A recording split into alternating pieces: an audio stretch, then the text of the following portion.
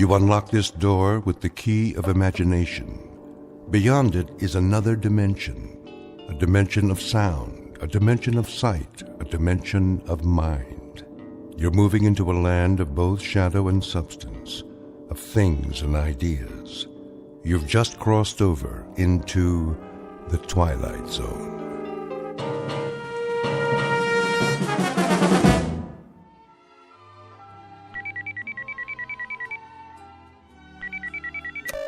Yes? Hi, Marilyn. Oh, hi, Val. Guess what? What? I got a catalog this morning. That's nice. I'll hold it up so you can see. Didn't you hear me? I said I got What's so special about a catalog? You get a lot of them, don't you? Yes, but this one is from the Bureau. Oh. Well, isn't that simply the greatest? I suppose so. You suppose? Wait till you see it. It's beautiful. I know. You think you do, but you can't. Not until you've seen it for yourself. I got one, too. You did? Why didn't you call me? I was going to.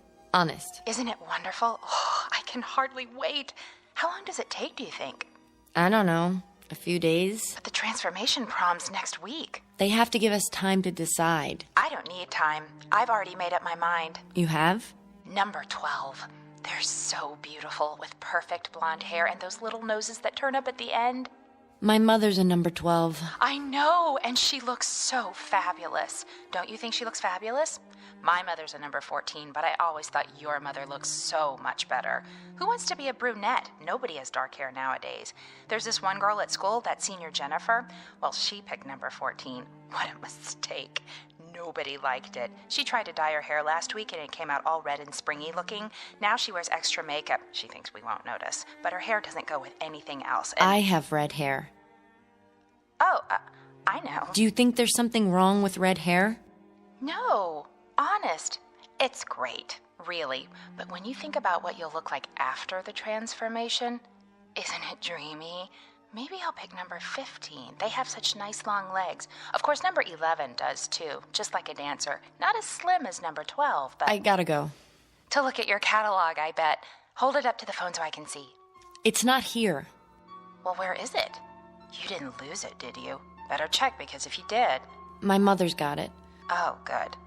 I want to ask her a question. Do you think she's happy being a number 12? If she could give me her opinion before... Yeah, I'll tell her. Bye, Val.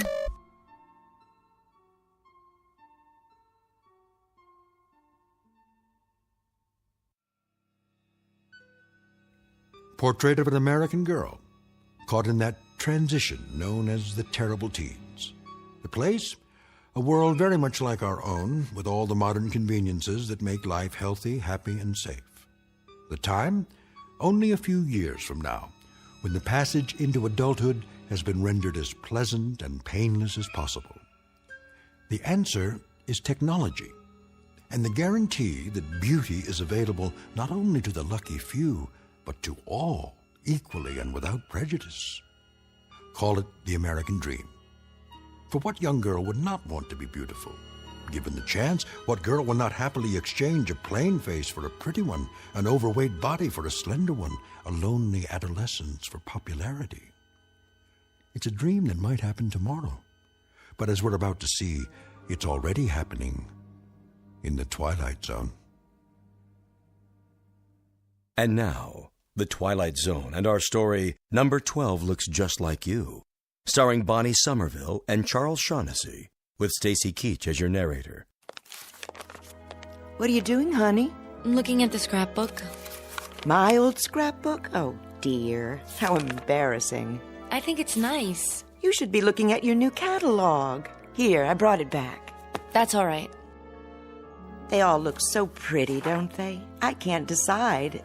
The 17 reminds me of your father. His features, I mean. But I think the 12 might suit you better. Mm-hmm. What do you think? I don't know.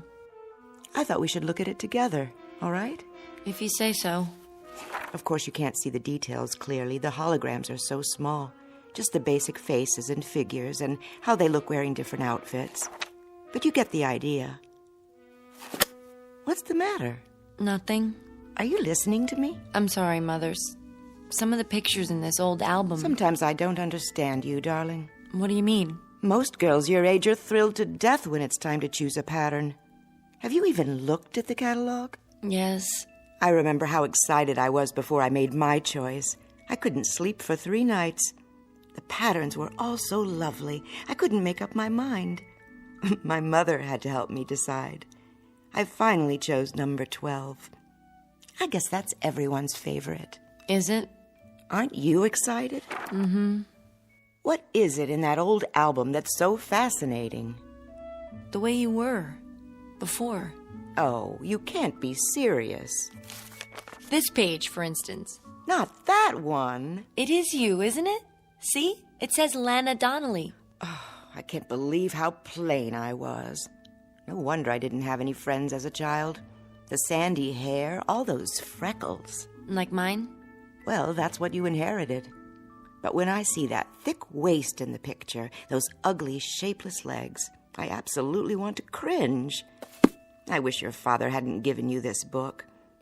Hard to believe, I know, but I'm afraid the awful truth is it's me, before my transformation. I knew it.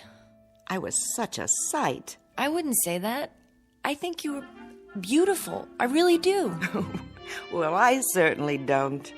I was unbearably homely.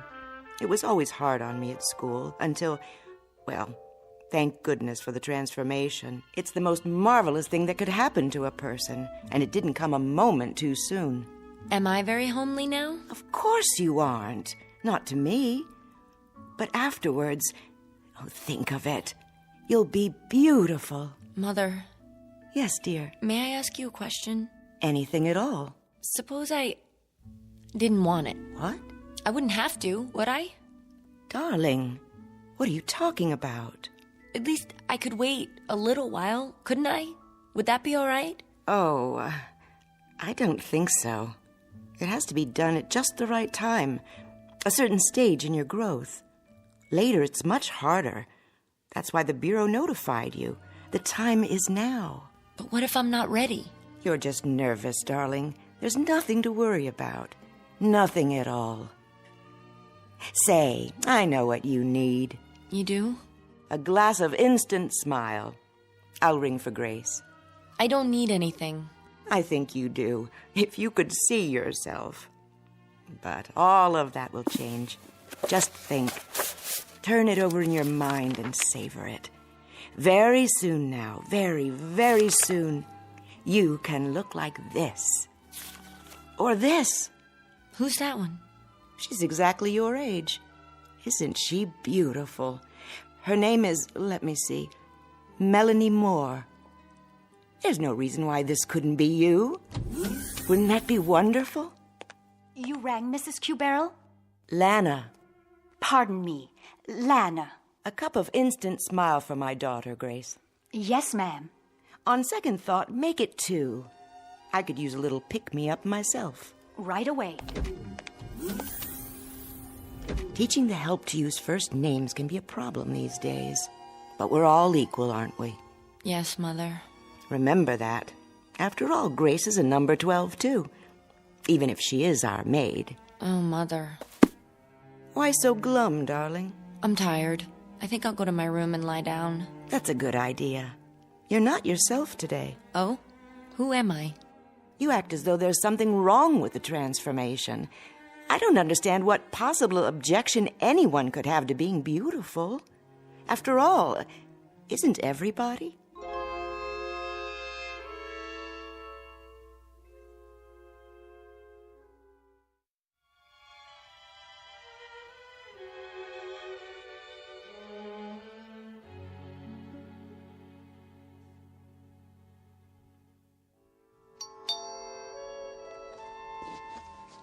Someone's at the front door, Grace. Yes, Lana. Be right there. Never mind, I'll get it.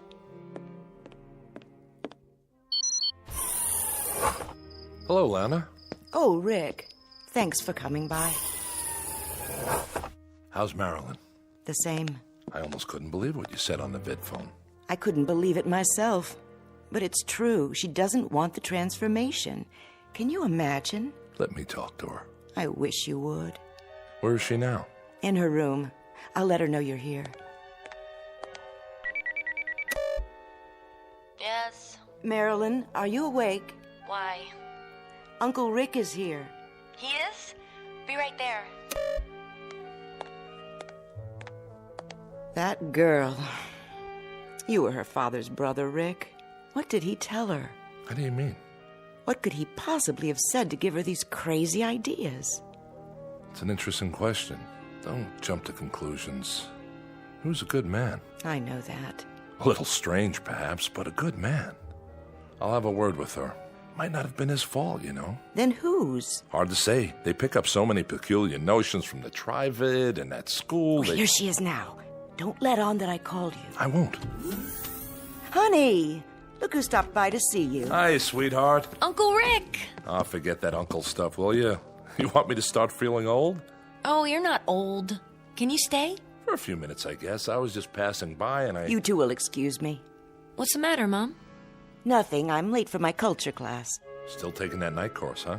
Well, I can't miss a chance to improve myself, can I? Make yourself comfortable, Rick. If you need anything, Grace is in the other room. Sure. Nice to see you, Lana. Nice to see you. Come back soon, will you? We'll all have dinner together. Sounds great. Bye now.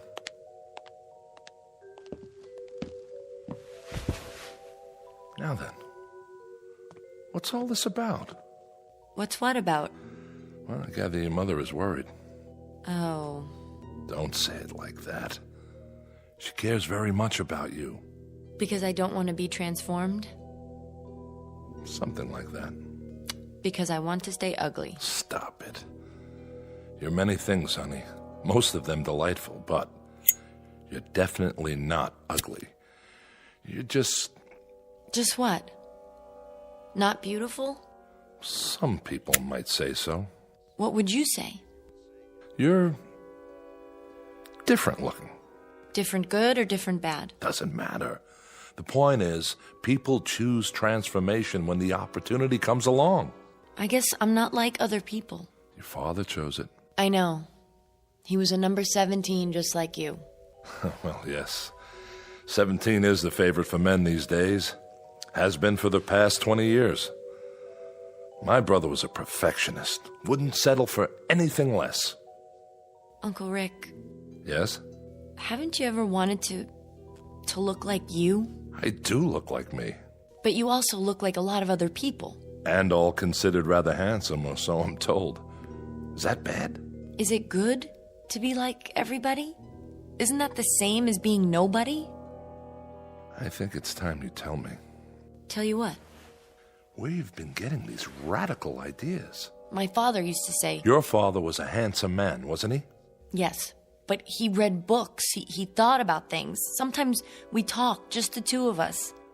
Everybody talks. I mean about real things, not just electronic baseball or the super soccer team or where to buy a dress or fix your hair. Is there something wrong with sports, Marilyn, or buying new dresses? Think of all the businesses that would close down if nobody thought about them. But if you make that all there is in life... Sorry, sweetie, I have to be going. For now, I'd say you're out of sorts. It's not unusual at your age. You better have a glass of instant smile. Ask Grace to bring one in. I've had a glass of instant smile. I've had glass after glass after glass. And you know something? It doesn't do any good. Take it easy. I don't feel like smiling. I feel like frowning. In fact, I want to cry. I'm unhappy, and I don't know why. Do you understand? I'm just not happy. I'll tell you what you are. I don't know how it happened, but I'd say you're a very sick young lady. Why? Because I don't want to be like everyone else? I'll tell your mother to make an appointment with the doctor tomorrow. Till then, take care of yourself, sweetie, and try not to worry. We'll all be better very soon. You'll see. What's wrong with me? Somebody please tell me. What's wrong with me?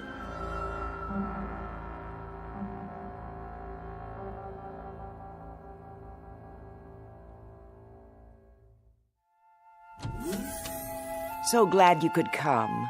Thanks, Mrs. Cubero. Lana, please. Oh, sure. Lana. We haven't seen much of you lately. I know. Marilyn, look who dropped by. Who? Hi, Marilyn. Val? Yes, it's me. Oh, I didn't recognize you. Doesn't she look fabulous? I feel fabulous. Number 12 has always been my favorite, ever since I was a little girl. Well, it was worth the wait, wasn't it? You bet. Are you two going out tonight? I don't think so, but if Marilyn wants to. I can't. I have to do my online homework. Just a visit, then. I'll leave you alone. I know you have a lot to talk about. Remember, Val, you're always welcome here. Thanks, Lana. If you need anything... We're fine, Mother. Don't be such a stranger, Val. I promise. See you soon. She told you, didn't she? Well, yes. And that's why you're here. Really, Marilyn, don't you think you're being silly about the whole thing? I think it's my own business. Well, of course it is. But I don't understand. Nobody does.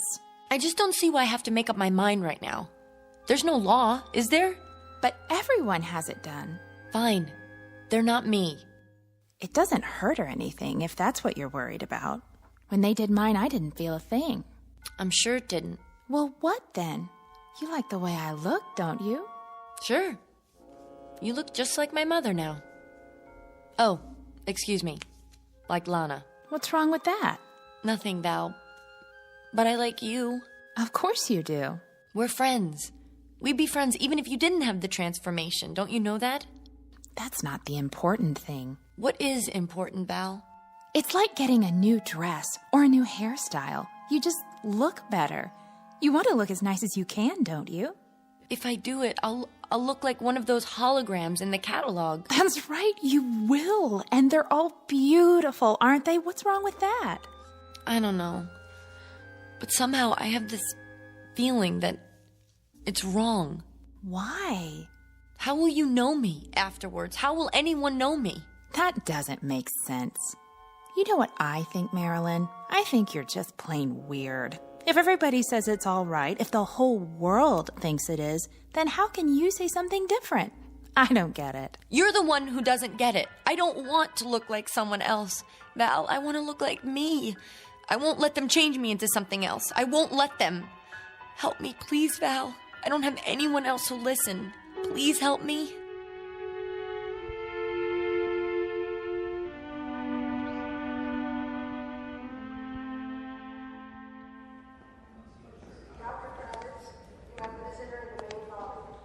Marilyn? Mother? No, I'm Miss Simmons. Oh, you must be a number 12, too. Why, thank you, dear. As a matter of fact, I am. Doctor will see you now. Where's my mother? She's already in the office. Would you like to come with me? All right.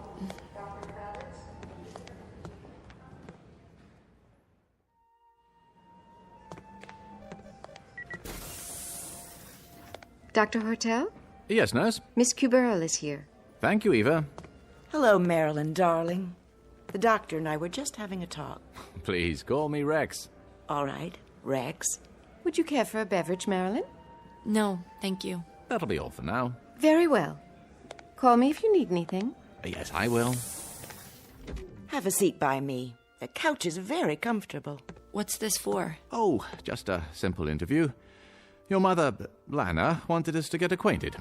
Why? Rex will answer any questions you have. I'll do my level best. And I appreciate it. We both do. I'm sorry to have bothered you. It's such a small thing, really. No, not at all. That's my job. Marilyn, please, sit. Now then, you're 18? Yes. Well, it must be about time to... yes, I see that you've already received your notice. Went out last week. That's why we're here. No, you mustn't worry. I try not to. Marilyn's like so many young people nowadays. She is? Mm-hmm. And it's our fault.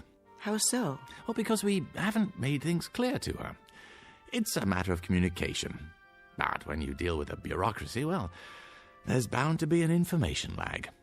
I read everything from the Bureau. But it didn't give you any definite explanation of why you've had to wait this long. I'm sure it's been difficult. Marilyn looks at you, Lana, at the women all around her, in pictures, on the trivid, and then she looks into a mirror. It has a negative effect on her self-image, not to mention her spirit. There's nothing wrong with my spirit. Marilyn, please. Well, from pure perfection of body, face, limbs, pigmentation, carriage, stance, she sees herself and is horrified. Isn't that so? Well, Well, of course it is. The child asks herself, why must I be so hideous, off balance, oversized, awkward, when everyone around me is so perfect? In short, she's tired of being a monster. She's come close to giving up. Dr. Rex, that's all well and good, but you don't understand. he doesn't. I beg your pardon? She isn't just depressed or anxious, she's... Well, go on, say it. You're my patient now. Everything is in strictest confidence. Well, she's... I don't know quite how to put this. I made up my mind. You have? I don't want to have the transformation. You what? I don't understand it either. She never said anything before, and now, suddenly... Is this true?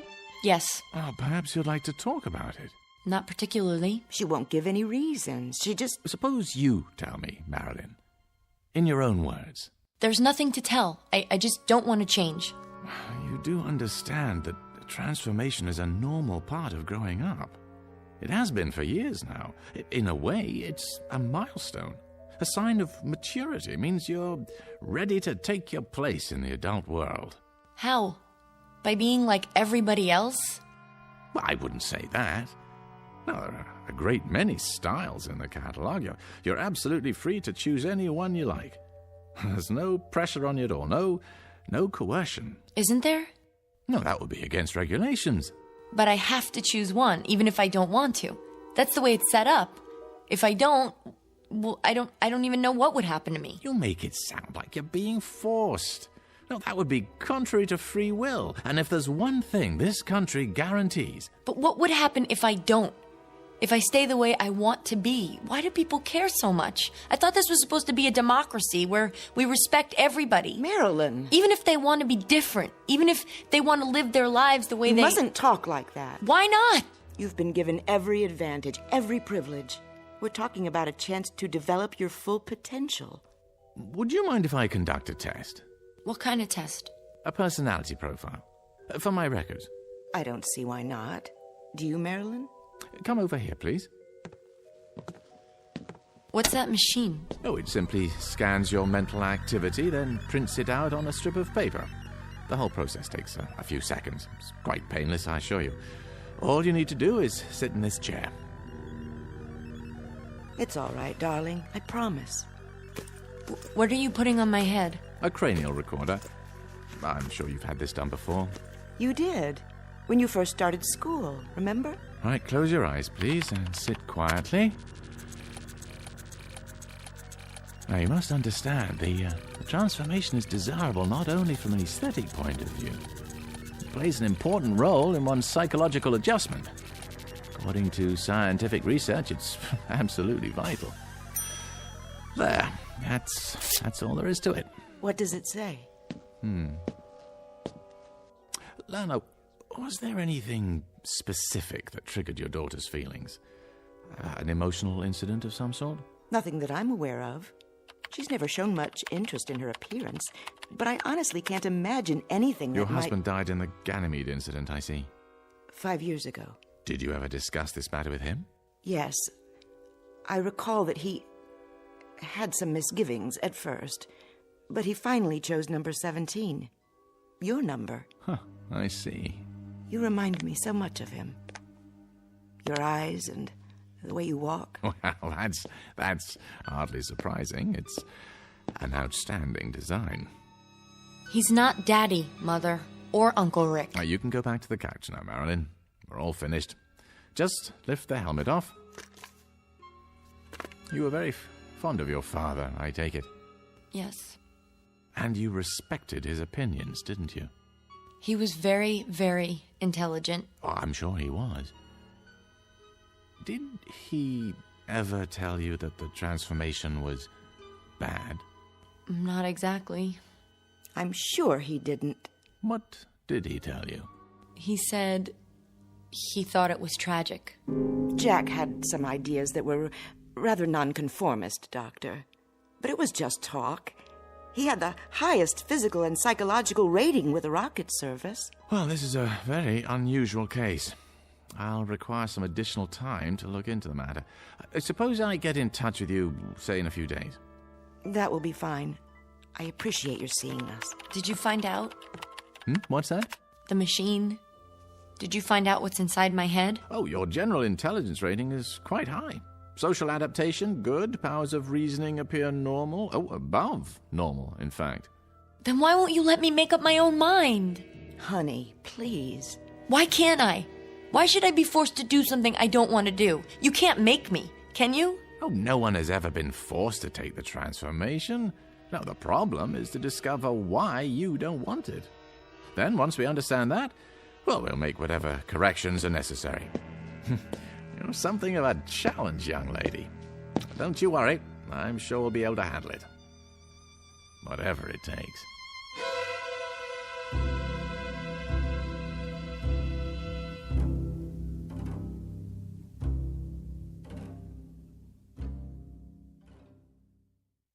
Dr. Forrest, dial 118, please. Where are we going? This way, please. It's just at the end of the hall. What part of the hospital is this? They have the private offices down here. I thought Dr. Hortel was going to meet me. You mean Dr. Rex? He'll be along later. Miss Marilyn Cubero. Come in, Marilyn. Sit down. It's too dark. I can't see anything. Walk toward the desk. Wait. See the chair? Yes, but I can't see you. Sorry, the lamp must be right in your eyes. Let me adjust it. Who are you? I am Professor Friend, Sigmund Friend. You must call me Sig. Dr. Rex has told me about you. I'm here to help. Sit, please. Help me? Help rid you of your fears of this necessary and important... No, that isn't true. It's not necessary. This very necessary, very important step in your life. But why? Why does everyone want to force me to do something I don't want to do? Why else but for your own good? That doesn't make sense. Why else would the state go to so much trouble and expense? Many, many years ago, wiser men than I decided to eliminate injustice and inequality from this world. They saw in physical unattractiveness one of the factors that make men hate. And so they charged the finest scientific minds with the task of eliminating, or at least minimizing, ugliness everywhere. But I'm not ugly. I'm not pretty, but I'm not ugly either. To others, you may be. Not to those who love me. There's more to it than that. As we learn to reshape the features, remold the body, we also learn to eliminate most causes of illness, and thereby prolong life. Before the transformation, you might have expected to live 70, 80, perhaps 90 years. Now you may live twice that long, even 3 times. These are good things, don't you agree? Genuine advances for humankind. Yes? Your mother. She's lovely, is she not? At one time, her face and body would already have begun to show the marks of age, of decay. You would not deny her youth and beauty, would you? But you could do that part without changing me, couldn't you? I wouldn't mind just that. Someday you might. And then it would be too late for the transformation. No, I'll never change my mind. I've thought about it, and I'm positive. Why? Did you ever read Shakespeare? Or Shelley? Or Keats? Those books were banned many years ago. Where did you find them? My father gave them to me. And dozens more. Aristotle, Socrates, Dostoevsky. Did you know Dostoevsky was an epileptic? Ugly, deformed, but he wrote about beauty. Real beauty. Marilyn, I warn you. This sort of subversive talk... Those men wrote about life, about the dignity of the human spirit, about love. I've heard enough. Interjecting smut into this interview is not going to help your case, not at all. Then may I go now? I've arranged a room for you. You'll be quite comfortable. But I don't want to stay here. I want to go home. It's only temporary. Your mother will be informed, and you'll be allowed visitors. Mother, did you hear what he said? They want I'm not your mother, dear, but I am a number 12. This way. No, you can't make me stay here. I'm afraid you must let me decide what is best for you. This way. No, please. We're not going to hurt you. We're going to help you. Let me go! Let me go!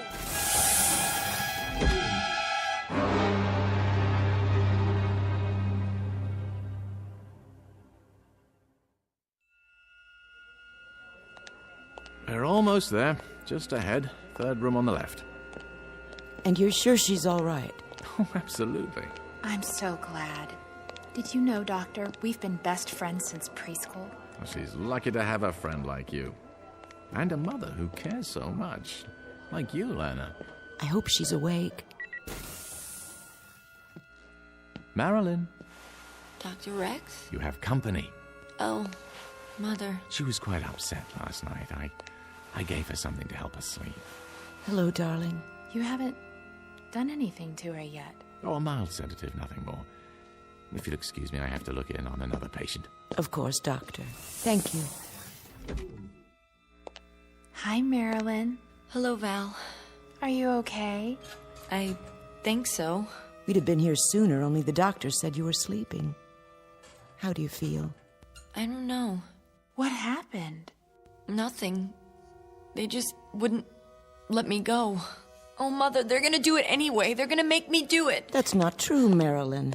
Dr. Rex promised, remember? He was lying. Lying? Why should he? I don't know, but I know he has to say that to keep people from finding out. Finding out what? That they do the transformation whether you want it or not. Don't try to sit up. Didn't you hear what I said? I can't see why you're so unhappy, when all they want to do is make you pretty. But they don't. What? Last night before I went to sleep, I remembered something. I remembered what Father told me. He said, when everyone is beautiful, then no one will be. Because without ugliness, there is no beauty. Oh, Mother, don't you see? They don't care whether you're beautiful. They want everyone to be the same. That's all. They? Who are you talking about? I'm afraid it's time to go now. Already?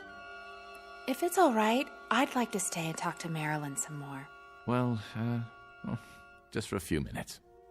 Don't worry, dear. Everything's going to be fine. You'll see. What do you want to talk about? Well, I was thinking about what you said, what your father said. I don't see why he's so important to you. Val! I mean, he's dead, isn't he? Besides, you must have had other fathers. My mother's been married 11 times. Personally, I always like the stepfathers better anyway. Please, Val. You've had 9 fathers since the first one. Well, haven't you? Everybody marries everybody these days. Val, stop. After all, how can anybody live with the same husband for 100 years? Besides, from what I hear, your first father wasn't much fun. Stop talking about my father. You didn't know him. I loved him. He was good, kind, and he cared about me. Not the way I looked, but what I thought, what I felt. And he cared about himself, his dignity as a human being. My father wasn't killed in the Ganymede incident, Val. He killed himself. Why? Because when they took away his identity, who he was, there was no reason left to live. I don't understand. And I don't understand you, Val. Look at me. Do you ever feel anything? Sure. I feel good. I always feel good. Like that poem we learned in school. Life is pretty, life is fun. I am all and all is one. You don't get it. Get what? What are you talking about? You really don't. You can't. You can't understand anything. I gotta go, Marilyn. Goodbye.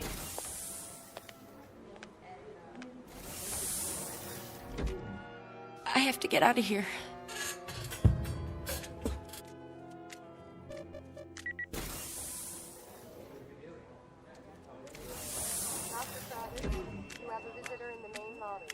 Dr. Kravitz, a visitor in the main lobby. You're number 14, aren't you?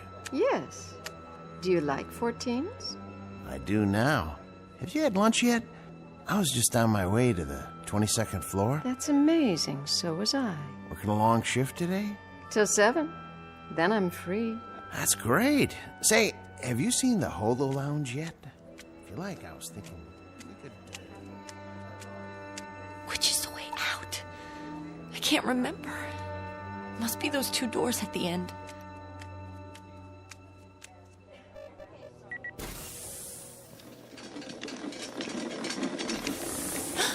Mother?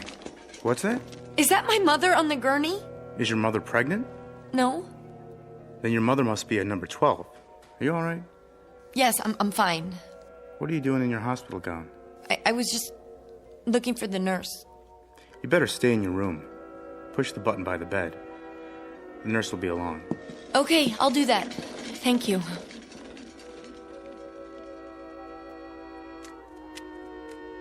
The double doors. This has to be the way.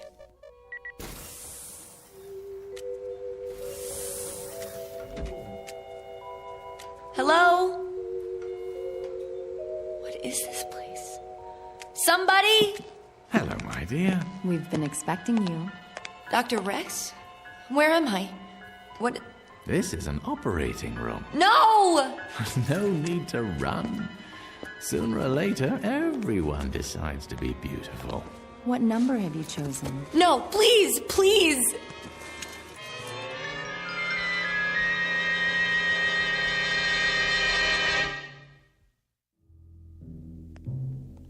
Ah, Mrs. Cubero. Val, just in time. Is it all over, Doctor? All over.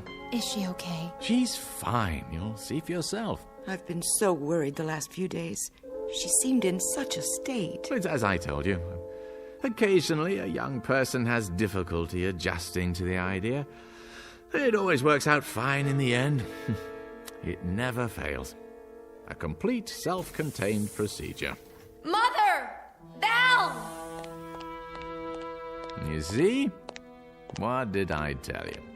Look at me, Mother. Look at me. Marilyn? Well, what do you think? You're beautiful. Simply beautiful.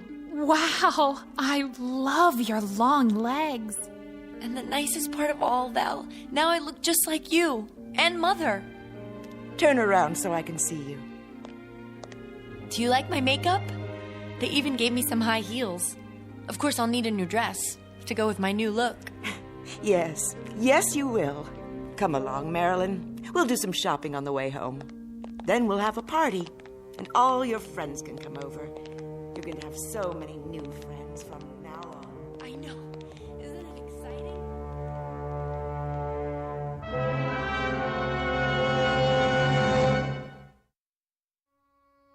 Portrait of a young lady in love for the first time with herself. Improbable? Perhaps. But in an age of plastic surgery, bodybuilding, an infinity of cosmetics, and an obsession with appearance, let us hesitate to say impossible. These and other blessings, some of them decidedly mixed, may await us in the not-too-distant future, or at least a future to be found in the Twilight Zone.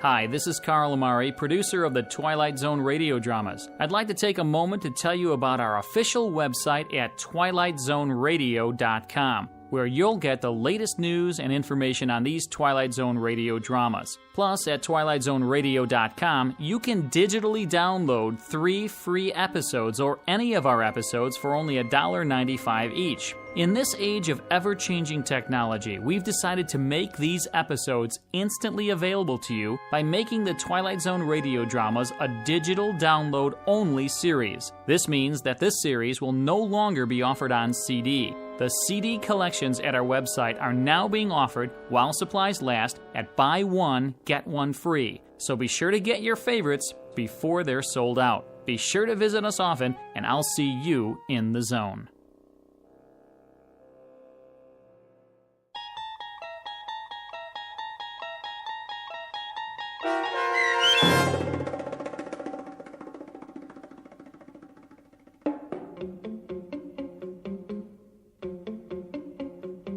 Number 12 Looks Just Like You, starring Bonnie Somerville and Charles Shaughnessy, with Stacy Keach as your narrator, was adapted for radio by Dennis Etchison and written for The Twilight Zone by John Tomerlin from a story by Charles Beaumont.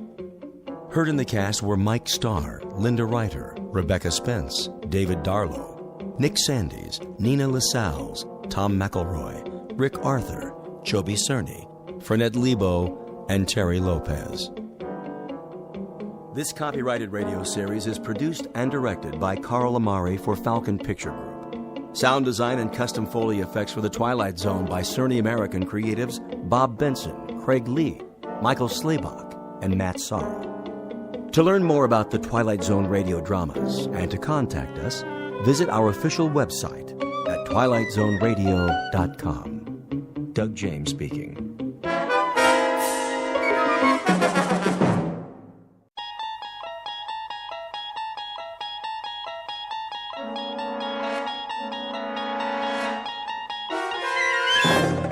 You unlock this door with the key of imagination. Beyond it is another dimension, a dimension of sound, a dimension of sight, a dimension of mind. You're moving into a land of both shadow and substance, of things and ideas. You've just crossed over into the Twilight Zone.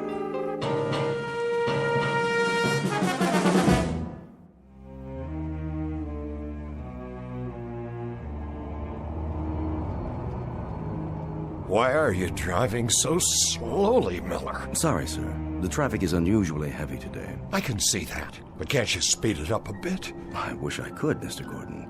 Ever since we crossed the bridge, it's been bumper to bumper. Well, then try an alternate route. This is the alternate route, sir, but it doesn't look very promising. Oh, I'm going to be late. She doesn't like it when I'm late. No, sir. I better call home. A capital idea.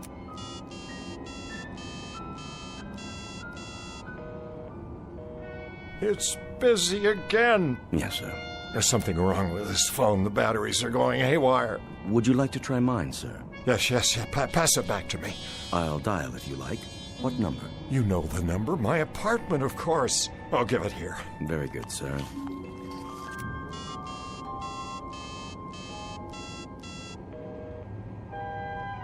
Who is she talking to? Perhaps she's calling your office. Well, this phone isn't working either.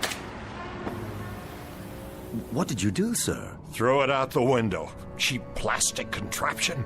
But it was an excellent phone, sir. You bought it for me last week. Then I'll buy you another one. Now get me home. Yes, sir. May I suggest... The ice bucket is full. There's a bottle of your favorite scotch. Not at this hour. It'd only slow me down. Have enough trouble keeping up with her as it is. Quite. Oh, Flora, please don't be cross with me tonight. I'll be home, dearest, I swear to you, just as soon as I can. Of course you will, sir. Such a lovely girl. I'm very fortunate, you know. Most certainly. A man of my years. If I may say so, Mrs. Gordon is very lucky, too. I'm sure she appreciates how lucky. Yes, I'm sure she must, but sometimes I wonder what it's like for her alone all day at her age. Poor thing.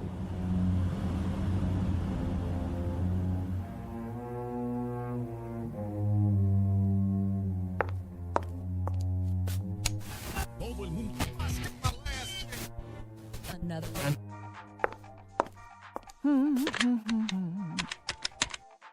Hello, concierge? Yeah, this is Mrs. Gordon. Could you send up some chili cheese fries and a Coke? I'm starving. Just put it on the tab. Don't worry, Harmon will pay you. See, we were going out to dinner, but now I don't know if he's ever going to get here.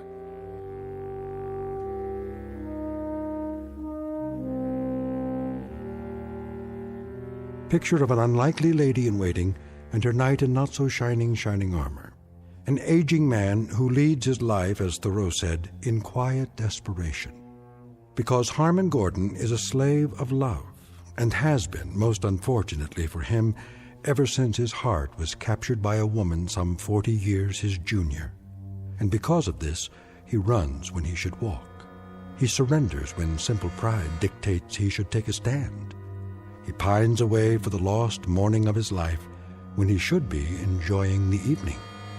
In short, Mr. Harmon Gordon may not know it yet, but what he seeks most desperately is a fountain of youth. And who's to say he won't find it? Because this just happens to be in the Twilight Zone. And now, the Twilight Zone and our story, A Short Drink from a Certain Fountain, starring Adam West with Stacy Keach as your narrator.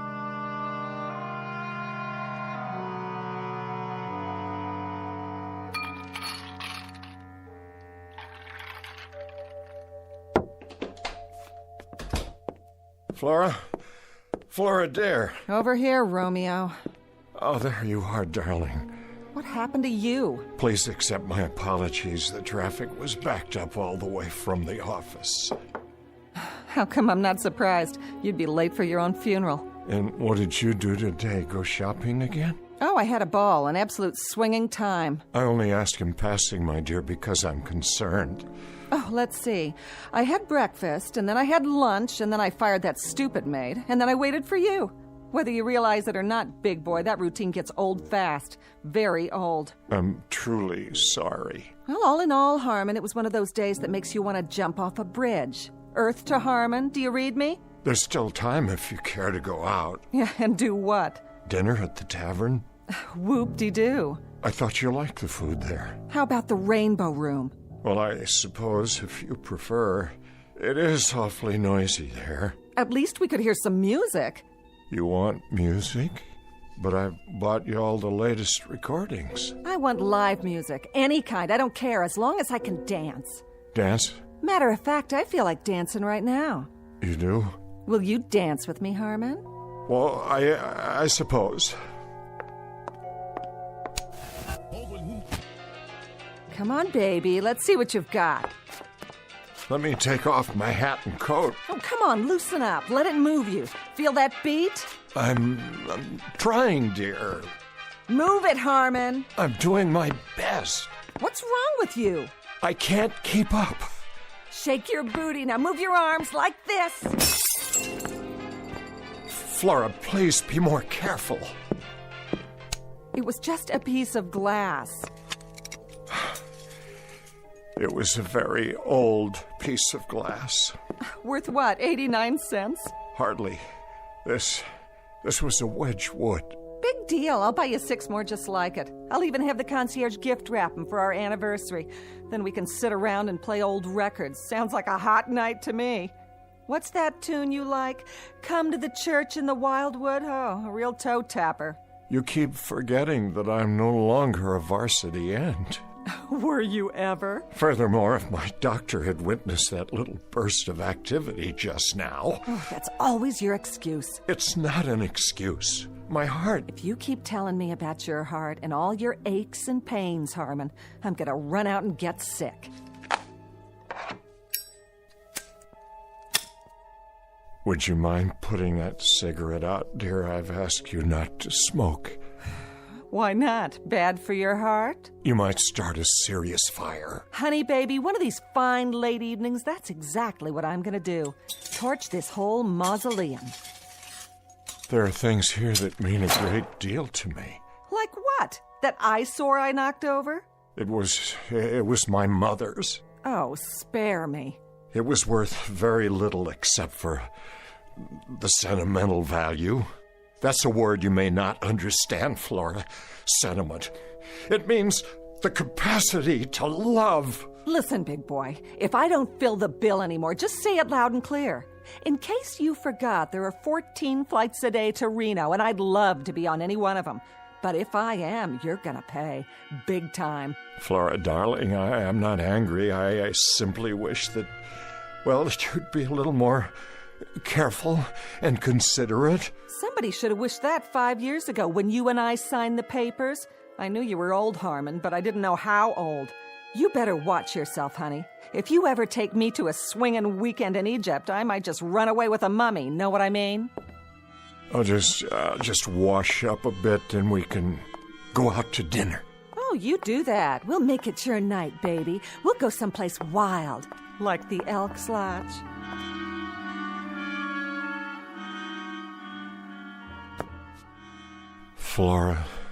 Flora, darling, what's happened to us?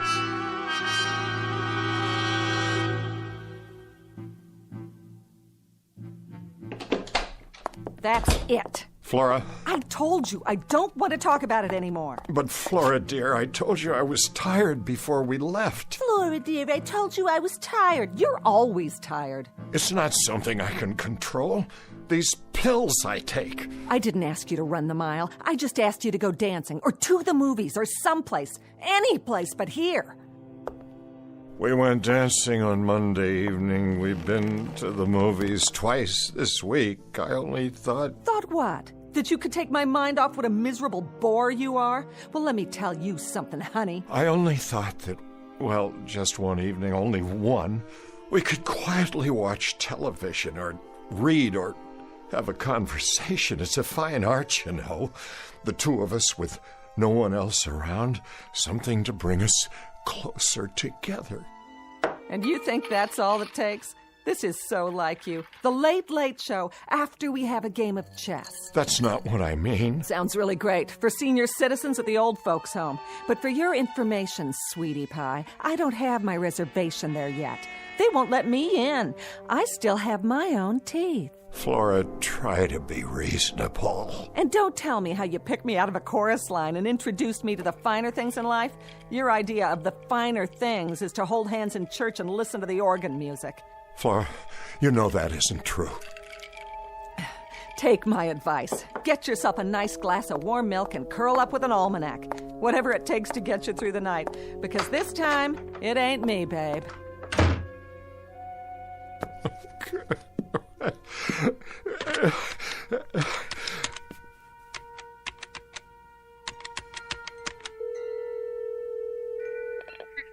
Forgive me. I know it's late, but is Dr. Gordon still in the lab? He is? May I speak to him, please? This is his brother calling. Yes, I'll wait.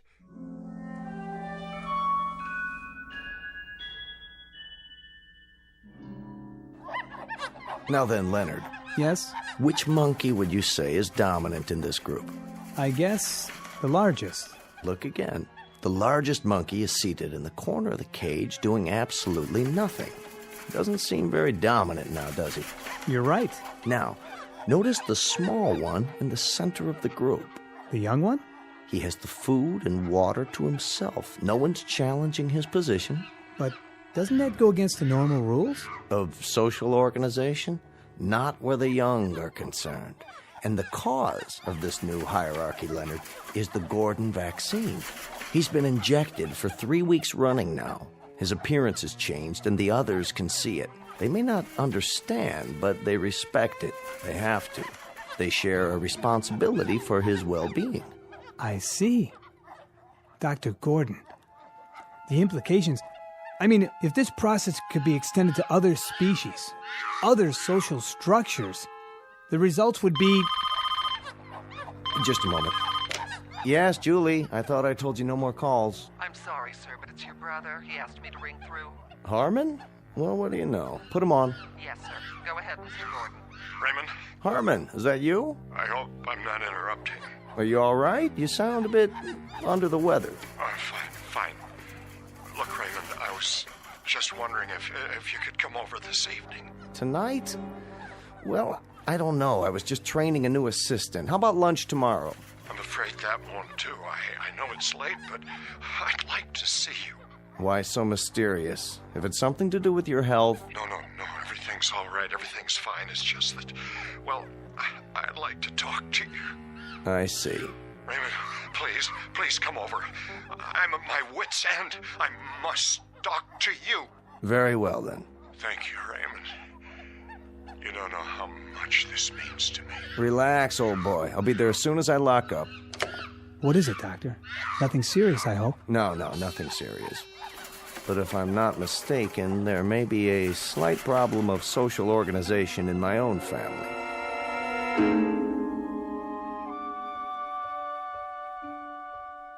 Drink all right? Perfect. Good. That's good. You look tired, Harmon. Do I? Yes, Harmon, tired and depressed. Now, do you want to tell me about it, or shall we sit here and play 20 questions for the rest of the evening? Been pretty rushed the last week or so. Flora asleep? Yes, she went to bed about an hour ago. She asked to be remembered. Oh, she'll be remembered. I'm not sure I like the sound of that. Merely an observation. You know, you really ought to get to know her better, Raymond. She's really a fine girl. Did I say otherwise, Harmon? No, but I know you two haven't been exactly close, as a brother and sister-in-law should be. Harmon, would you do me a favor? Anything. 2 favors, actually. First of all, don't sell me on Flora. Don't even try. You know what I think of her. And this isn't backbiting now. This is what I've told her to her face, so I have no compunctions about saying it aloud. Saying what? Let me finish. I could forgive her appetites, Harmon. I could forgive the fact that she's made out of asbestos and doesn't have a heart in her body. You're being unfair. But I cannot forgive her for what she's done to you. She's turned you into a frightened, quaking, damned fool who dotes on her, gives into her whims, and runs after her like a poodle. That's item 1. Raymond, please. My second favor is simply that from now on, after you've had your battles, you not call me at odd hours of the night. I don't do this often. Once is often. Twice is endless. Harmon, we're very close as brothers go, don't you think so? Yes, despite the difference in our ages. Maybe that's why. You've always been my big brother, and you know there isn't anything in this world that I wouldn't do for you if it's in my power. But you can't expect me to run over here like a St. Bernard every time you get frozen halfway up the mountain. You make me ashamed. Don't be. She's a predatory little alley cat, and she's always been that way. I knew it the first time I saw her, but I can give you only so much solace, so much sympathy, and then it begins to stick in my craw. Now, what is it you want tonight? Just someone to while away the hours with you? Or is there something more specific? The things you've been working on at the Institute. Go on. The cellular injections, you've been successful with them, haven't you? Oh, no. You're out of your mind. Desperate I am. Out of my mind, I'm assuredly not. But you must be if you're thinking... You've made animals younger. I've read your paper. You've injected them with your fluid, and they've become young again. Isn't that true? Animals, indeed. Guinea pigs, white mice, hamsters. You've been able to rejuvenate glands, organs, sometimes the entire cellular structure. But we haven't even scratched the surface yet, Harmon. We're stumbling along in the dark. I want you to inject me. And I repeat, you must be out of your mind. We don't have a remote idea of what's involved here. The research is very impressive. All right, we've managed to rejuvenate a handful of small animals and rodents, but we're 20 years away from trying this on human beings. Why? Are you serious? We're dealing in the basic building blocks of life, Harmon. We don't have the remotest idea of how much damage might result in the long term. We don't know what we're doing to the basic metabolism of the body or the mind. God only knows what effect this has on the brain. Harmon, we're winging this, and we've killed as many as we've saved. You said you'd do anything for me. Anything within reason. This is within reason. I'm close to the end of my rope, Raymond. I've reached a point where it really matters very little to me if I live or die. Surely not. I want you to test this serum on me. Short of that, I can't bear getting any older. Aside from this pronounced death wish of yours, how would you like to spend the rest of your life? As a mutated freak? Or a blithering idiot? Or a mindless shell? This is not only possible, Harmon, it's highly probable. We couldn't control an experiment with a human being. It'd be catch as catch can. I not only would take the risk, I'd welcome it. The answer is no. You don't know what you're saying? Nor do you. Then it's the same as a death sentence. Exactly right. I wouldn't try experimenting on a strange bum picked up off the street, let alone my own brother. Please. The answer is a firm, irrevocable no. In that case, I bid you good night, Raymond, and I thank you for coming. I trust you can let yourself out. Where are you going? Out onto the balcony. I'd like to be alone. Harmon? I said I'd like to be alone. To collect my thoughts. Bear this in mind. As a physician, I can attest to the effects on the human body of landing on a concrete sidewalk after a 500-foot fall. It isn't pretty. And as a man, can you attest to the effects on the human heart when a man is deeply, dedicatedly, totally in love with a woman who can't stand the sight of him, the sound of him, the look of him? Have you any idea what kind of life this is for me? I know what kind of life it could be and should be. You're a bright, charming, wealthy, discerning guy, and you've been warped and hammered out of shape by a flashy little piece of baggage who isn't fit to wait on your table. Whatever she is, and whatever she isn't, she's the only thing on God's earth that I care about. Do you know what it's like to believe your life is over and then suddenly, one day, to walk into a room and feel it begin all over again, to see the sun in the sky, even though it's the dead of winter, to lie awake at night flushed with anticipation for a brand new day, because she will be there. Don't do this to yourself. Listen to me. This is important. It matters. Ever since I was a young man, I wished for someone who'd let me show her the world, discover it with me. Because without anyone to share it with, the world might as well be buried under 6 feet of snow. Someone who'd be there, Ray, that's all. I wouldn't ask much in return, a kind word once in a while. She still has a love of life, believe me. Only I can no longer share it with her because I'm old now, and getting older, the days run away and leave me further and further behind. And now it's too late. I beg of you, Ray, if you've ever cared for me, your brother, give me this one last chance. Give me a chance to save myself. And if I don't? Then you can conduct one final experiment. We'll find out who can reach the sidewalk first, a man in an elevator or a free-falling body. Oh, my dear God. You're serious. Good night, Raymond. I'm getting tired now. Let me think about this. Give me an hour or two. Will you be up? Are you coming back? I have to think first. Tell me you'll wait to hear from me. Give me your word. All right, but don't be long.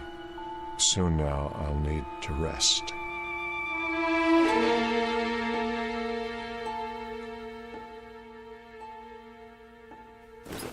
Would you like me to sit down? Yes. Roll up your sleeve. Easily done. I want to thank you for coming back. Don't thank me yet.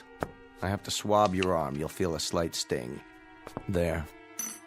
That's it? That's it. All of it? It doesn't take much. A few cc's. And I may expect what? You may expect a miracle, but it's unlikely you'll get it. I want you to go to bed. Don't go to work tomorrow. Tell Flora you're taking the day off. I'll be back first thing in the morning. I'm keeping a very close check on you for the next few days. And when might I expect some change? Usually within 6 hours. That's when the first physical changes occur. As to mental changes, none of the rats or guinea pigs have articulated to us the exact feeling. I'll be the first.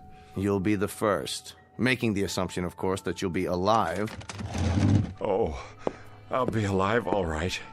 Do you want to know something? I shall not only survive, I'm going to become young again. I feel it. I sense it. I wonder if she has any idea what she's wrought. Even the thinnest suspicion. Don't blame her. It was my decision. I make a promise to you, brother, that if you don't survive, or if you're damaged in any way, I'm going to take it out of her skin, piece by piece. She's going to donate a pint of blood for everyone she's bled out of you. This is no medical hypothesis, it's an oath. Relax, will you? I'm fine. Go to bed now, Harmon. I'll see you in the morning.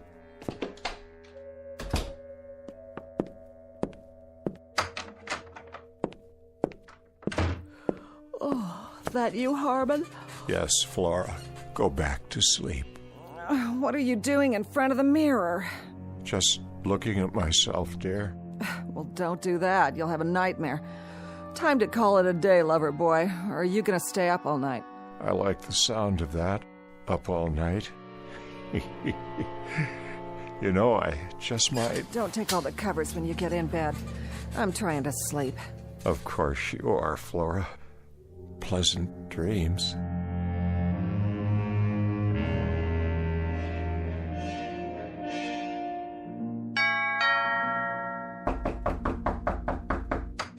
I'm coming. Morning, Flora. Why, if it isn't the quack himself? What do you want? Where's Harmon? He was last seen pounding a pillow. Some fun if you ask me. Is he all right? What is this, ESP or something? I asked you a question. How is he? He's okay. Boring, but okay. I want to see him. Then walk right in that room over there and blow a bugle. Maybe that'll get him going. He needs his sleep.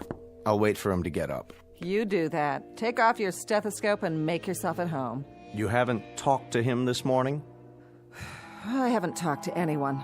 Not until you started pounding on the door. Do you know what time it is? What about last night? Did you talk to him last night?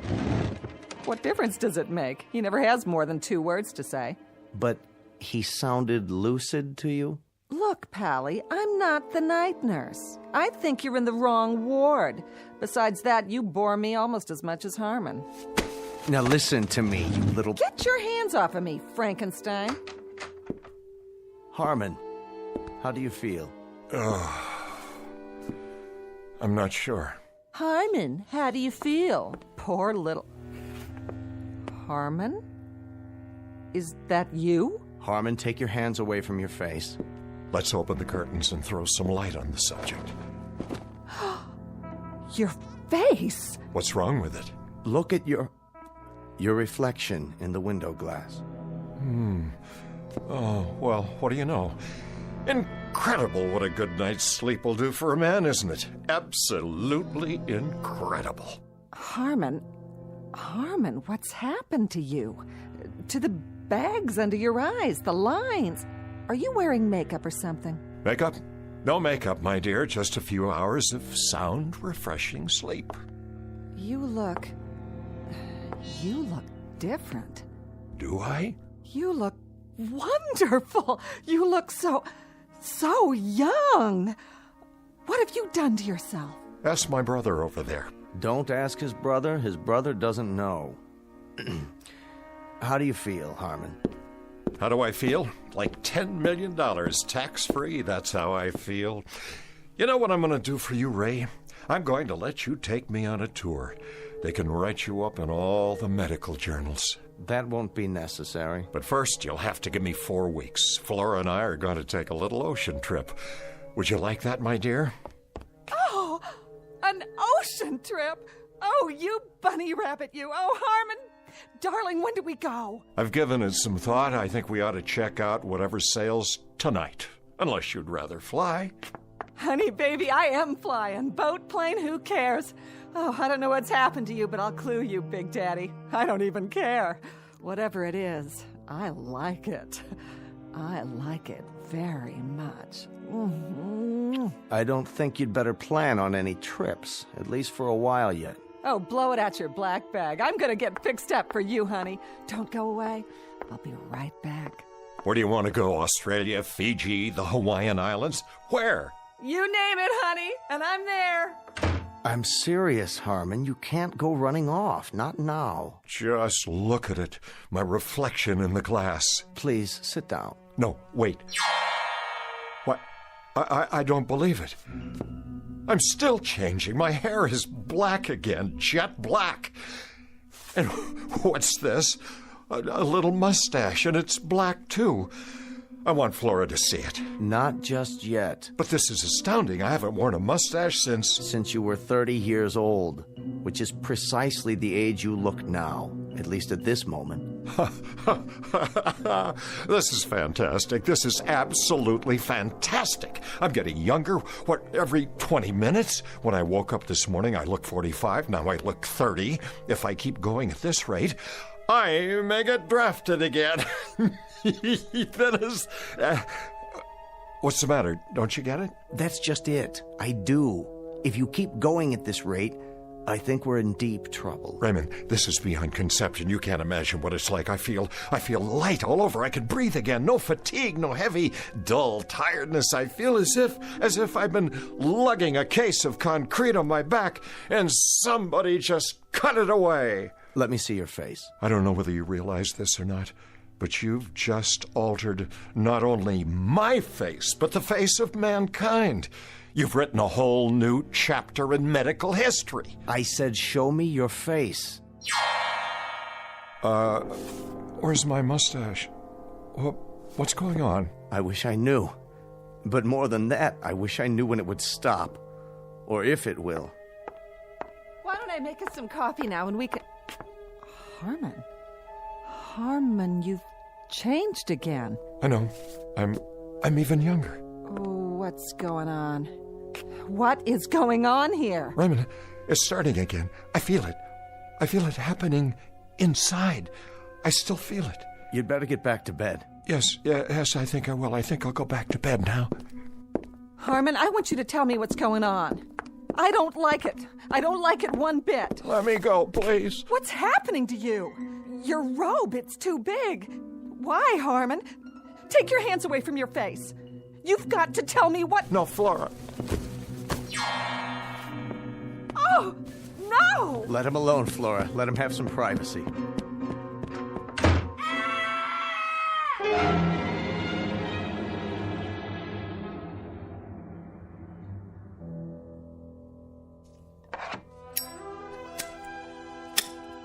Well, are you going to tell me now? Sit down, Flora. What is it? What's happened? I've been working on a research project. What kind of project? A cellular serum. Up until last night, I had only tested it on animals. Harmon insisted I try it on him. What does it do? As far as I can tell, it stops the body's aging process. Beyond that, it will, in some cases, rejuvenate cells and tissues. In layman's terms, it might make a person younger. Younger? Let me have one of those cigarettes, will you? How much younger?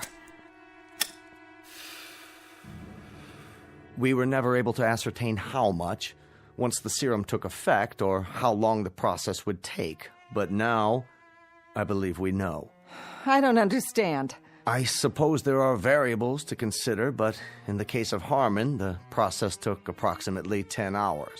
You mean it's over? That's right. The changes have finally stopped. I want to see him. You shall, but you're not to wake him. He's in shock, and this sleep is precisely what he needs. I want to see him right now.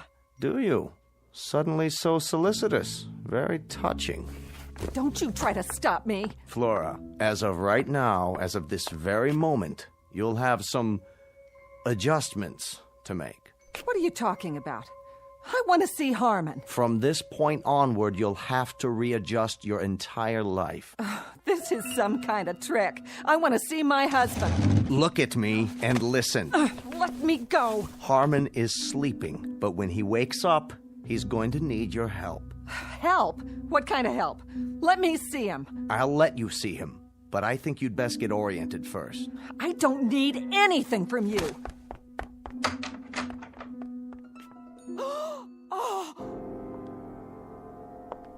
Are you beginning to understand? What is that in there? The ground rules have changed.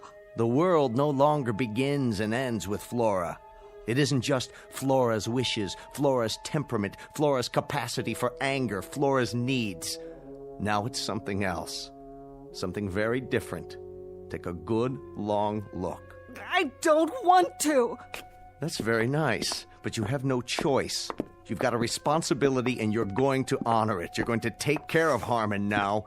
He's going to need you rather desperately. Now look at what's sleeping in your bed.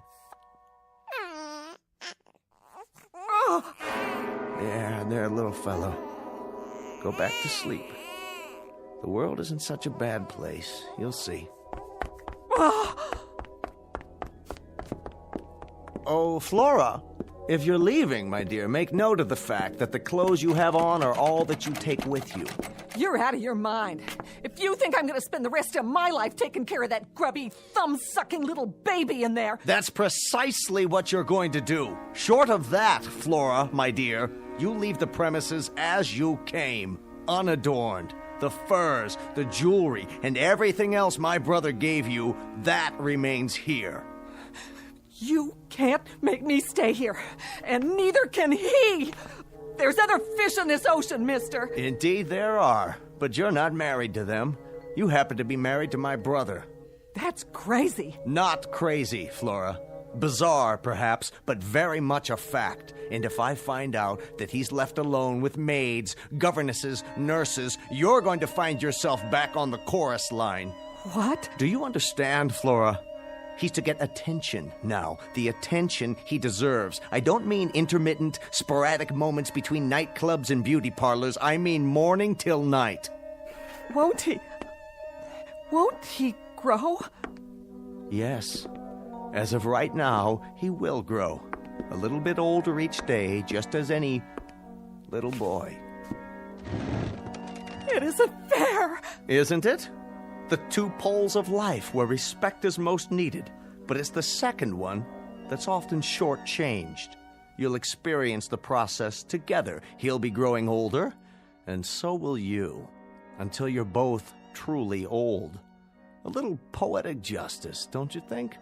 That now you should finally have to drink from the same cup, that you should have to watch his youth encroach on your age. And the most anguished part of it, and the most illogical, is that youth always defeats age and then despises it for losing. Never realizing, my dear, never giving it a thought, that when tomorrow comes, there's always someone younger just outside the door, waiting to come in, forever waiting to come in. But everything's on his side now. You see, my dear? As one gets older, see how wise they get.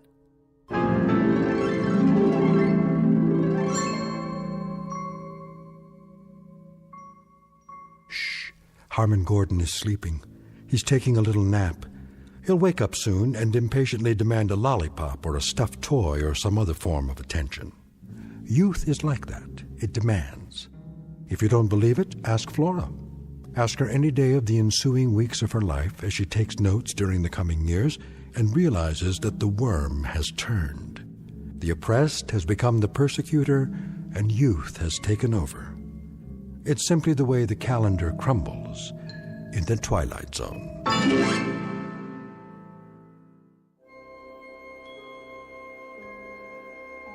Hi, this is Carl Amari, producer of the Twilight Zone radio dramas. I'd like to take a moment to tell you about our official website at twilightzoneradio.com, where you'll get the latest news and information on these Twilight Zone radio dramas. Plus, at twilightzoneradio.com, you can digitally download 3 free episodes or any of our episodes for only $1.95 each. In this age of ever-changing technology, we've decided to make these episodes instantly available to you by making the Twilight Zone radio dramas a digital download-only series. This means that this series will no longer be offered on CD. The CD collections at our website are now being offered while supplies last at buy one, get one free. So be sure to get your favorites before they're sold out. Be sure to visit us often, and I'll see you in the zone.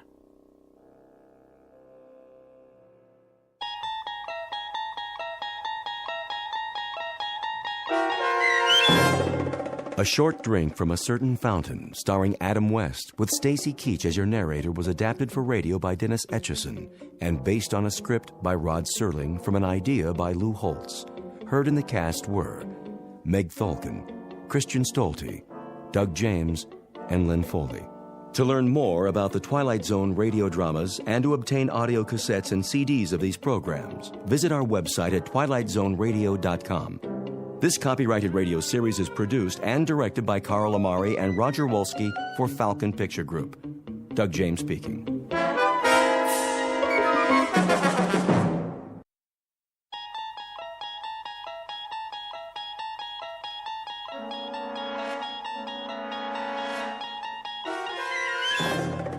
You unlock this door with the key of imagination.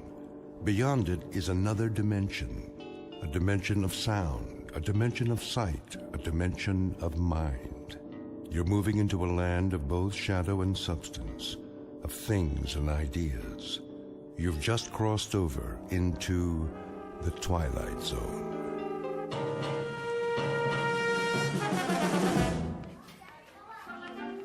And finally, boys and girls, I hope you've all been to the school library. We'll begin book reports on Monday. Till then, have a happy Thanksgiving. Walk, please, no running. And button your coats. It's cold outside.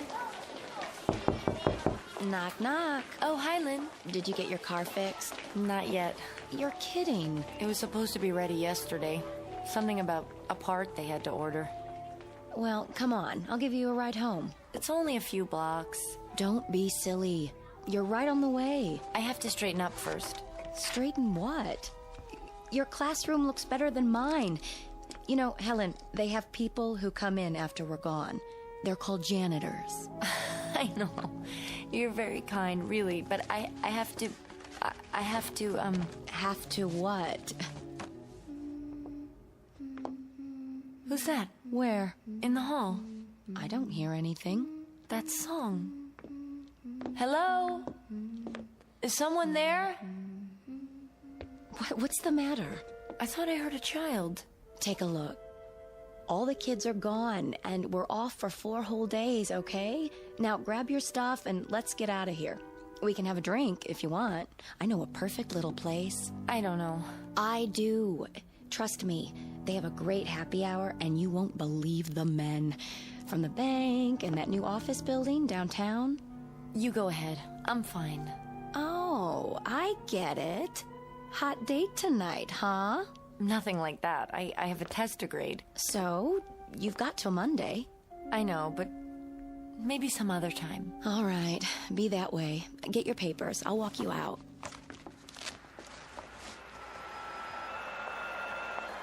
How long has it been now? Since you started teaching? Oh, about a year. 2 next spring. Then don't you think it's time to loosen up?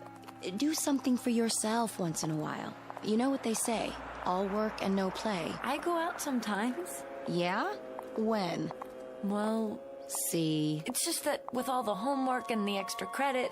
You spend more time on it than they do. You know something? It sounds funny, but I really don't mind. I mean it, Lynn. Kids grow up so fast, they need all the help they can get. They're not the only ones. But they seem so... vulnerable. Well, maybe they are. But they survive. The bumps and bruises, the sore throats and earaches, it all works out, one way or the other. Look at us. What? We made it, didn't we? In spite of everything, we survived? I guess. Don't ask me how. I'm parked across the street. Last chance. Careful, the light's about to change. Come on, Helen. We don't have to wait for the crossing guard. We're grown-ups, remember? That man. What man? In the car. Sort of distinguished. Don't stare. He's staring at you. Have you seen him before? Not around here. I'd remember. Lynn, do you ever see people and they remind you of someone, but you're not sure who? Someone you might have met once and... All the time. The trouble is, they don't remember me. It's just a feeling I get sometimes.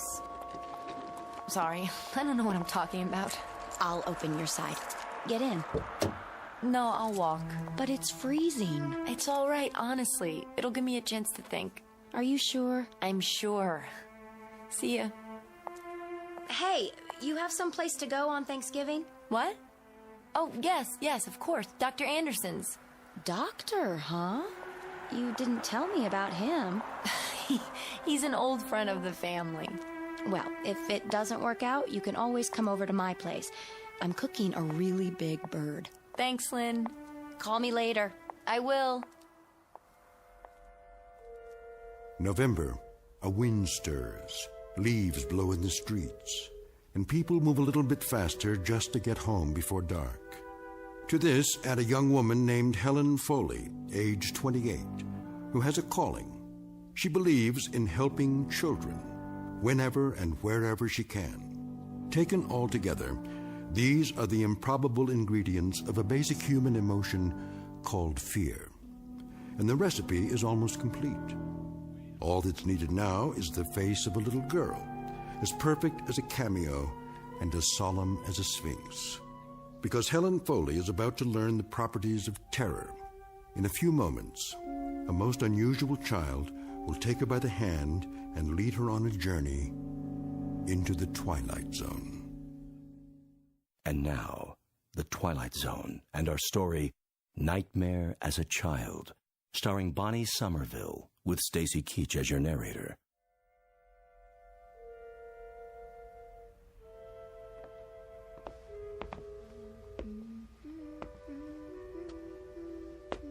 Hello? Is anybody there? It's all right, sweetheart. You don't have to be afraid. I'm not. Well, hi. Hello. And how are you? Fine. You're new here, aren't you? What? Just that I've never seen you before. You haven't? Are you visiting? Is that it? Are you visiting someone in the building? Not exactly. You aren't very talkative, are you? Not much to say? Actually, that's good. That's very good. It's not wise to talk to strangers. I don't. I guess I'm a stranger. But it's all right. I'm kind of an expert on children. Quiet ones and noisy ones. All kinds. I know. You do? But how would you know that?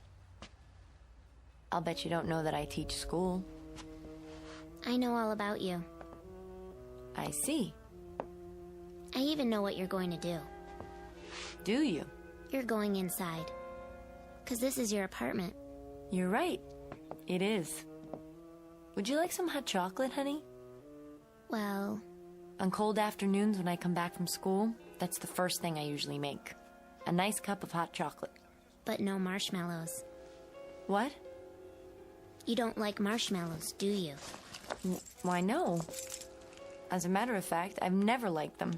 I don't either. All right, then. Absolutely no marshmallows. Here we are. Aren't you coming in?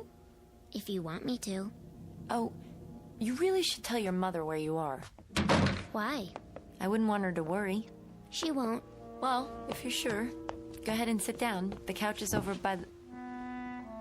Oh, I see you found it. I'll just take off my coat before I put the milk on. You don't have to hurry. All right. But I can hardly wait to have that cocoa. It's awfully chilly, don't you think? Mm-hmm. So, tell me, are you in school? In a way. What grade are you in? Different ones. Different? It depends. My, you must be very smart then. What brings you to this floor? I mean, if you don't live in the building. Of course, if you do live here. I came to see someone. Oh? I thought so. A friend of yours? Sort of. What's her name? Maybe I know her. Maybe you do. Really? I must say, you've caught my curiosity. Don't let it get too hot. The milk. Oh, yes, thank you. It didn't start to boil yet. Good.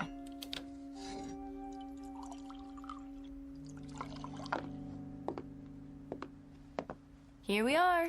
I hope I didn't make it too rich. No, it looks just right. Careful. It might be hot.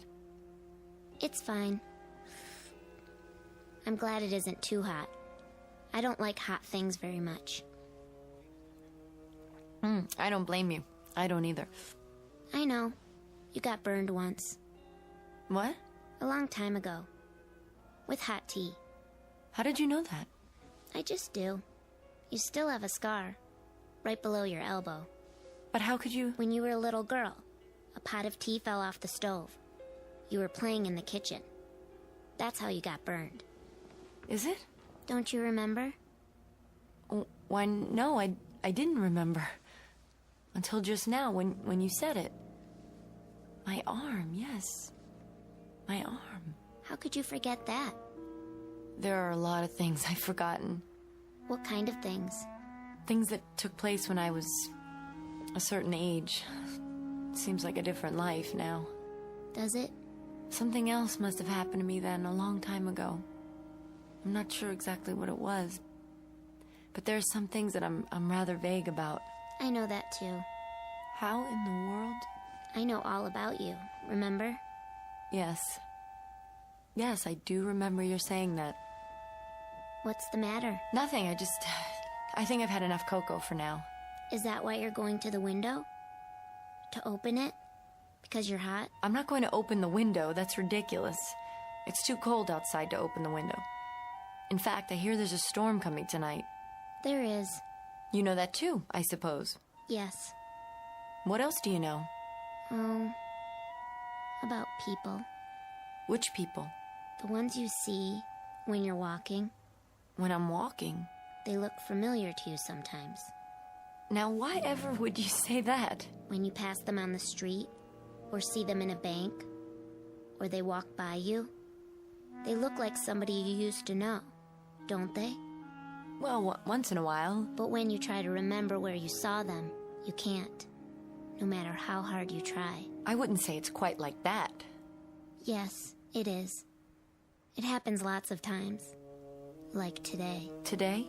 Did somebody go by you today who looked familiar? Why no. Really? It's not very polite to contradict people. I told you, I didn't... Didn't what? Nothing. You just remembered, didn't you? There was someone. That's right. Outside the school. You were crossing the street. There was a man in a car.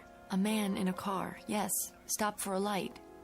I looked at him through the windshield as I walked past, and then he drove on, but I wondered...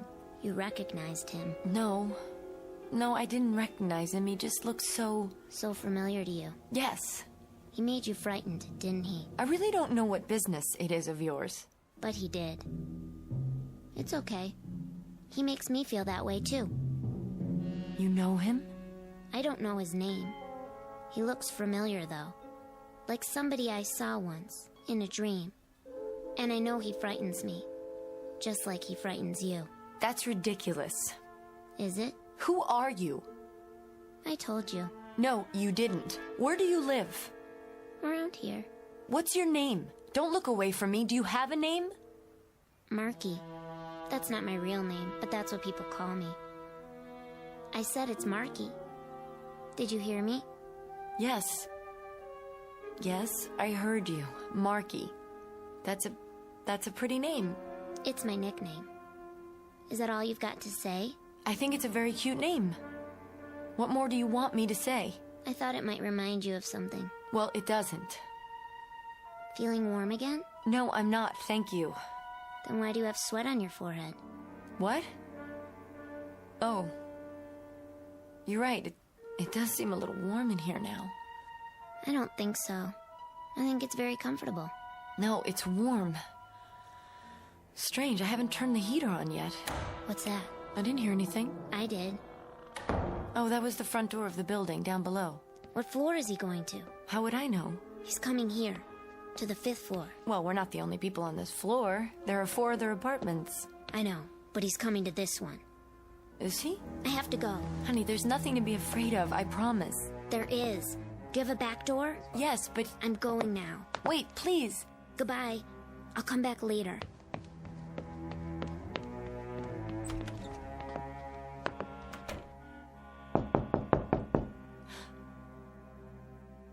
Who is it? Miss Foley. Miss Helen Foley?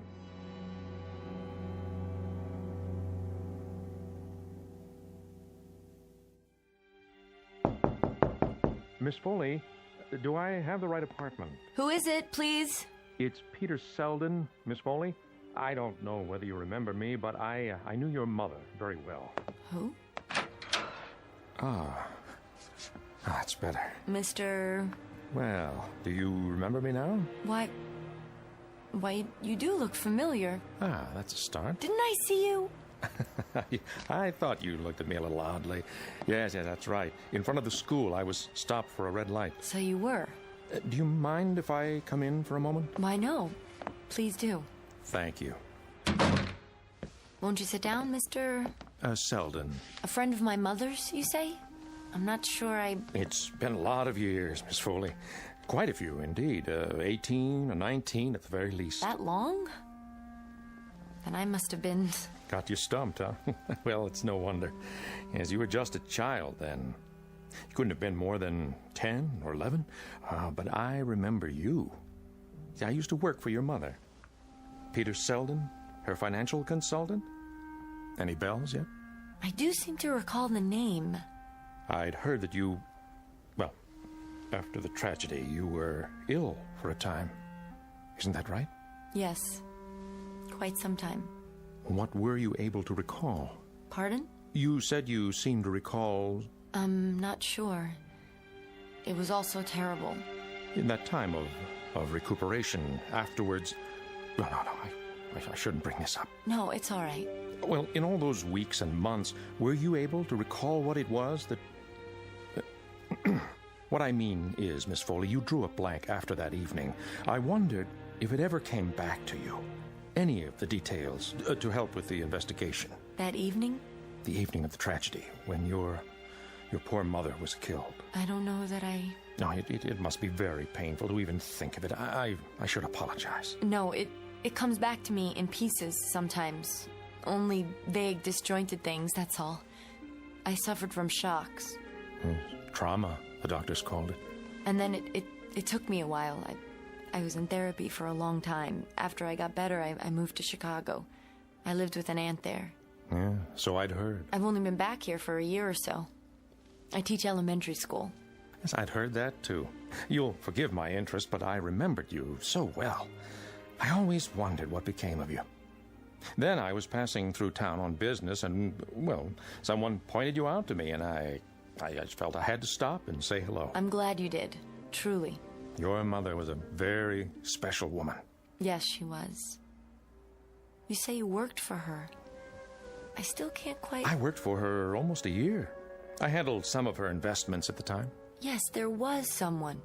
Selden, you say? That's right. But enough of the past. It's wonderful to know that you've grown up the way you have. I don't know how wonderful it is. And now you've become a special woman, too, in your own right. Very, very special. As anyone can see.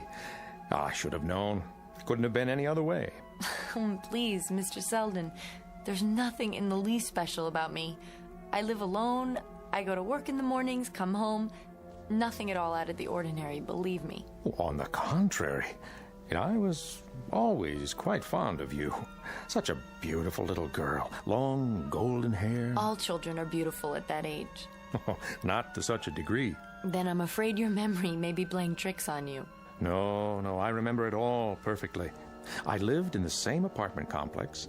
I heard you screaming that night. I was the first one to find her. Miserable. Tragic thing to be attacked like that for no reason. They never found the person who did it, did they? No, I don't think they did. Though I can't be sure. I'm not sure about anything that went on then. It just sort of left my mind, all of it. Oh, that's probably a blessing. At least for you. All I remember is a kind of vague, nightmarish feeling. Waking up in bed, hearing my mother scream, and seeing this person. You saw his face? I don't know. I really don't. If I did, it's one of the many things I've forgotten, or at least pushed out of my mind. Pity for the police. There's no statute of limitations on murder, you know. The police did all they could under the circumstances. So, tell me, Mr. Selden, are you here for a while? No. I'm just passing through. So you said. I forgot. Well, I'm delighted you stopped. The pleasure's mine. Excuse me for a second, would you? Certainly. Hello? Helen? Sorry to bother you. Dr. Anderson, how are you? Very well. And you, my dear? Oh, I'm fine. Just a little cold in the apartment is all. They say there's a storm coming. I don't mean to intrude, but I wanted to remind you about tomorrow night. Tomorrow? Thanksgiving dinner. Come as early as you like. And please don't bring a thing. We have more than enough food. I really should be going. No, please. I'll be right with you. You have a visitor? That's all right. A friend of my mother's. And who might that be? Someone who worked with her. How do you feel about that? Any anxiety? No, I think I remember him. You do? You've never mentioned him before? It's beginning to come back. He worked with her on some things. We'll talk about this tomorrow. For now, I want you to make note of any associations that come to mind. If you're troubled by any new recollections, call me at once. I'm always available, my child. Thank you, Doctor. I will. I promise. I've kept you too long. I'll be going now. I'm sorry. Wouldn't you care for a coffee first or a cup of cocoa? It looks like you already poured one for yourself. I interrupted you, and now it's gone cold. This cup? Why, it's not mine. I put mine in the sink. It's... Something the matter, Miss Foley? That's odd. What is? She'd almost finished her cocoa, or at least I thought she had, but here it sits, untouched. That is odd. But she's a rather odd little thing herself. You're referring to... The little girl who was in here, just before you came. Strangest little thing. So solemn, so wise, you might say. That's the only way I can describe her. Well, I'll say goodbye now. I must ask her how she does that. Does what? Her trick. Sitting there sipping cocoa and leaving a full cup. Yes, that sounds like a regular magician. Little Marky, I mean. Marky? That's her nickname. She wouldn't tell me her real name. Marky, that's what she calls herself. You don't say. Don't you care for the name, Mr. Selden? Oh, in fact, I like it very much. That was your nickname, Miss Foley, when you were a little girl. They called you Marky. Marky. Marky. Marky. Something wrong? What? Oh, nothing's wrong. Except that it's quite a coincidence. This little thing camping on my doorstep having the same name as I did. I suppose it is. Now that's odd, too. I'm sorry, what is? The way things are coming back. Oh? You're right, I was called Marky. I haven't thought about it in years. But that is what people called me, isn't it? I'm sure that given time, you'll remember a lot more. Is that what the doctor said? Dr. Anderson? Yes, that the memories would come back gradually? He doesn't know. None of them do. You're looking a bit pale. Here, perhaps you should sit down. No, I'm all right. I was just listening. Full of talents, our little Marky. Well, how do you mean? Her singing, for one. Oh, she sang for you. She's singing now. I don't hear anything. Has she stopped? I mean that. Listen. To what? Her singing. Can't you hear the singing? No. I guess you have better ears than I do. She's stopped now. Oh, there's something else. It almost slipped my mind. I'm really surprised you couldn't hear her. It was very plain. What's that? I thought you might like to have this. It's a snapshot. Yeah, see? But how? Look at those golden curls, the eyes. She looks so much like her mother. Wouldn't you agree? Where did you get this? Well, your mother gave it to me a long time ago. So very much like your mother now. Why, when you opened the door and I got a good look at you, I was... I don't understand. What, Miss Foley? I'm sorry, what don't you understand? This. It's a picture of the little girl, the one who came here today. A picture of Marky.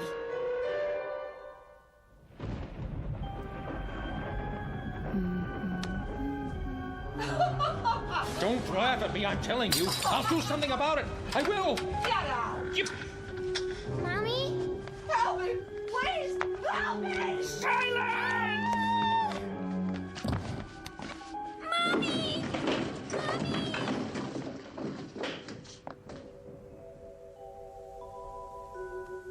Marky? What are you doing sitting out there? Playing with my doll. Did that man leave yet? He left some time ago. I must have fallen asleep on the couch.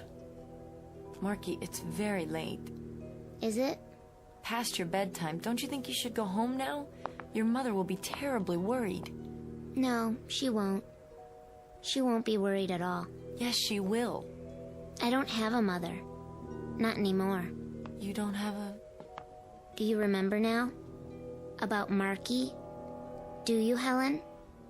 I think I'm beginning to. And the time you burned your arm with the hot water from the teapot?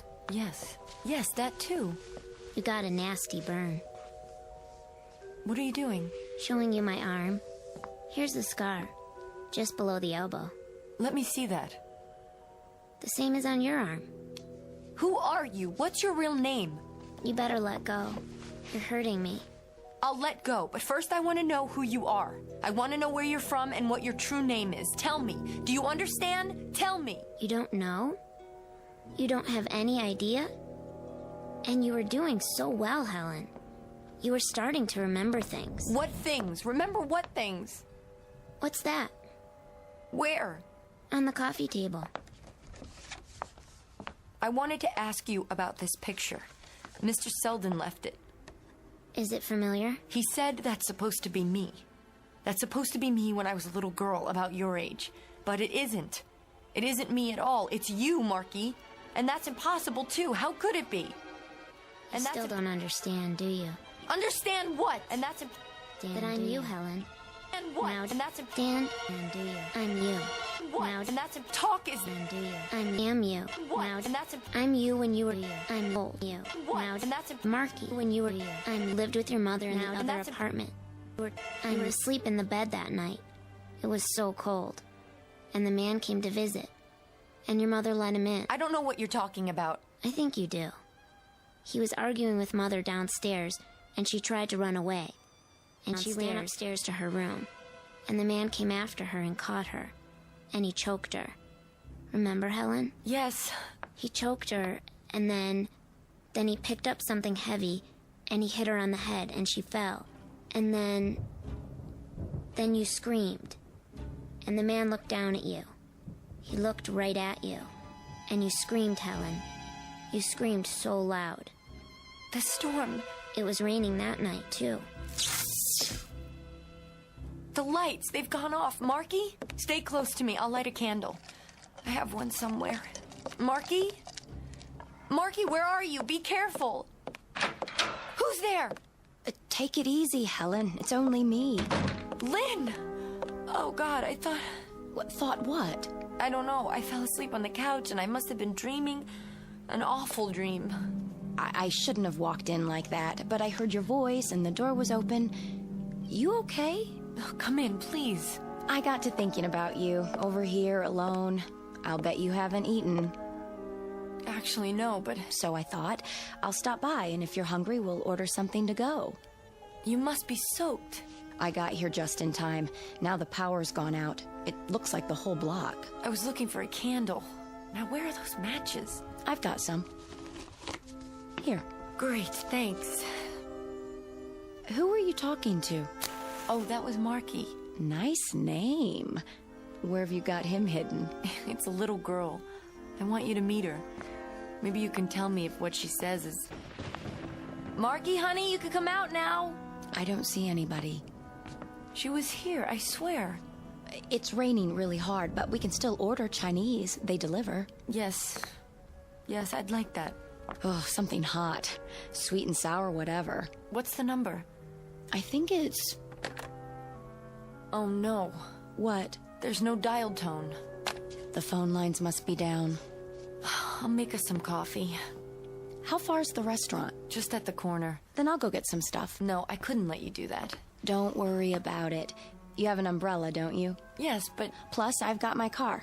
No problem, honest. I'll get soup and everything. The works. Then I'm paying. Just let me get my purse. You are too nice, Lynn. Tell that to my last date. Here, that should be enough. I'll get the coffee going. Be back in a flash. I'll get an extra fortune cookie in case your little friend shows up. Where did you say the umbrella... Behind the door. Got it. Don't open it indoors. It's bad luck. If you say so.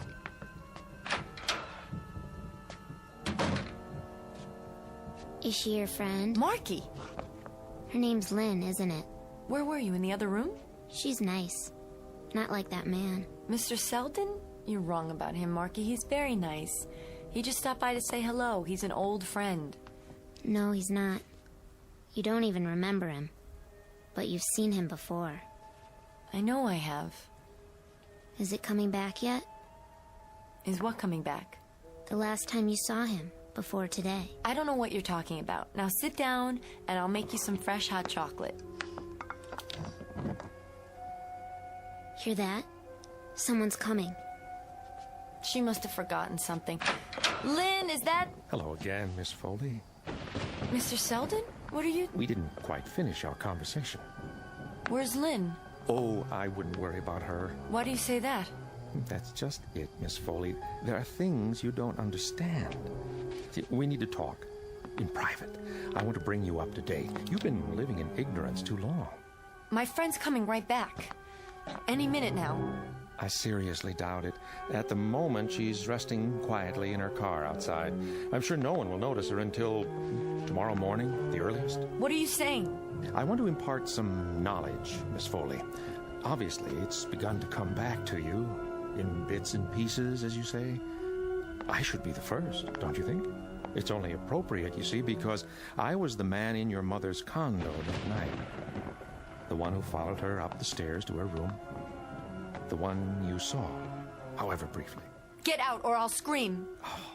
I'm afraid that wouldn't do any good. There are people in the other apartments. No, they're all empty. It's Thanksgiving week. Or have you forgotten that, too? They're away visiting their families. You're alone on this floor. Quite alone. Stay away from me. Oh, I plan to. I'll be long gone, and no one will know I was here. Even your doctor friend doesn't know my name. Just as soon as I tell you about how I killed your mother. But why? Why? Well, there was some trouble with the books. I pleaded with her to cover for me, but your mother, rest her soul, was a particularly rigid, straight-laced woman, and she was about to inform on me. When she went upstairs to the bedroom, I had to follow her. If only you had stayed in your room. I would have gone after you next, but your screams brought people there, and I had to get out in a hurry. It wasn't until later that I learned you had no recollection of who you saw. You blacked out the entire incident. Don't worry about the candle. I can see you in the lightning. There you are. Let me go! You haven't been neglected all these years, Helen. I've kept tabs on you. Chicago, college, then here. Yeah, I knew there'd come a day when the pieces would finally fit together, and you'd start to remember. That's why I came back. I had to come back to take care of unfinished business. You're the only person who knows exactly how your mother died. What are you going to do? Oh, a simple fall, I should think.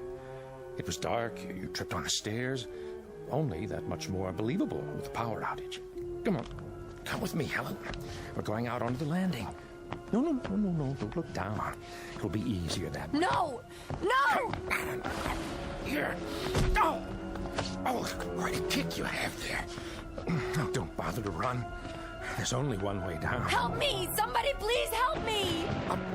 Come along, Helen. You know I'll find you, even in a darkened hallway.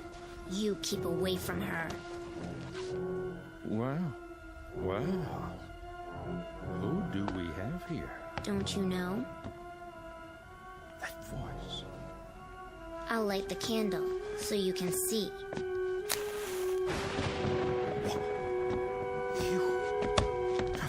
That's not possible. Come here, you little wretch. You... Marky, look out! The stairs! Yes, the stairs. One more step, and up. Watch out, mister. Wherever I go, you're going with me. You... Marky! Marky!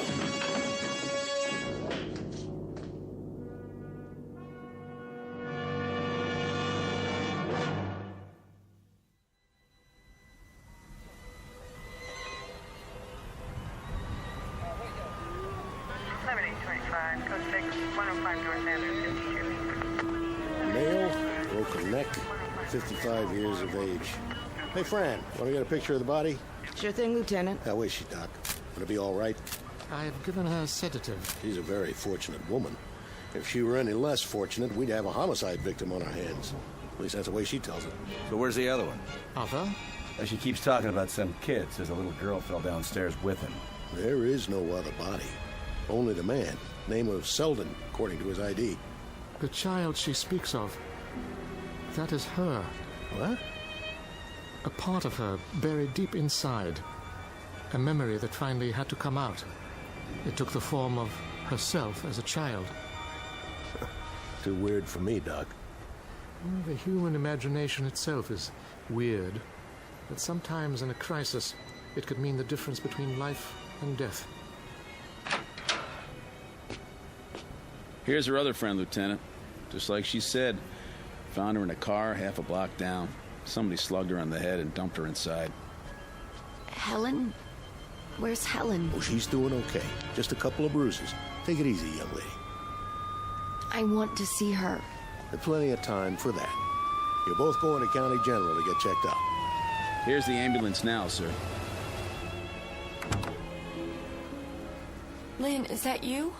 Here. I'm here.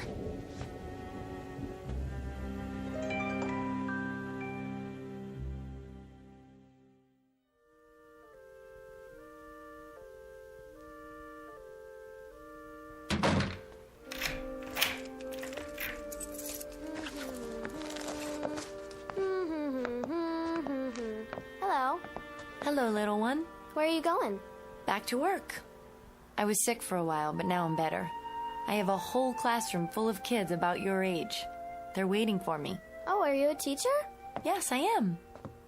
You know something? What? You have a lovely smile. I do? It's wonderful, truly. Do me a favor? Don't ever lose it. My dolly has a smile, too. See? Yes, you both have wonderful smiles. Bye. If you're still here later, I'll make us a nice cup of hot chocolate. Would you like that? Oh, yeah. Good. I'll see you then. Take care of yourself. Take good care.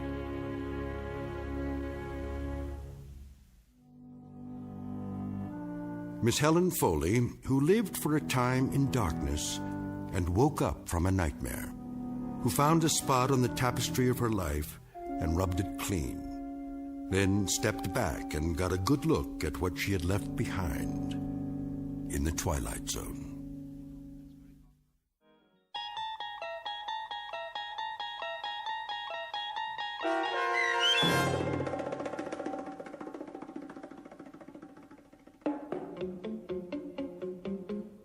Nightmare as a Child, starring Bonnie Somerville, with Stacy Keach as your narrator, was adapted for radio by Dennis Etchison and written for The Twilight Zone by Rod Serling. Heard in the cast were Dana Bokor, Roger Mueller, Elizabeth Leto, David Darlow, Roderick Peoples, Doug James, Jeff Lupetin, Linda Ryder, Meg Falcon, and Amanda Amari. The producers of The Twilight Zone wish to thank CBS Enterprises and the Rod Serling Estate for making this series possible.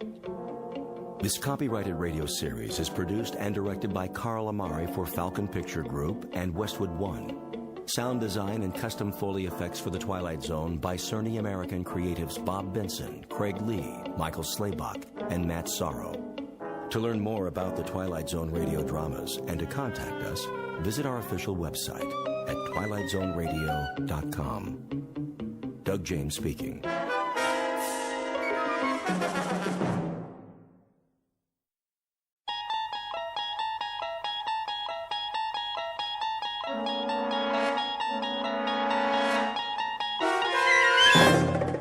You're traveling through another dimension. A dimension not only of sight and sound, but of mind. A journey into a wondrous land whose boundaries are those of imagination. Your next stop, the Twilight Zone.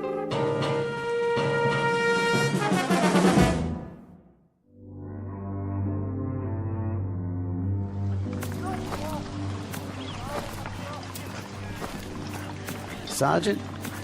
Yes, soldier? Can I ask you something? Go ahead, son. If it's whiskey you want, well, I don't have none. Not for days now. It's long gone. Oh, that's not it, sir. Oh, I thought maybe you wanted something for the pain. Your arm. You'd best change that bandage. I don't have anything, Sergeant, except my uniform, and there ain't much of that left. Here, take my kerchief. Oh, no, I can't. Sure you can. Come on now. Get that sling off. Make yourself a new dressing. You need it in the heat. Thank you kindly, sir. Go ahead and sit, if you like. Oh, no, I don't want to do that. I gotta keep moving. Why? There's no hurry. Not anymore. Well, if you can walk on that crutch, I figure I can as much on these 2 feet. Besides, I got a long way to go. How far, soldier? Alabama. I made it to be 600 miles. My folks will be waiting. Stop now, I might not get there at all. You'll get there all right. We all will, one way or the other. Because we have to. No place else to go. Yes, sir. Going home. That's what I wanted to ask. You know the date today? I'm sorry, son. I lost track. I don't know, still April or thereabouts. Hey, Willie. That you? You know that boy? Sure I do. Sounds like Willie from Birmingham. We was together at Appomattox. You go on ahead. I gotta take it slow for a while. Much obliged. See, it's night, sir, when we make camp. Luck to you, son. God be with you.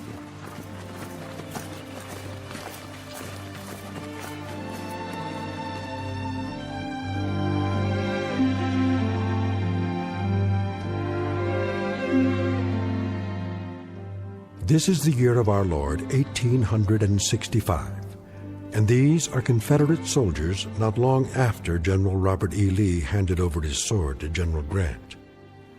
Lee's troops have been released from duty, and for most that means traveling on foot, carrying with them the last vestiges of dignity and defeat. They walk these roads by the thousands, by the tens of thousands, with one goal in mind, to get home. They survived a war that cost more than 1 million lives, and those left are the walking wounded, bandaged, dirty, bearded, and exhausted, moving past burned-out homes in a burned-out land that now relinquishes a burned-out cause.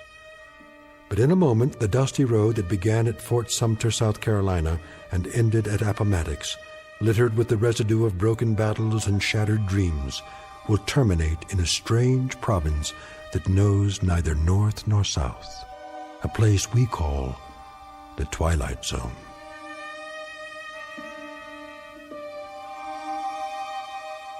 And now, back to the Twilight Zone with The Passers-By, starring Morgan Brittany, with Stacy Keach as your narrator.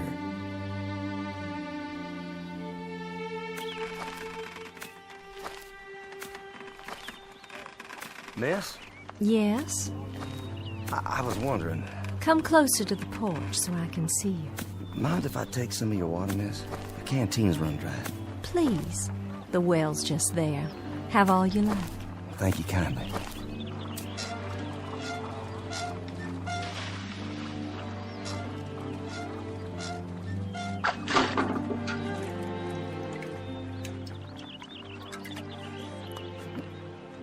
Oh, you don't know how good that tastes. I see by your uniform. Sergeant, isn't it? Well, I was. Don't know that it matters much now. Beautiful house you have here. It was. We used to call it our mansion. Beautiful tree, too. The oak here, strong. The kind that lasts. Yes, it survived. It was here before the house was built, and now it's the only one left. War claims a lot of victims. Different kinds. Men, animals, God's own beauty.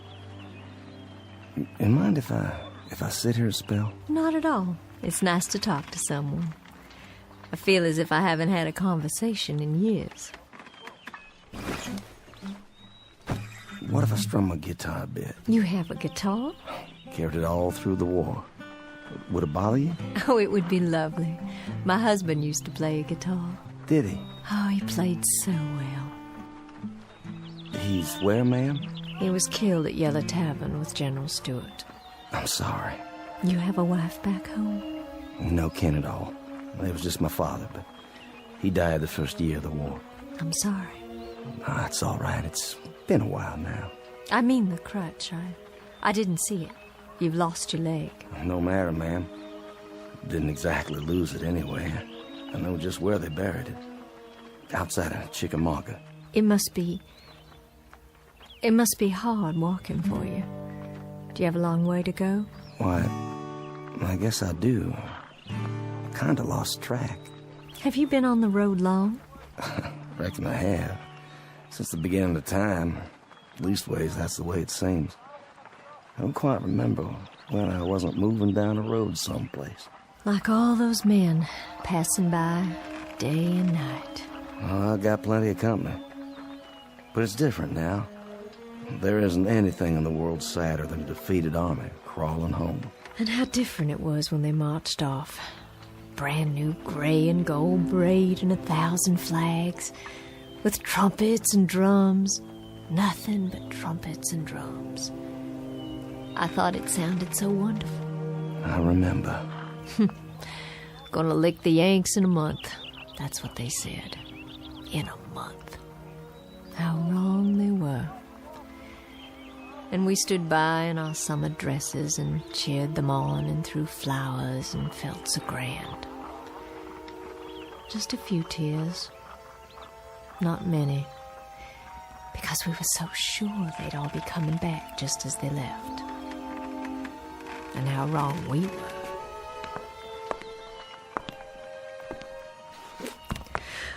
Oh my. Anything wrong?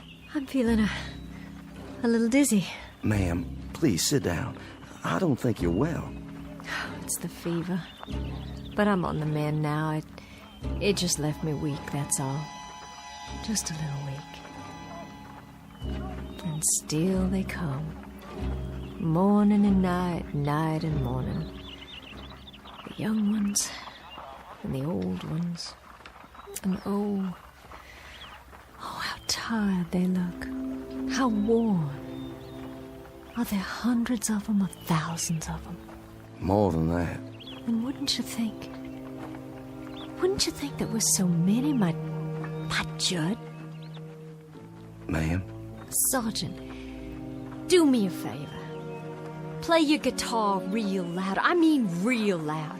Drown me out. I'm so sick to death of hearing my own crying and the sound of footsteps on the road. Please play it loud so I can hear music. Please, Sergeant. My pleasure.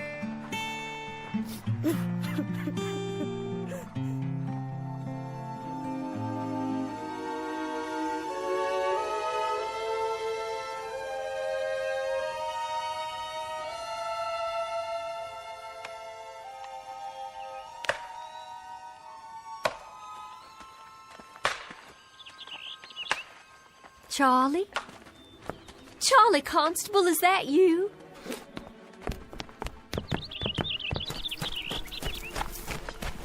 Charlie, it's Lavinia. Charlie, we thought you'd been killed. That's what everyone said. They said you'd been shot in the head at Gettysburg. Afternoon, ma'am. Sorry to disturb you, ma'am. Good day to you. It's Charlie I want to talk to. Can't you hear me? Couldn't you stop a minute, Charlie? Couldn't you stop a minute and talk? I'm so glad you're all right. I'm so glad you got back. I'm almost there, Lavinia. Almost there. I don't think I'll need all this weight. You can store my blanket roll for me, but I gotta keep moving. I'm almost there now, you see. I'll be there by nightfall. Oh, Charlie. Your wife will be so glad to see you. So very, very glad. Goodbye, Lavinia. Will you give Susan my best, Charlie? Tell her when you get settled to please come over. Would you do that for me? No, I'll expect she'll want to keep you to herself for some time. I know if it were Judd come home to me, I'd hold him close. So close, Charlie. And I'd not let him leave again. I'm sure, Lavinia. Charlie, wait. You might need some of your bedroll. The Yanks took most of the blankets. Susan might have use for yours. Well, I'll keep it for you then. Do you hear me? I'll keep it here for you. That was Charlie Constable. Was it? They said he'd been killed at Gettysburg, shot through the head, that's what they said. Oh, but thank God they made a mistake. Thank God he's all right and come home again. What's the matter, ma'am? Why are you looking at your hands like that? There's blood. Where? Why, Charlie's cap. It's tied to its bedroll and there's blood on it. There's blood on Charlie's cap.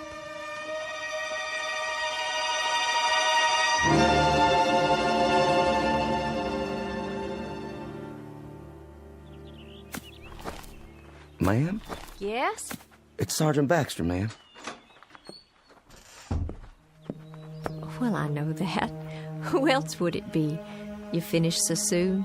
I got a feeling for wood, carving it or chopping it. I got enough cut there so you can at least start the winter. Well, I thank you sincerely. You don't know how much that helps me. No, I thank you. I'm obliged for the dinner. Such as it was. It beats salt pork and hardtack, which is what I've been used to for as long as I can remember. I was hoping you'd play your guitar one more time. Would you? Made this myself. You didn't. You know how to make musical instruments. After a fashion, not as good as the ones I made at home. I had more time then. You have to pick the right tree, a good solid one with character.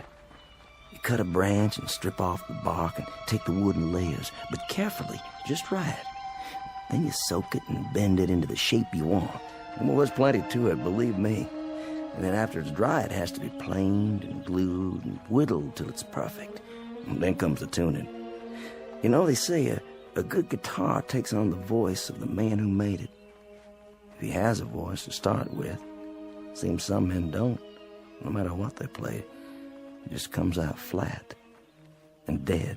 I'll bet all your guitars sound beautiful. Just like this one.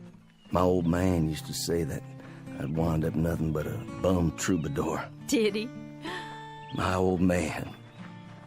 But he was a proud one when I marched off. Proud as an old rooster, because his son was going off to war to become a man. And I come back, half a man. That song of yours. Black is the color? Judd, my husband, he used to sing that. Oh, I wish you could have met him. I wish so too. A very gentle man.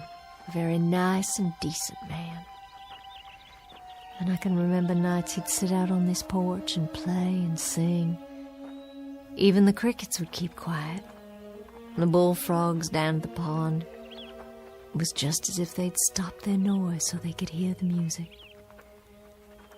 And then the Yankees came. Like blue locusts who had to eat away the trees and the land and everything on it. I owe them for much. For our house, our lawn, our trees, for everything that was. Including my husband's life. I owe them for very much. Ma'am? Why don't you leave here? This place is no good for you. This place is all I have. Just an empty shell of an old house and a burned-out field. But it belongs to me, and it's all I've got. You need something else, something different. Being here alone and sick and staring out toward that road, that ain't gonna cure anything. Fever, sadness, heartache. It won't cure nothing at all. What do you suppose happened to him? Your husband? The Yankee who killed my husband. Do you suppose he's marching home now? Back to his own kin? Do you suppose he's laughing and singing and telling all his neighborhood about the rebels he killed? All the bullets and the heads he shot them through? I don't reckon that at all. You shouldn't either, ma'am. There's been a lifetime of suffering on both sides. I got a gun inside the house. An old shotgun. And I keep thinking about how someday, some moment, a Yankee will ride by, and I'll take out that gun, and I'll aim it at him. I'll aim it steady. But first, I'll tell him. I'll tell him that he can consider this the last shot of the Civil War. A bullet in exchange for the one my husband took. You let that kind of poison sit on your mind, you'll die from it, I swear. Who's coming? Can't see yet. It's him. What do you mean? The Yankee. Well, hold on now. It's a hot night. Hot indeed, Lieutenant. Couldn't see if anyone still lives here. They do. You traveling a long way? Oh, just up the road. But I've been on it a long time. You too, Sergeant? Long time. I've got a half-full canteen, but my horse is running dry. Well, there's water in the well. I don't think they'd mind. Much appreciated. I know you, don't I? That's possible. I mean, I've seen you before. I seem to remember. Go on. What is it you remember? You'd best heed the sergeant's answer, because it's the last thing you'll ever hear. No, ma'am. Put the gun down. You don't understand. The last thing you'll hear on this earth, this I promise you.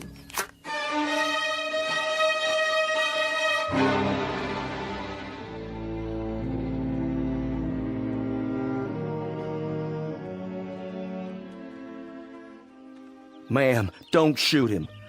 The lieutenant here tried to save my life. Stand aside. Hear me out first. I was lying on the side of a road.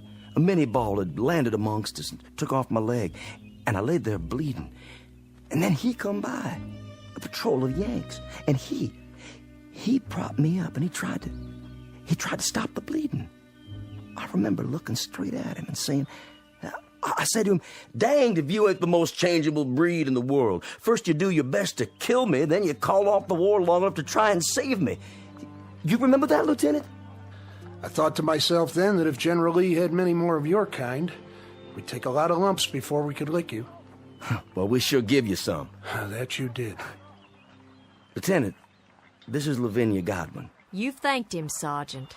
Now be so good as to step out of the way so I can thank him for a few other services.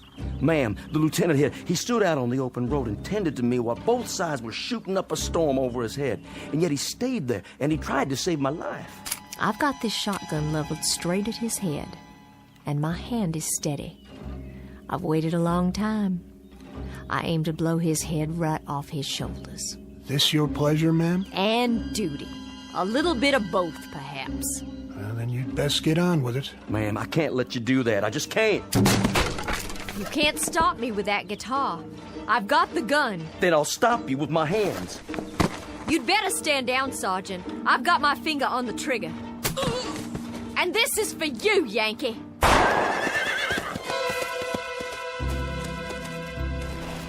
You could thank God for the darkness. That kept you from committing murder. Hasn't there been enough of that already? I didn't miss him. I couldn't have missed him! No, ma'am. You couldn't have. But it doesn't make any difference. Not anymore. I remember now. I do remember. They got you that day. They got you in the back while you were kneeling over me.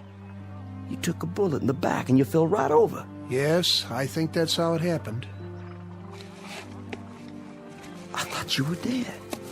I remember thinking you were dead. What's going on here? What's going on here? You'll understand. It'll come to you sooner or later. What will? I've got to be moving up the road again. Don't want to ride, do you, Sergeant? She's not the staunchest steed on earth, but she'll carry two. Thank you, but one's enough. As you like. Safe journey, Lieutenant. And to you. I wish you the best, ma'am. I do wish you the best. And this too shall pass. This too shall pass. Wait and see. I'm sorry I hit you, Sergeant. And your guitar, your beautiful guitar, I shouldn't have. I shouldn't have done that. Please, forget it.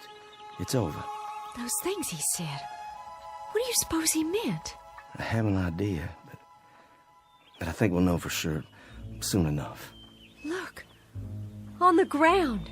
What? It's wet. When he climbed on his horse, he was dripping blood.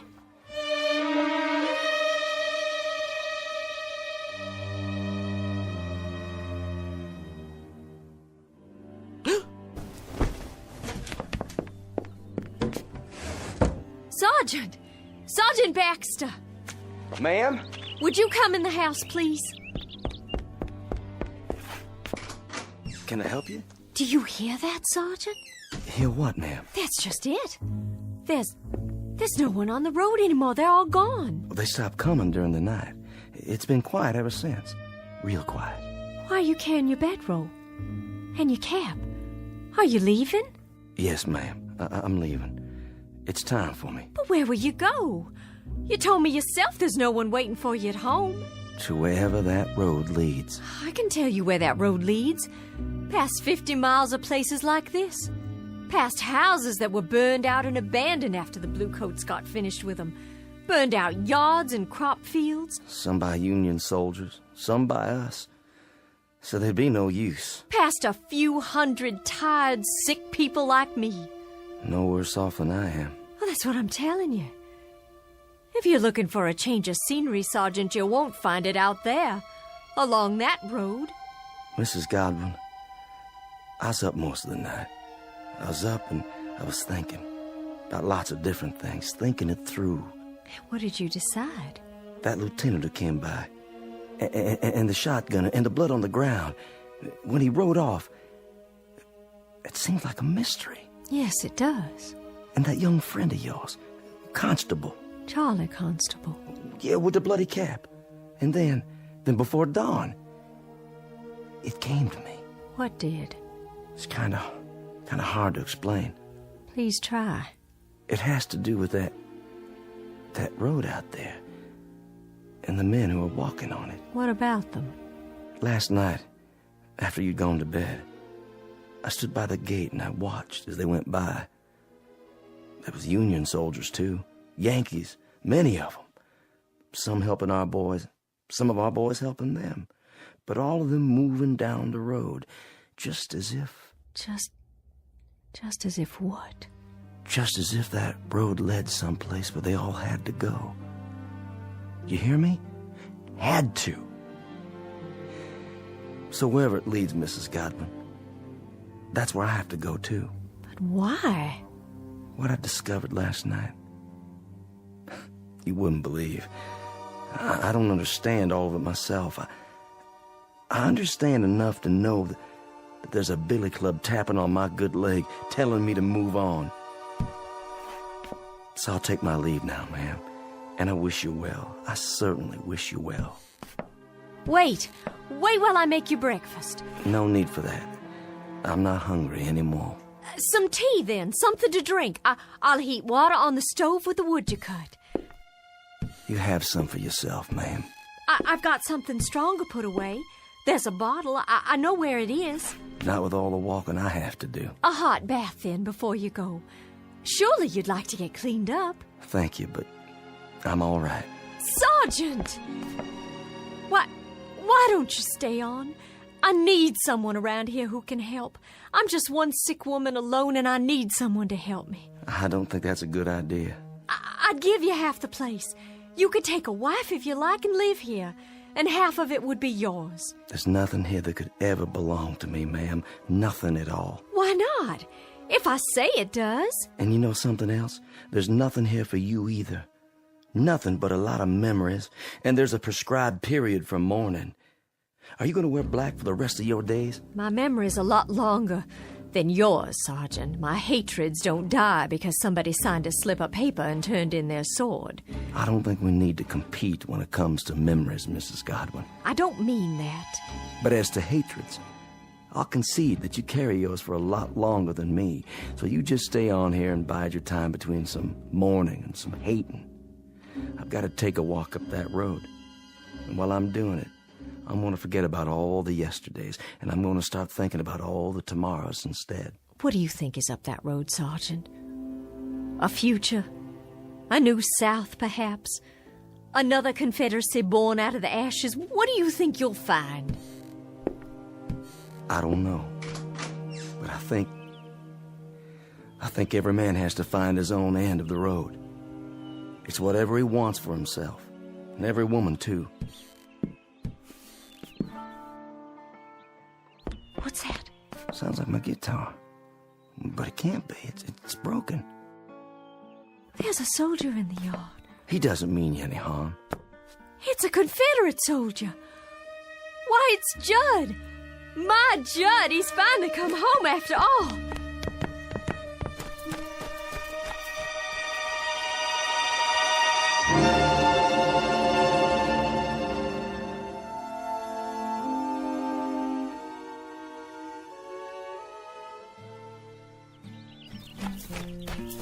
Oh, Judd, it is you. Lavinia? Hello, my dear. Oh, Judd, hold me. Tell me it's really true. And how fares my darling wife? Oh, I've been ill, Judd, very ill. Oh, no. But I'll be well again. I'll be well again because you've come home. Because you're alive and by some miracle you've come home to me. It was home, Lavinia. Look around you. It isn't any longer. It's all the hope we've got, Judd. How do you do, Mr. Godwin? Sergeant? I stopped for some water. The old well. It's still good? I'll be moving on now. The sergeant. He's been telling me there's a pot of gold at the end of that road. Has he? And I told him, Judd, and now I have to tell you, I understand. Understand what? There's nothing at the end of that road except more road. And more places like this. But we can rebuild it all. We can paint it and plow up the fields. We can buy seed and we can... Lavinia. Judd, what is it? Sergeant? Yes, sir? Do you know? I think I do, yes. It's easier that way. I'm not sure, but I think I do. Goodbye, Mrs. Godwin. Goodbye, Sergeant. I'll no doubt be seeing you farther on. What does he mean? It's time now, Lavinia. Time? We've got to go. Judd, there's no place to go. This is just a stop along the route, Lavinia. A stop? This is home. Home is somewhere else. And you're saying we have to leave? Yes, Lavinia. We have to leave. Oh, you brought your guitar. I'm glad. This isn't mine. It's that sergeant's. But... See? You remember this guitar, Lavinia. It was all broken, wasn't it? And now it's all in one piece again. Why, yes, it was. How did you know? It was broken, but now it's been put together. And it can be played again, and music can come from it. It's sort of like a human being, Lavinia. A bullet comes along, or a cannonball, or a fever, and it breaks our bodies and throws them aside, and they're no use to us anymore. But then something else comes. What are you saying? With that comes a second chance. Judd, are we? Yes, dearest. My death came at Yellow Tavern with a bullet. Yours came here with the fever. No. Then you mean all those men? All those men are heading to the end of the road, to whatever it is that each of them yearns for. Yearns? To a place or moment that is their heart's desire, theirs and theirs alone. Are you ready? I'm alive, Judd. I have to be. I can feel it. I'm alive. And I don't want to leave here. I'm not ready. I don't want to leave here because if I do, that means I'll have given up. There's nothing to give up anymore, Lavinia. There's nothing at all. Yes, there is. There's the house and the field and the crops we planted that we'll plant again. And the trees and the leaves that rustle when there's a breeze all night long. And the livestock to replace. And sometime one day, the child will have, you and me. And he'll grow strong and healthy, and he'll help you tend the fields, and then he'll move on to a life of his own.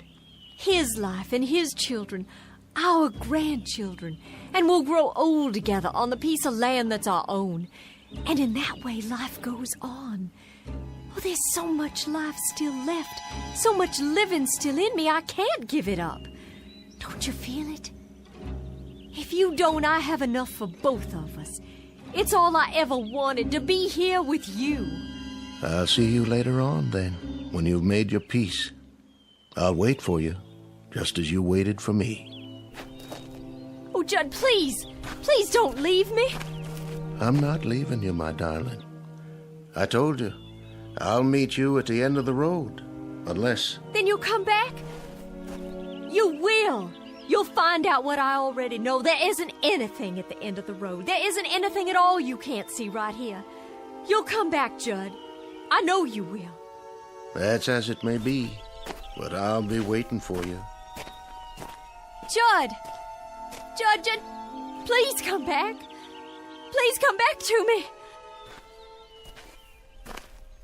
Go after him, my dear. Who are you? Just a fellow traveler. You must be tired. And hot in that black suit and that tall hat. Odd, isn't it? Passing strange how it doesn't seem to bother me now. I have some water if you like. That would be a most extraordinary kindness. Over here, there's a well. The water's cool and sweet. Here, drink your fill.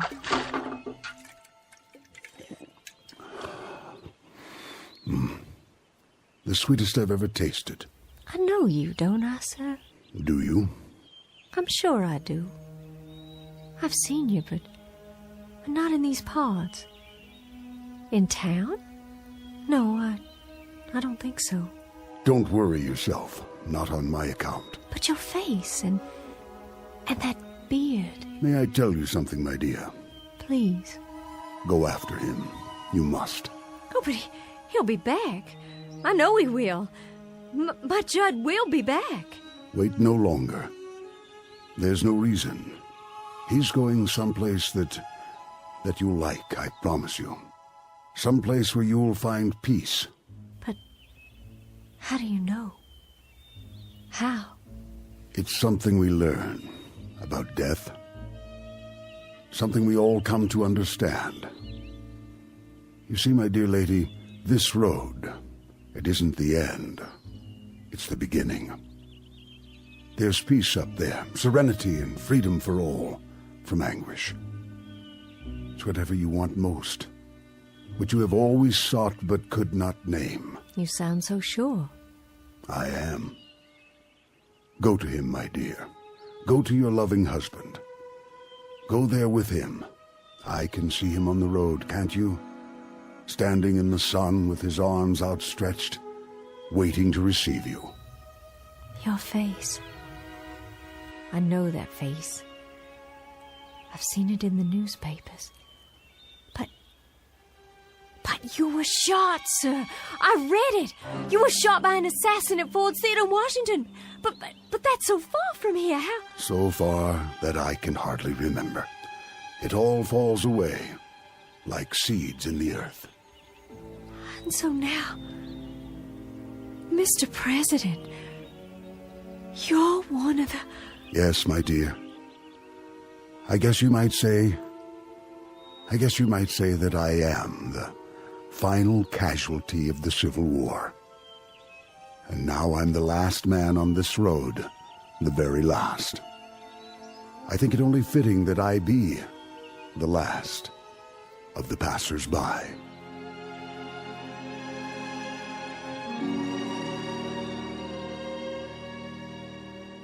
Judd? Is that you? Lavinia. It is. I see you. Wait, Judd, I'm coming. I'm coming now.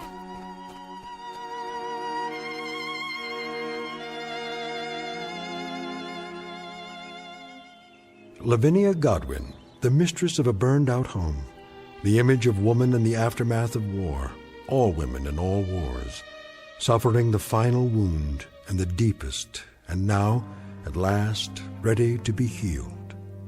Incident on a dirt road during the month of April 1865. And as we've already pointed out, it's a road that won't be found on any map, but it's only one of many that lead into and out of the Twilight Zone.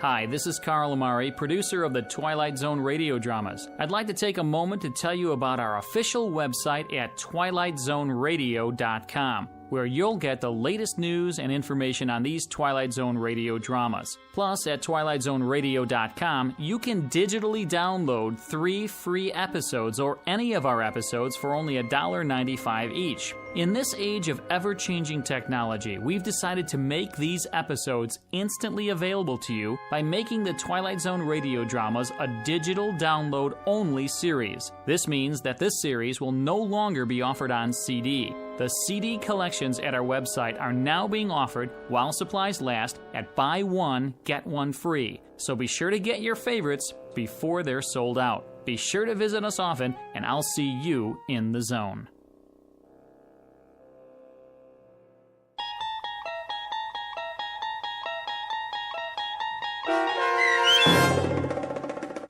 The Passers-By, starring Morgan Brittany with Stacy Keach as your narrator, was adapted for radio by Dennis Etchison and based on a script by Rod Serling.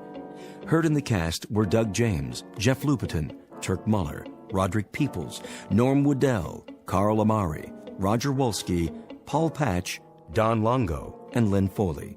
To learn more about the Twilight Zone radio dramas and to obtain audio cassettes and CDs of these programs, visit our website at twilightzoneradio.com. This copyrighted radio series is produced and directed by Carl Amari and Roger Wolski for Falcon Picture Group. Doug James speaking.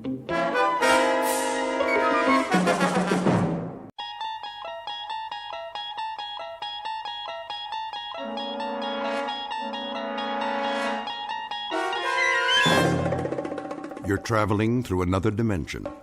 A dimension not only of sight and sound, but of mind. A journey into a wondrous land whose boundaries are those of imagination. Your next stop, the Twilight Zone.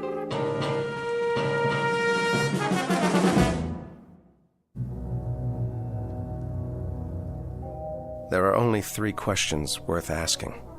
1, where did we come from? 2, what are we supposed to do while we're here? And 3, what happens next? All the rest aren't important. It took me a while to figure that out. I didn't get it at first. None of us did. But then, who does? What? Where am... Wait! Oh.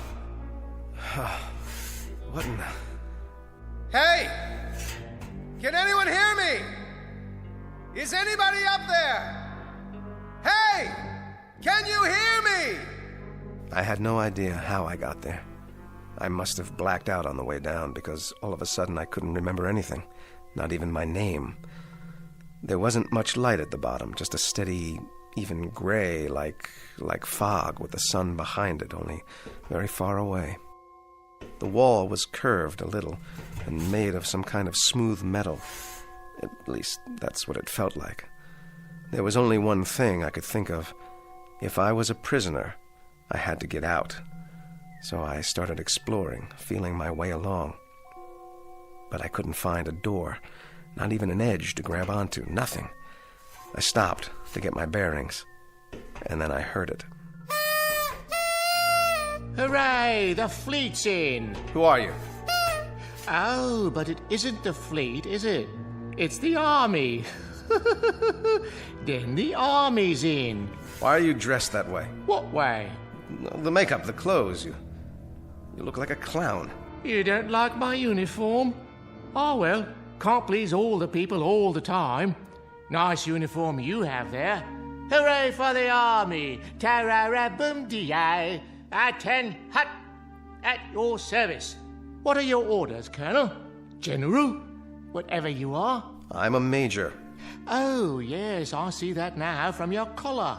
But don't fret about it. You can always advance, even in a peacetime army. Today a major, tomorrow a brigadier. I wouldn't mind having you on the general staff. From major to brigadier, not bad. There's light colonel and colonel in between. You're generous, old sport. You're certainly Problem? No problem. It's just that, Just that what? A couple of small items seem to have eluded me for the moment. Such as? Such as who I am. Why, you're a major. According to your uniform, that's what you are. And that is what you said. Or are you impersonating an officer? That's a very serious charge, you know. Impersonating an officer. No, I am a major. Here's the insignia, so I know that much. But that's all I know. I must have been wounded or something. You seem to be intact. Then why can't I remember my name? I have no idea who I am. I don't remember my outfit or the action. Action? Which action was that? The engagement, the battle, wherever it was I got hit. Who says that happened to you? I must have been wounded. Or at least I took a bump to the head.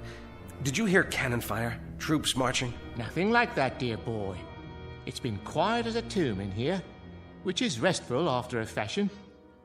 Though it does get boring. Well, something happened to me. I've got to figure this out. Wait a minute. What about you? That's a clue. Is there a circus in the area? A circus? What's with you? Look at yourself. The costume, the clown hat. Oh, I see. There must be a circus because I'm a clown, and clowns go with circuses. Everyone knows that. I guess it figures, doesn't it? Or it should figure.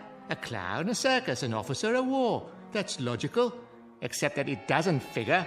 Not at all. Why not? Because, dear boy, there isn't any circus and there isn't any war. Then what are we doing here? Don't rack your brain. Accept it. The truth is, you're just like the rest of us. You wake up and here you are. No reason, no explanation. You just wake up and here you are. Did you say the rest of us? See for yourself. See what? Come with me. I should have introduced you right off. Meet my friends, such as they are. This one we call the bagpipe player, for obvious reasons.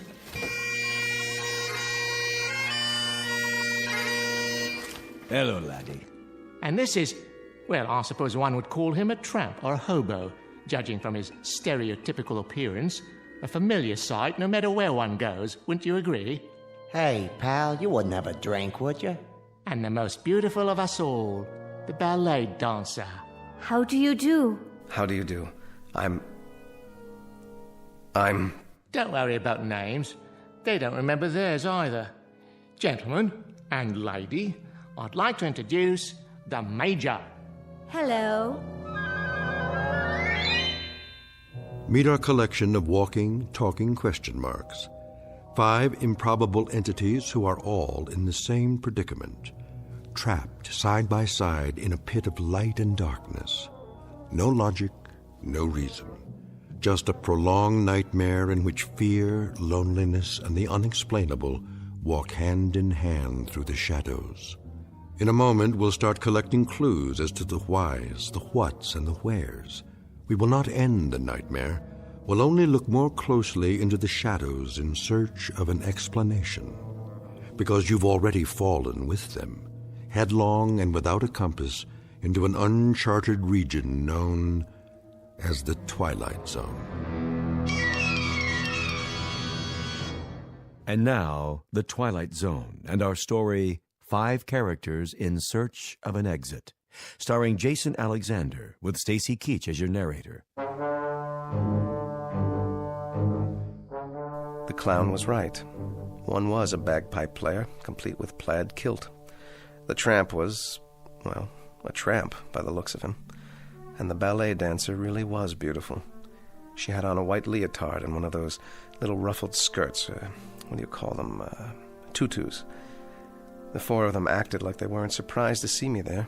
Not a bit. But why? Why weren't they? If you don't mind, would someone please tell me? Or is it a secret? Tell you what, dear boy? What do you think? What's going on here?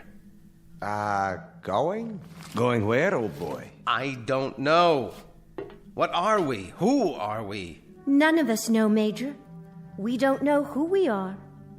Each of us just woke up one moment and here we were, in the darkness. But this isn't really darkness. Not quite. I can see all of you and you can see me. It might as well be dark. The light, whatever it is, wherever it is so far away. I can't tell anymore if it's real or just something I'm imagining, because I need it to be there. Instead of what? Of nothing. That's absurd. Is it? Each of you woke up, just like that. Correct again. Give the man a cigar. But how did you get here? What were you before? Who put you in this place? You sure got a lot of questions. I told you, Major.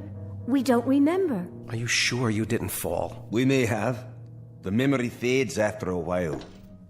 Well, that's how I got here. Did you? Yes, he did. He did indeed. I saw him. A nice pratfall, as a matter of fact. Quickly, before it fades. What's the last thing you remember before you fell? I don't know. I must be suffering from amnesia. Oh. Then you're like us. Time to join the big parade, Major. If you could find your hat and sword, you could lead us. Oh, what a splendid drum major you'd make.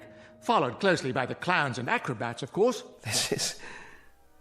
This is incredible. Oh, isn't it? What a troupe we've put together. The crowd will love us. But how did this happen? How could it? That's the same question we asked ourselves. How could it happen? A question with no answer, Major. A question with no hint of an answer. At least, not a rational one. Nonsense. Everything has an answer. You just have to find it. Consider all the evidence, sift through the clues. Oh, isn't this exciting? Where do you want to look first? It doesn't matter. Of course it does. Please, try to understand what I'm saying. It will be easier for you that way. We're things with no memory, no knowledge of what went before, no understanding of what is now, no knowledge of what will come. How long have you been here? Hey, it's part of the mystery, too. We don't know nothing. At least I don't. You got any ideas? No idea at all. Then don't fight it. Live it or live with it. Know what I mean? Whoever left us here must have a plan. How long will we be here until the next phase? Now, that's a very good question. The best question of all. But, alas, no one has the answer. You mean you don't? Who else is there? We've discussed it and discussed it like a proper committee, and we're no further along than we were at the beginning. Talk, and more talk.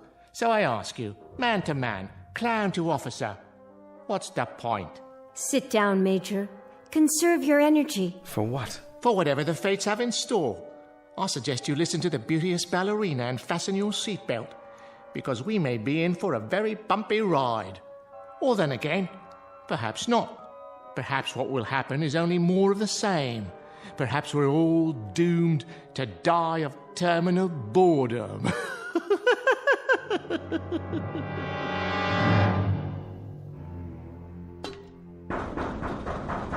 Look at him. Active fellow. Very active fellow. Very much army, in other words. A man who has to do something, anything. A compulsive type. A regular worker ant. Oh, you're a big-time psychologist now, huh? By no means. I'm only a clown, which is neither here, there, nor anywhere. I could as easily be a financier, a certified public accountant, or a left-handed pitcher who throws only curves. What difference does it make? We're here because we're here because we're here. And what are you? You're an idiot. An energetic idiot, but an idiot nonetheless. You know you're wasting your time, don't you? I know I want out of here. I'm not satisfied sitting around and heaving deep sighs. I just want out. You have no monopoly on that, Major. We all want out of here. I second that emotion. Aye, but you're wasting your time. We've all gone around and around like bloodhounds with our noses to the wall. We can even give you the dimensions of the room. 39 feet. Starting where? It doesn't matter, does it? When you measure a circle, you may start anywhere. Am I right or am I right? What's the height? We figure about 40 feet to the top. What's up there? Oh, the sky, artificial light, maybe a fluorescent lamp, an illuminated microscope, you name it. One guess is as good as another. You have made guesses, then? Oh, all kinds. We could be on some other planet, or on a spaceship, or... Go ahead. Or we're all insane, and this is just a mirage, an illusion. Oh, we're dead. Dead to the world. Well, if we are, it certainly isn't heaven. How do you know? It ain't so bad. I've been in lots worse places than this. Limbo, then? Quite possibly. All together now. Limbo, limbo, limbo like me. Limbo, limbo, limbo like me. Or we really don't exist. We're figures in somebody's dream. Cogito ergo sum. I exist, therefore I am. Or each of us is having a dream, and everyone is a figment of someone else's imagination. Lots of possibilities. Makes your head want to blow up, don't it? That's one thing we have an abundance of. Possibilities. An infinite number of possibilities. What about getting out of here? Anyone examine that as a possibility? Have you? It's a solid wall. No crevices, no outjuttings of any kind. Nothing to hold on to or scrabble over or get your fingers around. Time to face the music, Major. We're trapped down here. There is absolutely, positively no way out. A nightmare, then. That's all it is. A nightmare. It is indeed. But whose? Yours? Mine? The Scotsman? The ballet dancer? Just whose nightmare is it? Can you tell me that? It doesn't add up. Someone knows we're here. Of course. We do. I mean someone else. Why do you say that? They have to. You've all been here a while, possibly quite a long while. So someone must feed you, someone must give you water. Yeah, well, you would have thought so, wouldn't you? Don't go jumping to conclusions now, laddie. Hold on. Someone must bring down food, or you couldn't survive. There's been no food, no water. That's impossible. Oh, is it really? In that case, we'll starve to death, or die of thirst, or... That's the oddest thing of all. What is? Don't you understand yet? No, I don't understand. Why don't you tell me? Do you feel hunger, Major? Or thirst? Or heat? Or cold? Or fatigue? Discomfort of any kind? Or anything? Do you feel anything at all? No. No, I don't. But that doesn't prove anything. This has been a trauma. It's natural that I don't feel thirsty or hungry, not yet. I'm in a state of shock. Close, but no cigar. You were born in a state of ignorance, educated in the school of hard knocks, and got your degree at the street corner university. Now you're ready to graduate to oblivion. What do you say? Let's break out the booze and have a bowl. None of us have felt thirst or hunger or anything else since we've been here. And we've been here for an endless time, Major.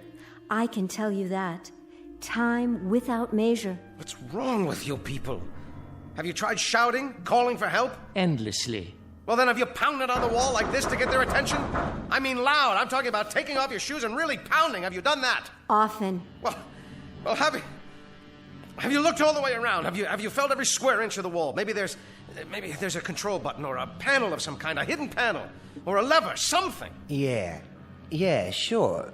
At the start, that's all we did. Hunted and searched and peered and felt with our hands. And you know what we found out? Sure you do. We found out that this right here is the whole shooting match. This little room. What you see is what you get, Major. There ain't no more.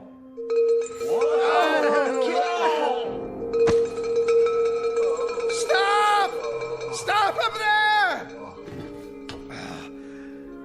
Well, are you going to tell me?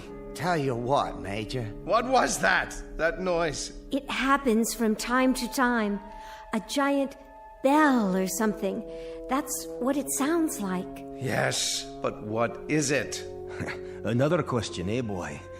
One more question without an answer. Oh, then this is a madhouse. That's what it is, a madhouse. You're all loonies. You might be right, Major. But remember one thing.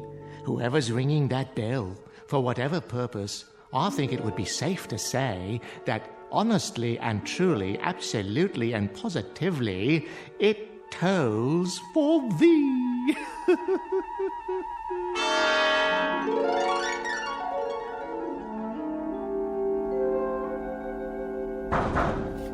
Hey! Hey up there! It's no use. Let us out! Let us out of here! What do you want from us, please? Just let us out!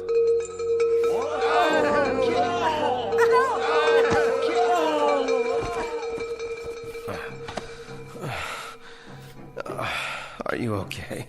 Don't be afraid, Major. Take my hand. Where? Here. Please don't be afraid. In the beginning, it's hard. But after a while... There must be a way. Something we can do. There has to be.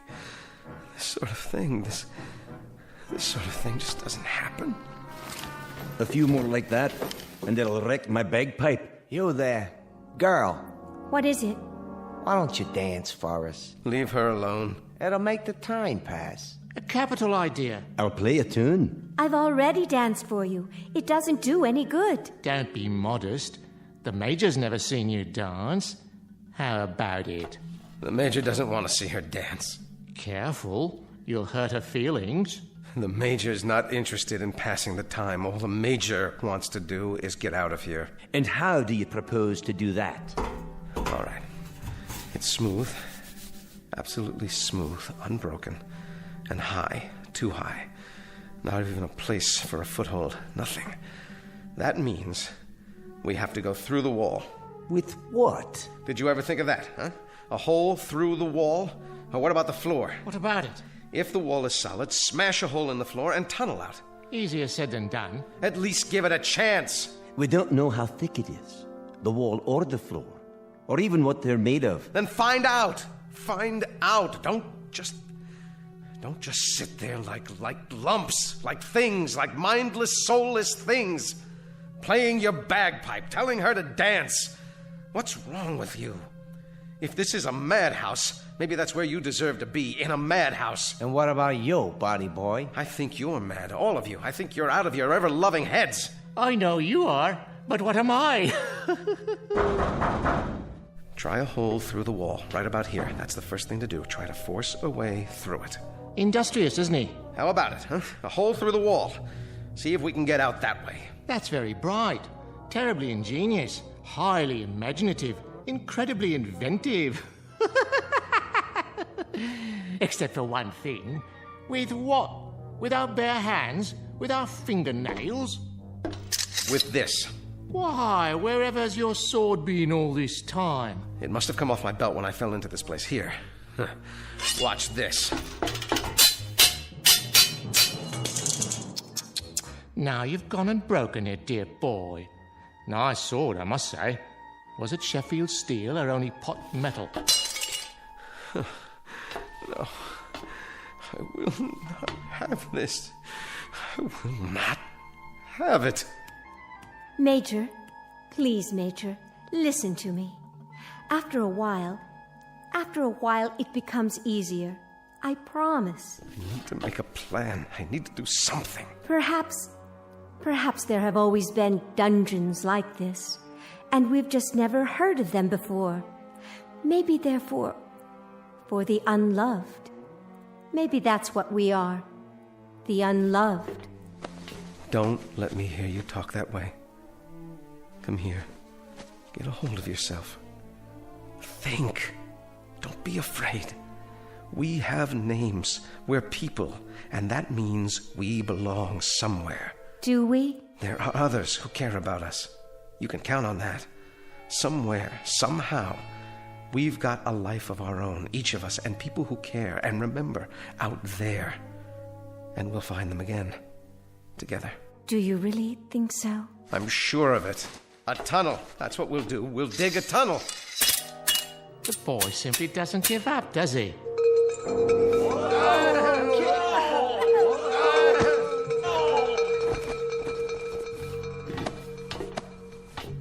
I've got it. Got what, pal? I know where we are. It suddenly occurs to me. It's funny none of you ever thought of it, but it has to be. Where? Where are we? Why, my dear young lady, how unobservant of you. When the whole thing fits together so perfectly, do you need me to draw you a picture? Please tell me. Ladies and gentlemen, it seems quite apparent, doesn't it? Absolutely unequivocal. We, all of us, are in hell. God help us. We are in hell.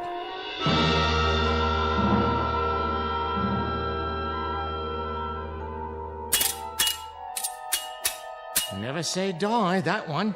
He'll come to accept it eventually, just as we did. Let him be.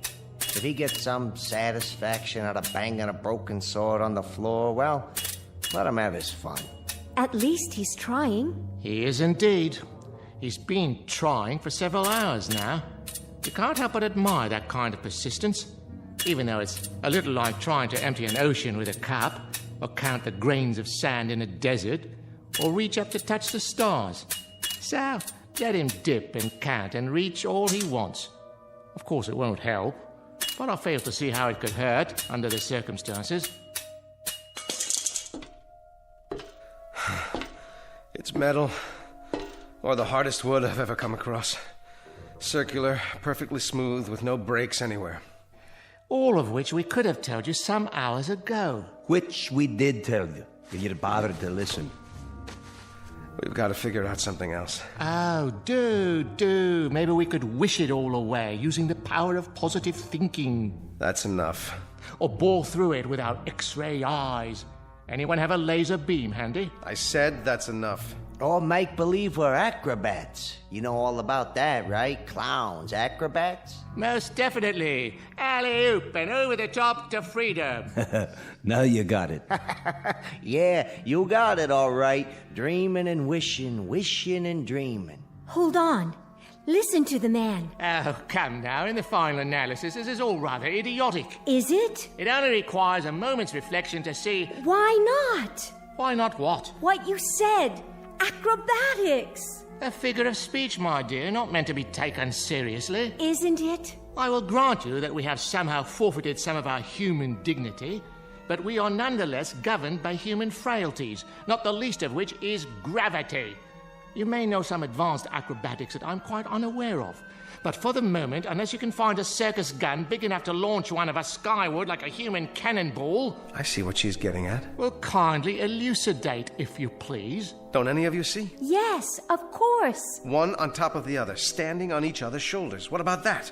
It's the way they do it in the circuses, isn't it? Is that query directed at me? You're a clown, aren't you? I'll ask one if I see him. I can assure you I may wear the costume of a clown, but I have no recollection whatsoever of having been one, if ever I was. Then the only thing you ever were was a coward. That's uncalled for. Consider the consequences. We may not feel thirst or hunger, but the pain of a broken bone is quite another thing. We might very well feel pain. And a fall from, 10, 15 feet up, down to this hard floor, well, that's a sensation I'd as soon do without. It's a chance. With all due respect, miss, no thank you. She's right. It is a chance. Consider the consequences of not trying. It won't work. The weight will be on the first person, so I'll bear the brunt of it. That light's too far away. Come on. The clown on top of me, then the tramp, then the bagpiper, then the dancer. What do you say? We'd never reach it. Well, never say never. We don't know how high it is. That's the point. We'd be exerting ourselves for nothing. It could be 100 feet up there for all we know, or 200 or 300. But we got nothing to lose, right? Why don't we sit down and have some entertainment instead? A much safer course of action. Why don't we go for it? Come on, clown, up on my shoulders. Oh, observation. Things were far simpler before you arrived. However, I suppose I must go with the majority.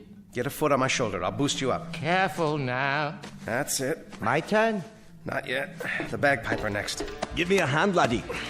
Use the wall for leverage. I can barely manage, but it's holding.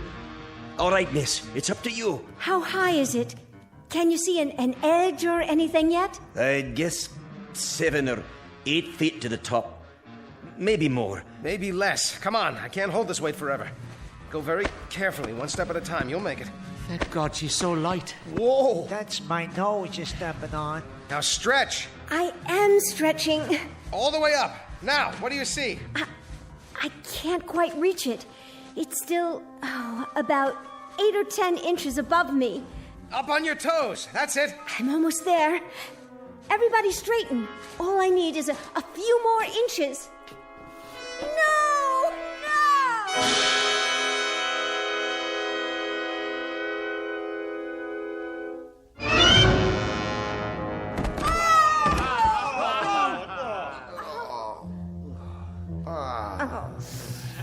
We were so close. Yes, I think we were. We'll try again. Nonsense. We could have broken our necks. But we didn't. I, for one, am not trying it again. How much farther? How much more would it have taken? Only a few inches. I could almost feel it. What if? What if what? I respect persistence as much as the next man, but stupidity, that happens to be a waste of time. A useless expenditure of energy. If we were just a few inches shy, if that's all it took, I could straighten up more on the bottom. We could each straighten an inch, 2 inches. That would give her the height she needs. Let's go. One more time. My dear young warrior, would that you had not arrived. Things were so much more peaceful before. Why not? We got something else to do? Not that I can think of. Please, I was so close. And heaven help us all. Leave us give it the old college try. Come on. Steady now. Steady. Okay. Easy. Just a little more. Okay, watch the foot. There you go. This is as tall as I can stand. Quite an exercise for the lower spine, I must say. Now, young lady. Here she goes. Oh, there's a rim of some sort. Yes, I think I have it. Now pull yourself up. Hold on. Yes, by all means. I can't.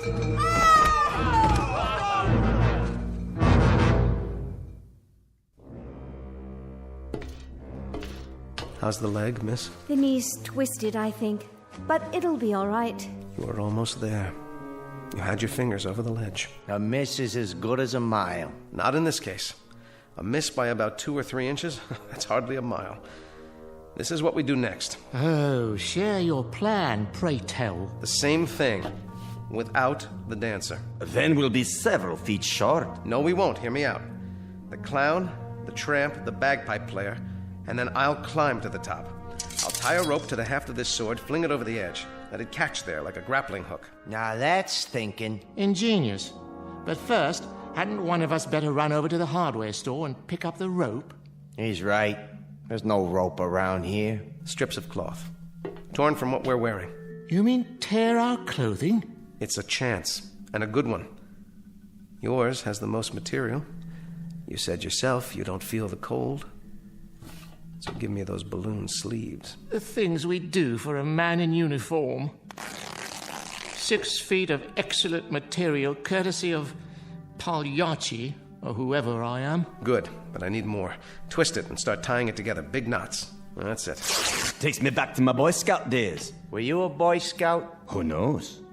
I might have been. I got one question for you. Aye? What the heck is a Boy Scout? Anybody remember? We're almost ready. Now this time, we make it. The rope tied to the sword and over the top of the ledge. It catches, and I'm up and out. And then what? We'll worry about that when it happens. Somehow, I will get you out of here. All of you. But nobody gets out until one of us does. Now that's a logic you can live with, right? If we live. You, tramp. It's time. Indeed. Leave us get on with it. I can't take this much longer. Good luck, Major. Thanks. I'll need it. All right. Now swing that rope, man. You can do it. Ride him, cowboy. You got it. Almost. Watch out below. One more time, Major. I believe in you. Second time's the charm. Good show. I believe he's done it. How does it feel? Tight. I think it'll hold. Then go. Major, you don't know how spectacular you look. At least the weight's off. Quick, everybody down before we fall down. Got the ledge. There. Yes. If I can pull one leg up. No. Well, what's there? What do you see? Major, you've got to tell us. Where are we? No.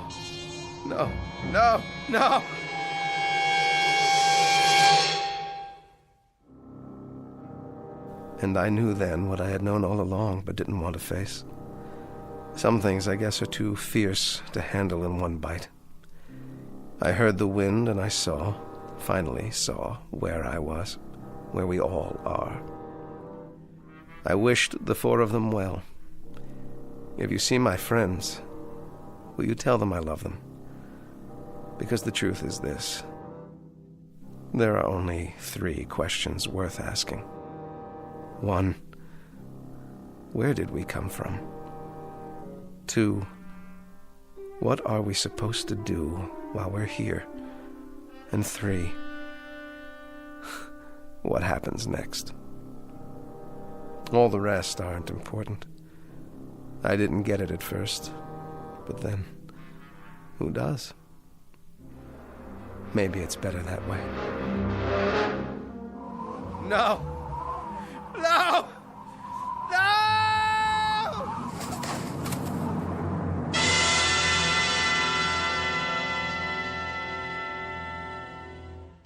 He made it. I don't believe it. I do. A brave man, Very brave. but not a very bright one. I wonder if we'll see him again. He'll be back. I know he'll be back. And then what, dear lady? He'll come and get us. You think so? He may be back, but it won't be to get us. How can you say that? I'm beginning to get a feeling, and not a very nice one, I'm sorry to say. All the little details, they're starting to fit together. This place, our costumes, the bell. He may have been right at that. What do you mean? He may have been right all along. This may very well be a kind of hill. At least for us. One from which there really is no escape. No escape at all.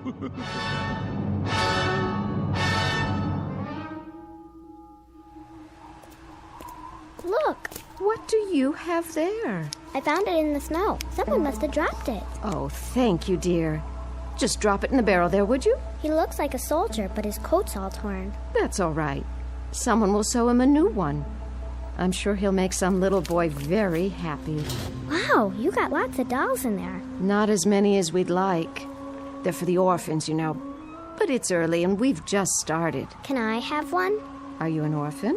Well, no, but I like the ballerina. She's so pretty. Oh, yes, she is, isn't she?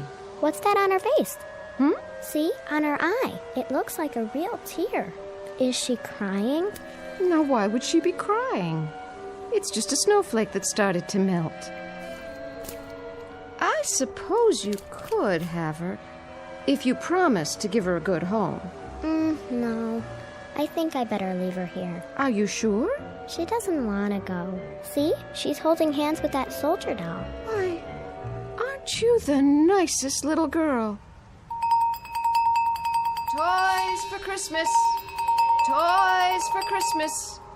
Open your hearts, friends, and bring in your old dolls so the underprivileged little ones can have a happy Christmas, too. Help the Salvation Army. Dolls for Christmas! Dolls for Christmas! Dolls for Christmas!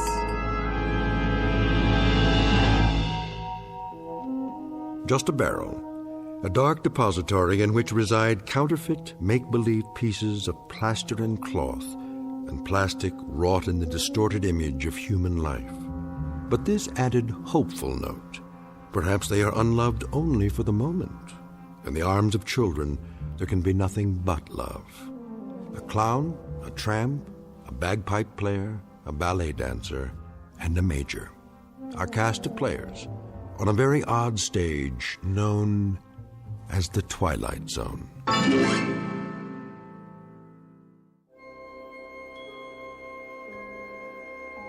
Hi, this is Carl Amari, producer of the Twilight Zone radio dramas. I'd like to take a moment to tell you about our official website at twilightzoneradio.com, where you'll get the latest news and information on these Twilight Zone radio dramas. Plus, at twilightzoneradio.com, you can digitally download 3 free episodes or any of our episodes for only $1.95 each. In this age of ever-changing technology, we've decided to make these episodes instantly available to you by making the Twilight Zone radio dramas a digital download-only series. This means that this series will no longer be offered on CD. The CD collections at our website are now being offered while supplies last at buy one, get one free. So be sure to get your favorites before they're sold out. Be sure to visit us often, and I'll see you in the zone.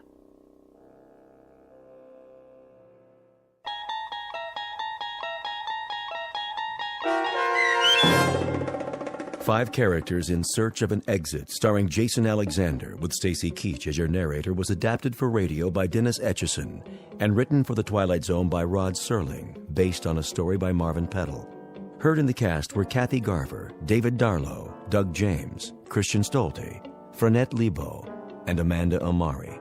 To learn more about the Twilight Zone radio dramas and to obtain audio cassettes and CDs of these programs, visit our website at twilightzoneradio.com. This copyrighted radio series is produced and directed by Carl Amari and Roger Wolski for Falcon Picture Group. Doug James speaking.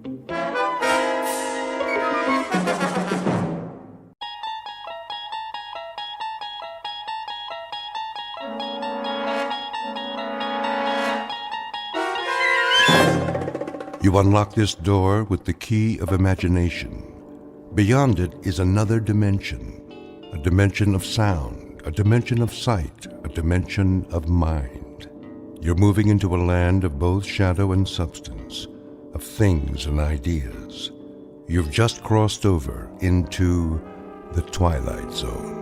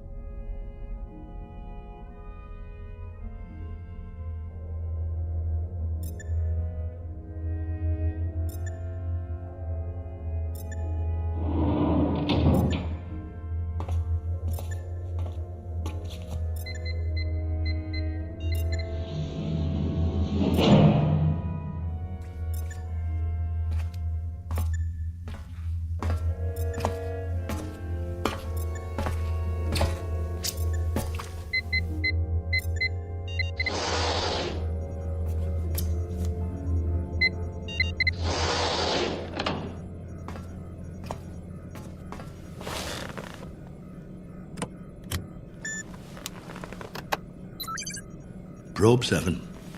Log entry 1411. Another waking period. Ship seems to be functioning perfectly as usual. Wish they could make cars this reliable back home. Oxygen supply, right on the button. Food supply, a little over. Something wrong with my appetite. Not enough exercise, I guess. I know. More workout time. Gotta stay in shape. Never know who I might meet in space.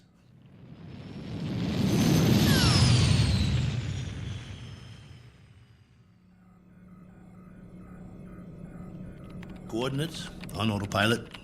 Propulsion system humming like a top. Pressure flow, output, all right on the money.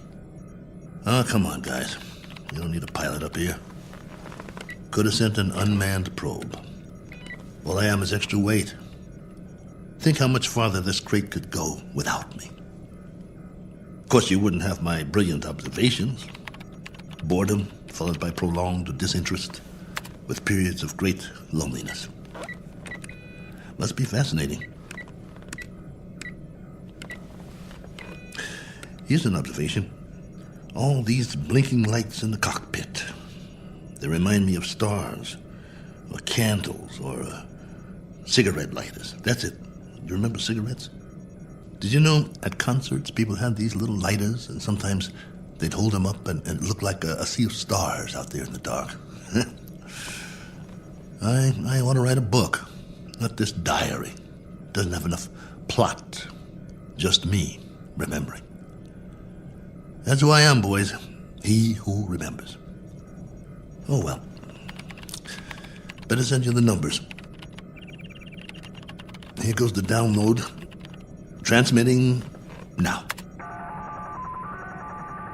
Till next time, this is Colonel A.L. Cook. Over and out.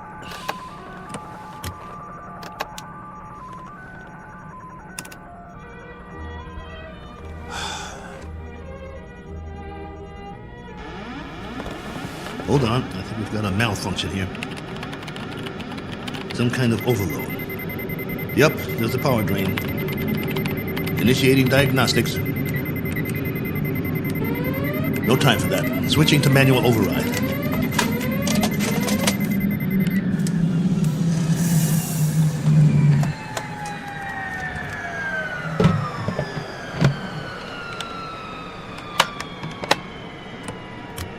Base, this is Probe 7.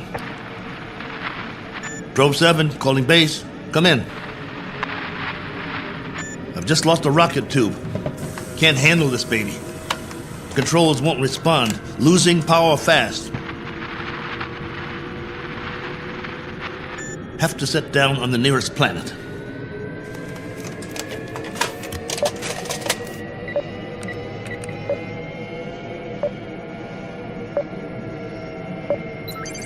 Got one in view now. Not much choice.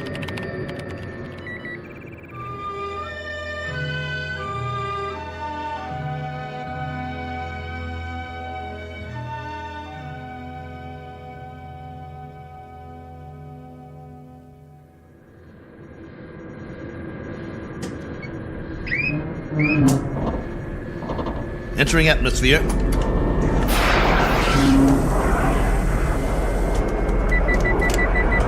Surface coming up fast.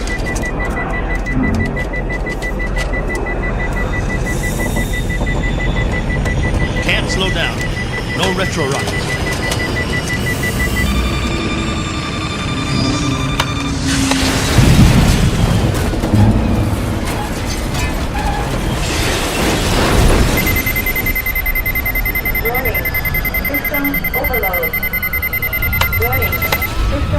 Ship's about to catch fire.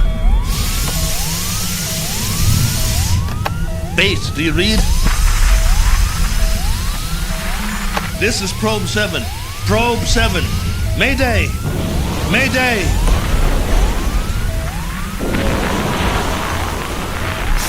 Mayday! Mayday!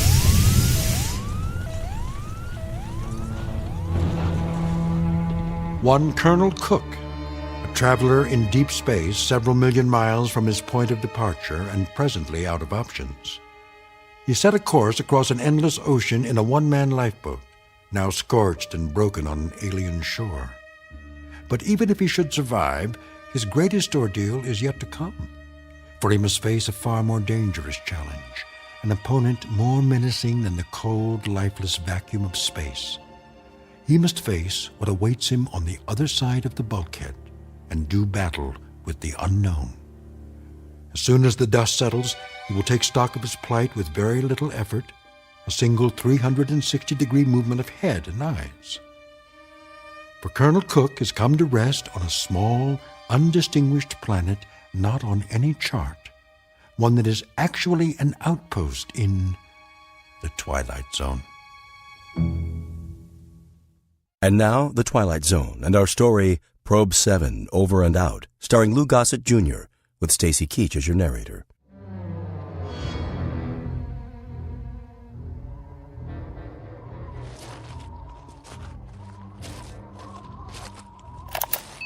Log entry 1412. I'm alive. That's all I know for sure. The ship is wrecked pretty badly. It might be possible to realign the main drive, but not without help. So far, I'm holding up. One badly bruised head and a broken right arm for which I've made a sling. A few more painkillers in the first aid kit, but after that, I'm on my own. The planet has an atmosphere, so I don't need the pressure suit. That's another stroke of luck, if you can call it that. The terrain is desolate. Sand, rocks, some low-grade plant life. That means there's water. The question is, how much and where? The ship has cooled down now, what's left of it. Main instrument panel is intact, so I'll try to contact the base directly, if there's enough power. More later. Cook, signing off.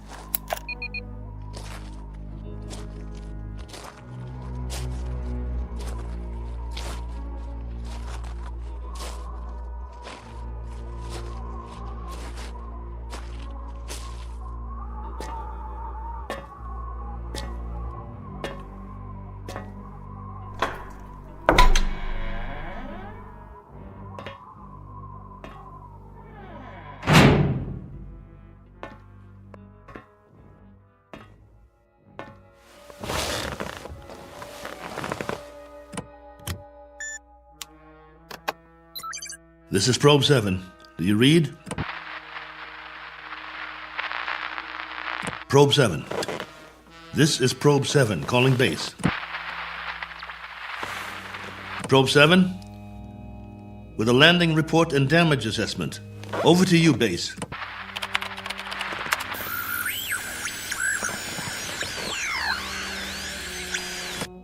This is Probe 7.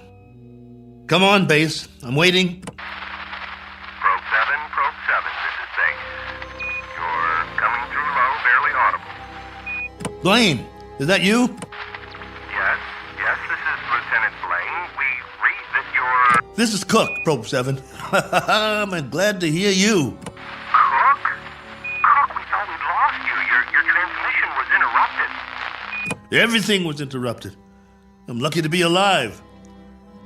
Probe 7 made unscheduled landfall approximately 7 hours ago. What? Come again. Can't hear. I thought you said... I've crash-landed, Blaine, in another planetary system. Didn't have much choice. One of the thrusters broke off the ship. This planet is 92,900,000 miles from the nearest star. Good Lord, Colonel. We're having trouble seeing you on the monitor. Sorry, but I can't send or receive a visual. Most of my equipment was fried in the crash. Okay. How's your oxygen? And that's the least of my worries. There's an atmosphere here. I don't know its density or composition, but it's breathable. Probe 7? Probe 7, your signal's drifting. Can you increase power? Not much chance of that. Far as I can tell, this is the last of my juice, at least for now. I've got half a generator and 3 solar cells working. I was afraid it wasn't enough to get through it all. Okay. Can you effect repairs? Say again? Repairs. Can you make repairs? If you give me maybe 20 years, a good right arm, and a new head while you're at it, I might make a start. The bottom line is, I need help. Got that, base? Help. And right away. Probe 7, you're breaking up. Probe 7, are you there? Probe 7, we're having difficulties. Probe. All right, just stay there. Stay in transmission. Probe 7, we've traced your signal. We know where you are. Great. How soon can you send a ship? Colonel, I'm sorry to say we have nothing here that can reach you. What?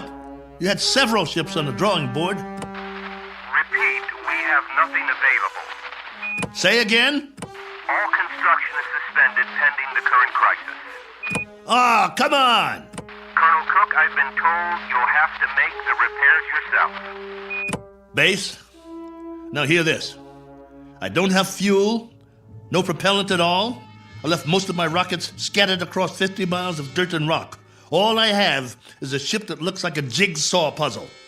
As for the wiring, it's nothing but spaghetti. So when you say you've got nothing that can help you, you're telling me you're crossing off one spaceman permanently. Probe 7, we're having difficulty. Your words are breaking up. All right, Base. I'll give it to you in a few syllables. This ship isn't going anywhere. Not forward, up, down, or back home. Is that plain enough for you? Now I'm asking you again. Isn't there anything you can do to help me out here? Or are you just going to write me off? Colonel Cook? There's the low power warning. I'm losing transmission. Got to sign off for now. I'll make contact again in 3 hours. Roger that, will you please, Base? We will stay on this frequency, Colonel, and wait to hear from you. Oh, just a minute. There's someone here who wants to speak to you, Colonel. Colonel Cook, this is General Larrabee. We understand the spot you're in. We wish we could help. Thank you, sir. Well, there is a possibility that once you give us a full report on the ship, we can send you instructions for its repair and walk you through it step by step. That's still an option. Is it? Well, here's an option. Why don't I just build me a new one, General? I'll make it out of tin cans and chewing gum. I'll burn some circuit boards with a magnifying glass. That's a possibility, too. Colonel, I'm trying to be frank with you. Sorry, sir. I'll transmit again in 3 hours. Over and out. Heaven help me. Wonder if that's a possibility.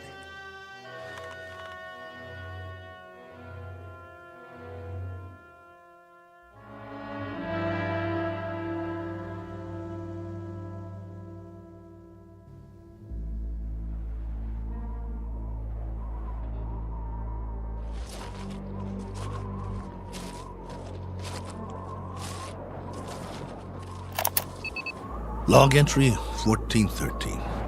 I'm standing on a hillside a few meters from the ship. You hear that? I think there's going to be a change in the weather. Back home we'd call it a sandstorm. Better head back soon. I see vines and some flowers down the other side of the hill. There's more life here than I thought. As to what stage of evolution is reached, that's pure conjecture. No sign of animal life, but the vegetation grows thicker in certain areas, like the valley. Can't trust my leg yet. Better stay close to the ship. I've picked some plants for analysis. We'll see if there's anything edible. Hey! Anybody! Hey! Take me to your leader. I've got beads and wampum.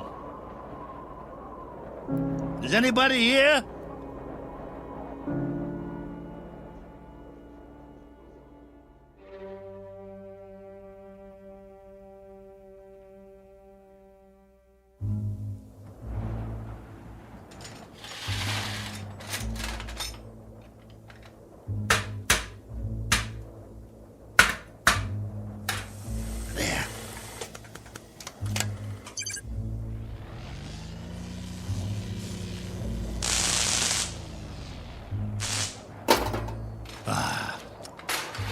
That's just great. The last good wires in the whole ship. Here comes that sandstorm. I'm gonna get the hatch shut. Close, will you? That's it. A little bit more. There. That'll have to do.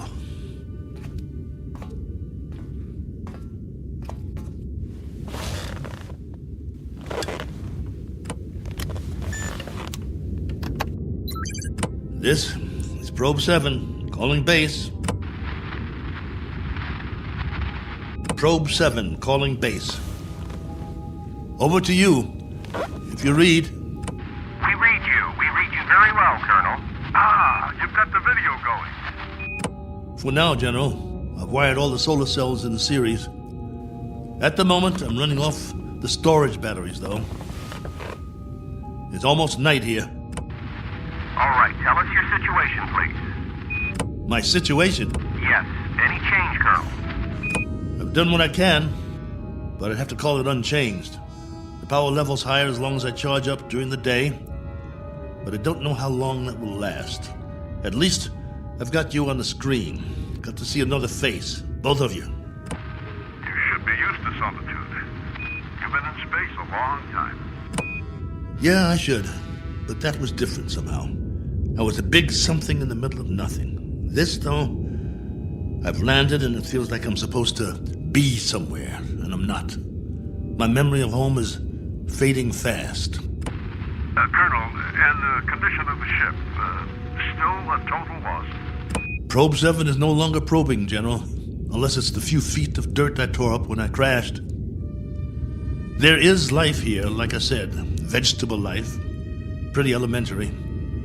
I've explored the surrounding area in all directions, but I can't get down to the valley with this leg. The gravity is roughly the same as ours. From what I can tell, the atmosphere is similar as well. At least, there's no pollution. I haven't started coughing yet. Describe what's left of the ship. What's left of the ship, General, is a few feet of bent-up metal. I told you, it's unrepairable. You're sure, Colonel? You're absolutely positive? There isn't one other section that's still intact. She'll do for a museum or a junkyard. Take your pick. As for me, I don't have the luxury of making a choice. Nor do we, Colonel. Nor do we. Right. The crisis. Listen to me, Cook. We've got a major problem here. Oh, you do? Since you left, we've had an international incident. A serious one. There's talk of war. The next 24 hours will be crucial. As long as I can remember, there's always been a crisis, and there's always been talk of war. Well, hasn't there? Yes. But this time, I'm afraid. You'll forgive me, General. But I've got a crisis, too. And it's a very immediate one. I have the remainder of my rations and 2 broken bones in one arm.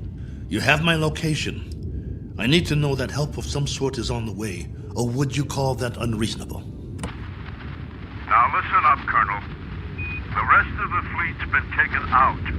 There isn't another ship, unless we build one.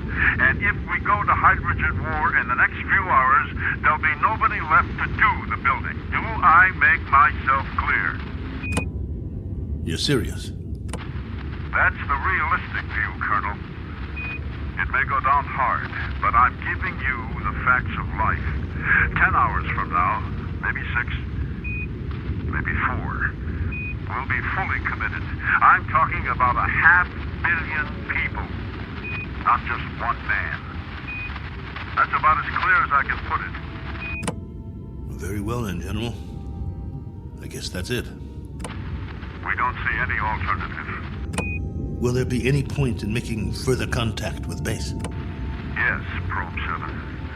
For 2 reasons I can think of, both of some benefit to you. One, so you'll know that you're not alone up there. And 2, to confirm that your own world still exists.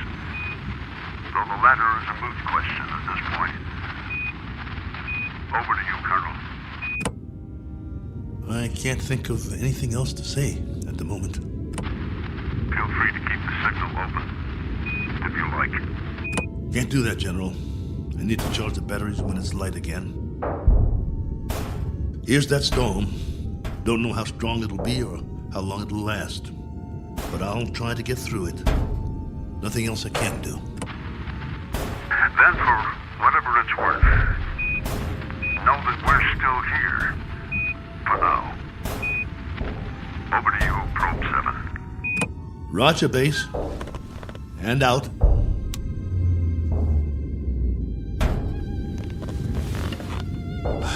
It's going to be a long night.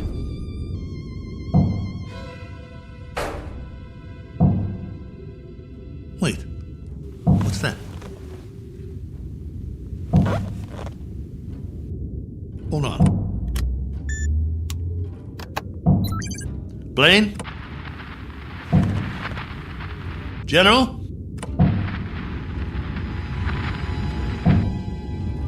I wish you could hear this. There's something outside, I swear. Something or someone.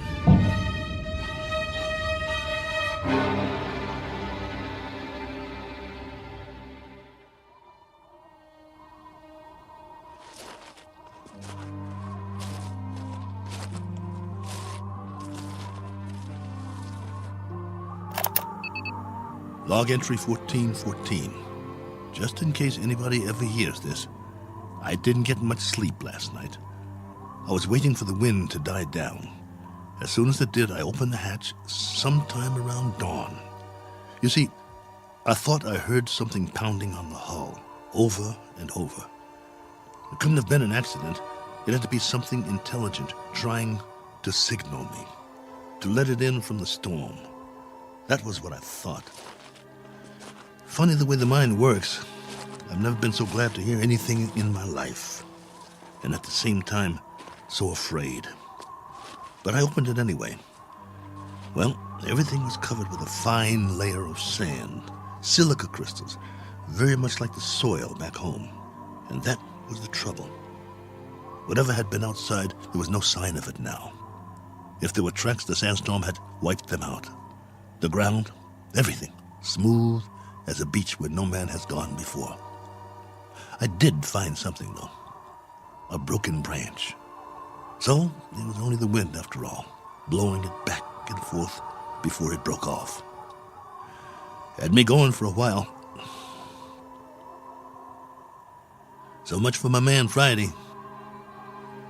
Now I'm back to the old routine. Reconnaissance, hunting, and gathering. Just think, a few million years from now, something on 4 legs, or 2, or 8, may actually walk this barren planet again. A few million more years, and it will grow a bigger brain so the species can start doing the same things I'm doing. Foraging for food, trying to survive. Wonder if there'll be anything left of the ship by then. Probably not. Me? I'll be a fossil at the bottom of a tar pit somewhere, and no one will realize I was ever here. Well, onward he marched, for want of anything better to do.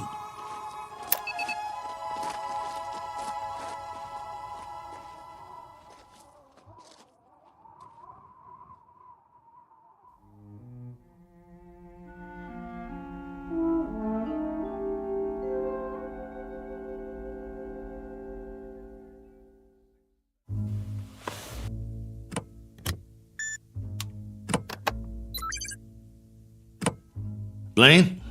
General Larrabee? Are you still there? Here, Colonel. Go ahead. Well, you look like you haven't slept. Not much. And you? Not really. Up at dawn to do some hiking, north, east, south, and west. I had been hoping. Yes? Just a crazy dream I had. No sign of anything? It's a primitive planet. I'm very much alone here, after all. Oh, not completely. I've got a wind that sings sad songs and some scrawny plants that check me out every now and then as I walk by. There might be some fruit trees that are edible down in the valley, if they're not poisonous. But that's it. That's all of it. I'm truly sorry. There used to be an old saying, if life gives you lemons, make lemonade. The only thing wrong is I can't even find the lemons. But don't worry. I'll keep trying. Not that this will provide any vast solace to you, but at 9 o'clock this morning, Colonel, we went to war. And? The whole eastern seaboard went up. You mean all of it? The cities, everything. It took 12 minutes. Exactly 12 minutes. I suppose we retaliated? Oh, indeed. With great alacrity and effectiveness. And we still are. With everything we've got. It was our old enemy? That's right, if it matters now. And the result of all this? Our world is doing a little wholesale dying at the moment. And there's nothing to do but watch it happen. What about the base? Are you safe? For the time being, our location's classified. Only you and a few others know where we are. The signal's encrypted. That's good then. Trouble is, we can't stay here much longer. There have been bombs as close as 400 miles from us, falling through the night. It's now a question, Colonel, of the manner of death. Very fast or very slow. It's that kind of consideration, not one we thought would ever be a reality. General. You know, it's really quite a pity that we didn't send others with you. What you think of as a prison might have proved to be a haven of sorts for the survival of the species. Don't have any illusions about it, General. What you think of as a haven is only a very sizable dungeon. A good-sized dungeon with a breathable air. But that's what it is, and there's no way out. I don't much care for solitary confinement, and neither would you. Unfortunately, both of us have very little choice in the matter. General, this is urgent. Give it to me. What is it, General? What's happening there? In a moment, Blaine. But, General... I said in a moment. Cook, I've just received his official communication. We're going to have to move out of here. Now, I don't know whether we'll be able to transmit again or not. If we are able to, I'll do my best to make contact. You have my word. Thank you. Try if you can. It means a lot to hear a real, live voice. I wish we could do more. Silence. Or cries. That's the story from our world. Silence or cries. God bless you. And good luck. Over and out. Probe 7. Yeah. Over and out. Not with a bang, but a whimper. Hell of an ending. To all my friends back home, take good care. Looks like I won't be seeing you again. Not in this life.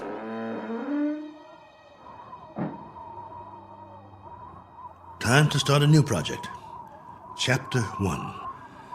The Memoirs of Colonel A.L. Cook. And I've got a very good memory. You wouldn't believe the stories I could tell. Who knows? After I'm gone, maybe someone else will crash here and find it. A lifetime of memories. Every sight, every sound, all the way back to the beginning. The kids I knew, the girls I dated, my friends, mom and dad, the first job, all of it. Every detail recorded for posterity. Has anyone ever done that before? Maybe people who keep diaries their whole lives, except that no one ever got it all down. Didn't have the time. But I do. All the time in the world.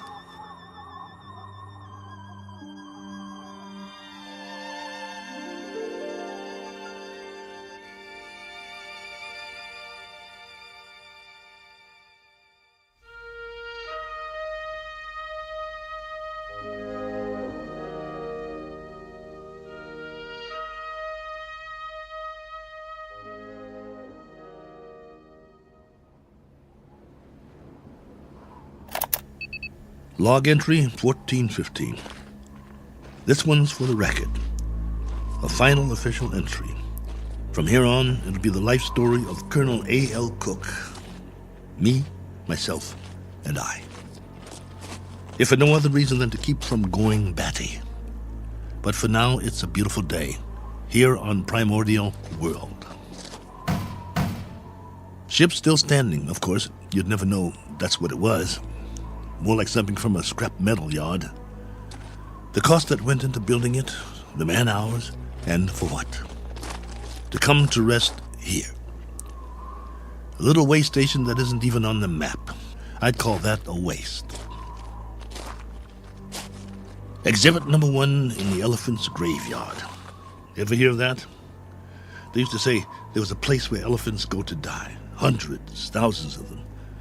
A secret place off the beaten path. And there were bones and tusks. And once in a great while, someone would stumble upon it. Like the Sargasso Sea, where sailing ships caught in the kelp and were trapped forever. Well, maybe other travelers will end up here, gone to ground, never to move again. Eventually, there'll be a whole collection of them from all over. But remember, I was the first. I should scratch it in the metal. Cook was here. But I digress. This is still supposed to be my official report. The evaluation of the crash site coming up. The tail fin is all but covered by sand. Have to dig it out before the next storm. Then build some kind of windbreak or the whole ship might get buried. I could gather some branches, make one. There's more vegetation in the valley if I can get up and over. Now, that's odd. If there are no other trees in the immediate vicinity, where did this branch come from? The one that was banging against the hull last night. Unless something carried it here. The wind or Oh well, maybe I just didn't notice before. That must be it. Rocks to the left of me, rocks to the right of me. One very dry, broken-off branch in the sand. And what great sand it is. None better in the known universe. On sale at closeout prices. Note the fine crunch under my boots as I walk the proud land. The rare texture, the superb body. Why, it's positively... What in the name of... It can't be. It looks exactly like... No, I must be hallucinating. But this... impression... I could swear it's a footprint, a boot print, to be precise. A lot like my boot, in fact. But it's not one of mine, about 4 inches shorter. But that's what it is. It is! Now hear this. Now hear this. I've got company. I've got company. Hey! Whoever you are, come on down. It's open house at my humble abode. It isn't much, but it's home. Drinks on me. Meet your genial host. Please.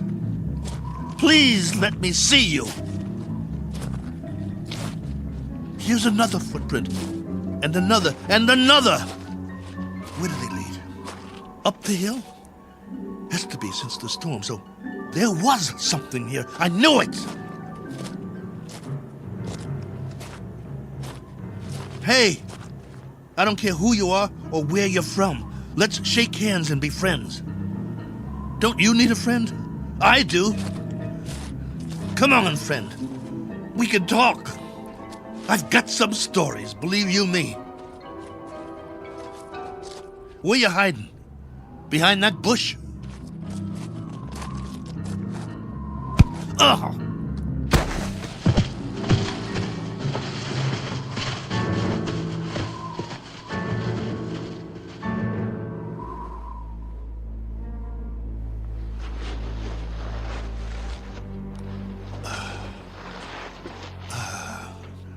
Blood on my head. Something hit me. Why'd you do that? Probe 7, come in. Got to get inside.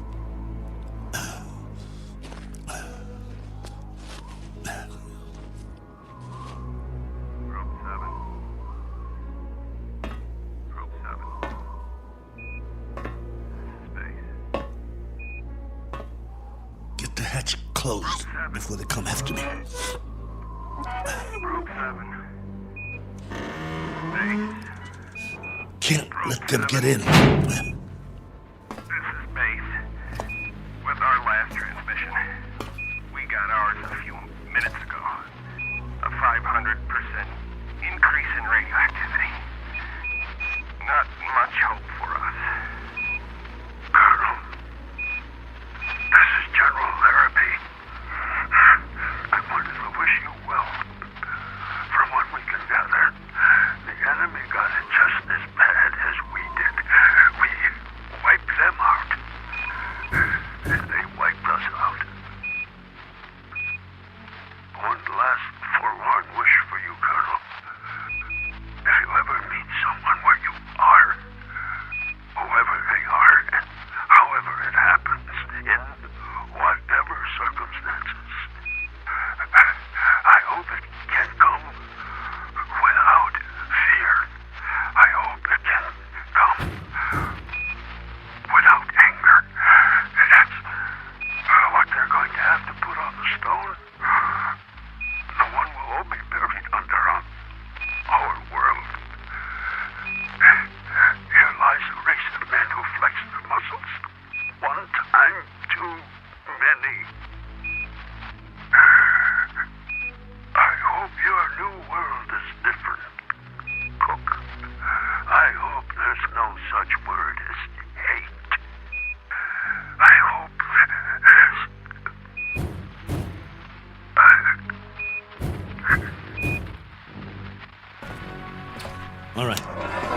All right. I'm ready for you. You want in? Maybe I'll let you, and maybe I won't. It's up to you. You can be friendly, or you can be dead.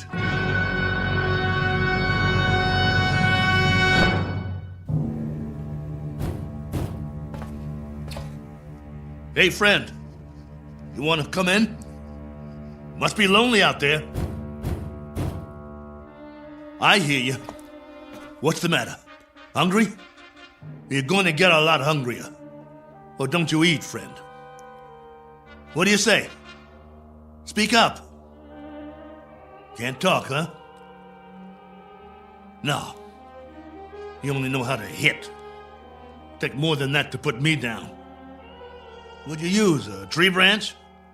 Not very friendly, if you ask me. Well, I've got a nice piece of metal in my hand, and I know what to do with it. Won't catch me again. This has been going on for hours.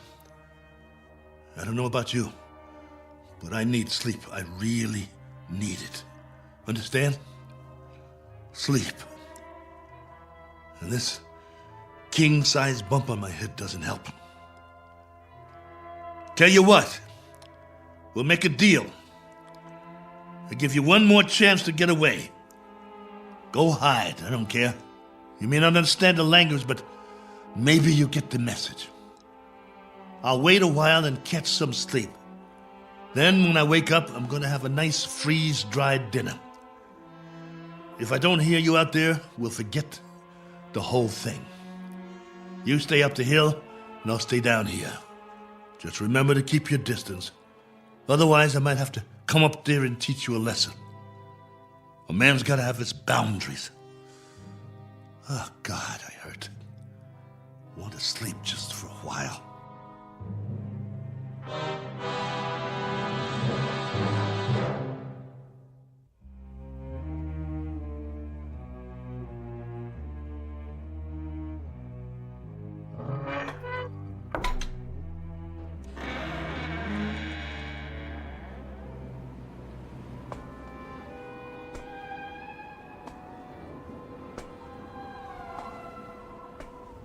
Hey, friend. Gotcha.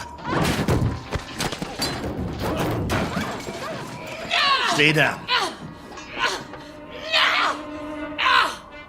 Pretty weak, aren't you? Let's see who you really are. Ituko. Miena. Manda. Manda. No. You're a woman? No, wait. Let's talk. Can't we talk about it? Do you understand anything I'm saying? Min. Oh boy. Look. My name is Cook. Colonel Cook. I'm from another planet. I crash landed here. Cracked up my ship. This is my ship, get it? Or it was. It can't fly anymore. Now I'm just a wingless spaceman with no place to go and all the time in the world to get there. All right, be that way. I'm not going to hit you. I'm putting my weapon down, see? Oh, what difference does it make? You're probably an illusion, and those prints you left on the ground, they're illusions too. I've been fighting a running battle between fear and loneliness, and loneliness took the prize. You can disappear any time now. Any time at all. Go on. Poof! In a puff of smoke.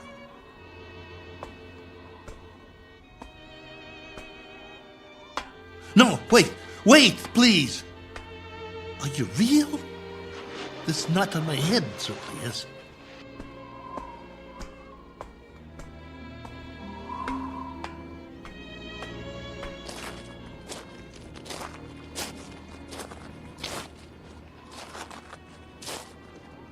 All right.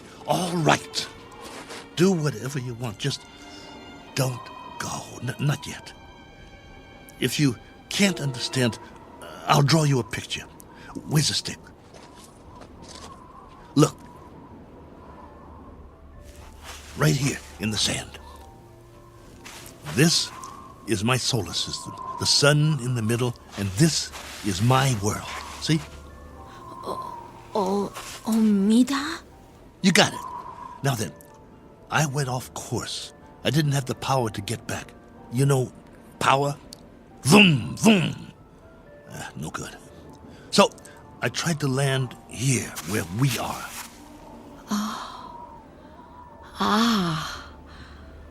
Omida korum. Go ahead, you draw.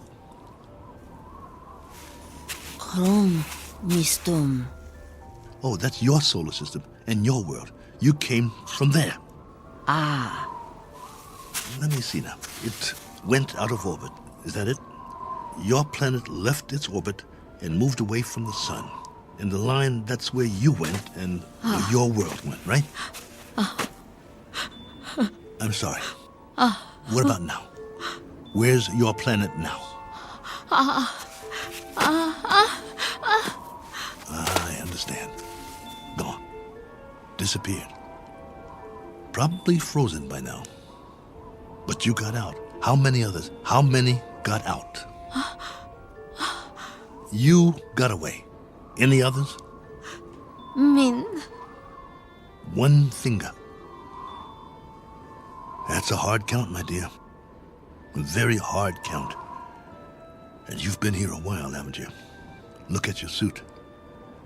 Your galaxy might be light years away. It would have taken years to reach here. Where's your ship?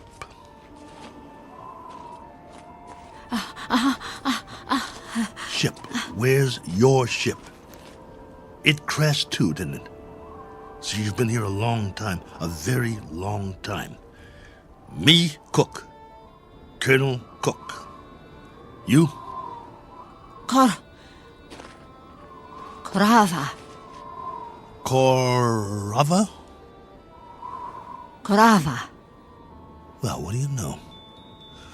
I'm pleased to make your acquaintance. How does it figure? I thought you'd be a 50-foot flesh-eating ant or something. And you turn out to be a woman. Which is neither here nor there. Because however you slice it, we're stuck here. A one-armed man and one very tired lady. Quite a pair. What have you been living on? What food? You understand food? Eat? Well, I can offer you lunch or maybe it's breakfast. I'm not sure which. And some companionship. And we can spend the rest of our lives drawing diagrams in the sand, which will be somewhat tedious. But the brighter of us will have to learn the other's language eventually. I hope it's you. Because I got some stories to tell, believe me. Come, Korova. Eat. Food. In the ship. Chow time. Come along. Inside. Eat. Food. Food. Okawa? Okawa? No. Not that way. Come here. Food. Please come back. I'm not going to hurt you. Please. Okawa! Oh, for heaven's sake. Korova, please.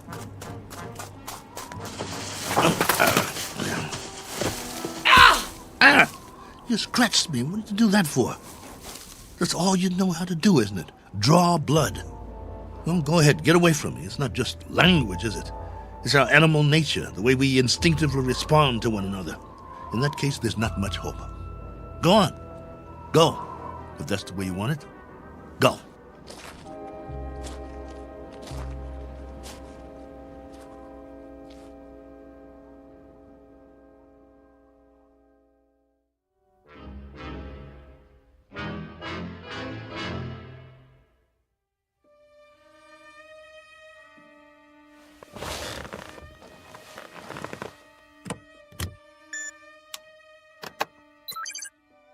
Base, this is Probe 7. The following is sent on faith, which is appropriate since this transmission is in the nature of a fairy story. I don't know under what heading you would classify it. Very likely space medicine or space opera. The long and the short of it is that I'm not alone here. There's a woman from another planet. Her name is Korova. I don't know much about her. I do know that she comes from another planet in another galaxy. A planet that left its orbit and moved out of space away from its sun. I suppose the inevitable happened. They just froze. She's not very old, so she must have been sent in a spaceship as a little girl. But now that ship is no more. They probably sent others too. God knows what happened to them. Died en route, lost their way, landed elsewhere, who knows. But somehow or other, she made it. Perhaps as a child on a preset course. She was here alone until I came. If by some chance you're still there, I can't send you any soil tests. I can't send you data about plant species or anything like that. But I can give you an observation about the psychological makeup of the animal kingdom. They're a frightened breed, a very frightened breed. It must be a universal trait wherever there are advanced life forms. Though it's questionable how advanced we really are, so I guess we aren't alone in that regard, which is really quite a pity, as you may understand all too well, if any of you survived. Base, this is Probe 7. Last call. Absolutely, positively, the last. Over and out.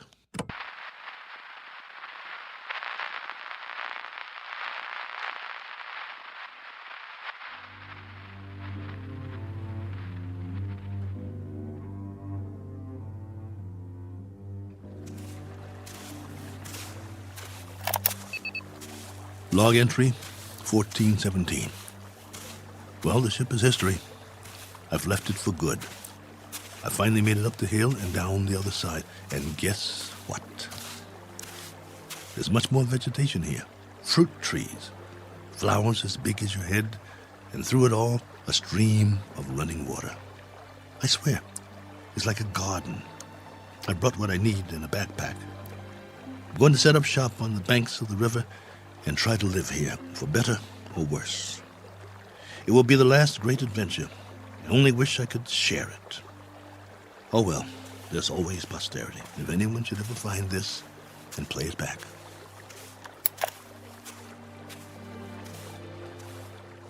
Cook. Oh, you. Never mind. Talking to myself. But you wouldn't understand.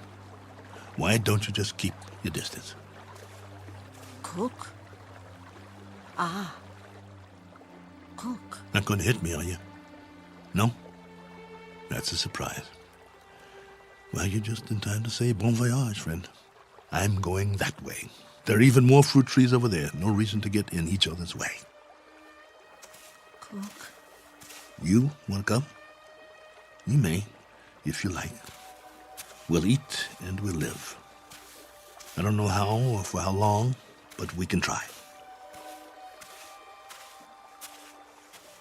Cook. What? Dirt? Soil? What do you call it? Earth. Earth? What does that mean? Earth. Is that the name in your language? All right. We've just given this place a name. We'll call it that. We'll call it Earth. Cook. Korava. Earth. That's right. My name's Cook. My first name is... But there's plenty of time for that. No need to rush things. Okay, Korova. This is our home now. This is Earth. What's that? Food. So that's what you've been eating. Some kind of red fruit. Any good? Food. Eat. All right.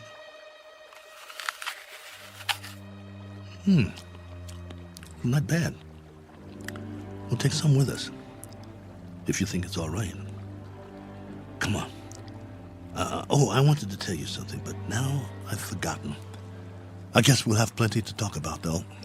This place, a new life after all. And after a while, we'll have new memories to talk about. Things we can share. Come along, then. Let's go.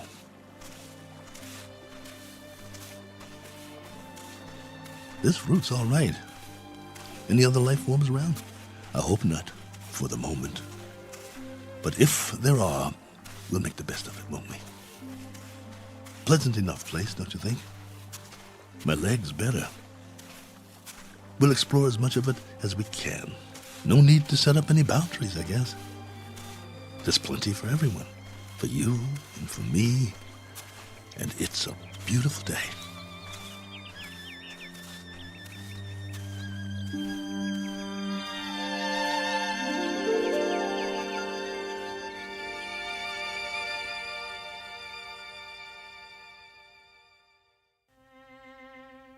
Do you know these people?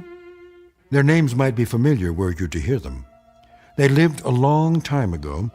Perhaps they're part fable, perhaps they're part fantasy, and perhaps the place they're walking through now is not really called Eden. That's for you to decide. We offer it only as a possibility and a presumption in the Twilight Zone.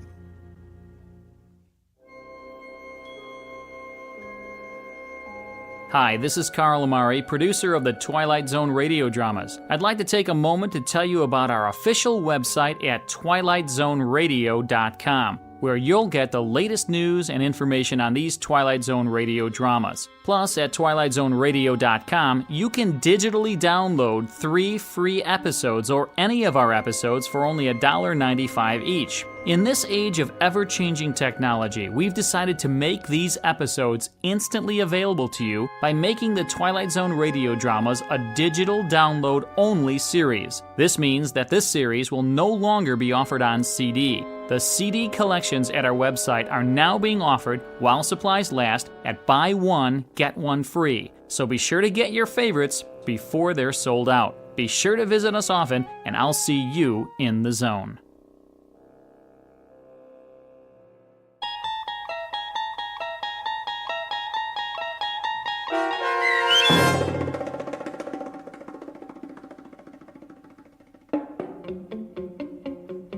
Probe 7, Over and Out, starring Lou Gossett Jr., with Stacy Keach as your narrator, was adapted for radio by Dennis Etchison and written for The Twilight Zone by Rod Serling. Heard in the cast were Tony Maka Sr., Sam Derrence, and Oksana Fedanushin. The producers of The Twilight Zone wish to thank CBS Enterprises and the Rod Serling estate for making this series possible.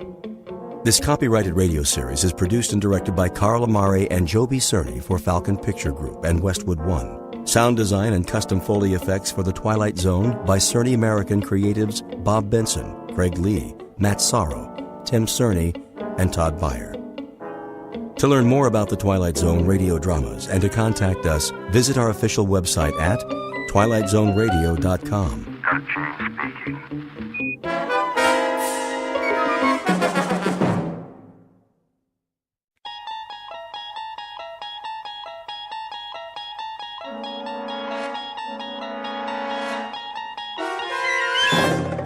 You unlock this door with the key of imagination. Beyond it is another dimension, a dimension of sound, a dimension of sight, a dimension of mind. You're moving into a land of both shadow and substance, of things and ideas. You've just crossed over into the Twilight Zone.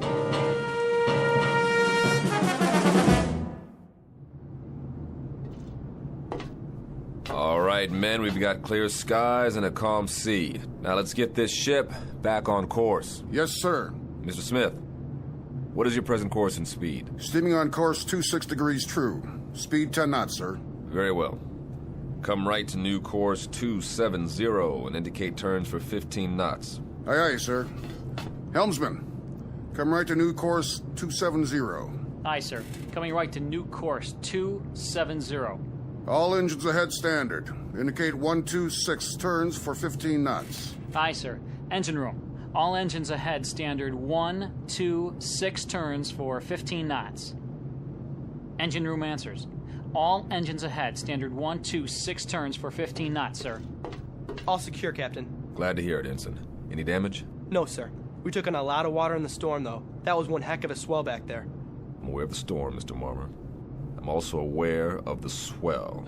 And what I'm also aware of is that that boat was not properly hoisted. A 13-year-old Sea Scout would have rigged it in a stored position. Right, sir. You can tell the chief bosun's mate that I want to see him in my quarters, on the double. Aye, aye, sir. Chief Bosun's mate Bell reporting is ordered, sir. At ease, Chief. That shouldn't be too difficult for you, should it? Sir? That state of being at ease. You're the champion of the fleet when it comes to being at ease, Bell. I don't understand, sir. The devil you don't. This couldn't be clearer to you if it came in diagrams. You are the chief bosun's mate on board this ship. You run the deck division, you handle the rigging in and out, you supervise the heavy equipment, and there are 8 or 10 other cardinal duties you are responsible for, not the least of which, chief bosun's mate Bell, is the proper securing of the whale boat. Now, last night we had a bad swell, and that boat should have been rigged in. Instead, it was left swung out, and as a result, she's 80% damaged and filled up like a swimming pool. Question, Chief. Where were you? Begging the captain's pardon. Don't beg my pardon. Just tell me, in a brief explanatory way, why you couldn't handle the initiatives of a chief bosun's mate, and why the efficiency of this ship has had to suffer as a result. We had 9 hours notice of that storm, Bell. This ship should have been 100% prepared. It wasn't, and I want to know why. I did all I could, sir. I haven't been feeling up to par. Did you report to sick bay? No, sir. Speak up, Chief. No, sir, I didn't report to sick bay. Look, Chief, I'm not in the business to pistol whip my crew. I want a tight ship, that's true, but I happen to care very much if any one of my sailors has a problem and can't function because of it. You've rated 4-0 all the way down the line for as long as you've served on this ship. And then suddenly, in the past 3 days, you stowed all your seamanship in a trunk someplace and came up with a bunch of dumbhead boners that I would expect from a 17-year-old boot. Bell, what is the problem? There is a problem, huh? No problems, sir. I'll watch it in the future. All right, Chief. We'll leave it that way, then. If you want to bend my ear at any time, you know where my cabin is. I'm available. Keep that in mind. Yes, sir. I will, sir. All right, then. That'll do it. Aye, aye, sir.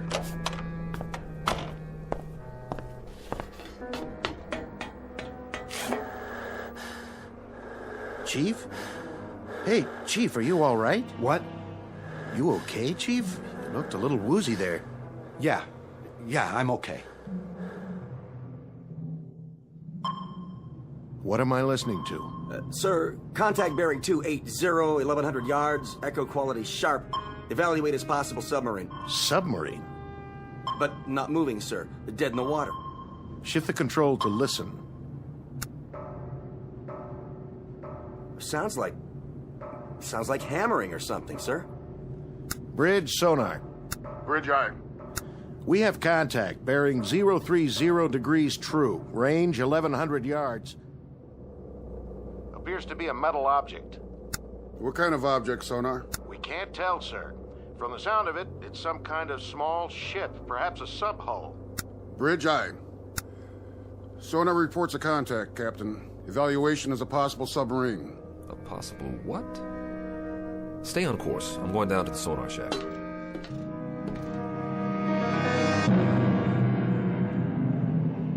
Incident 100 miles off the coast of Guadalcanal. Time 1963. A United States naval destroyer on what has been a most uneventful cruise, except for a few tense moments with a storm front. Nothing unusual. But in a moment, they're going to send a man down 30 fathoms and check on a noisemaker. Someone or something tapping on cold steel. You may or may not have read the results in a naval report, because Captain Beecham and his crew have just set a course that will lead this ship and everyone on it deep into the Twilight Zone. And now, back to our story from the Twilight Zone, The 30-Fathom Grave, starring Blair Underwood, with Stacy Keach as your narrator.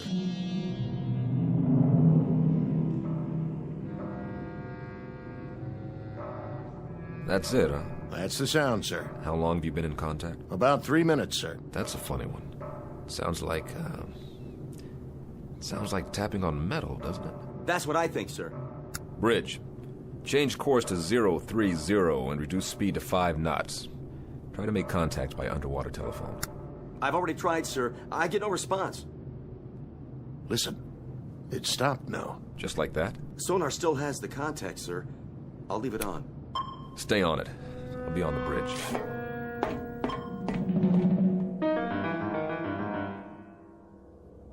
Steady on course 030. All engines ahead, 1/3. 50 RPMs for 5 knots, sir. Maintain course and speed. Anything in sight? Nothing, sir. We're directly over the object. All right, all engines stop. All engines stop. Aye, sir. All engines stop. Engine room answers, sir. All engines stopped.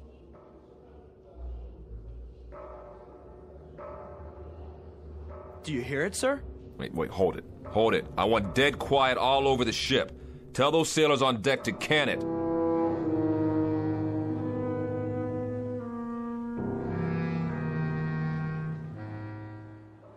Ain't that a kick in the head? What do you suppose it is? Ghost, man. Ghosts. What do you think it is, Chief? I'm not sure. I've never heard nothing like that before. Stow it! Let's keep it quiet down there. They want us to be quiet so they can listen to it. What I want to know is, listen to what? Where you going, Bell? I don't feel so good. You don't look so good either. Make it stop. My head. Easy, Bell. You fall overboard. Oh. I said quiet out here. What's the problem? We got a man down, sir. What happened? Nothing. Looks like you fainted. We'll get him down to sickbay. Yes, sir.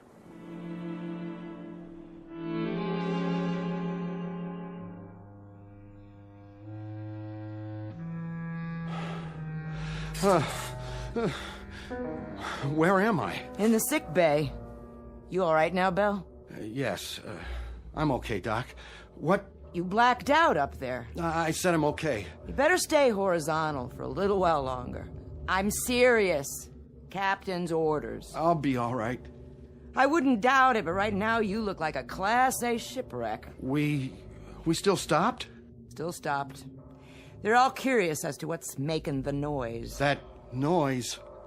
What's the trouble? It's just such an odd feeling. What kind of feeling? I can't describe it. Lie back down now. What's the needle for? Just relax, Chief. Get some sleep. This'll help. Sure. Sure. That's all I need. A little sleep. Doc? Yeah, Bell? What do you suppose is down there? Don't worry about it. You just go to sleep. Whatever it is, the captain will know what to do.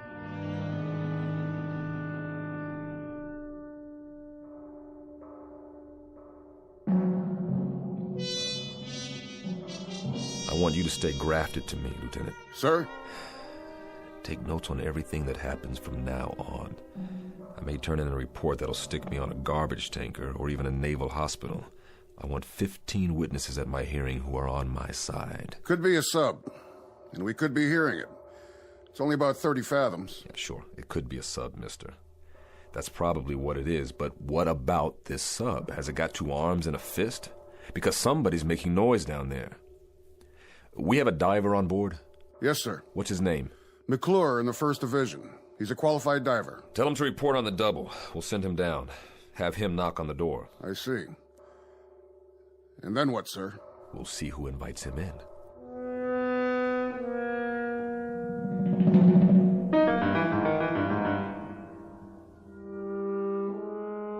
McClure reporting, sir. You're the diver? Right, sir. All right, I'm going to give it to you straight, McClure. Now here's the picture. There's something down there, directly below us. Something, sir? We don't know what it is yet, just that it's a metal object about the size of a sub-hull. That's where you come in. I want you to get your equipment and go down there. Stay in contact from the moment you hit water to the moment you reach it, understood? I understand. Whatever that object is, there may be somebody inside, or at least something that's making the noise. When you get down there, I want you to listen closely and tell me what you hear. We may be getting it distorted. Yes, sir. All right, then, hop to it. Aye, sir. What we're hearing, it doesn't make any sense. It's crazy. It is that, Lieutenant. But if it isn't a sub, sir, what is it? Maybe it's a Spanish galleon, Lieutenant. with a treasure chest and a loose lid that's off its hinges. Or maybe it's just our imagination. Well, we'll sure find out. As soon as he suits up, they'll lower him down. And then we'll know. I sure hope so, Lieutenant. One way or another. I hope you're right.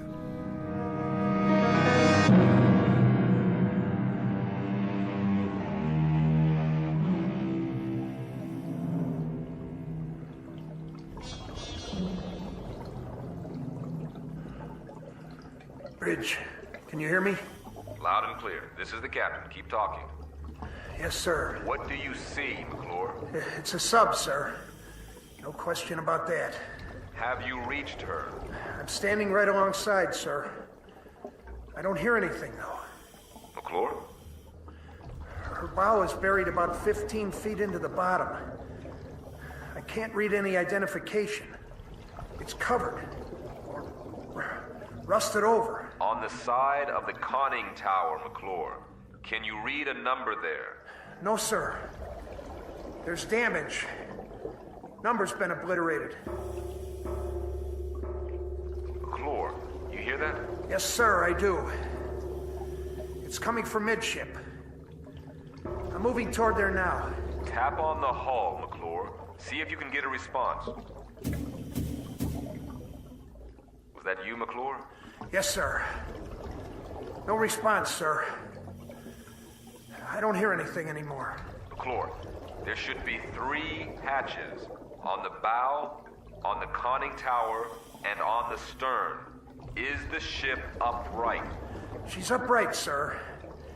At about a 30-degree angle. I understand, McClure. Climb up on her deck and check the hatches. See if you can open them. The bow hatch is buried, sir. I can't get through to that. But, wait a minute. I'll check on the one over the conning tower. McClure, what's the condition? The conning tower hatch is all bent, sir. I can't move the wheel. The whole deck appears to have been strafed. Wait a minute. Hatch on the stern the same way, sir. I can't turn her. Whoever she is, sir, she must have caught it. Say again, McClure. She must have what? Caught it, sir. The whole deck is pockmarked with shell damage. Machine gun damage, too. Is that you, McClure? No, sir. It's coming from inside the hull. Answer it, McClure. Answer it right away. This is crazy. McClure, can you pinpoint the sound? Can you tell precisely where it's coming from? I think it's... Wait a minute. Yes, sir. Directly midship, just below the tower. Keep trying. We have to know whether anyone's inside that sub.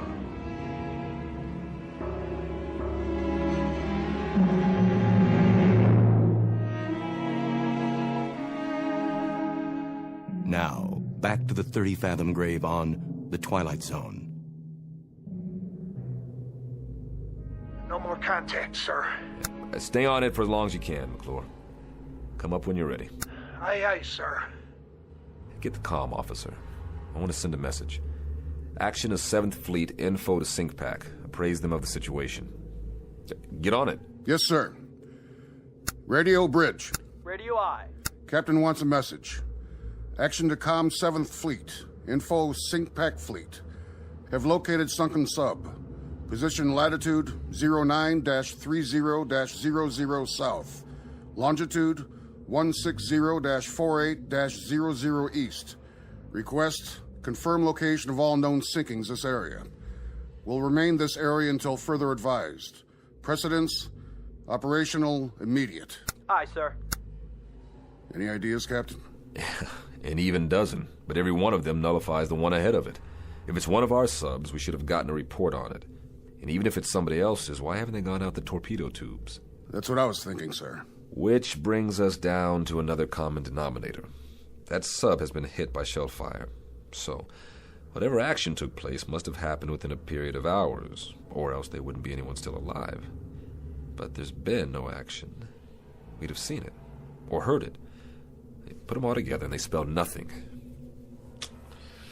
When McClure comes up, tell him to dry off and report to the sonar shack. That's where I'll be.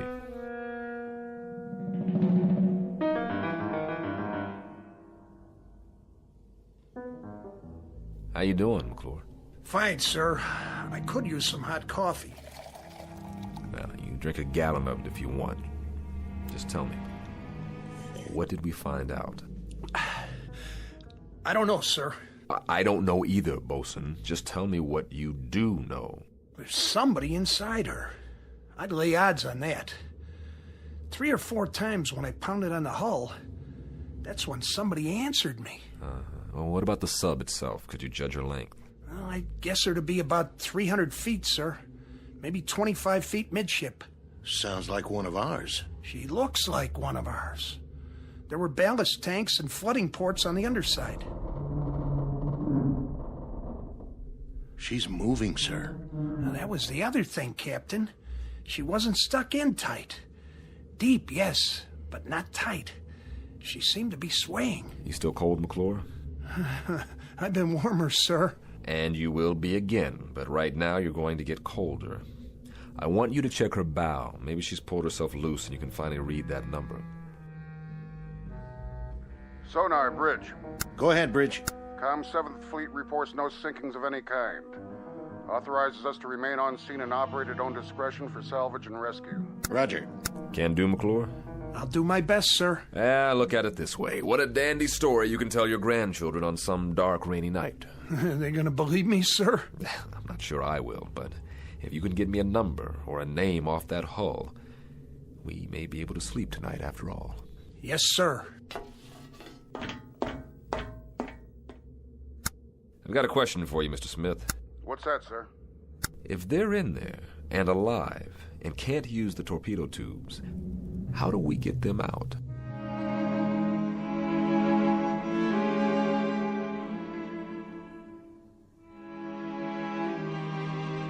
Bridge. Go ahead, McClure. This is the captain. She's pulled herself out, sir. Here's your number. 714. 714. Make a note of that, Lieutenant Smith. Yes, sir. Well, that means she's one of ours. Come on up and get a broiled steak on me, McClure. Smith, hand me the book with the hull numbers. Here you are, sir. Give me that number again. 714. Here it is. 714. Commission, December 1941. Sunk in action, First Battle of the Solomons, August 7th, 1942. But, Captain, that was 20 years ago.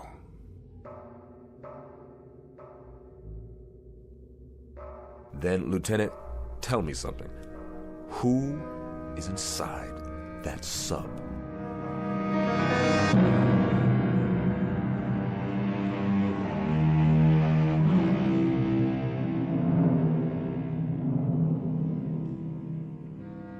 Coffee, sir? Thanks, Marmer. Quiet night. It's too quiet. How long's it been now? About 3 hours. Is he sending McClure down again? Beats me. All I know is there's a boiler tender second who's making book in the crew's quarters that the thing below us is a sea monster with 3 heads and we're all living on borrowed time. I don't know what scares me more, when they pound or when they shut up. I don't know what scares me more, a 20-year-old sub with somebody alive inside, or what the commander of the Pacific Fleet will say to me when I tell him that. And to compound the problem, I've got a chief bosun's mate with something eating at him. Bell? Bell. What made him black out? That's part of the problem. Could be he's dredging up a couple of memories. What do you mean, memories? This is World War II revisited for him. He got picked up here after a sinking. That's the way I hear it. He was on a ship that got hit, only survivor or something like that. Got picked up from the water. Maybe it is dredging up some memories, then. Here we go again. What's the matter? They can't make up their minds down there? There's one more question, an important one. What's that, Captain? Who's they?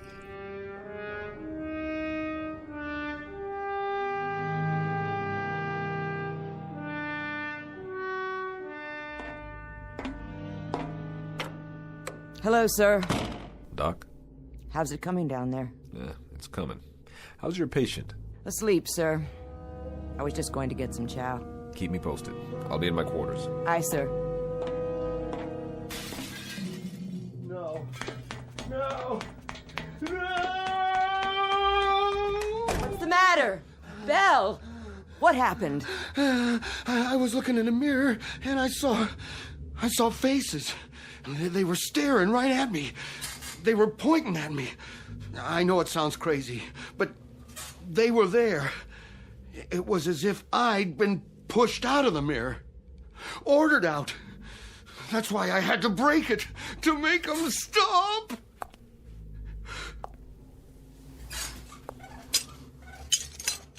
Doc? Yeah, Chief. Do you see me in the pieces of mirror down there on the floor? Listen to me. I see you right here in front of me. I see you just fine. Remember that. Nobody is ordering you anywhere. You're not going anyplace. We're gonna lick this, Belle. I mean it. We're gonna lick this. Oh.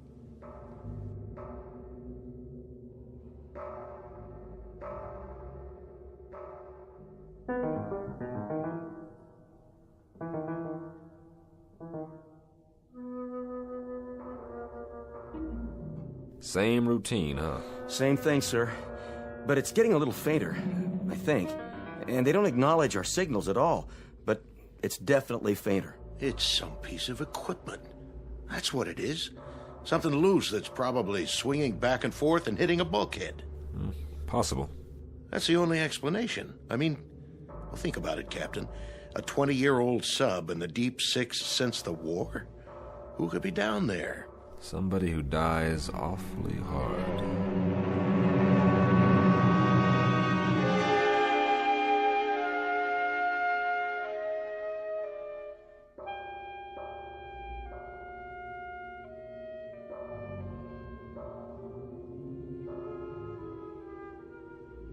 Whoever it is, whatever it is, it's running out of steam.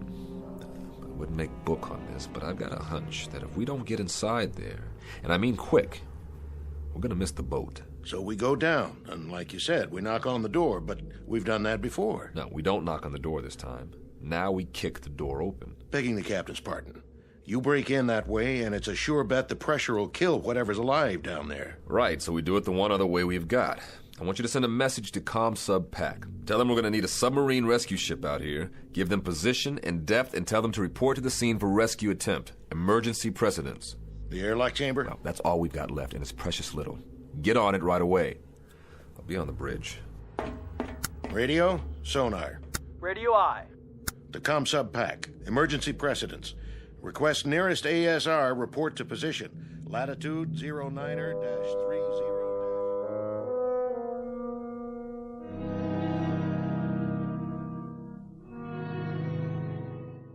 Doc? Yeah. You got a cigarette? Sure, Belle. I'll do it. Your hands are shaking. Thanks.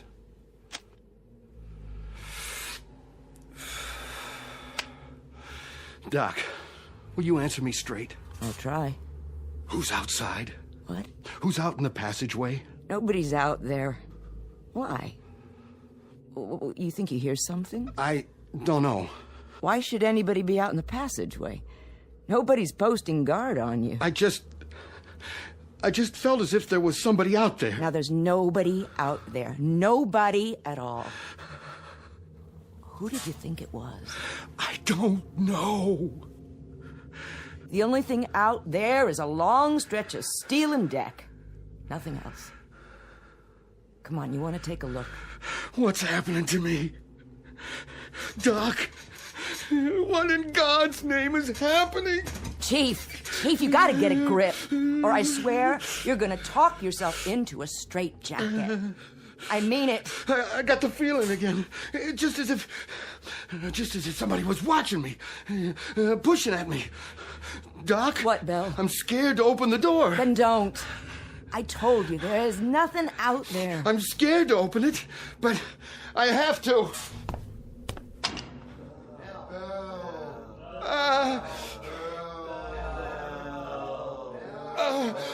No! What did you see? Men! What men? All wet. Dripping wet and not alive. They were looking at me. Listen. I didn't see a thing, Chief, and neither did you. Oh. Did you hear me? All you saw was what your scared brain told you to see. That's what it was, what you've talked yourself into. Now pull yourself together, sailor. But I tell you, I saw it. Then I'll prove it to you. No! See? Nothing, I told you. What the... Water on the floor. And where did that come from? Piece of seaweed.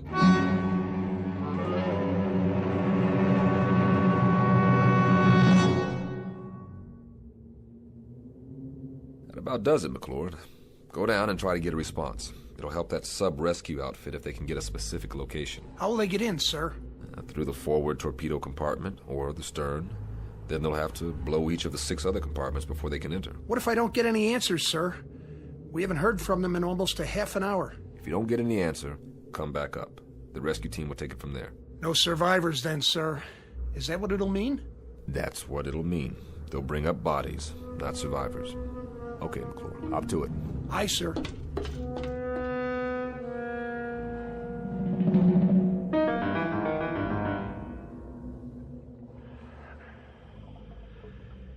I've reached the sub, sir. The next noise you hear, that'll be me. Go ahead, McClure, pound away. Any response? None, sir. No response anywhere. Keep trying. Yes, sir. McClure? Captain, I found something here. Wait a minute. I can't make it out.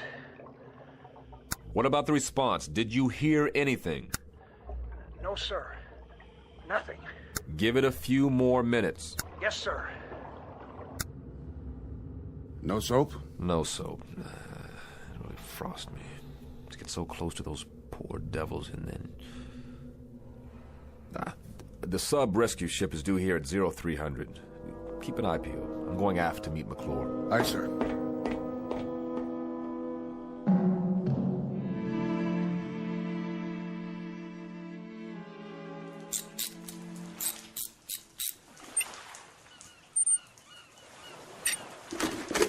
Bet it feels good to get that helmet off. Oh. Yeah, it sure does.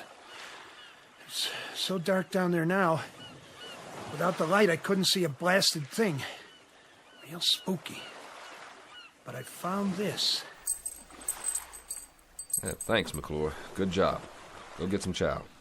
I'll need you one more time when the ASR team gets here. You're gonna have to go down as a pathfinder. Give them any help they need. But that won't be for a while. Excuse me, sir. But you better look at those tags. You gotta be kidding me. What's the matter, sir? Ensign, ask Doc if Chief Bell is well enough to report to my quarters, because I need an explanation for this one. Fast.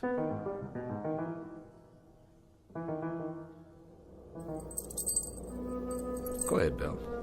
Read what it says on these dog tags. I don't have to, sir. I know what it says. It says Bell, William J. That's yours. Yes, sir. McClure found it on the deck of that sub down there. When did you lose him, Bell? I lost him a long time ago, sir. 20 years ago. How? I don't remember, sir. Try, Bell. Try to remember. I was on a ship. What ship, Bell? A submarine. The one below us, sir. That was my boat. Who's making the noise down there, Bell? What's it all about? Do you know? We were on the surface. It was night. I was a signalman then. I was supposed to put the infrared filter over the signal lights. Otherwise, they would have seen us. They would have seen the light. They would have found us. I don't know what happened. I was scared, clumsy. I dropped the signal light. The filter fell off. They were waiting for us out there. Japanese destroyers. They saw our light. And it was my fault. They let us have it. They straddled us with the first salvo. The captain took the sub down, but it was too late. They unloaded depth charges. And that sub wasn't ever coming up again. What about you? I got flung over the side when the first salvo hit. And all that time I was in the water, I could... You could what? I could hear the voices of our guys down below me. They were screaming. I know what it is now. This crazy feeling I've had. What? What is it, Bill? I got out. One guy out of the whole crew. I got picked up later on by one of our destroyers. But I got out. Do you understand, Captain? I sank that sub. I was responsible, but I got out. Bell, I want you to listen to me. Those guys down in the sub, they know I'm up here. Bell, hear me out. I should be with them. I should be down in that sub. Bell. I should be dead. That noise, that pounding, those are the guys down there who are calling muster on me. They're calling muster on me. Will you hear me out? Will you listen to just a little logic now? A little reason? No one man sinks a sub, and one lousy circumstance doesn't decide a battle. And one case of sudden fear doesn't add up to a coward. Bell, you gotta believe me. All you should put in your sea bag is regret, not guilt. Do you understand, Bell? Not guilt. They're calling muster! Bell! Come back here! They're calling muster on me! Bell!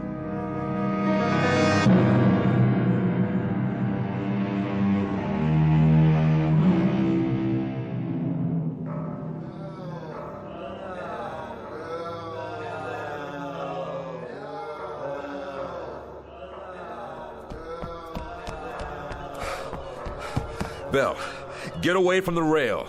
Now, that's an order. They're calling me! Man overboard! Starboard side!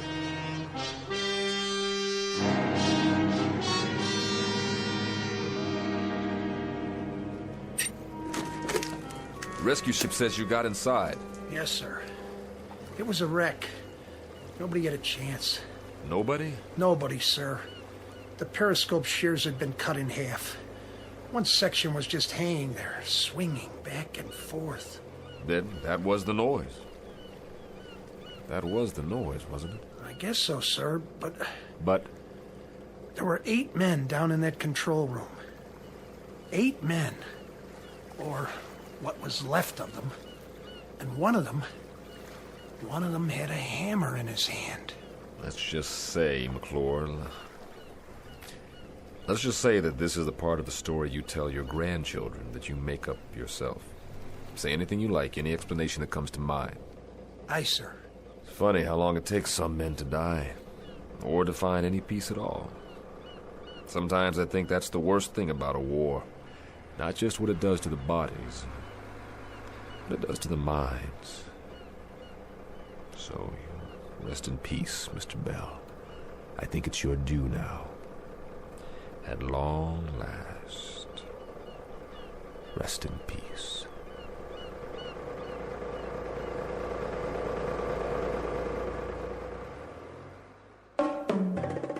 Small naval engagement.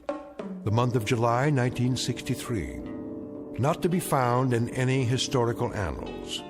Look for this one filed under H for haunting in the Twilight Zone.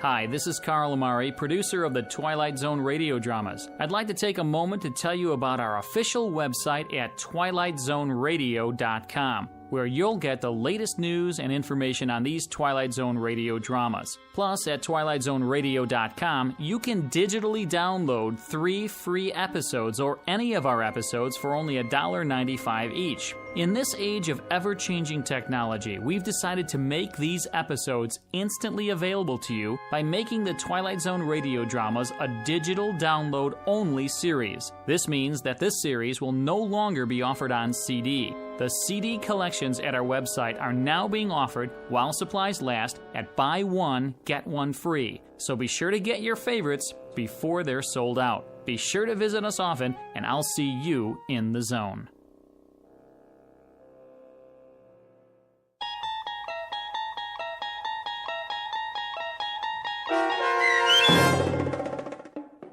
"30 Fathom Grave" starring Blair Underwood, with Stacy Keach as your narrator, was adapted for radio by Dennis Etchison and based on a script by Rod Serling. Heard in the cast were Richard Hensel, Rich Kominick, Linda Ryder, Turk Muller, Peter DeVito, Doug James, Rick Peoples, Roger Wolski, and Carl Amari. To learn more about the Twilight Zone radio dramas and to obtain audio cassettes and CDs of these programs, visit our website at twilightzoneradio.com. This copyrighted radio series is produced and directed by Carl Amari and Roger Wolski for Falcon Picture Group. Doug James speaking.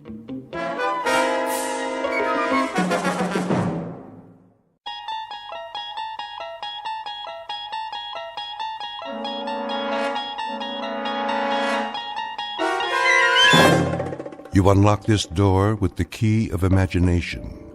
Beyond it is another dimension, a dimension of sound, a dimension of sight, a dimension of mind.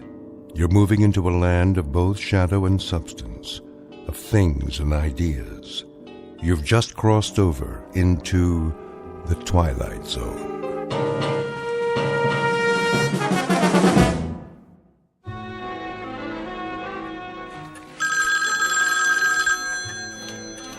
Roswell G. Flemington Model Ship Company. I'll check. Please hold. Did we fill the Benson order yet? Benson? I just packed it. Scale model steamship complete with working boiler and drive propellers. It's going out today. COD. Mr. Benson, your ship's been shipped. Mailed. You should get it by the end of the week. That's right. You're welcome. Lloyd, where's the ledger from last quarter? On the top bookshelf. Why'd you put it all the way up there by the ceiling? I didn't. Flemington did. Oh, then let's move the ladder so I can get up the flying jib or whatever he calls the wall beam. The mast. The captain insists it's the mast. Now don't you go nautical on me, Lloyd. Oh, I'm not. I wouldn't, believe me. Strictly his terminology. Well, I say it's a bookshelf, and I say it's a pain in the neck. The Roswell G. Oh, hello, Mrs. Flemington. Yes, Mr. Flemington is in, but he's taking his mid-morning nap. In his quarters. His office. Yeah, that's right, with his phone unplugged. Would you care to leave a message? Okay, I see. I'll tell him. Here it comes! Oh, cover your ears, boys! Let's get with it, Conklin! A tight office is a happy office. Idle hands make for an unproductive poop deck. Yes, sir. What are you doing, Miss Abernathy? Just putting on my lipstick, sir. That is, Captain. Belay that! Extraneous activity is nothing more nor less than sloppy seamanship, in a manner of speaking. You there! Fenstmacher! Aye, aye. Keep an even keel, in a manner of speaking. Let's keep an even keel here, man. To all of you, bear in mind that we must, all of us, go aft, climb up the old mast, in a manner of speaking, and set our sights on a distant horizon. Got it, sir. A tight ship, a happy ship. Damn the torpedoes of competition. And full speed ahead. Aye, aye, Captain.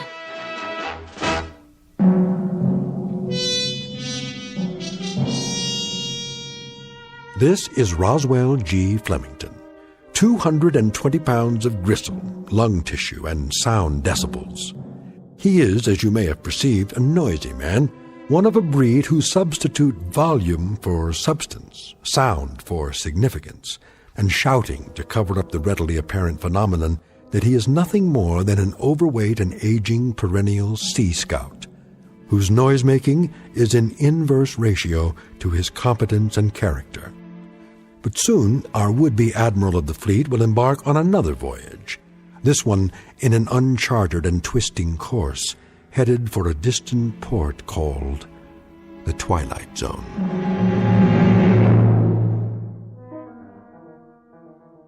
And now, The Twilight Zone and our story, Sounds and Silences, starring Richard Kind, with Stacy Keach as your narrator.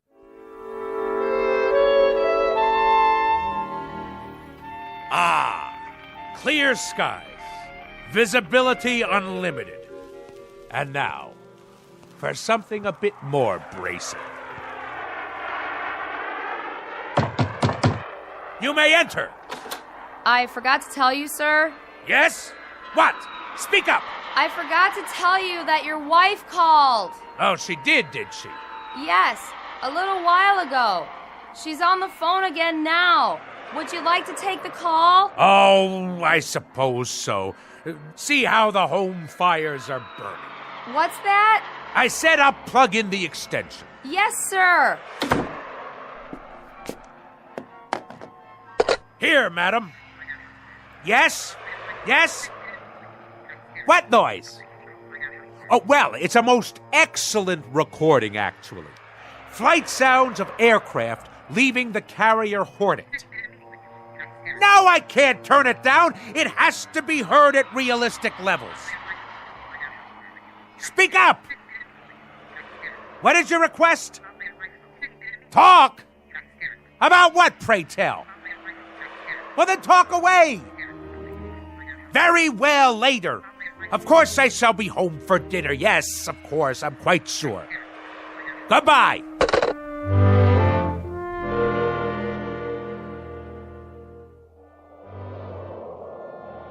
Naval aircraft, I presume. Someone should fire a volley at his starboard side. Ugh, no shooting, please. My ears are ringing already. If you ask me, I'd say Captain Bligh is a few hours away from a mutiny. He'll have to walk the plank. Old fat boy? Where would you find a plank big enough to hold him?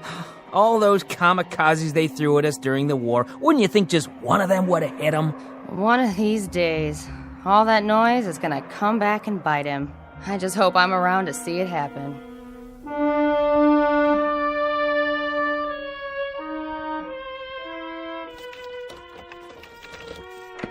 All ashore! I'm home!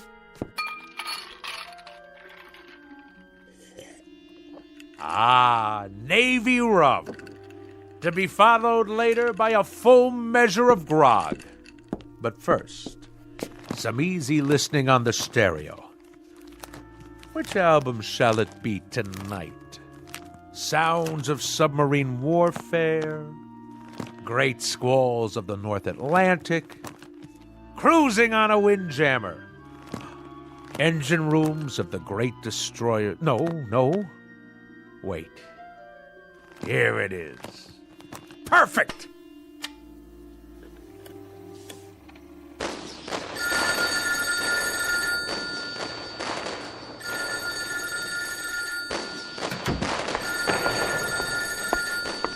Yes? What's that? Can you speak a little louder? What? Roswell? Roswell! Hello, dear! Could you turn that down just a little bit? I beg pardon? I say, I can't hear a thing on the telephone. You know what that is, my dear? It's a collector's item. This is an actual recording of the battleship Missouri bombing Okinawa. That may be, Roswell, but I can't hear who's on the phone. Ah! Lay on, gentlemen! Let 'em know what's what. Fire at will, and by the good Lord Harry, we'll show 'em how a man's Navy treats aggression. Who did you say is calling? Who? Just a minute. I'm afraid you'll have to call back.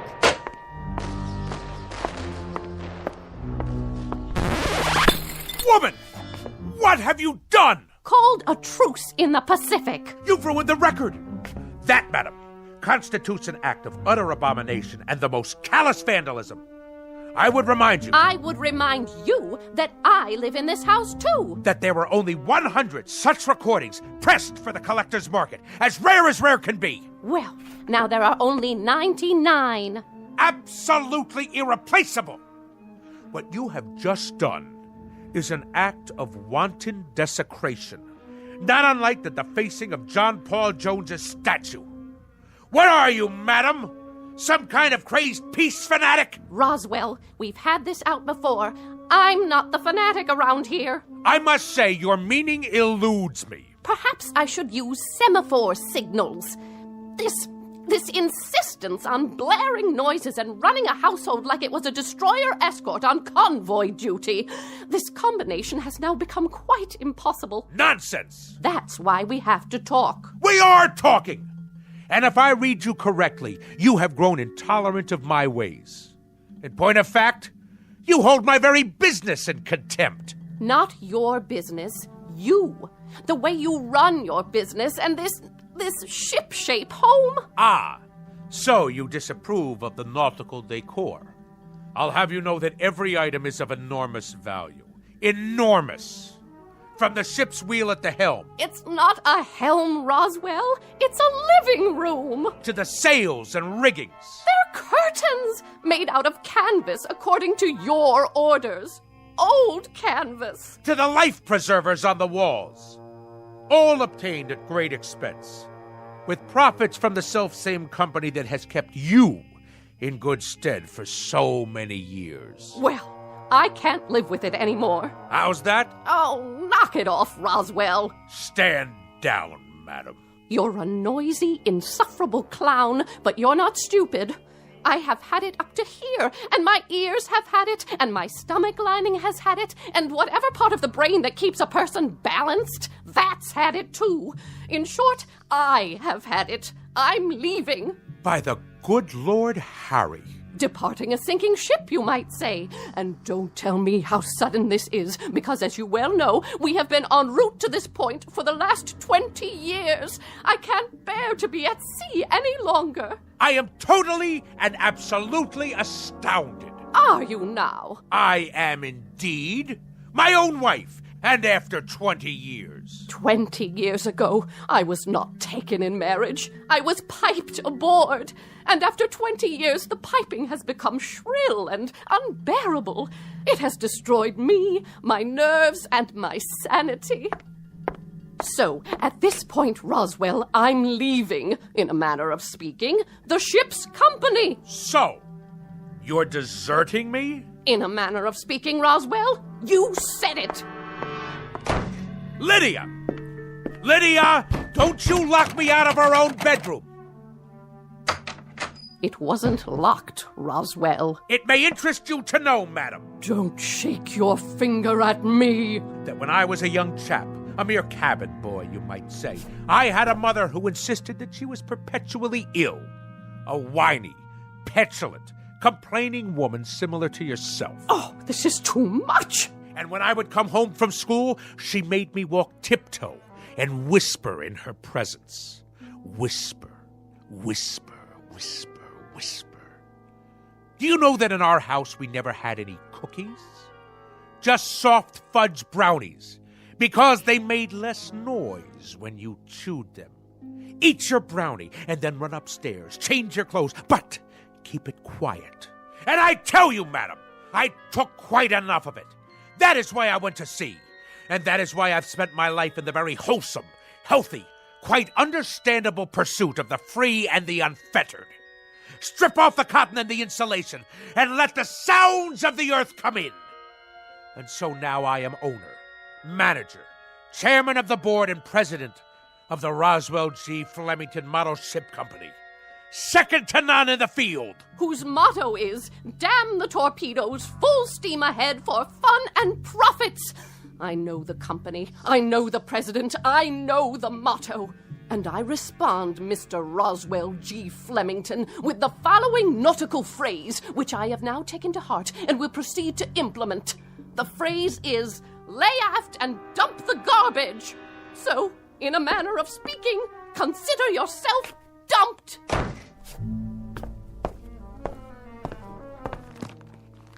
Sounds of a three-masted schooner in the South Pacific. Perfect. Good riddance, madam. If the truth be known, I have never liked you. I have simply suffered your presence. If there is one thing that sticks in my craw, that thing is a landlubber. So, madam, in a manner of speaking, get ashore. Do you hear me? Get ashore now! I have never, mark you, I have never in my entire life felt so free, so unencumbered, so absolutely fulfilled. In the parlance of naval language, in a manner of speaking, the situation is 4.0. My decks have finally been cleared. I intend to enjoy myself topside for the rest of the evening. And at precisely 10 bells, I shall retire to my sleeping quarters. But until then, this is my watch. At long last, I can see to the far horizon. And a life of wonderful, delightful noise. Now, where's my karaoke machine? Anchors away, my lad! Anchors away!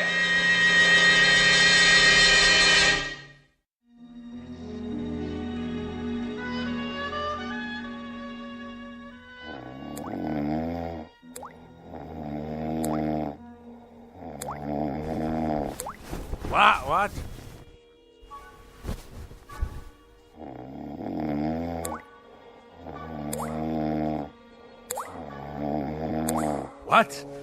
What? What? A leak in the cargo hold? All hands on deck! Oh, where's it coming from? The blasted bathroom sink. There. The shower. Off, I say, off!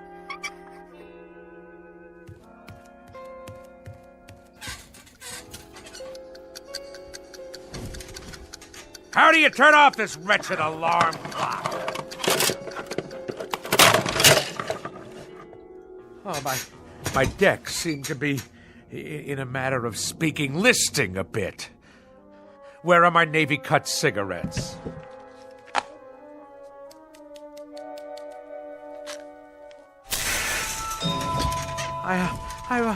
I must be dreaming.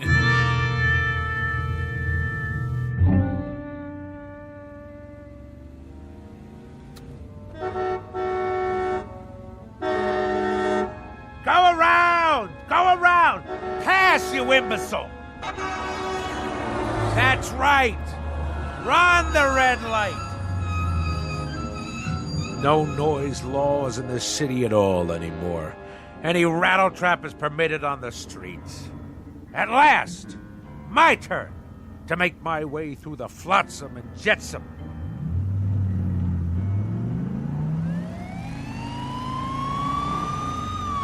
Judah, pull over.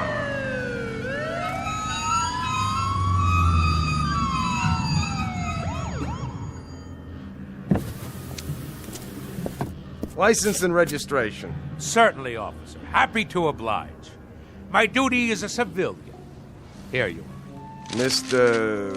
Flemington? Roswell G. Flemington, of the Flemington Model Ship Company. Perhaps you've heard of us. Purveyors of the finest in maritime collectibles. A Navy man, are you? Coast Guard? Merchant Marine? Something wrong with your car? Why, no. No, not at all, thank the good Lord Harry. Now, this boat has kept me afloat for many years now. Hydromatic V8 with overdrive. Though the engine seems to produce a most curious sound this morning. Like a motorboat every time I step on the gas. No, it's more like a tug, I should say. Like a tug hauling an ocean liner to the dock. On your way to work, are you? I am indeed. And if you wish to cite me for speeding, you'll have difficulty proving it in court. A great deal of difficulty. At no time have I exceeded 15 knots. Point of fact, that's an impossibility. Considering the sounds of strain emitted by this engine. I didn't stop you for speeding, sir. Oh, good. Well, I'll be on my way. I stopped you because you were going so slow. You did? Oh. I see. Well, then that's all very well, then. Why are you driving so far under the speed limit? Why? It's as I said. This craft obviously has a few bolts loose somewhere. I tell you, I've never heard such a racket from the engine room. Then I'd suggest you take her into port somewhere. There's a gas station on the next block. They do repairs. But frankly, sir, the car sounded just fine to me. A real classic. You got a cherry piece of Detroit iron here. Lots of horses under the hood, huh? Anyway, try to keep up with the flow of traffic, would you, Mr. Flemington? Good day to you.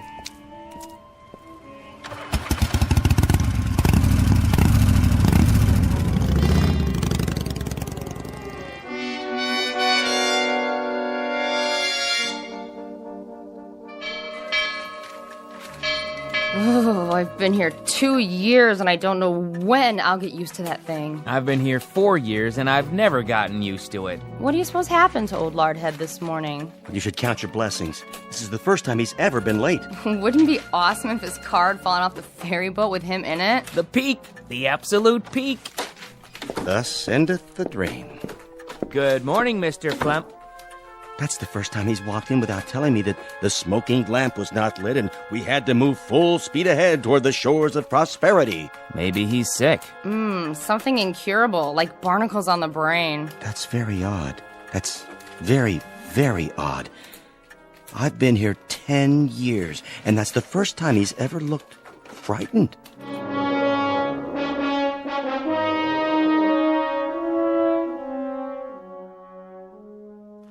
Something restful.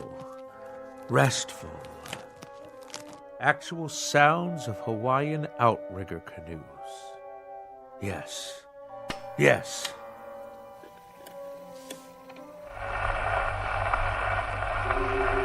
gods! This record is defective! Fresh air, that's what we need. The great outdoors, the smell of salt spray in our nostrils.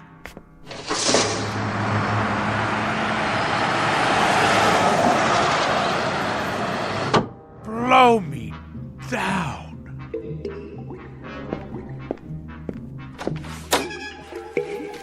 Conklin!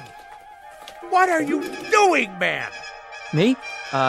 Just pouring a glass of water from the water cooler, that's all. Well, let's keep it quiet out here. Yes, sir. Now what are you doing? Swallowing, Mr. Flemington? I was thirsty. Quietly, I said. Quietly. Now stop gaping. Get back to work. All of you.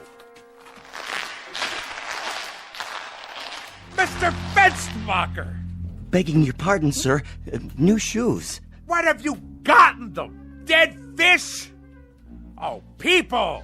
This ship has to shape up. Repeat, shape up. Noise pollution hinders efficiency.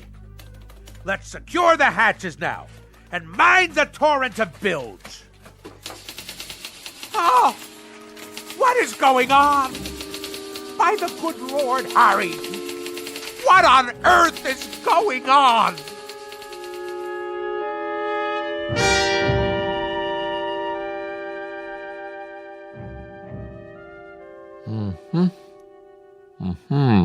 Well? Nothing abnormal that I can see, Mr. Flemington. No excess wax, no obstruction of any kind in the inner or outer ear. You mean no sign of infection? Nothing at all? Not even inflammation. Candor dictates that I tell you, Doctor, that as a ship surgeon, you're a wash. You wouldn't make cabin boy, in a manner of speaking. I take it, Mr. Flemington, that you expected me to find something wrong with you. I told you the symptoms, haven't I? You have. An apparent auditory distortion. Apparent? Shoes that sound like pipe organs played underwater? A leaky faucet sounds like barrels over Niagara Falls. And I wish you could have seen me cross 48th and 6th today. The traffic noises nearly keel-hauled me. It was considerably more than a distortion. I don't know what to say without any outward signs. Well, I know what to say. Now hear this, Doctor. There is obviously something askew in my crow's nest, in a manner of speaking. Now, will you prescribe the appropriate medication for my affliction, or do you force me to seek safe harbor elsewhere? Frankly, Mr. Flemington, I think consulting another physician might be a practical idea. Extremely practical. Very well, then. But if you had a modicum of professional ethics, you would have given me this advice before going through the motions of a perfunctory examination. As it is, I'll now be done for your bill as well as another ear specialist's. Mr. Flemington, I wasn't going to recommend another ear specialist. I had in mind, perhaps some psychiatric help. A psychiatrist, huh? I will make a presumption that you are being humorous. It is that charitable outlook that saves your being called to account, sir. The soundest recommendation I can make under the circumstances. I can assure you, Doctor, and I use the term loosely, that there are few people today on land or sea who are as sane as I am. I bid you good day. Good day to you, and good luck. Oh, what is that hideous sound? I'm merely making a few notes on your chart. See? Nothing to be afraid of. An ordinary number 2 pencil, that's all. Oh! Oh!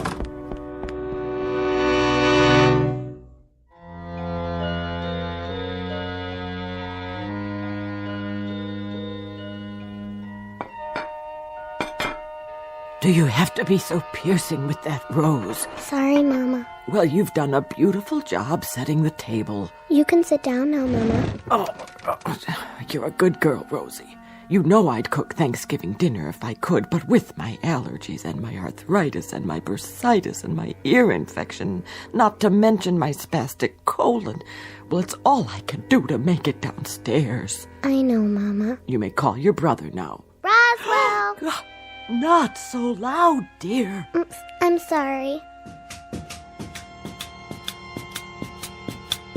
Roswell, would you please not ride your pogo stick in the house? All right. No running. You know what Mama said. Okay. Roswell? Yes, ma'am? Are you wearing shoes? Uh-huh. Roswell? Okay. Carefully. All right. Now take your seat, Roswell. You too, Rose. Who'd like to say grace? I will. Go ahead. Heavenly Father, we thank you for this food that my sister has set before us, and especially the pie, which I hope she'd remember to make for dessert. A silent prayer, Roswell. Oh, yeah.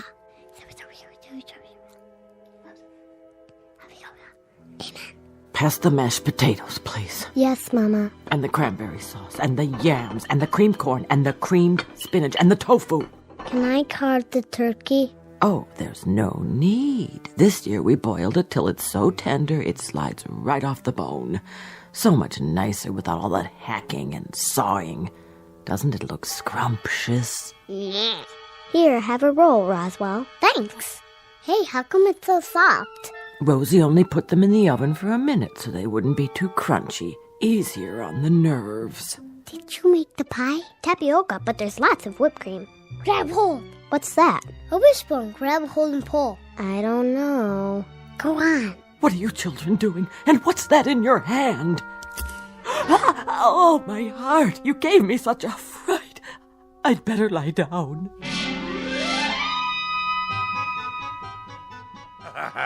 But we got her good with the wishbone. Oh, didn't we?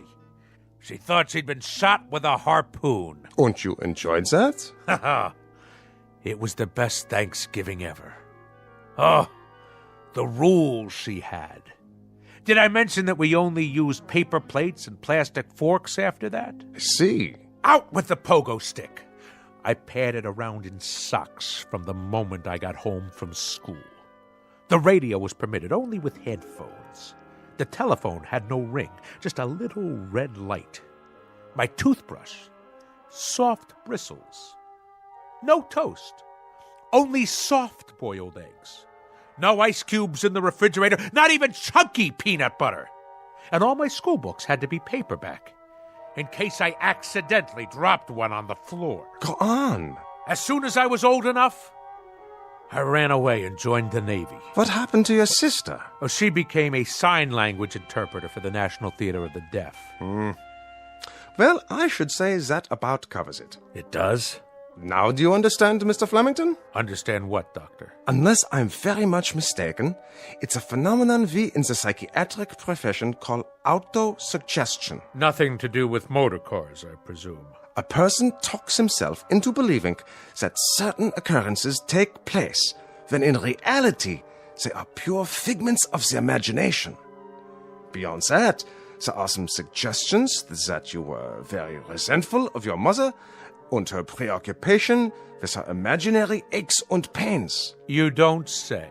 My guess would be that this feeling now extends to your wife, who very similarly provides you with a mother image. But I can tell you this, Mr. Flemington, and forgive me if I repeat myself, these occurrences are only figments of your imagination. Yeah, but if that's so, then... Snap your fingers. Do I dare? Go ahead, snap your fingers. Any abnormal sound? None. Now, stamp your feet on the floor. Normal? Happily, delightfully normal. Now, let's really put it to the test.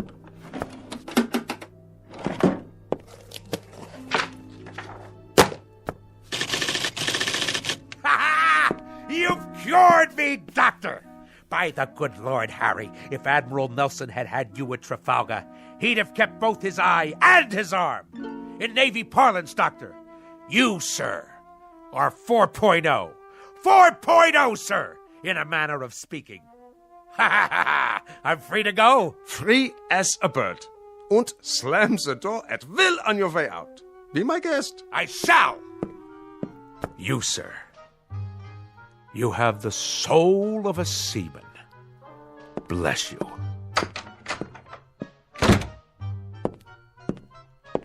Any more patients today? No, Doctor, that was the last one. Praise Freud. Why do I get all the nutcases?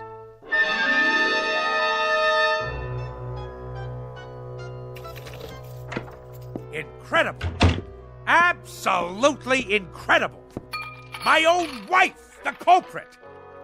Her miserable preoccupation with noise. She planted that seed in my head. Incredible. Incredible what one crew member can do to a ship's company. Absolutely incredible. And the whole thing. Mind over matter. Land ho! You are not welcome on this particular quarterdeck, madam. Nor shall I stay here, Admiral. I forgot some of my things. I came to retrieve same, and now, whether you pipe me ashore or not, that's precisely where I'm headed. I might add, madam, that despite all your efforts to capsize this worthy vessel, in a manner of speaking, against the rocks and shoals of petulance and pettiness, this ship remains tight.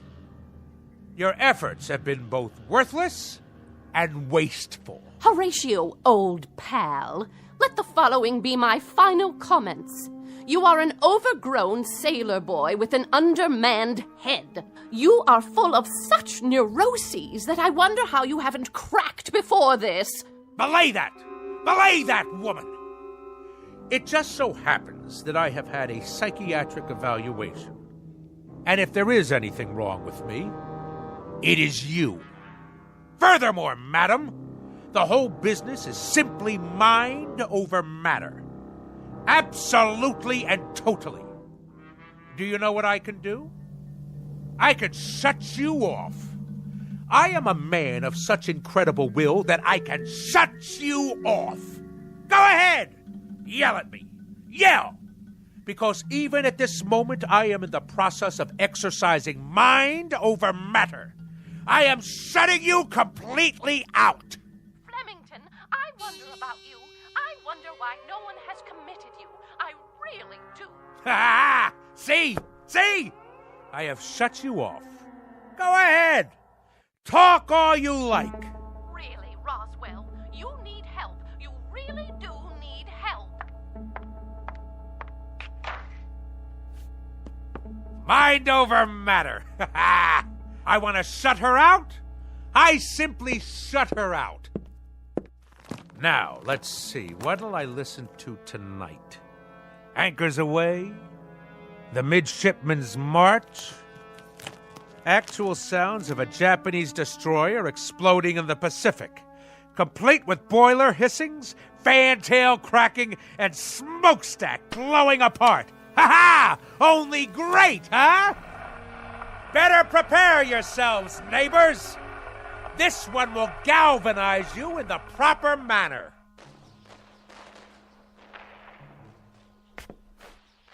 Something wrong with the record player? Better turn the volume up. All the way. Must be the speakers. Why is everything so quiet? What's wrong out there? I can't hear the city. Hey out there!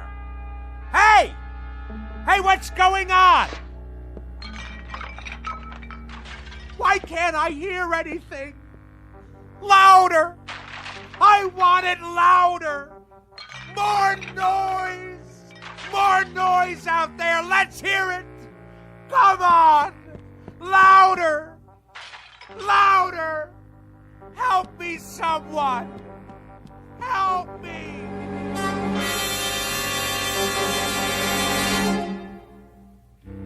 When last heard from, Mr. Roswell G. Flemington was in a sanitarium, pleading with the medical staff to make some noise, any kind of noise. They, of course, believed the case to be a rather tragic aberration, a man's mind coming inexplicably unhinged. And for this, they'll give him pills, therapy, rest, and lots of peace and quiet. Little do they realize that all Mr. Flemington is suffering from is a case of poetic justice. Tonight's tale of sounds and silences from the Twilight Zone. More from the Twilight Zone after this.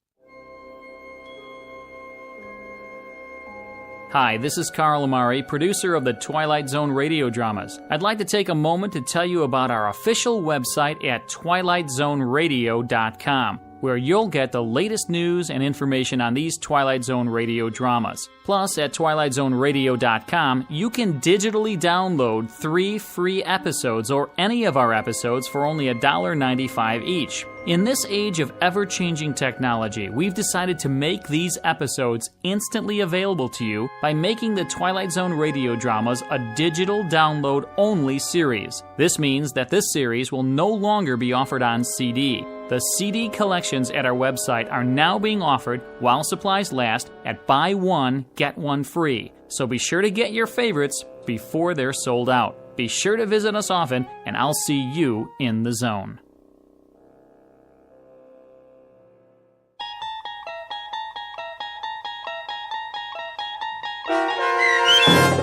Sounds and Silences, starring Richard Kind, with Stacy Keach as your narrator, was adapted for radio by Dennis Etchison and based on a script by Rod Serling. Heard in the cast were Maggie Carney, David Darlow, Richard Shavsden, Peggy Roeder, Sarah Marks, Carl Amari, Doug James, C.J. Amari, James Schneider, and Amanda Amari. To learn more about the Twilight Zone radio dramas and to obtain audio cassettes and CDs of these programs, visit our website at twilightzoneradio.com. The producers of The Twilight Zone wish to thank CBS Enterprises, Carol Serling, Dennis Etchison, Dick Brescia Associates, Claire Simon Casting, Terry Jennings, XM Satellite Radio, the American Forces Radio and Television Service, Sirius Satellite Radio, our sponsors, and our radio affiliates for helping make this series possible. This copyrighted radio series is produced and directed by Carl Amari and Roger Wolski for Falcon Picture Group. Doug James speaking.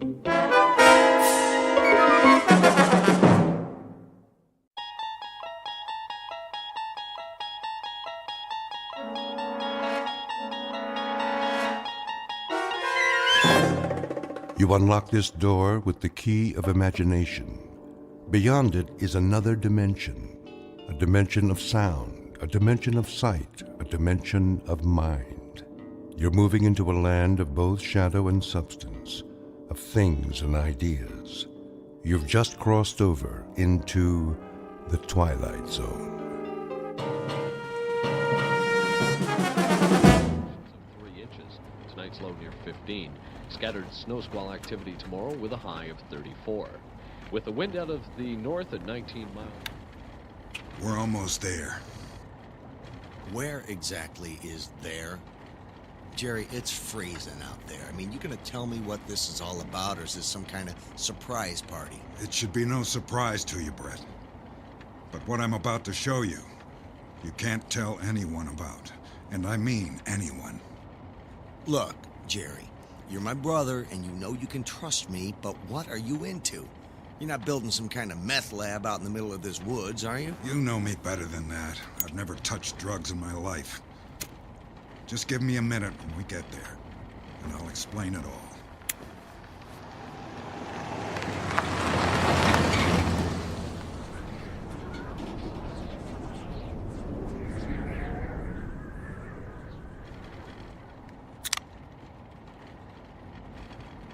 You got permission to be on this property? It's kind of remote. I don't need permission.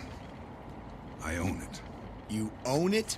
When did you buy this? And why? It's just wasteland. There's a group of us. Friends. Some guys I met. We all pitched in. We've been working out here on the project for about a year now. The project? A compound. It's underground. It's a place to be safe. And we're almost done. That's why I wanted to show you. I talked to the group, and we agreed that we could bring some family and friends into the fold. What, did you join some kind of cult or something? I got news for you, man. I ain't joining no cult. In fact, all I'm thinking now is how do I talk you out of it? It's not a cult, although we do have some common beliefs. Here we are. Try to be nice. We've all been a bit suspicious anytime someone new shows up. That's not a happy-looking bunch, man. They look cold and miserable. How nice am I supposed to be? Just let me do the introductions.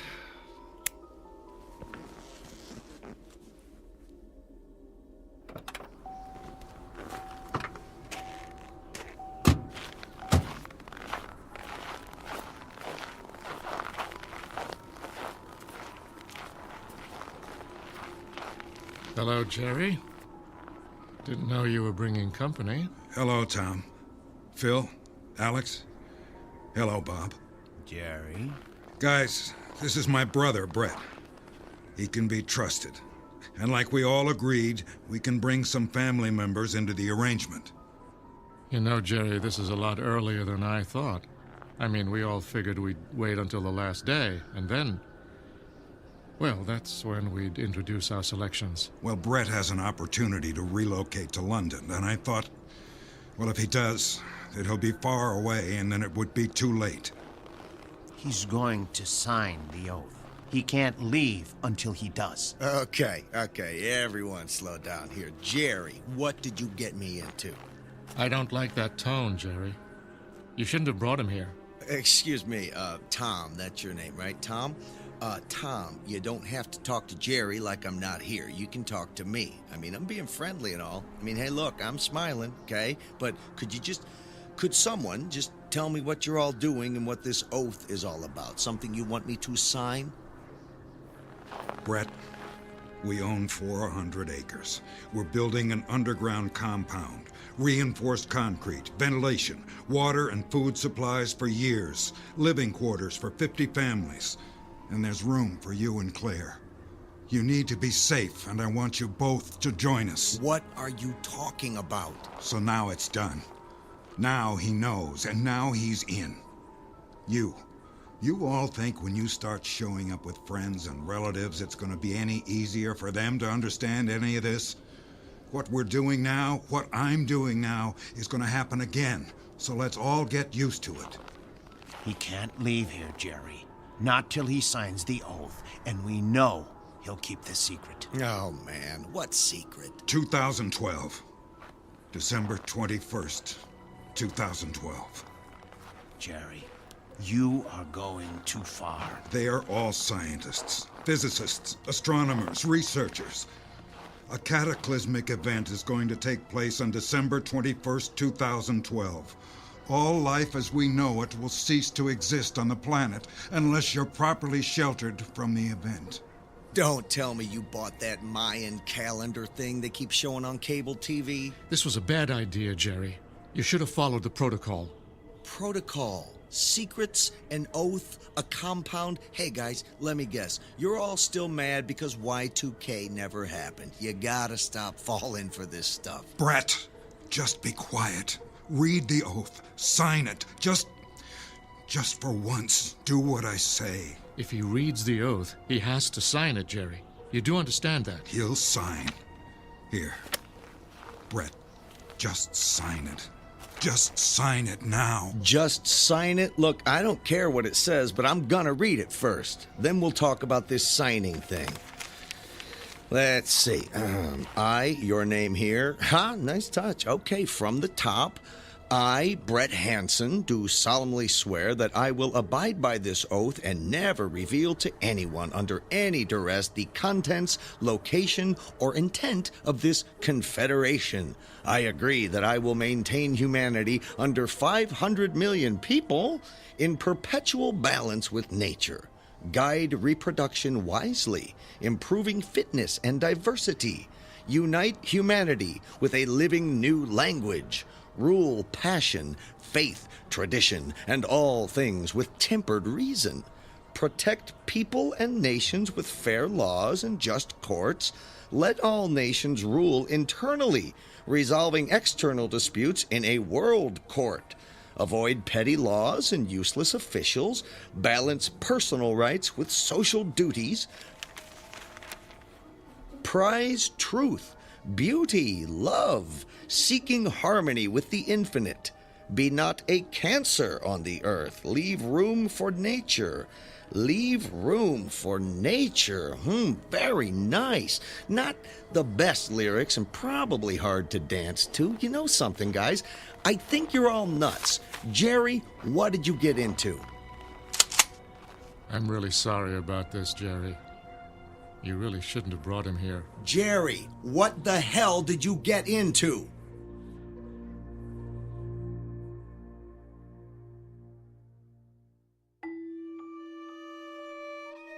Meet Brett Hansen, an unwilling witness to the fear that defines the human species.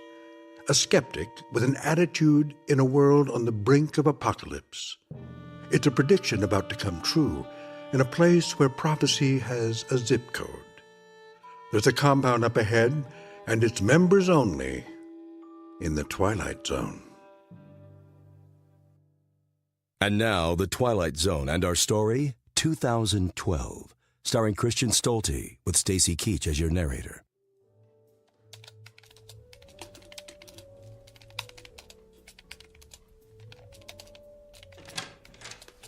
Brett, is that you?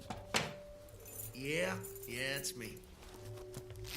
You were gone so long. Are you okay? Yeah, I'm fine. You look a little stressed. No, it's nothing. Of course, there was a moment there where a guy had a Browning automatic rifle pointed at my face, locked, loaded, finger on the trigger, but other than that, everything's just fine. What happened? Were you robbed? No, not robbed.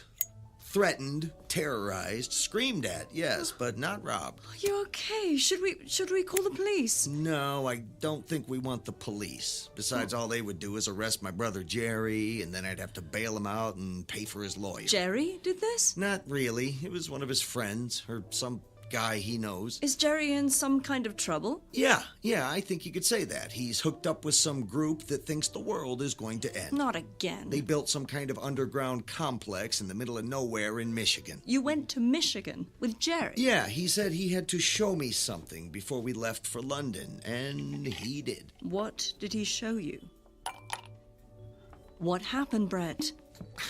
Jerry and his friends, he says they're scientists, They've constructed an enormous underground bunker in the woods. It's got cots, food, water in enormous drums, crazy pipes all over for ventilation. It was like a labyrinth with tunnels and room after room where people are going to live, I guess. Is he going through that Y2K thing again? Is that what this is about? Kind of. Only now, he says it's all going to happen this year on December 21st. Like that stuff they keep running on cable. All that stuff about ancient civilizations predicting the end of the world. All I can figure is that he's so unhappy. He wants something to change, and he keeps believing in this stuff. I still think we should get him some professional help. It sounds like he's got it. All these guys he's hooked up with, he says they're really scientists. Of course, they're angry, gun-toting scientists, but they actually seemed intelligent. Why did they point a gun at you? They wanted me to sign something, an oath of secrecy. What did it say? I can't tell you. You signed it? It was that or take a bullet. Look, I don't even remember what it said. It was idiotic, new age, right-wing, bizarre stuff. I figured I'd sign it and get out of there, and maybe we just head to London sooner than later. What about Jerry? I can't help him. All I can do is hurt him. He'll be fine with these fellow knuckleheads, and when it all blows over in a week, he'll just have to wait for the next prophesied catastrophe. Are you sure you're okay? Now I am. I tell you, though, let's pack it up and get to London. We'll come back in the spring, and I'll check up on Jerry, and hopefully the next predicted disaster isn't in our lifetime. Sounds like a plan. I'm going to the post office. I have to figure out how to get our mail forwarded to an international address. Are you sure you're okay? I'm fine. And yeah, I hadn't thought of that. Let me call around and see how soon we can get to London. You take it easy. I'll be right back. All right, honey.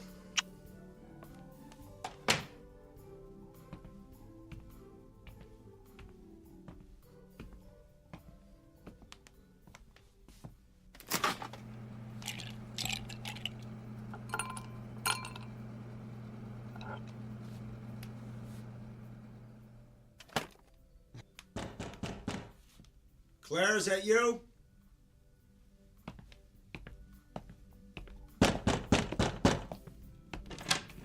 Oh. Can I help you guys? Are you Brett Hansen? Who are you? I'm Special Agent Samuels with the National Security Agency. Are you Brett Hansen? Yeah. What's this all about? Can we come in? Yeah, I guess. Thank you for your cooperation, Mr. Hansen. What kind of cooperation are you looking for? I don't even know why you're here, and... oh, okay, of course, just let yourselves in. Please, Mr. Hansen, have a seat. Oh, yes, why, thank you. Thank you for inviting me to sit down at my own kitchen table. We know that you were in the company of your brother today and had contact with his associates. Are you following him? It has come to our attention that you have signed a document. Look, that was at gunpoint. If I didn't sign that thing, we might not be having this conversation. It seems you have failed to abide by the oath. What? You swore to reveal nothing of what you learned or know, Mr. Hansen, and you have violated the oath. Is that why you're here? Get out of Dodge. Who are you guys, really? You part of that bunch my brother's hooked up with? The bunch your brother is hooked up with is part of a vast network. Your brother was recruited because he is actually somewhat of an expert on post-apocalyptic survival. What we're trying to understand is why he recruited you, and why you chose to tell your girlfriend all about those things you were sworn to keep secret.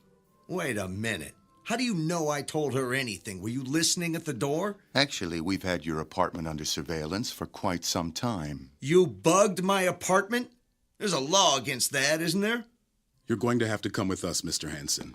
I'm afraid you can't be trusted. Get out. Get out of my apartment. Get out now, you... Has he had any other contact with anyone else? No one. His brother dropped him in front of the apartment, and he walked directly here. Only the woman had contact. Pick up the woman as well. She's now a threat. We can't let the word get out until we're ready. Understood.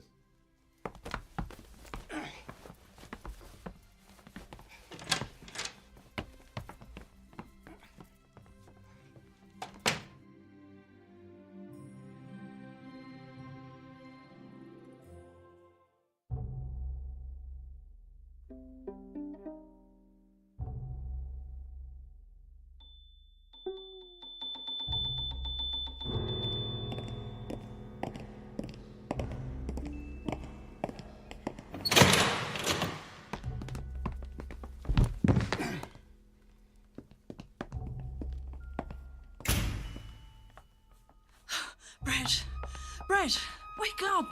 Are you okay? Whoa. Claire, where are we? I don't know. A van pulled up on the street and they pulled me in. Who are these people? Are these the people your brother's mixed up with? I don't know who's with who and what's with what anymore. We've got to get out of here. Yeah, well, don't say it too loud. They had our apartment bugged, and it's a good bet they can hear everything we're saying right now. Hey! Hey, tough guys! Can you hear me? We know you're listening, so why don't you just tell us what you want? I don't think yelling at them is going to help. Yeah, well, so much for my brother. They actually think he's some kind of expert or something. Expert on what? Disasters. He's been planning for one as long as I've known him. So is something actually going to happen? Yes, something actually is going to happen. Well, if it isn't my favorite guys. I'm sorry we had to take such direct measures, but we couldn't risk having both of you running around alarming the public. Don't we get to call a lawyer or something? No. But now that you are in sanitized custody, I can explain why you are such a risk. You don't believe what your brother fears, do you, Mr. Hansen? My brother's afraid of everything. What he should be afraid of is you. So you don't believe the Earth is in any danger? Oh, right. Post-apocalyptic collapse. I think that's the words you used. Gosh, let me think. No. To tell you the truth, we were skeptical as well. At least until we started to look at the scientific evidence. You see, every 11 years, the sun goes through a solar cycle of increased solar activity. The last cycle was in 2001. And now, 11 years later, in 2012, we are in the midst of another solar cycle. Sunspots? That's what this is all about? You're afraid of sunspots?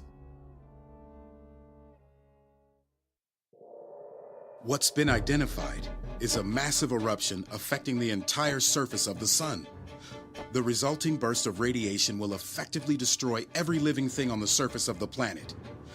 More than 10,000 scientists across numerous disciplines across the world have confirmed it. It's real, Mr. Hansen, and this time, it's really coming. Fine. Okay, fine. Let's play the game. I've played it with my brother many times and have recited those dates and names to him over and over again, and he's never listened, so why should you? So what happens now? Do Claire and I sit in this room and fry, or are you going to let us out of here? We haven't determined what our next steps will be, Mr. Hansen. However, if you... What's going on? Is it happening? Stay here. I'll check it out. You can't keep us locked up here! Trust me, you'll be safe here. Brett, what did you do? I gave him a taste of what he gave me. Now he's unconscious. Let's get out of here. Where are we going? Anywhere but here.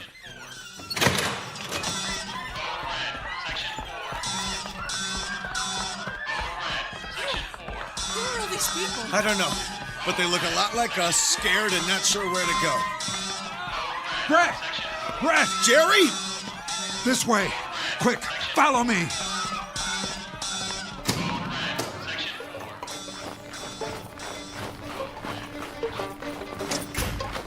Jerry! Jerry, stop just a minute! Jerry, where did you come from? They told me. They told me they had you. I had to come find you. We shouldn't wait here. Come on, follow me. Jerry, he told us. That agent told us. It's really true? They really know something's gonna happen? It's true. I even had doubts. After Y2K was a bust, I started to think I was a sucker. That's when I got a phone call from a government group that said they wanted me to join a think tank. Said they wanted experts on the subject of survival without civilization. I figured, why not? All that stuff I learned was finally good for something. It was fun at first. You just talked about stuff. I guess I knew enough to really impress them. The more I talked, the more they listened. Next thing you know, they let me in on their big secret. Jerry, how long have you known this? 2 years. I wanted to tell you both, but they don't want anyone to know. Yeah, the oath. What's up with that? It's a scam. A lot of people believe it, though. It showed up about a year ago as the group got larger. Now everyone thinks it's about the oath and the great secret. You want to know what the great secret really is? To tell you the truth, I'd rather not. You have to know. Besides, we're probably all dead already. You got our attention, Jerry. What's the secret? This whole thing started with a team of scientists. They calculated that there was a 100% chance that the Earth would be hit by a solar storm on December 21st, 2012. The assumption is that a great extinction will occur, unmatched since 250 million years ago. Why didn't they tell anybody? You can't let billions of people just die. You can't. I can't. But there are people who not only can, but want it to happen. The scientists? No. The politicians. At least some of them. The ruling elite. Big business, big banks, big money. The blue bloods of the world, who very quickly provided the financing and resources to build the compound. So, big banks and big business built your deal out there in Michigan? Far from it. A lot of us protested the new plan. Many of us were killed or simply disappeared. That's when we agreed to an oath. An oath that was simple at first, but got a bit complicated over time. After we signed the oath, they allowed us to build our own protection. Of course, we had to use our own money and labor to do it. But it was that, or just die when the radiation wave hits. So, this is really going to happen? It's real, Brett. It's not some wild Nostradamus prediction that appears to be true after the fact. This is, in fact, a fact. Why would anyone allow so many people to just die? A great cleansing. That's what the Blue Bloods call it. Get rid of the riffraff and let the rich and powerful literally inherit the earth. Except for guys like me. They had a plan for a lot of us that we found out about. That's what caused the revolt. We were going to be allowed to survive as the working class, a new breed of peasant and slaves to populate the planet in limited numbers to serve the powerful. You had it right when you said it, Brett. The Illuminati. They hardly ever existed, but they're back with a vengeance now. And now is when they're making their move. They're trying to take possession of every underground bunker. Even the ones that small groups like ours built. They've run out of room at the larger bunkers. You know, the Greenbrier Resort, all those places reserved for the government and the rich and powerful. They want it all. And now they're taking it. And all of this happens this week? Tomorrow, to be exact. December 21st at 2:27 p.m.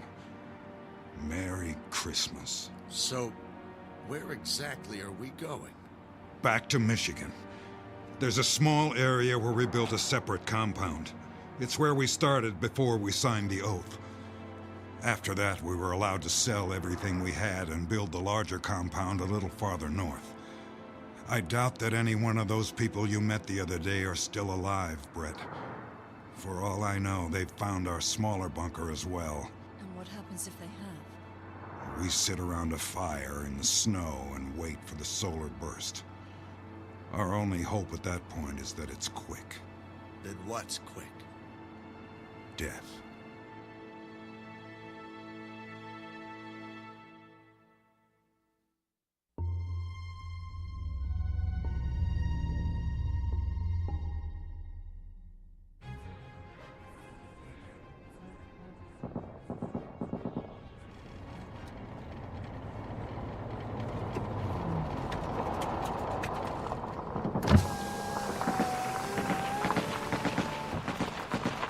A lot of shooting.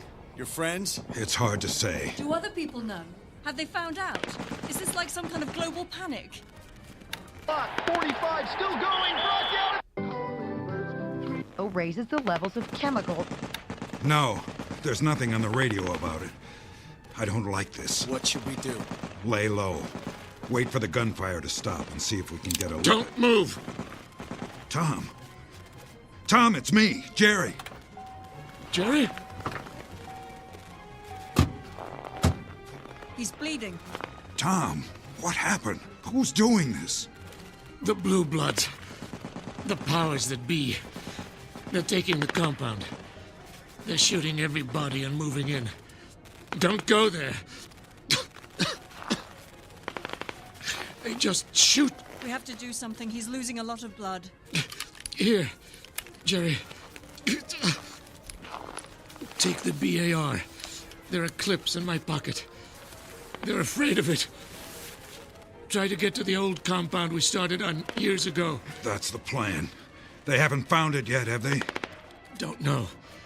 It's all up for grabs now. But I don't think they know it's there. It's too small for their needs. Tom, we're taking you with us. Don't be a fool. I'm already dead. Take me to the hospital and we all die. Take me to the old compound and I'll die in the night. Go. Just go. Take the rifle and the ammo. Leave me a grenade. I'll pull the pin and put it under my body. If anybody comes this way, I'll take them out. The grenade is live. Now go! We can't leave him here. You have to. They'll find you. There are too many of them.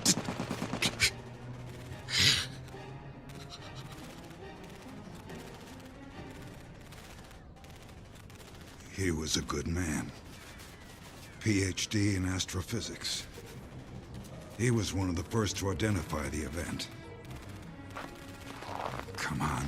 We can't just leave him here. Shouldn't we bury him? It doesn't matter anymore. Within the hour, everything on the surface of the planet will be turned to dust.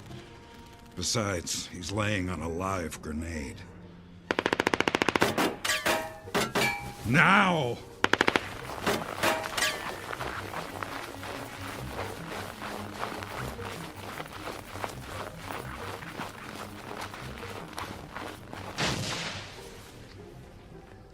That was Tom. Let's go. The old compound is close. Jerry, what time is it? 2 o'clock. We have about 30 minutes. The old compound is just up ahead.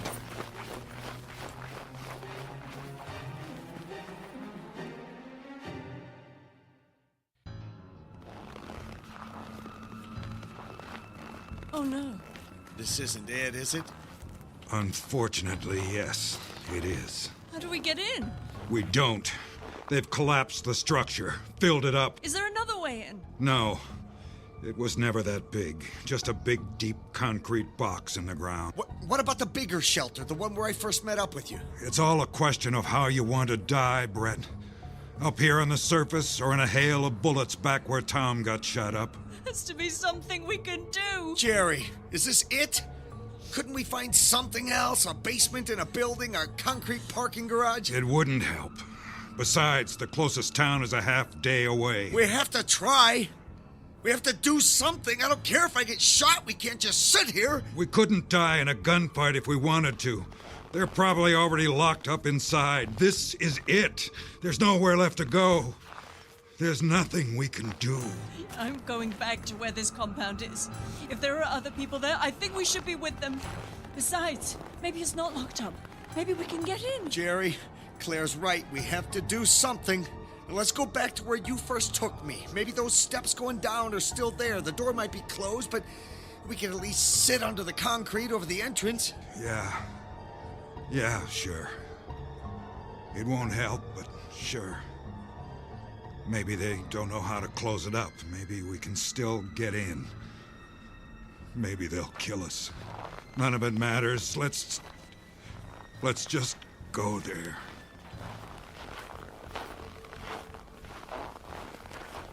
I still can't believe this is happening. Some of us wanted to tell people. But the panic would have been too much. Around the world, there's only room for about 500,000 people in the bunkers that have been constructed. There was no way to protect everyone. That leaves about 6 billion people who aren't gonna make it. It wasn't my choice. We just couldn't tell anybody. There were all sorts of people we hired to help us build the compounds. If they had had any idea what they were for, it would have been chaos. But no one has a chance now. How could you keep such a secret? Hey, it's no secret. It's all over the news. Except no one really knows what's really going to happen. That was part of the plan. Keep everyone guessing. Even if I came out and said the world was going to end, I would have been just another nut. Think about it, Brett. If I had told you all this, would you have believed me? You got a point there. It was actually a good plan for a while. Select 500,000 people who represented diverse knowledge and gene pools. Customize a population to survive a cataclysm with the proper tools, equipment, and knowledge base to repopulate the Earth. That was the whole thing we were working on at the think tank towards the end there, before the construction of the bunkers began. It looked like it could work, until the big money and the big power showed up. Slowly, it wasn't about who you needed to rebuild civilization, but who you were. That's when they started to break many of us off and told us to build our own protection with our own money. And now they've taken that too. Yep. It sure seems that way. Shh. We're almost there. I don't hear anything. They must all be underground. So we won't get in? I don't think so. You can't open the main door from the outside. All of the controls are inside the main entrance. Shh. There's someone there. Is it a guard? No. Bob!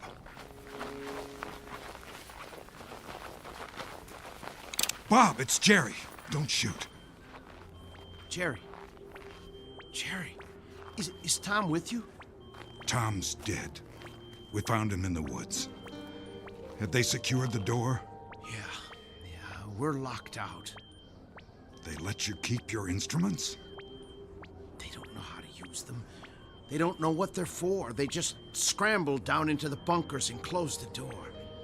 I came out of the woods and turned it all on a couple minutes ago. How much time do we have? Looks like about 3 minutes. This is my brother, Brett, and his girlfriend, Claire. I think you met Brett a few days ago. Yeah. Hi. Sorry about that. I guess now you know what all the fuss is about. Is it going to be safe if we go down those stairs and maybe just, sit next to the concrete? If it makes you feel better. It won't help, though. I hate to say it, but you're better off just letting the radiation wave hit you straight on. It'll be quicker that way.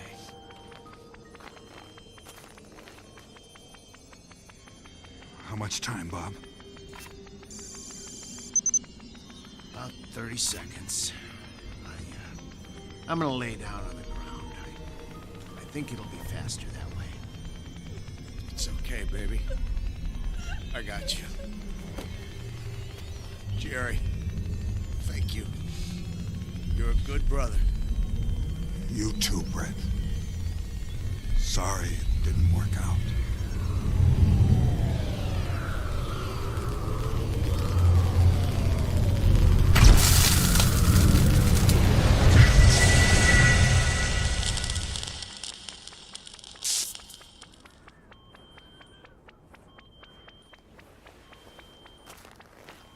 Is it over? I thought it was going to be fast. Bob? What just happened? Was that it? Yeah.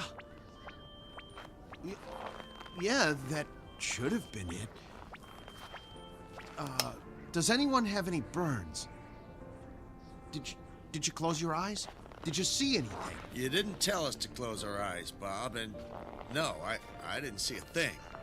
In fact, look, the snow didn't even melt. Are we going to die in a little while? I mean, that sound, that was the radiation, right? I don't get it. Let me check something.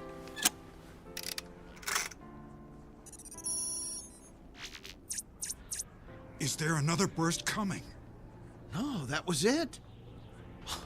This is amazing. The frequency is like nothing we had anticipated. The radiation waves were enormous. They measured at least 6 feet from crest to crest. Is that bad? No, it's amazingly good. It means we endured no more radiation than you would be exposed to standing next to a microwave oven for a few seconds. So it's not the end of the world as we know it. Not today.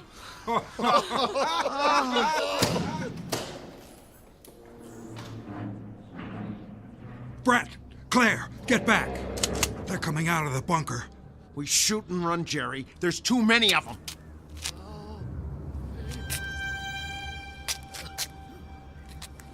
Oh my God.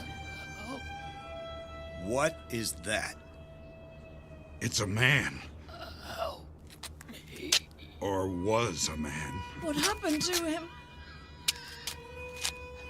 Oh. Don't shoot. He's dead. What's that smell coming out of there? Charred flesh. The radiation. The waveform was long. They were microwaves. They passed right through us. But for everyone underground in the bunker, it was like a massive microwave oven. You mean everyone inside looks like that? There was no way of knowing. We just knew there was going to be a radiation wave. We never guessed. It would have been a microwave. So, they're all dead? All over the world? The kings, the queens, the ruling elite, the presidents and politicians? Who's gonna run the governments and the countries, the banks, the financial systems? That's up to us, I guess. Government of the people and by the people. You think that'll work? It's worth a try. Who knows? Maybe we'll get it right this time.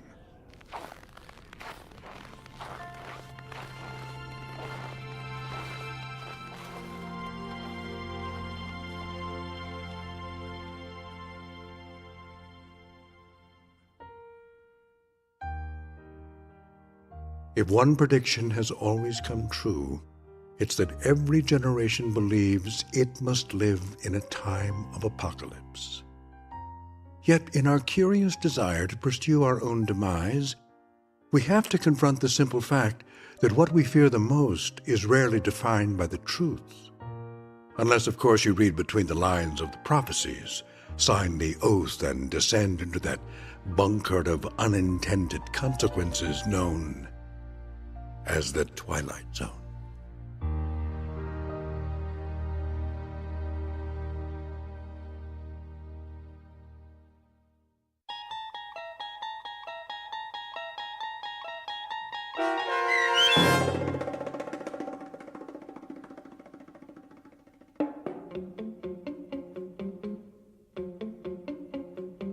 "2012", starring Christian Stolte with Stacy Keach as your narrator, was written for The Twilight Zone by Steve Newby. Heard in the cast were Danny Goldring, Sarah Wellington, David Darlow, Joby Cerny, Derek Nelson, Peter DeFaria, and Carl Amari. The producers of The Twilight Zone wish to thank CBS Enterprises and the Rod Serling Estate for making this series possible. This copyrighted radio series is produced by Carl Amari and directed by Joby Cerny for Falcon Picture Group. Sound design, custom Foley effects, recording, and editing are produced in the Cerny American Sound to Picture Theater by sound designers Craig Lee, Bob Benson, Todd Beyer, and Tim Cerny. Music for The Twilight Zone is provided by CBS and American Music Company Incorporated, New York. To learn more about the Twilight Zone radio dramas and to download episodes, including 6 free episodes on our homepage, visit our official website at twilightzoneradio.com. Doug James speaking.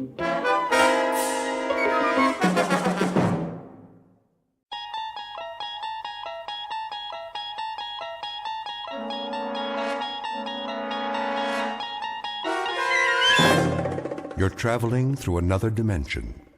A dimension not only of sight and sound, but of mind. A journey into a wondrous land whose boundaries are that of imagination. Your next stop, the Twilight Zone.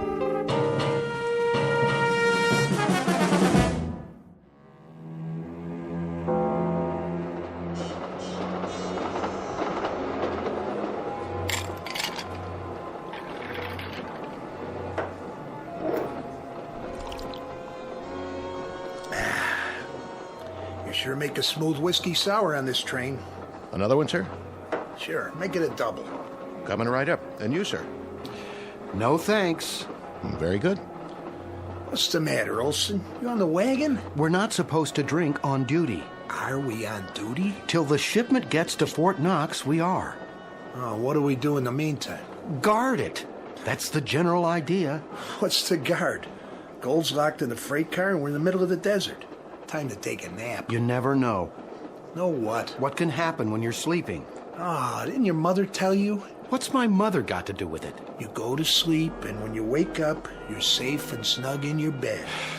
The world's just like you left it. Nothing changes. Trust me. Long as nobody tries to rob the train. Nobody knows what's on this train except us. All we have to do is file a report. One in L.A., one at the other end. In between, we got 2 days. Easiest duty I ever pulled. Here's that drink, sir. Thanks. We should get some chow. One question. Yeah? Are you two cops? Of course not. Well, that bulge under your coat, are you packing heat? Well, if you really want to know, I'm Special Agent Martin. And this is my prisoner, Mr. Olson. I'm transporting him across country to Leavenworth. So that's why he doesn't get a drink. But why does he have the bulge under his coat? Cell phone. Oh, I get it. Go ahead, give him one. Take the edge off so I can relax. That's all right. Well, if he doesn't drink it, I will. Coming right up. You just blew our cover. Take it easy. So you're not carrying your weapon? Nope. Left it in the compartment. That's against regulations. Well, it wrecks the cut of my suit. Besides, it's not like I'm gonna need it. Here's his drink. How much I owe you? Nothing. It's on the house. You're a good citizen, pal. Anything I can do to help. Now, just let me sample it for Mr. Olson here. Whoa. Now that's a drink. What's happening? Must be the tracks. Hold on!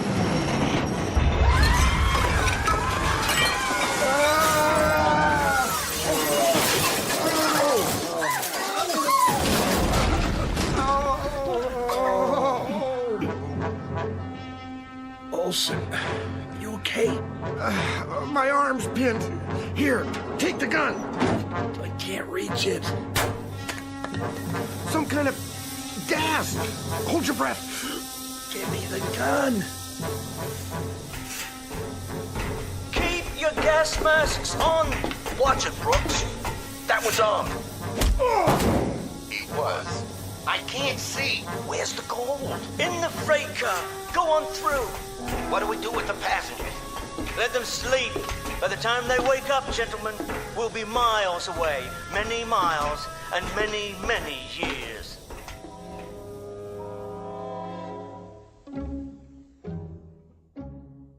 Exit 2 hapless federal agents and enter 4 experts in the questionable art of crime.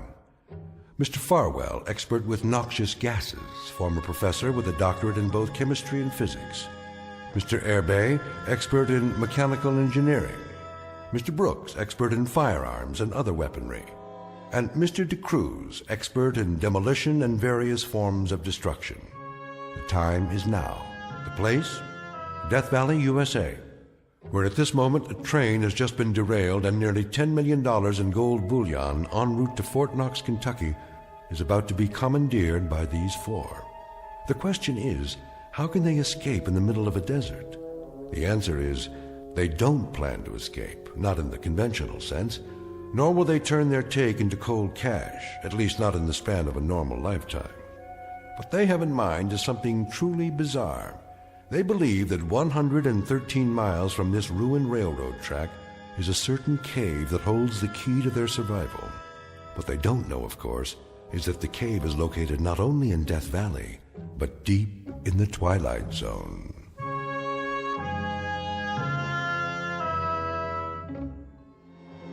And now, back to the Twilight Zone and The Rip Van Winkle Caper, starring Tim Kazurinsky, with Stacy Keach as your narrator.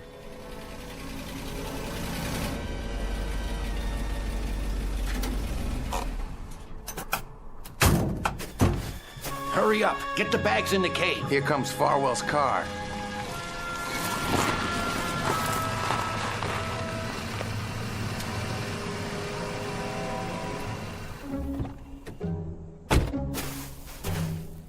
Clockwork, gentlemen. Just as I said. Apples in a barrel. So far, but we ain't spent nothing yet. Brooks is right. $10 million worth of gold bullion, and I've still got $1.20 in my pocket. That's this year, Senor de Cruz. Today this, but tomorrow.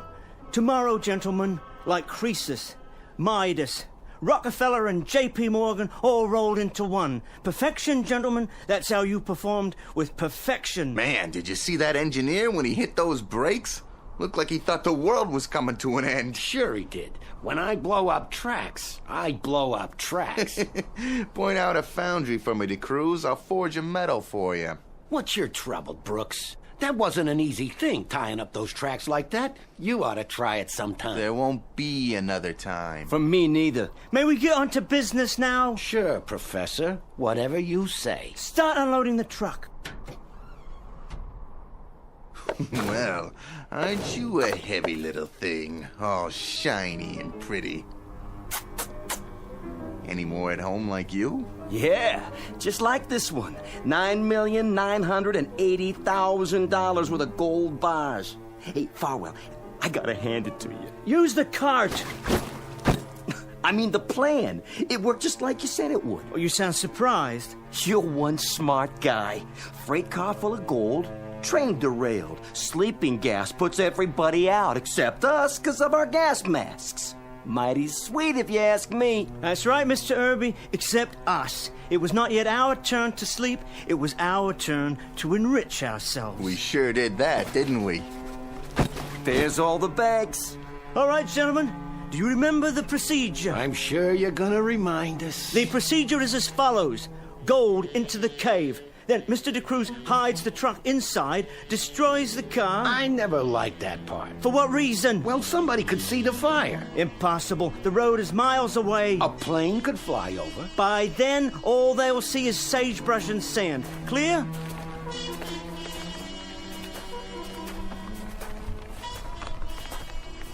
Man, I wouldn't have even seen a cave if I didn't know it was there. If you didn't tell us where it was. No one would. That's because it's perfectly camouflaged. The opening fitted with a reinforced door, and the door designed to match the cliff face. And now... I better give you a hand, Professor. Yeah, let me do it. Oh, all right. Open sesame!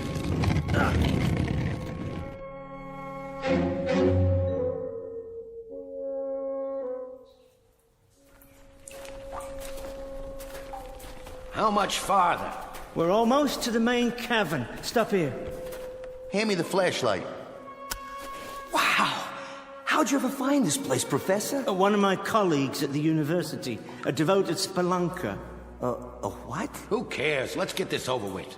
In a hurry, Mr. de Cruz. Sure I am. I drove the truck in, got rid of the car like you said. We've done our part. Pretty soon, this whole state's gonna be crawling with cops. It's not like we got all the time in the world. Then you may divide the gold bars.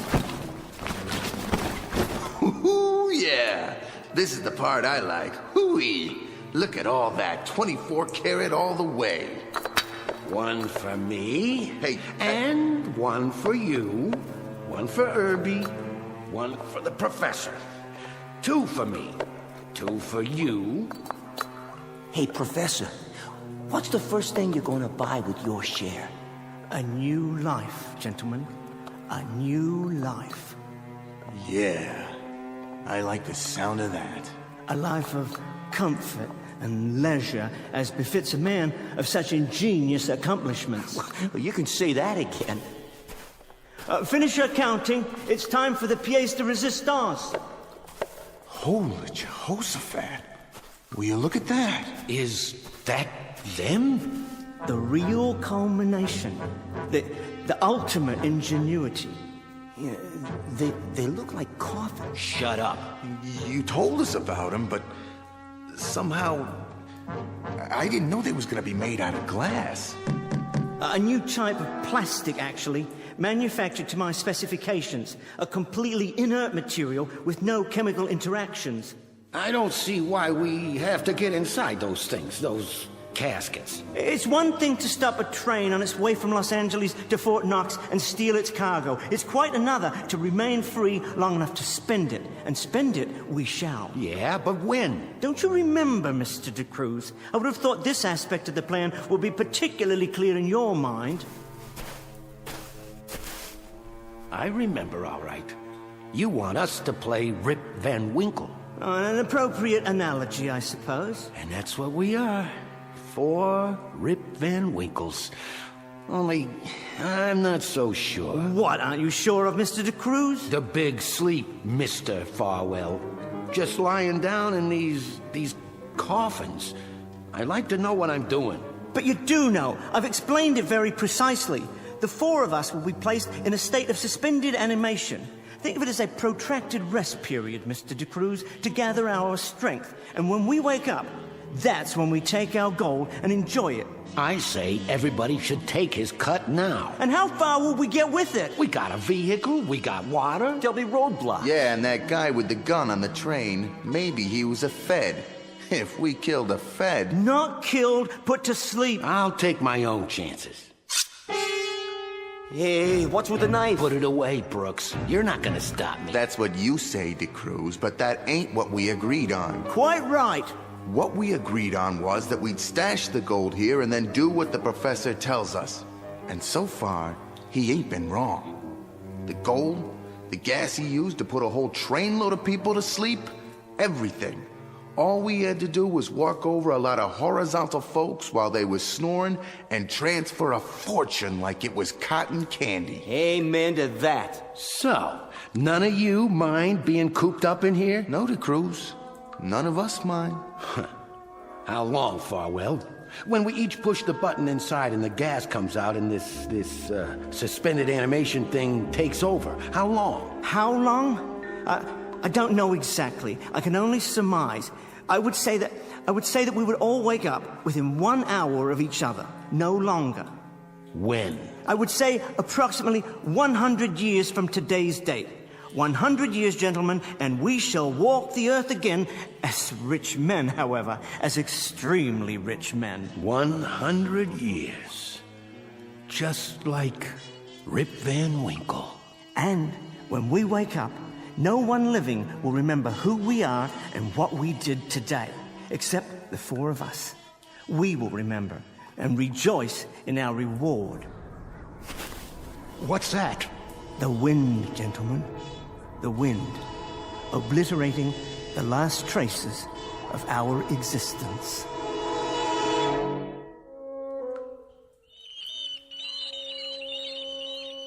What are those things on the ceiling? Bats, Mr. De Cruz. They're quite harmless. I hate bats. Merely flying rodents who prey on insects. You got a phobia about bats, De Cruz? Of course not. I just don't like them, that's all. Then all the more reason to proceed. Open your sleep chambers and lie down. Wait a minute. Quit stalling. There's one more thing. Yes? The truck. How do we know it's going to start when we wake up? Well, that's why I had you cover it so thoroughly. The engine operates on self-generating energy without gasoline or oil-based lubricants. I've prepared it in every detail. Yeah, but what if it still doesn't start? Then we walk to the highway and follow it for approximately 28 miles. We have more than enough water and provisions to reach any of several towns. Enough already. I'm going in. After you, Mr. Irby, and Mr. De Cruz. All right. Here goes nothing.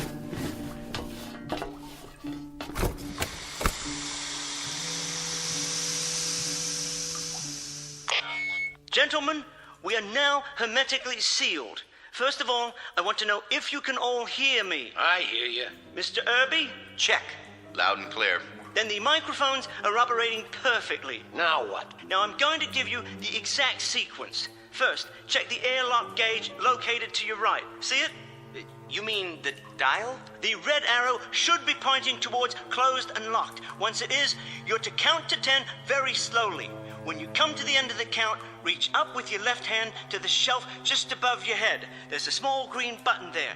I see it. You're to press this button. When that's done, you'll hear another hissing sound. That will be the gas being measured into the enclosures. Ready over here.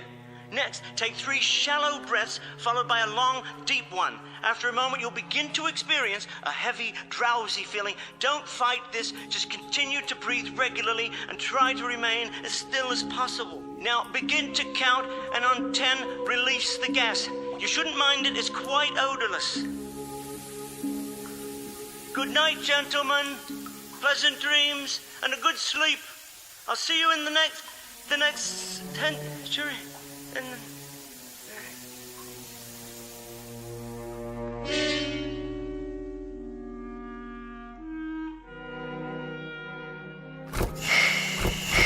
So, the Great Awakening has come at last. It didn't work. My face, my hands. Look at yourselves. We don't have any beards. That means... He's right. Of course I'm right. Our fingernails haven't even grown. Hey, Farwell, with the big brain and all the answers, your plan was a dud. I don't understand. It was foolproof. It must have worked. Wait, yes, of course. All the bodily functions stopped. There wouldn't be any growth of beard, nails, or anything else. I tell you, it worked. One way to make sure. Yeah, let's have a look outside.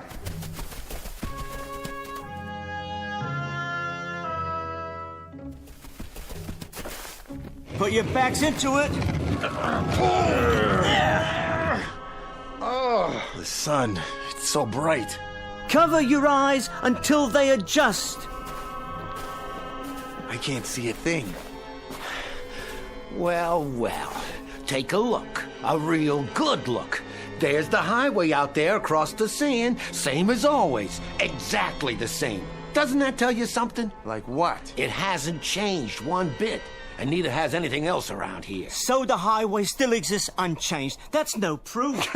Mastermind, big brain. So instead of 100 years, it's maybe an hour later. A lousy hour, which means every kind of cop you can think of is still after us. Thanks for nothing. A big fat zero. You don't know that... And all that gold in there is just so much garbage to us, because everybody and his brother's gonna be looking for it. Hold on. Where's Irby? Huh? We forgot about Irby.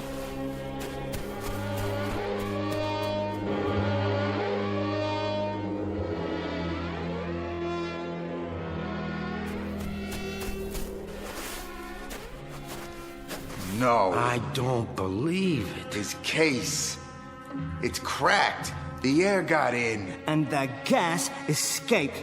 And all because of this rock. I thought you said it was a special plastic. Well, the rock must have fallen from high overhead. It was those bats knocked it loose. So it's high enough to cause a hairline crack in the structure. Yeah, here, look. Just at the edge of the frame. Poor Mr. Irby. He has proven my point, however. A dramatic example, but nonetheless, he has most definitely proven my point. He sure did. There's nothing left inside but bones. There's his wristwatch, his ring. On a skeleton. Hey, Farwell, how long would it take for this to happen to his body? Autopsies are not my field of expertise. But it would take years, especially in this climate. The odds are, Mr. De Cruz, that we are now, indeed, in another century. Just like the plan. So, what's the next step? We get the gold in the truck and we take it to the first city we come to. And we either find a fence or we melt it down. That's the deal, isn't it? Why is it, Mr. De Cruz, that greedy men are the most dreamless, the least imaginative, and the most stupid? Listen, Farwell. No, you listen to me. For the first time in the history of man, we've taken a century and put it in our hip pocket. We've taken a lease on life and outlived our stay. We've had our cake, but we're still going to eat it. That's quite an adventure out there, Mr. De Cruz, though you're a little insensitive to it. Quite a splendid adventure, a world we've never seen before. A brand new, exciting world that we're about to walk through. Only this time with money. That's right. With $10 million worth of gold. That's how we're gonna walk through it. Of course. The only thing left to wonder about is, what kind of world?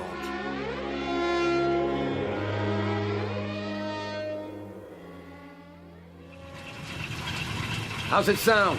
Perfect. Leave it running. Is she all loaded, Brooks? All in. Where's the water can? We have to load that, too. By the grave. Mr. Brooks kindly dug it up for us when he buried Irby. Then I'll put it in and we can get going.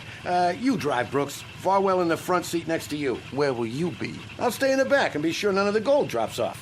Well, aren't you the most thoughtful little bugger that ever come down the pike? You stay in the back and watch the gold, huh? Yeah. I wouldn't trust you with the gold if it was a filling in your mother's own tooth. No, buddy boy, no. You drive, I'll ride in the back. Soon as I get the water can.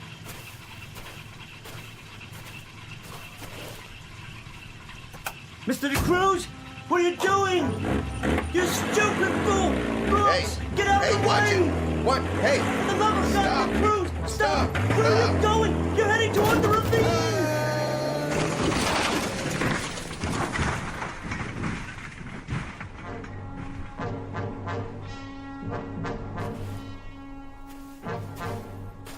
DeCruz? But I don't understand. I saw you drive over the edge. You didn't see me jump out the other side before it went over.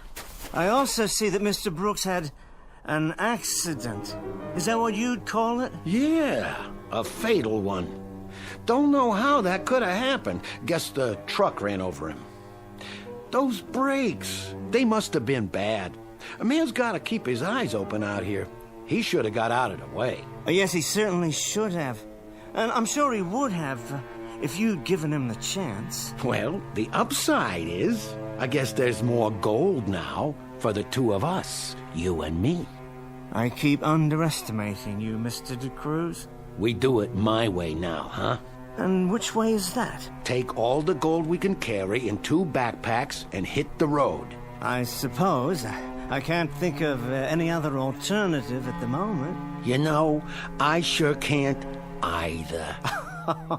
The obvious, the simple, idiotic, ridiculously obvious. Look, even if you hadn't wrecked it... What? The license plates are 100 years old.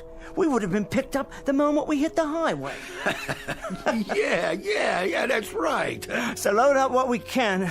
It's going to be a very warm walk. Very warm. You could always wait here till I come back for you. No, you're quite right, Mr. DeCruz. Your point is well taken. I suggest we hit the road.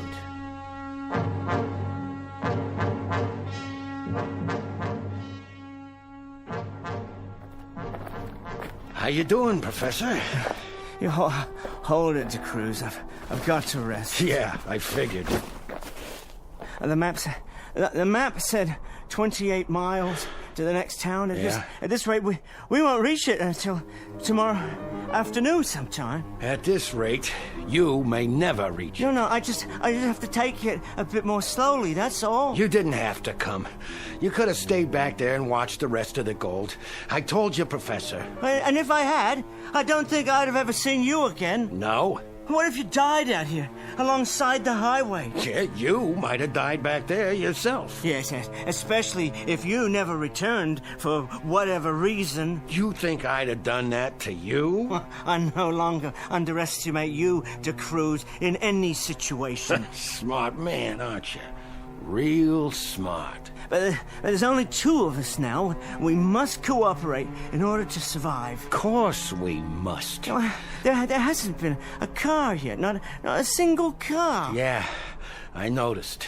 Oh, I hadn't thought of that. I hadn't thought of it at all. What? Just like the license plates. What thought of what? What, the people don't drive cars anymore? Well, then how would they move from one place to another? On horseback? It's possible.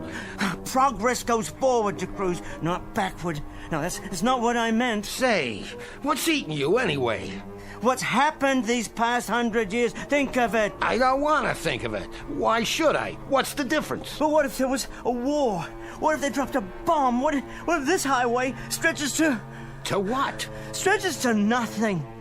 To nothing at all. Hey, Professor, you don't sound like yourself, Mr. big-time plans. That don't sound like you at all. Maybe there isn't any town up ahead. Hey, knock it off, Farwell. Maybe there aren't any people. I told you to knock it off. You're a frightened little man, aren't you, Mr. De Cruz? You've always been a frightened little man. I said... It's because you're so greedy. You have no appreciation of irony, none at all. And wouldn't that be the irony of all ironies? To walk until our hearts burst, carrying all this gold. Yeah? Take a gander at that. What are you babbling about? That's a plane. Hey, look down here. It's merely a silver speck in the sky. Now, it could be a flying craft of some sort, but of course the pilot didn't see us. If it had a pilot, a satellite perhaps, passing over... That was no satellite. I saw it, Farwell, and that's all I need to know. It's a sign. A sign of what? The world's still out there. Sure it is. And that means there's a city up ahead. We're gonna make it, buddy. We're gonna make it after all. Come on, let's keep moving. Water first, sure, water. Well, what are you looking at? You got your own canteen. Yeah, of course I do, yeah. Hey, take it easy, Professor. Better make it last. That's all we got now. 2 canteens. We'll ration it. Yeah, sure we will. I figured it's just about enough to get us where we're going. All the way back to civilization. Just like you said, Professor. Just like you always said.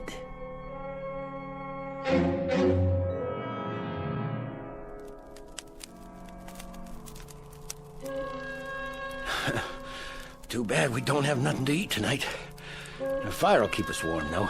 I thought I told you to bring the provisions. I only had room for a couple of freeze-dried packs. But you need to add water, and we don't have any water to spare. Well, at least you know how to start a fire. Didn't I tell you? I used to be a Boy Scout. Oh, you were never a Boy Scout, Mr. De Cruz. They'd have thrown you out. Hey, that's no way to talk, seeing as how we're partners. Soon to be very wealthy partners. We could go into business. I call it the Rip Van Winkle Company. Yeah, if it's all the same to you, De Cruz, I've got plans of my own. I know. For a life of leisure. Well, we're sure gonna have that. Even with inflation. Oh, beyond question. If there is one constant in the world, it's gold. Currencies come and go, but there's never been an adequate supply of precious metals. The course of history changed because of gold, the only irreducible commodity. How much do you think our stash is worth now? Oh, that's hard to say, but whatever the currency, gold retains its value. Scarcity, De Cruz, that's what makes it valuable. And there's never been enough to satisfy human greed. We better get some shut-eye. Yes. Funny, I'm not even sleepy. I had plenty of that already. Oh, we need to preserve our strength. But first, another ration of water. We're seriously dehydrated. I can't recall ever being so thirsty. Yeah, me too. Wait. Well, where's my canteen? On your belt, same as mine. No, it's not there. I must have left it behind when we stopped this afternoon. Now, that's tragic, Mr. Farwell. That's just about the saddest story I've heard all day. I must have water, Cruz. I need it desperately. Water, Mr. Farwell? Why, I believe there's some water around here somewhere. Yeah, sure. In my canteen. Okay, give it to me. Okay. For a price. What are you talking about? 1 drink, 1 bar of gold. Oh, you're out of your mind. Hey, that's the price. I continue to underestimate you, De Cruz. You're quite an entrepreneur. Ain't it the truth, Farwell? Quickly, please. That's enough. Wait, I'm not finished. 1 drink, 1 bar of gold. That's the going rate today. It may go up tomorrow. I haven't checked the market. But for tonight, it's 1 for 1. You better lie down and get your rest. We got a long day ahead of us. What's that? The sound of the world, Professor. The strong feeding on the weak. Same as always.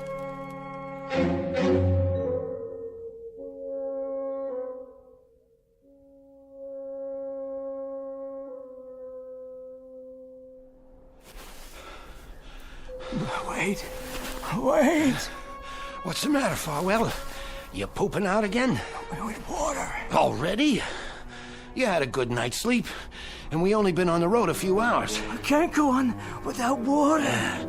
You ain't even carrying that much weight. I got most of it in my pack now. You're getting old, Farwell. Be a shame if you didn't make it to the next town so you can enjoy your share. What's left of it. Please. Hey, look up in the sky. What? You know what that is? It's buzzards.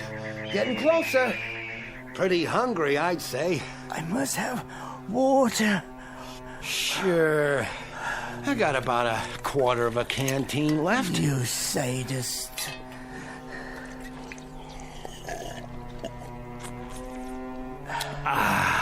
That's mighty good. Not cold, of course, but it's nice and wet. Nothing but a sadist. The rate of exchange just changed a little bit, Farwell. Now it's 2 bars of gold for 1 swallow. Worse than a sadist. A tormentor. An extortionist. If you don't want it. Yes, all right. Glad to see you're still a smart man.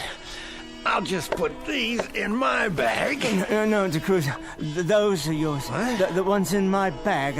I'll hold on to these 2. That's all you got left? 4?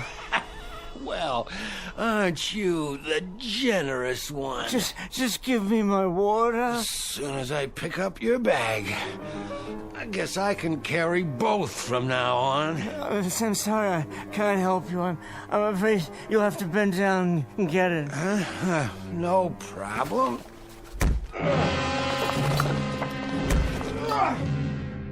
No problem at all. How do you like the gold now, Mr. DeCruz? The feel of it against your skull. Oh, sorry you won't be alive to carry it any further. I'll do that for you. For both of us.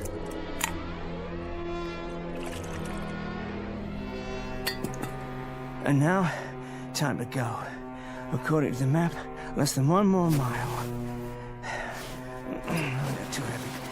I'll come back for them. Now only what I can lift.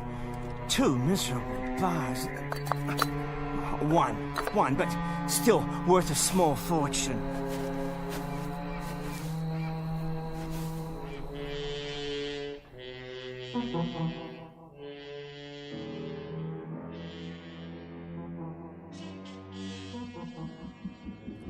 I don't know why we have to leave the city, George. A simple drive in the country, dear. The country? Well, the only undeveloped land within range. I thought it'd be nice to get away. If only for an hour or 2, but... But this is desert land. No one goes here anymore. That's exactly my point. Don't you ever want to get off the beaten track and do something that's not so safe, so arranged? Not really. We have everything we need in the city complex. All right then, dear. We'll turn around. But the sunsets are beautiful here. Well, I suppose it's all right. You don't mind? For a while. Just keep the dome top sealed. The climate outside is ghastly. I suppose that's why it was called Death Valley. Once the sun goes down, though, the temperature should drop. George, look! Lying in the road! Oh, is that an animal? Good Lord. I think it's a man.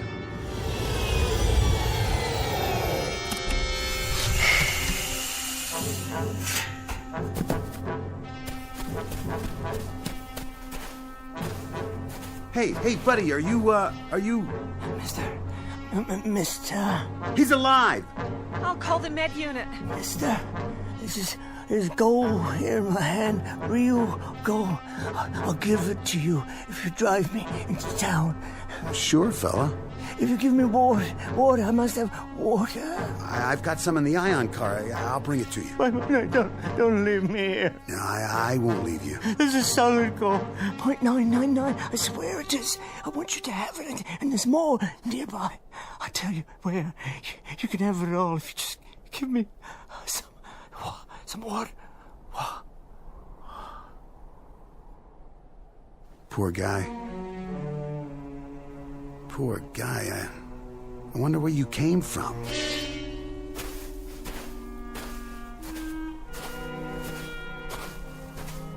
is it, George? What's the matter with him?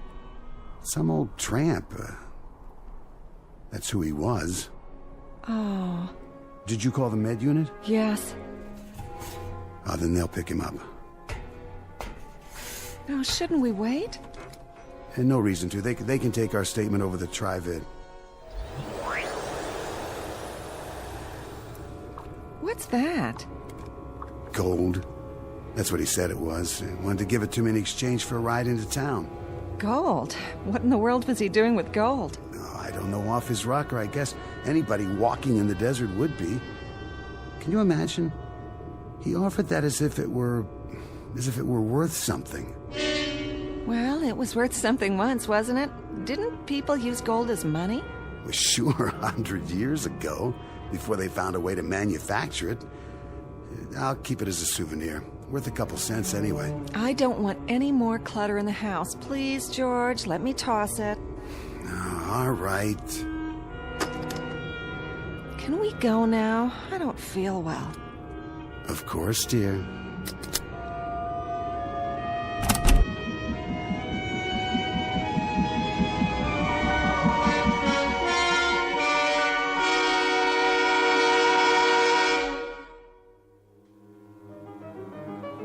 Final scene. Final act for 4 Rip Van Winkles, whose lives were a protracted cheat and who ultimately had to die in precisely the same way they lived, chasing an idol across the hot, yielding sand of a miserable, valueless, and preordained life.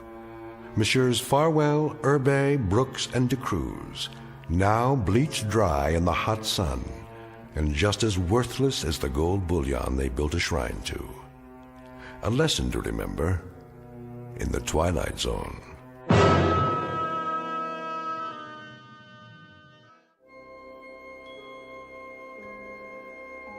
Hi, this is Carl Amari, producer of the Twilight Zone radio dramas. I'd like to take a moment to tell you about our official website at twilightzoneradio.com, where you'll get the latest news and information on these Twilight Zone radio dramas. Plus, at twilightzoneradio.com, you can digitally download 3 free episodes or any of our episodes for only $1.95 each. In this age of ever-changing technology, we've decided to make these episodes instantly available to you by making the Twilight Zone radio dramas a digital download-only series. This means that this series will no longer be offered on CD. The CD collections at our website are now being offered while supplies last at buy one, get one free. So be sure to get your favorites before they're sold out. Be sure to visit us often, and I'll see you in the zone.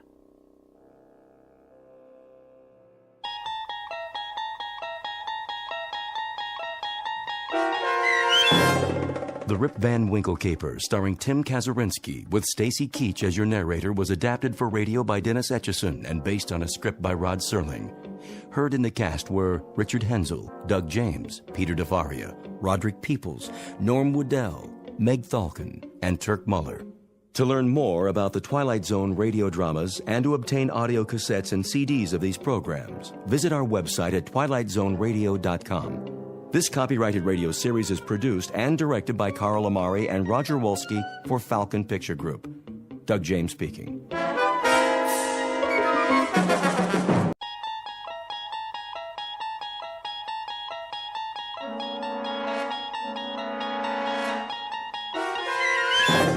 There is a 5th dimension beyond that which is known to man. It is a dimension as vast as space and as timeless as infinity. It is the middle ground between light and shadow, and it lies between the pit of man's fears and the summit of his knowledge. This is the dimension of imagination. It is an area which we call the Twilight Zone.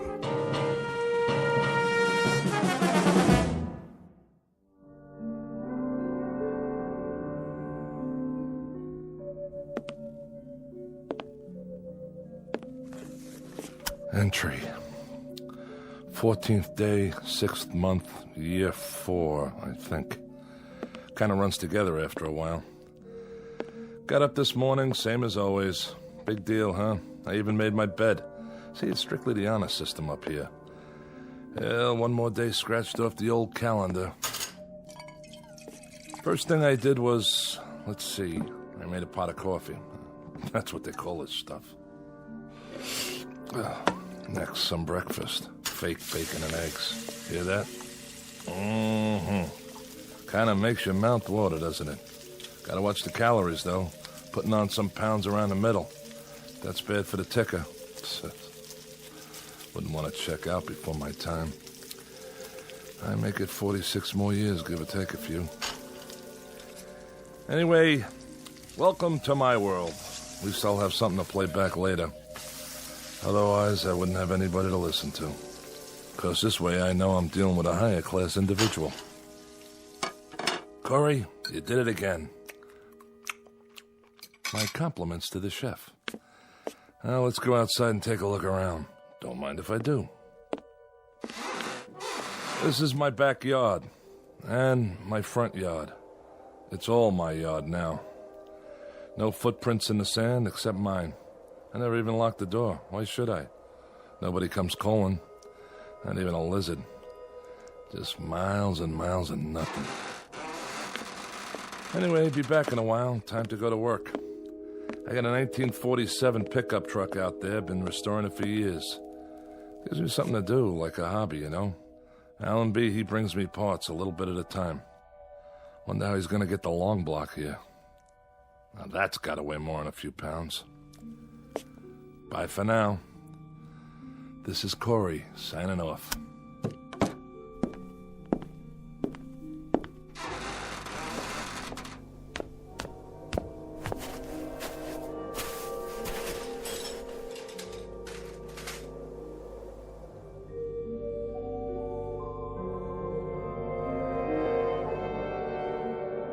Welcome to the world of Mr. James A. Corey. A shack, a shed, and a yard made up of sand and scrub that stretches to infinity. His work? An old truck, cobbled together from junkyard parts. He takes his time, for there is a ritual to loneliness. Twice a day, Corey leaves his shack, goes over to his vehicle in progress, and makes a few minor adjustments. Then he sits in the front seat, stares through the windshield that isn't there, and perhaps succumbs to a wishful daydream that he is at the wheel of a moving car, and the car is on a highway and there is someplace to go. But this will have to remain a dream, because where this man is, there are no highways, no places to go, and no people to see. For the record, let it be known that James A. Corey is a convicted criminal placed in solitary confinement. And it matters very little that his confinement stretches as far as the eye can see.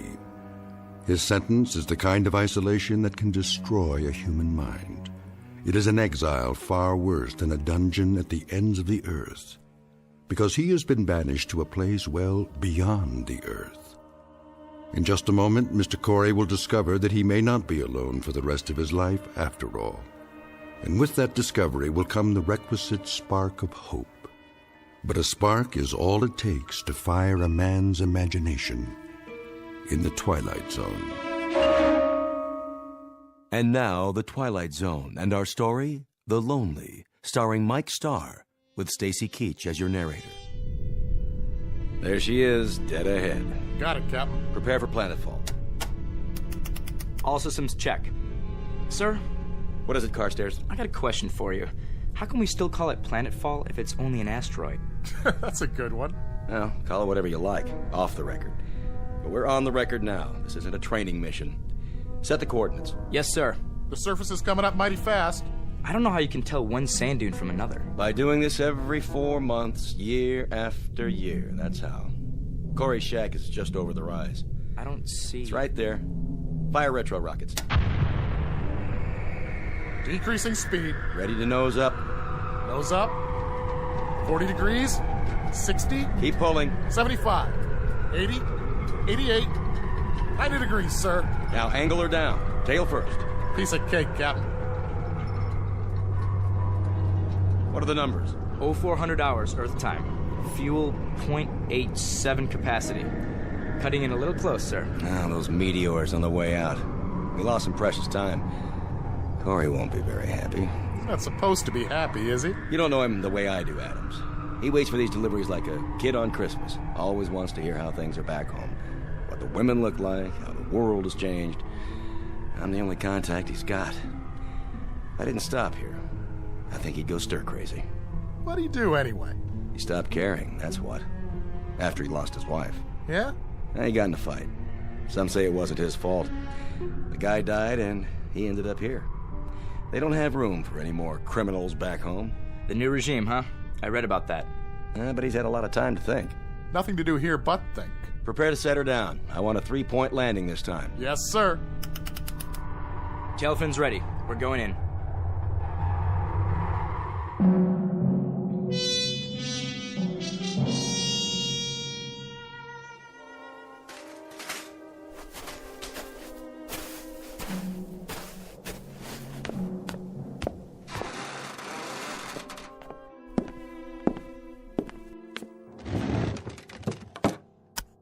Entry, 15th day, 6th month, year 4.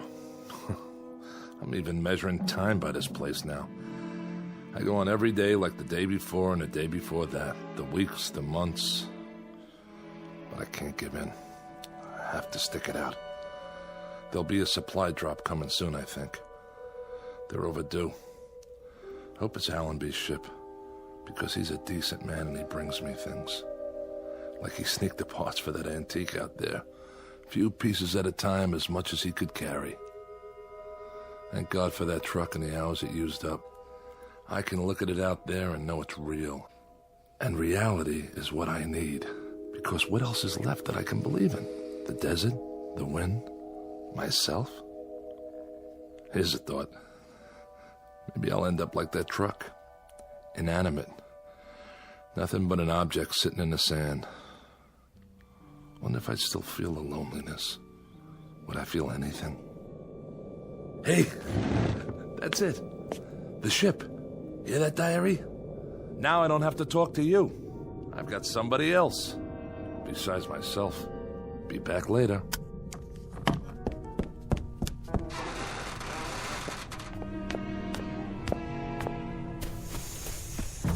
Hey! Hey! How you doing, Allenby? Corey, how are you? All right. Corey, Well, don't just stand there. Come on inside. It's hotter than blazes.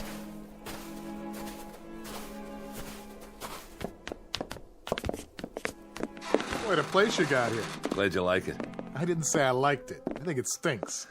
And I guess you think I don't? I don't know what you think. Hey, take it easy, Adams. Well, you don't have to live here now, do you? No, but I've got to come back here 4 times a year.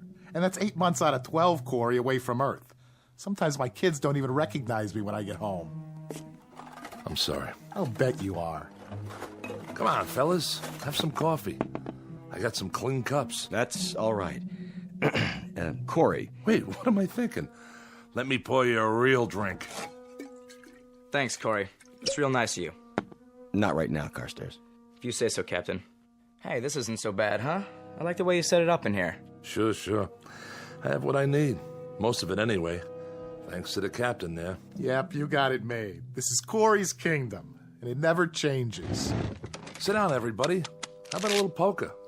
4-handed draw, jacks to open. Who's in? We don't have much of a layover this time.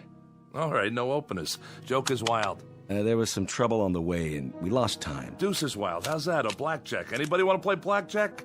You can count to 21, can't you, Adams? Listen to this guy. Look, we've only got 15 minutes, guys. So what? Nobody's checking your schedule out here. What's the big deal? I'm sorry, Corey.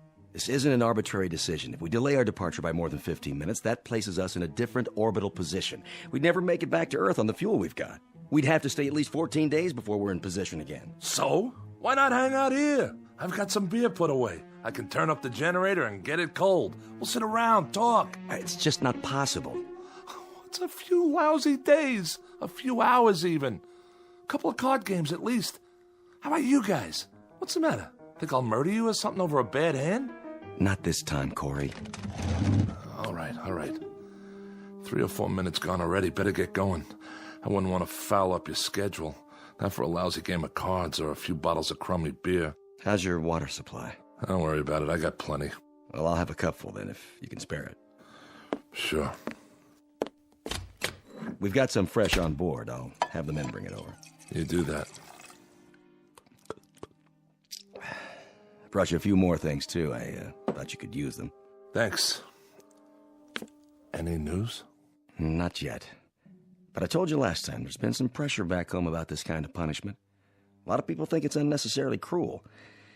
Well, who knows what'll happen the next couple of years.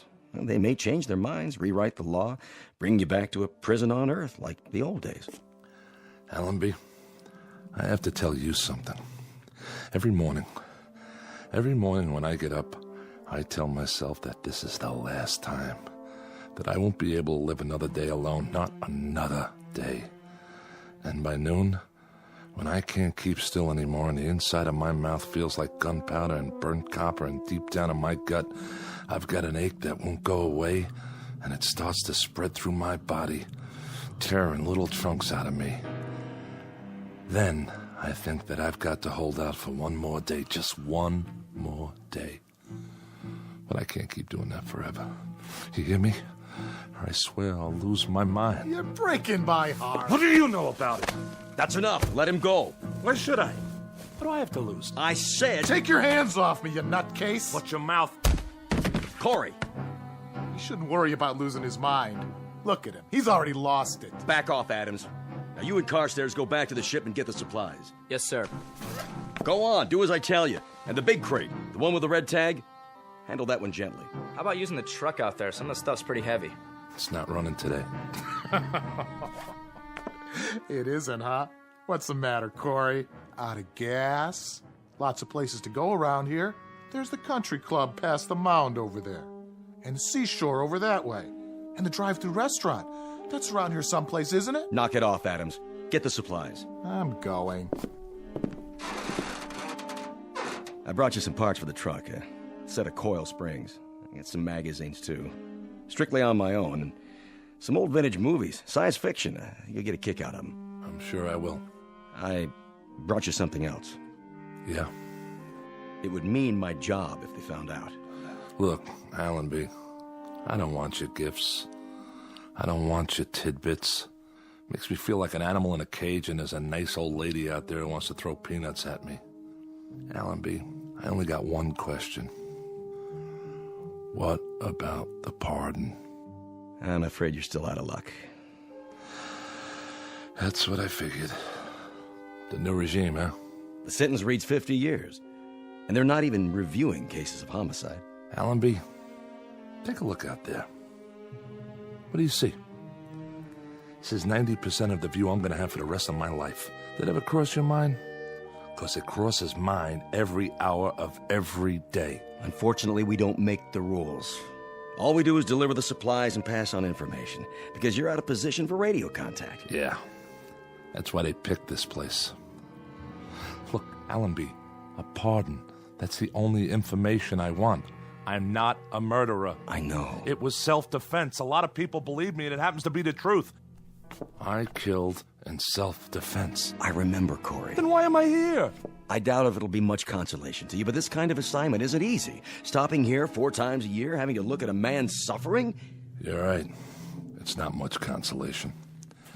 Here they come. I can't bring you freedom, Corey. All I can do is try to bring you things to help you keep your sanity.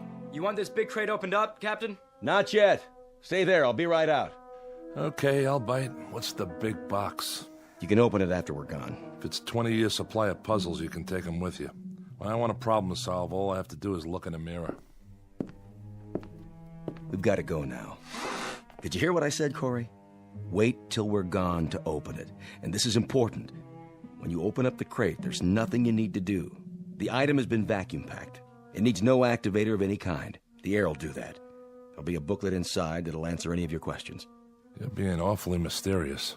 I don't mean to be. It's just like I told you, though. I'm risking a lot to bring it here. They don't know what it is, so I'd appreciate it if you wait till we get out of sight. No problem. Give my regards to Broadway. And every place else while you're at it. Sure, Corey. I'll see you. Allenby! Yes? I don't much care what it is. But for the thought, Allenby, for the decency of it, I thank you. You're quite welcome, Corey. Have a good trip! 2 minutes, Captain. Go ahead and fire up the rockets. Yes, sir. Captain, just man to man. What did you bring him? What's in the box? I'm not sure, really. Maybe it's an illusion, or maybe it's salvation. Open the hatch. Let's get out of here.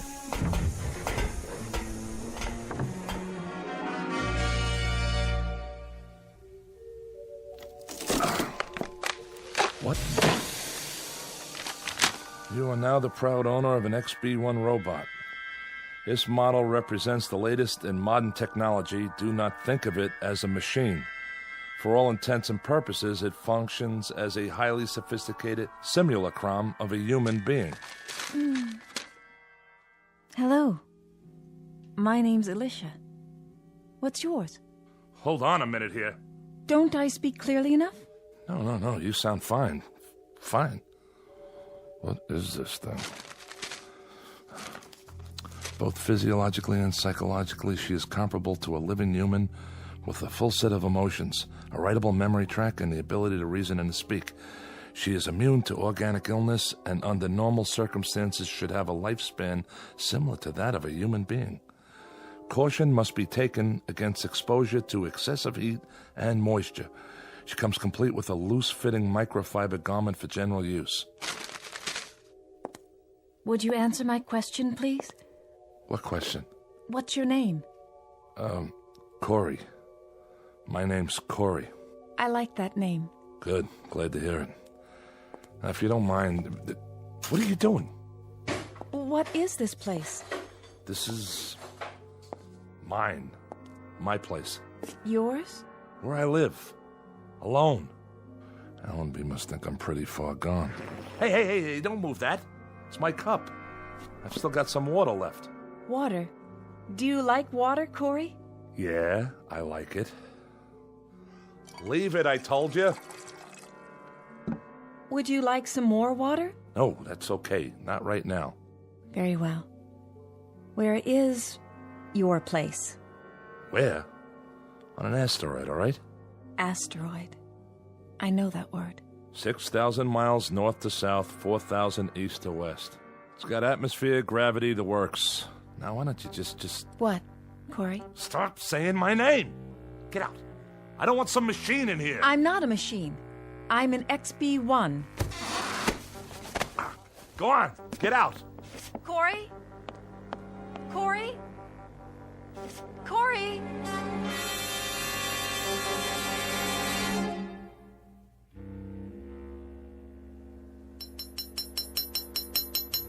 Ow! Blasted coil springs. What's wrong, Corey? Nothing, all right? I brought you some water. Where shall I put it? Just leave it. But it will get warm on the sand. It won't taste as good. You know that, huh? What it tastes like? I can feel thirst. Yeah? What else can you feel? I don't understand. Can you feel heat and cold? The wind? Yes. How about pain? Can you feel pain? That too? Ow. How can you? You're a machine. Excuse me. A different kind of machine. Yes. Of course you are. So why didn't they build you to look like a machine?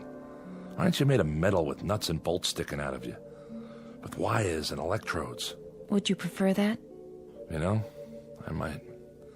Because then you wouldn't be a lie. A lie? Why do they cover you with stuff that looks like flesh? Why even give you a face in the first place? A face that if I look at it long enough, it almost makes me think... makes me believe that... Believe what? Stop asking me stupid questions. I didn't mean to. Look at me. Don't hang your head. Corey. Turn that face up. I'm talking to you. Corey, please. Don't give me any of that phony stuff. Somebody program it into you? Why? What's the point? To mock me? I'm not mocking you, Corey. Yes, you are. Every time you talk to me, every time you look at me, like right now, I'm being mocked. You hurt me, Corey. Hurt you? How could I hurt you?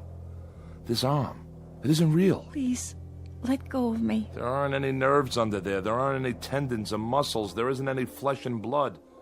But you don't even know what I'm talking about, do you? What are you doing? Oh, just what do you think? I'm looking for the right tool for the job, and you know what that job is? No? I'm going to turn you back into parts the way you should have been in the first place. Maybe I can use some of them in the truck. Corey, that's a hammer. That's right. That's what it is. You know what you are? You're like this broken-down heap of iron sitting here. Exactly like it. You're just a hunk of metal and plastic and God knows what, with arms and legs instead of wheels. But that heap doesn't mock me the way you do. Doesn't look at me with make-believe eyes and talk to me with a make-believe voice. No. Well, listen, you machine. I'm sick of being mocked by some kind of ghost, by the memory of what a woman looks like. Well, I don't need it. I've got enough memories. I don't have to be reminded of anything. And that's all you are. Nothing but a reminder that I'm so lonely I'm about to lose my mind. That's right. Close your eyes if you want. I don't care. Corey. What are you... Oh, Corey.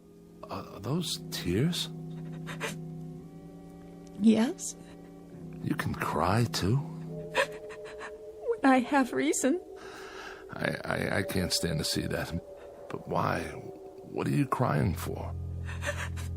I'm frightened. Frightened of me? You can feel fear? Yes. The book said with a full set of emotions. What else can you feel? Sadness.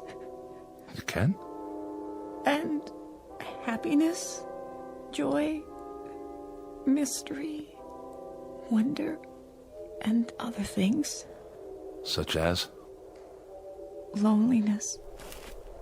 I don't believe it. Don't you? There you go again. Listen, it's hot out here. Yes, that's not good for me. We'll go back inside.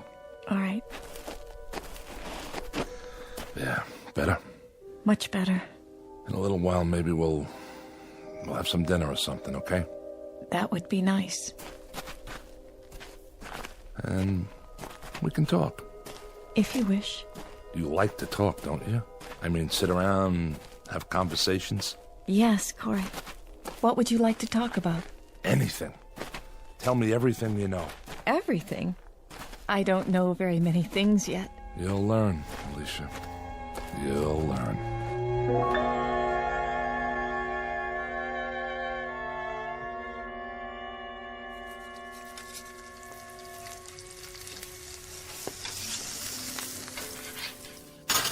Here you go. Of course, it's only freeze-dried, but it isn't bad. You're not a vegetarian, are you? No, Corey. I hope you enjoy it. Me? This is for both of us. It smells wonderful.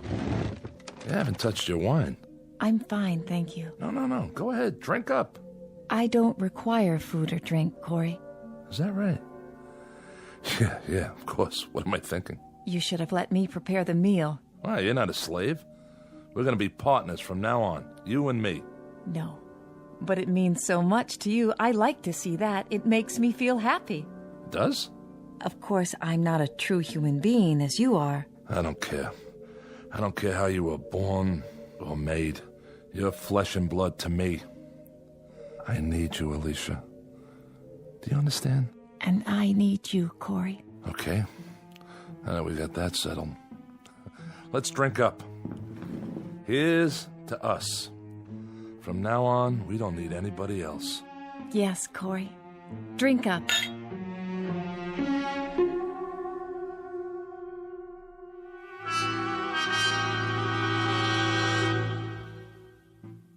Alicia has been with me for 11 months now. Twice when Allenby brought the ship in with supplies, I've hidden her so the others wouldn't see.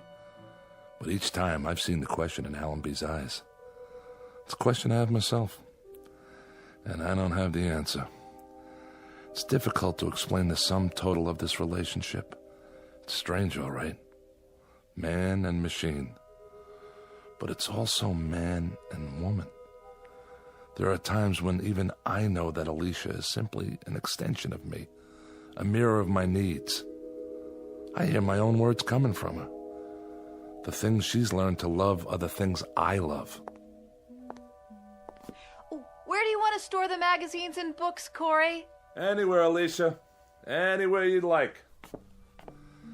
I think I've reached the point now where I won't analyze her any longer. I accept her as a part of my life, an integral part. I don't know how I ever got along without her.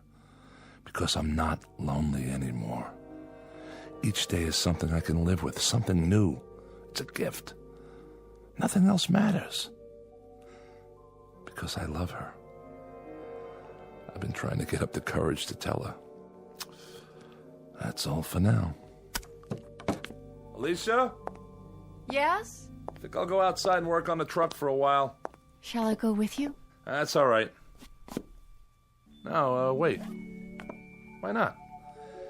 You can see how it's coming. Just don't stay in the sun too long. I won't.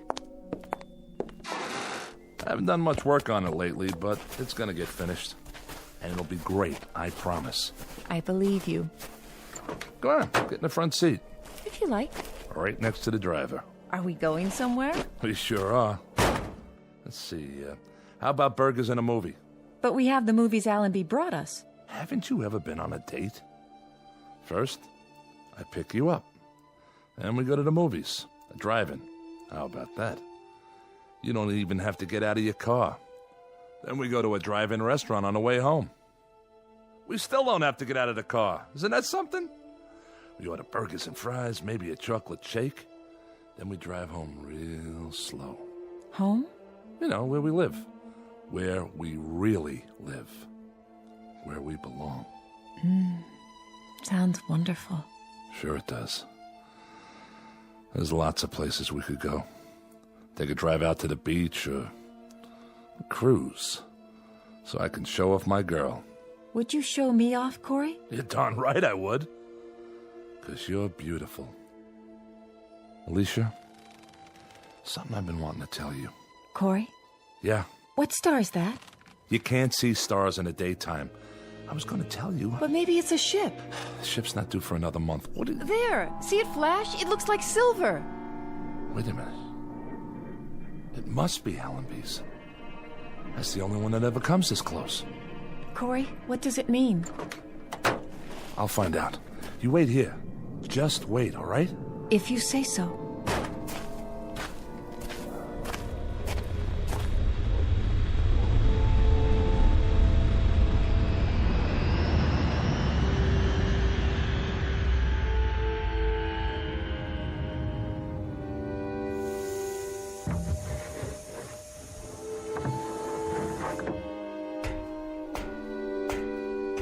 Allenby? Hello, Corey. What are you doing here? Have some trouble? No, we had no trouble. What's the matter, Corey? Aren't you glad to see us? But you don't have a scheduled stop for another month. This is a scheduled stop. What are you talking about? We've got good news for you, Corey. Hold on. Let me tell him. Tell me what? Well, Corey... Forget it. Whatever it is, I'm not interested. You better hear what it is first. You heard me, Allenby. I'm not interested. Don't you get it? I don't care what happens on Earth. Not anymore. You will this time. I guarantee it. Doesn't make any difference. It's worse. If we'd come back a month from now, he'd have been eating sand or something. I'll see you guys. Leave the supplies by the shack. Corey, listen to me. It's this way, Corey. All the sentences have been reviewed. They've given you a pardon. We're not here to bring supplies. We're here to take you back home. What? But we've got to take off in exactly 10 minutes. We can't wait any longer. We're almost out of fuel. Any more than 10 minutes, and the coordinates will be wrong, and then I don't think we'd ever make it. Wait a minute, Allenby. What did you just say? What did you say about... You heard me right. A pardon. It won't do any of us any good unless you pack your stuff and get ready to move, Corey. We've picked up 7 men from other asteroids, and we've only got room for about 15 pounds of gear. So grab what you need and leave the rest of it behind, such as it is. I don't even have 15 pounds of stuff. I've got a shirt, a pencil, and a recordable diary. Pair of shoes. The truck you can leave here for the next poor devil. There won't be any next poor devil. There won't be any more exiles. You're the last. We'll leave it here to rust then. The farthest auto junkyard in the known universe. And Alicia and I will wave to it as we leave. We'll just look out of the porthole and throw it a kiss goodbye. The car, the shack, the salt beds, the sand dunes, the whole works. Alicia and I will just... Who? Who, Corey? Oh, my dear God. I forgot. Allenby, it's Alicia. You remember her? Is he out of his mind? Who's Alicia, Corey? Who's Alicia? Adams, you idiot. You brought her here. You brought her in a box with a red tag on it. She's a woman. Well, a robot, technically, but closer to a woman.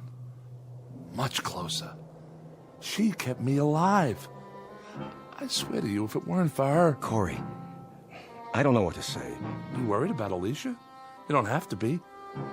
I tell you, she's just like a woman. And she's gentle and kind, and without her, I tell you, I'd be finished. I'd have given up. The only reason you'd have to come back would be to bury me. That's what you wouldn't let us look at, huh, Captain? The crate. Sorry if I wasn't supposed to tell them. It doesn't matter now, Corey. But unfortunately, there's another problem. Problem? There are no problems left on heaven and earth. We'll pack up 15 pounds of stuff and we'll climb in that ship of yours, and when we get back to that beautiful green earth... 15 pounds? 15 pounds? You've got to have room for more than that. Throw out some equipment. Alicia weighs more than 15 pounds. That's the point, Corey. We're stripped now.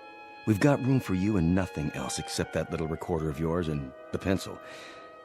You'll have to leave the robot here. Allenby, she's not just a robot. You leave her behind. That's murder. I'm sorry, Corey. No, you don't understand. You can't leave her. Alicia! Come here! You'll see. You'll see why you can't leave her. Alicia! Alicia! Where is she, Corey? I don't know. Look, just pack your gear and get out. Captain, we've only got a few more minutes. Come on, Corey. No! I'm not leaving without her. I told you that. I can't leave. This is our last trip. It's off the route now. That means no supplies. That means if you stay here, you die here. And if you make that choice, there'll be a day, Corey, when you'll pray for death to come quickly. I can't help it, Allenby. I can't leave her behind. And you won't take her. So that means I stay. Alicia! Come here, Alicia! Let them see you. Don't be afraid. Corey, listen to me. I saw this thing get crated, shoved into a box. It's a machine with servo motor and wires and circuits and batteries. She's a woman! Captain Allenby, we've got to take off. How about it, Captain? We better leave him. We can't do that. Sick, mad, or half alive, we've got to bring him back. Those are the orders. Corey, it isn't just you now, it's all of us. So we can't argue anymore, Corey. We have to take you one way or another. I'm sorry, Corey. Grab him. No, you don't. Alicia! Stop him. Corey! Come on, Corey. We'll carry you if we have to. There you are. Alicia, talk to them. Tell them you're a woman. Tell them... Corey, is it all right? You said to hide. What are they doing? Are they hurting you, Corey? I have no choice, Corey. No choice at all. No, Allenby, I tell you, she's a human being. She's... Corey, I'm frightened. Corey! No. You see, Corey? There's nothing behind that face except wires and circuits and visual receptors. Alicia. Alicia. Corey? Corey? Corey? Corey? Corey? Come along now. It's over. Yeah. It's over. It's gotta be now, Captain. Put it behind you, Corey, like a bad dream. When you wake up, you'll be on Earth. You'll be home. Home? That's right. All you're leaving behind is loneliness. I'll have to remember. Remember to keep that in mind. Let's go, Corey. Let's go home.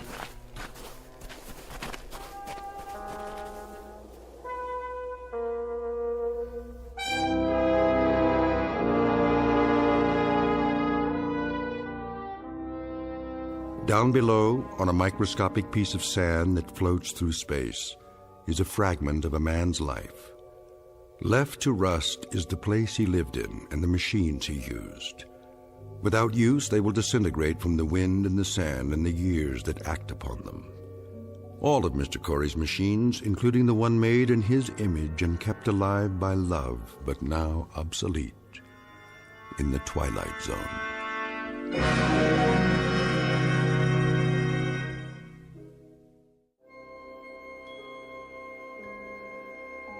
Hi, this is Carl Amari, producer of the Twilight Zone radio dramas. I'd like to take a moment to tell you about our official website at twilightzoneradio.com, where you'll get the latest news and information on these Twilight Zone radio dramas. Plus, at twilightzoneradio.com, you can digitally download 3 free episodes or any of our episodes for only $1.95 each. In this age of ever-changing technology, we've decided to make these episodes instantly available to you by making the Twilight Zone radio dramas a digital download-only series. This means that this series will no longer be offered on CD. The CD collections at our website are now being offered while supplies last at buy one, get one free. So be sure to get your favorites before they're sold out. Be sure to visit us often, and I'll see you in the zone.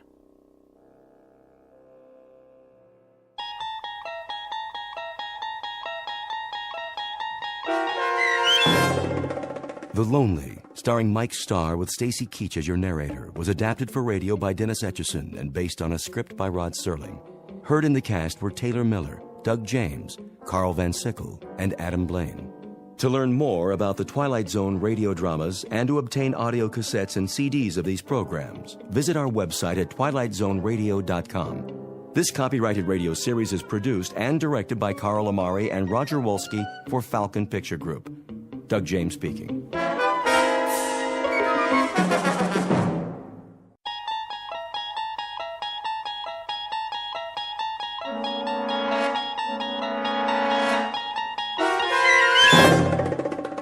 There is a fifth dimension beyond that which is known to man.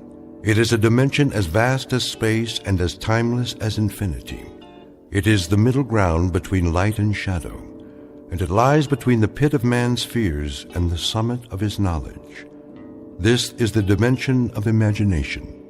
It is an area which we call the Twilight Zone.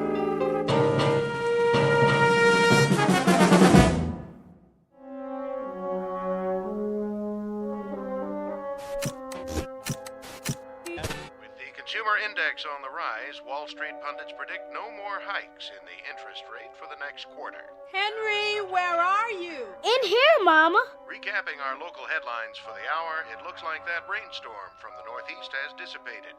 So we can expect scattered low clouds in the AM, clearing by early afternoon and followed by some sunshine. I'm waiting, Henry. In a minute, Mama. Barley's gonna be on the news. Henry, come in the kitchen right now. 1 more minute. And in sports, here's a flash from the past. One of the city's favorite sons is set for an important boxing match tonight at St. Nick's Arena. Mama, come here. What is it? Quick. For this battling middleweight, tonight's the night, the one that counts. I thought you were going to help me with the dishes. Look. Henry, I need you now. Look. Why, that's a picture of Bowley. But after such a checkered career, can he make a comeback? I know. To put it another way, is this bout really necessary? No fighter lasts forever, and sports fans don't want to see a good man take a beating in the ring. So here's this reporter's advice to Boley Jackson. It's time to pack it in. Find another line of work if you have to, but take care of yourself and stay out of the game. Get a job behind the scenes, training younger, stronger, talented young bloods whose careers are ahead instead of behind them.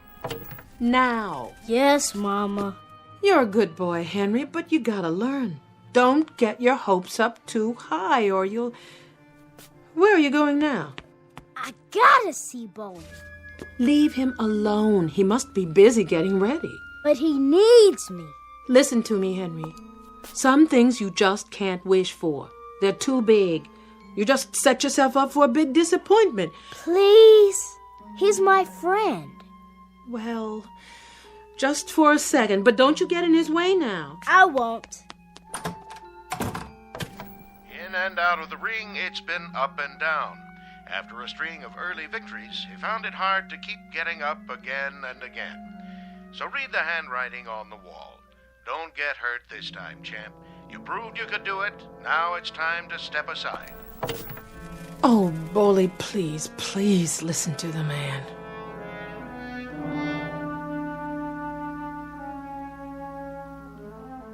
In this corner of the universe, a prize fighter named Boley Jackson 183 pounds, a little over his best weight, and an hour and a half away from his chance for a comeback at St. Nick's Arena. Mr. Boley Jackson, who now lives in a tenement building and by the standards of his profession is an aging, over-the-hill relic of what was, and who now sees a reflection in his dresser mirror of a man who left too many pieces of his youth in too many stadiums for too many years before too many screaming people.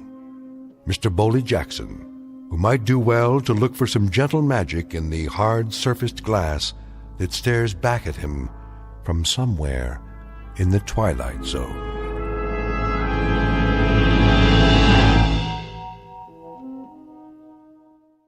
And now, The Twilight Zone and our story, The Big Tall Wish, starring Blair Underwood, with Stacy Keach as your narrator.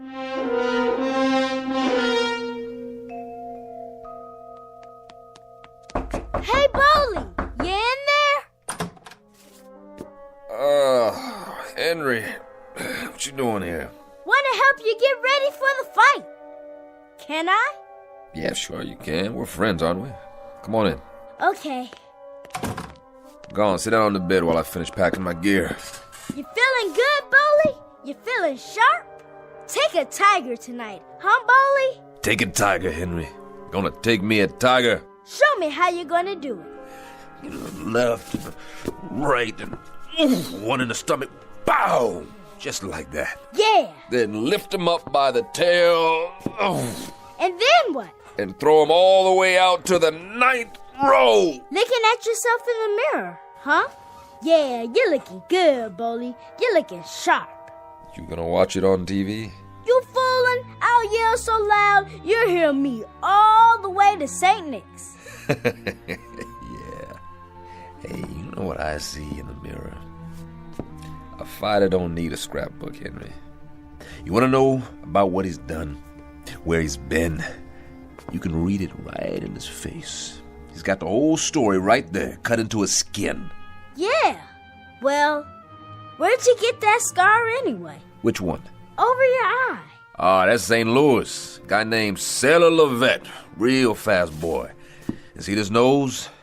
That was Memorial Stadium, Syracuse, New York. Italian boy. Fought like Henry Armstrong, all hands and arms, just like a windmill all over you. That was the first time I ever had my nose broke twice in one fight. Did it hurt bad? Sure it did. What you think? Gee, Boley, that's tough. Moving south, Henry, moving south. Now, this here, Miami, Florida. Boy got me up against a ring post, did this here, with his laces on the face. That's where you read it. Start at the first match and move across Pittsburgh, Boston, Syracuse. I'm a tired old man, Henry. Tired old man trying to catch a bus. But the bus already gone. Left a couple of years ago. Aw, that ain't true. Here, look for yourself. Hands all heavy, legs all rubbery, short breath, one eye not so good, and there I go running down the street trying to catch this bus to glory. Stop talking like that. I'm only telling the truth. Boley, you're gonna catch a tiger tonight. I'm sure gonna try. I know you are, 'cause I'm gonna make a wish. I'm gonna make a big, tall wish. And you ain't gonna get hurt none either. I'm gonna make a wish that you don't. You hear? I don't want you getting hurt. You've been hurt enough already, and you're my friend, Boley. You're my good and close friend.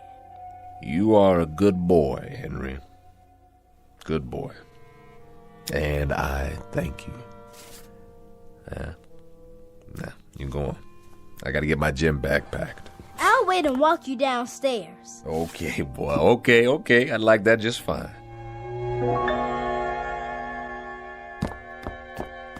There you are, Henry. Hi, Mama. Where did you run off to? I'm helping Boley. Well, don't get in his way. You got quite a boy there, Francis. Quite a boy. I hope he didn't bother you too much. Him? No.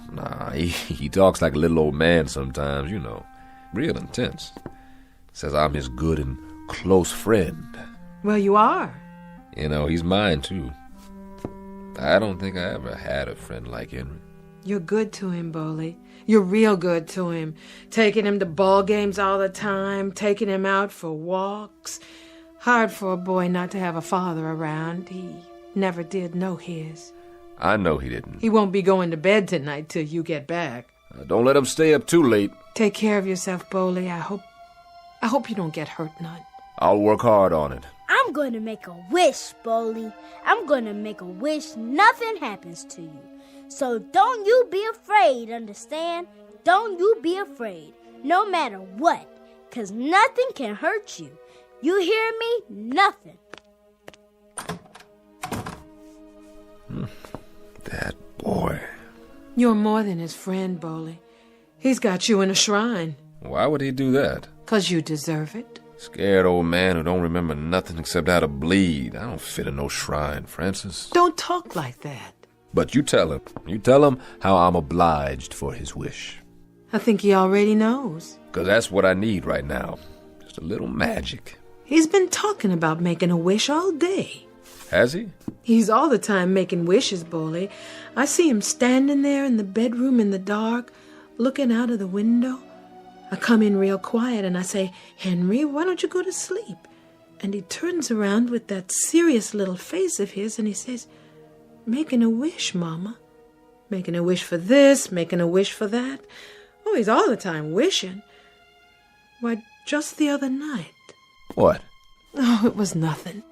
Tell me. Well, I needed some more money for the rent, $50. Henry said he was going to make the big, tall wish. That's his biggest kind, the big, tall wish. He don't waste it on just anything. It's what he calls the most important one. That was last Friday. And then what do you know? A woman I did some nursing for out on the island sent me a check. Just like that. A check for $50. And that was exactly how much I needed. I was real lucky. Yeah, that's what it was. Luck. Little boys are something, huh? Yes, they are. Little boys with their heads full up with dreams. And then, when does it happen, Francis? What do you mean? When do they suddenly know there ain't any magic? When does somebody push their face down on the sidewalk and say to them, hey, little boy, it's concrete. That's what the world is made out of. Concrete and gutters and dirty old buildings and tears for every minute you're alive. Oh, Boley. When do they find out that you can wish your whole life away? But sometimes what we wish for, it can come true. You know that part too, don't you? I know I'm all wished out. That's the only thing I know for sure. Good luck tonight, Boley. We'll be waiting for you. Sure, I appreciate it. You kiss him goodnight for me now if it gets too late. I will.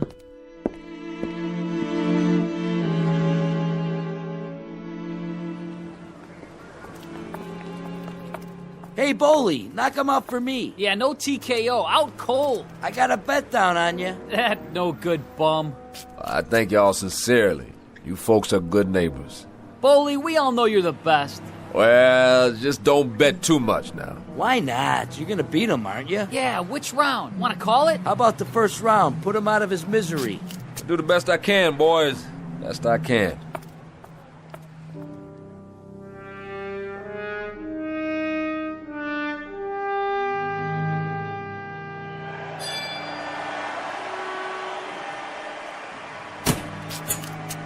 Hey, Joe. There you are, Jackson. What's happening? What you standing back here for? You're supposed to be getting ready. Just checking out the house. Well, forget about it. Thomas won't cut you a piece of the action. Not tonight. How come? Not much box office. Too many people at home watching on TV. So all you get's the guarantee. That's all right. Just wanted to check it out. Been a while. A while. It's always the same. Cigars, beer, hot dogs, sweat, canvas. Never forget places like this, the way they smell. All this time, I guess I missed it. Go on in the dressing room. In a minute. I'll give you a rub down. We got time. Something wrong, Jackson? Like what? You're not freezing up on me. I'm here, aren't I? I've been working out all month. No offense. I just thought, seeing as how you've been away for a while. Don't talk down to me, Joe. You might have a slight case of the jitters, that's all. Not me. Never did. Never will. Don't worry about it. You'll do fine. Sure I will. You look good. You really do. How was the weigh-in, Slugger? Right on the money. Like I said, you're looking real good.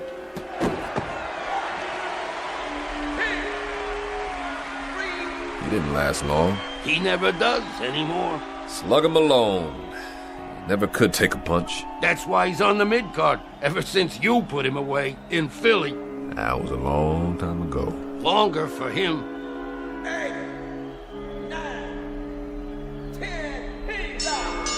How's that boy I got tonight? Nothing much. He still don't know what he's doing. All over the place. Still pretty young. Yeah, he's just a kid. Better take it easy on him. Never see that left jab coming. All right, stand back. Let him through. How you doing, Malone? That you, Bully? Yeah, it's me. Hey, man. Saw the fight. Sorry about that. You did all right. Stayed on your feet. Let me see that eye. Get away from my boy, Jackson. He's hurt. They tagged me pretty good. It's not too bad. Clean cut. That kind heals up fast. Come on, Malone. Hold up. Slugger. You're gonna be okay. You hear me? Hey, Bully. Where you been anyway? I ain't seen you around. Here and there. You know how it is. Yeah, I know. You just take it easy for a while. Be good as new. You'll see. You still got that left jab? Sure I do. You show, Bully. I got a bet down on you. Well, I was gonna, but Let's go, Slugger. I'll see you, Malone. Yeah, I see you in the funny papers. Move it. Hey, Bully. When you gonna give me a rematch, huh? Anytime, Slugger. Anytime. He was never that much. He did the best he could. All he can do. Yeah, well, you better lace him up now. Sure, Joe. Thomas will be waiting. I bet he will. It's almost showtime.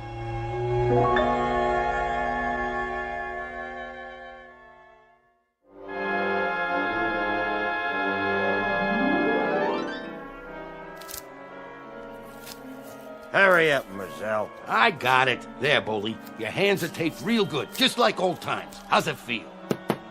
Feels okay. Feels good, Joe. Sure it does. Nice and tight, the way I like it. Ready? I'm ready. What did I tell you? He's all ready, Thomas. Uh-huh. Put out that cigar, will you? What do you care? I gotta breathe in here.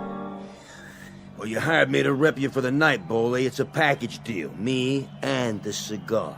I told you to butt it out. Maybe you can back that up. Maybe not. Ain't no maybe. Give it to me. Yeah, you got attitude, I'll say that for you. I like that in my boys. This one here, he's a pretty feisty old man. He ain't old. You know what I think? The older they are, the louder they talk. And the more they want,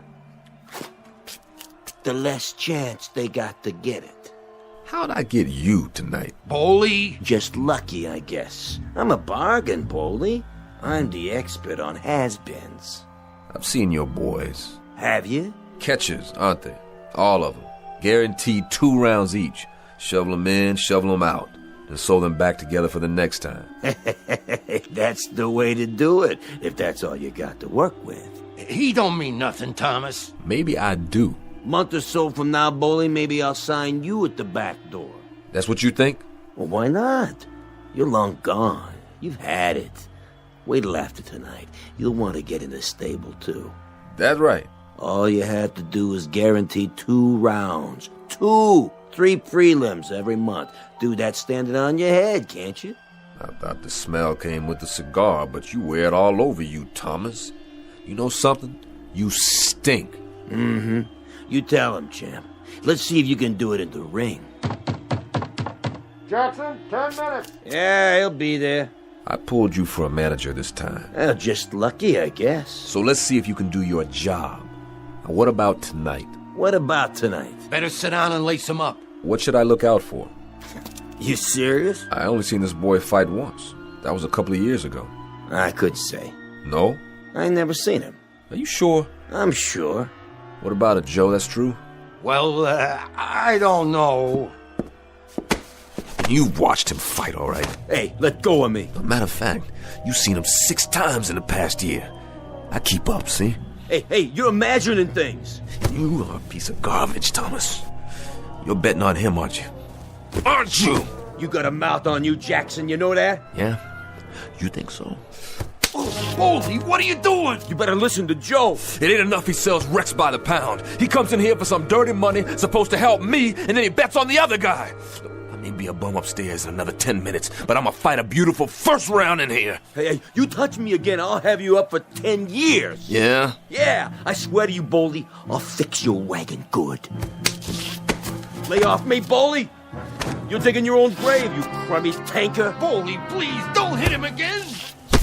Ugh, you just got lucky you hit the wall instead of me that time. Boldy, your hand. See you later, Jackson. Let me see it. Oh, man, what'd you go and do that for? Don't worry about me. It wasn't enough you had to spot him all those years. It wasn't enough, huh? Now you gotta walk in with 4 busted knuckles. Oh, you're bleeding right through the tape. So what? You've seen blood before? I'll put a bandage on it. Leave it. Boldy, come here. I don't care, Joe. Somebody's got to teach that lowlife a lesson. Maybe so. Maybe. But not you. Not tonight. Okay, Jackson, you're on. Well? Well, nothing. Let's do it. You sure, Boldy? Give me my gloves. Right here. Careful. Poor little Henry. Who? I put 2 strikes on his magic already. What are you talking about? Nothing, Joe. It don't matter. Because he's got to learn. Who's got to learn? This friend of mine, his name Henry Temple. He's got to learn that there ain't no such thing as magic.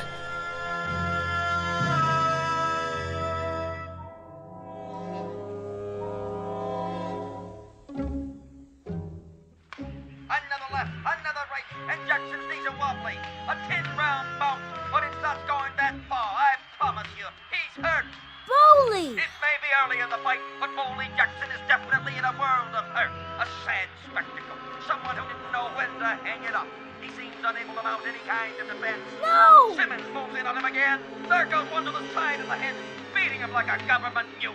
No! One to the breadbasket. Ow! A left-right combination to the head again. Stop! Oh, is that boy hurt? Is that boy hurt? Somebody ought to stop this carnage. Don't watch anymore, Henry. Stop it! Please, turn it off now. He's down. Jackson is down. It's as good as over. Henry, do you hear me? Get away from the TV. Please, Boldy! What are you doing? 1, 2, 3. Please, Boldy, please! 5, Please! 6. Please! 8. 9. 10. He's down. I can't believe it. What happened? Boldy. It's unbelievable. He's out. The man is out. Simmons is out. One of the most amazing turnarounds we've ever seen. Boldy Jackson was as good as gone, but then somehow he reached way, way down, sucked it up, and landed a left jab at a combination that put the lights out for Simmons, the favorite. Ladies and gentlemen, Boldy Jackson has done it. He's back.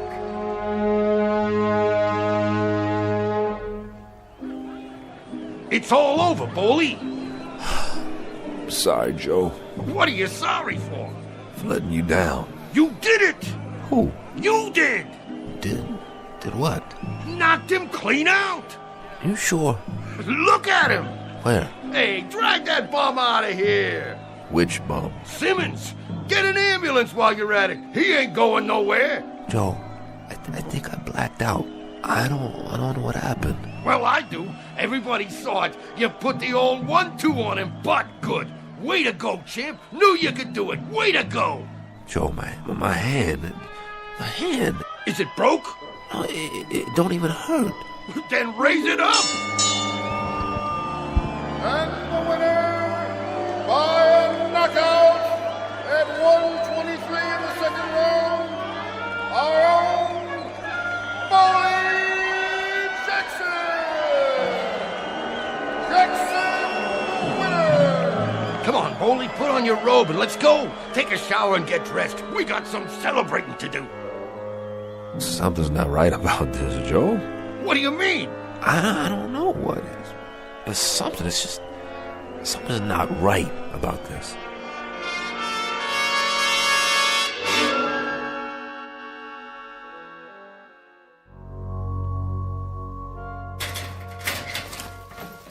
How do I look, Joe? Like $1,000,000. You didn't need a shower, never even worked up a sweat. Look in the mirror, not a mark on you. Oh, you're beautiful, Boley. Yeah, but he kept on hitting me and hitting me. When? All through the first round and the second. But you was bobbing and weaving. He never laid a glove on you. You positive? Yep, you done dandy. Joe, look at this hand. My fingers are fine. They sure are. You were wrong, huh? Just bruised it, I guess. It hurt like anything, but somebody said I got him with it full on. It couldn't have been broken after all. Who said it was? You did, and it felt like it, too. I could feel the knuckles coming up through the bandage. I don't know, I could have sworn it was busted. And when he knocked me down... What? He did what? Knocked me down, Joe. When he knocked me down, I don't even remember getting up. And the next thing I knew, there was Simmons laying on his back. Well, then you and me, we was in different arenas tonight. What are you saying? You didn't get knocked down, Boley. You was never off your feet. I wasn't? No, you sure wasn't. This one you carried all the way, baby, just like the old days. Who's that? Your fans, who'd you think? I don't believe you. You want I should open the door and let him in? Hey, Jackson, show us how you did it. What a jam! What a right. I knew he could. Boley, when you gonna fight again? Hey, you're gonna get a title shot. How about a picture? Wait, Joe, close the door. Just a minute, folks. The champ will be right out. Let me get this straight. What's to get? You hear that, Bunch? Enjoy it. I wasn't off my feet. Nope. I didn't go down. Not once. Would I lie to you? All these years, you ever know me to lie to you? No. Then what are you waiting for? Let's go and paint the town red. No, I don't know, Joe. There's something I gotta do. Like what? Well, I sort of promised somebody I'd see him later, after the fight. You don't mind if I have a good time, do you? Nah, of course not, Joe. You're entitled. Just remember me to all the guys, okay? Maybe I'll hook up with you later. You got it. Good night, old-timer. Just remember, I'm real proud of you.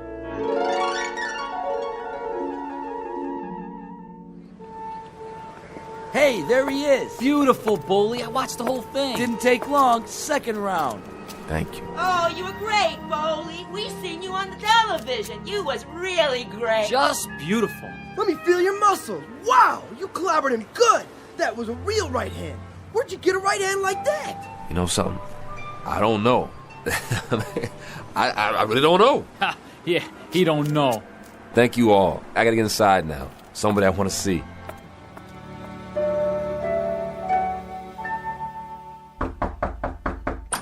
Francis, I just wondered if... You should have seen him, Boley. He like to went out of his mind. He was so happy. Whole building was shaking. You'd never believe it. Is he... He's up on the roof, waiting for you. I'll see to him. Send him down soon, Boley. It's real late.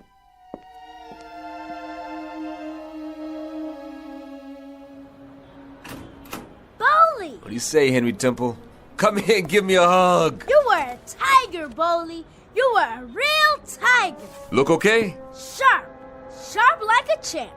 You was Armstrong and Lewis and Ali and everybody all wrapped up into one. Oh, well, hey, you know something?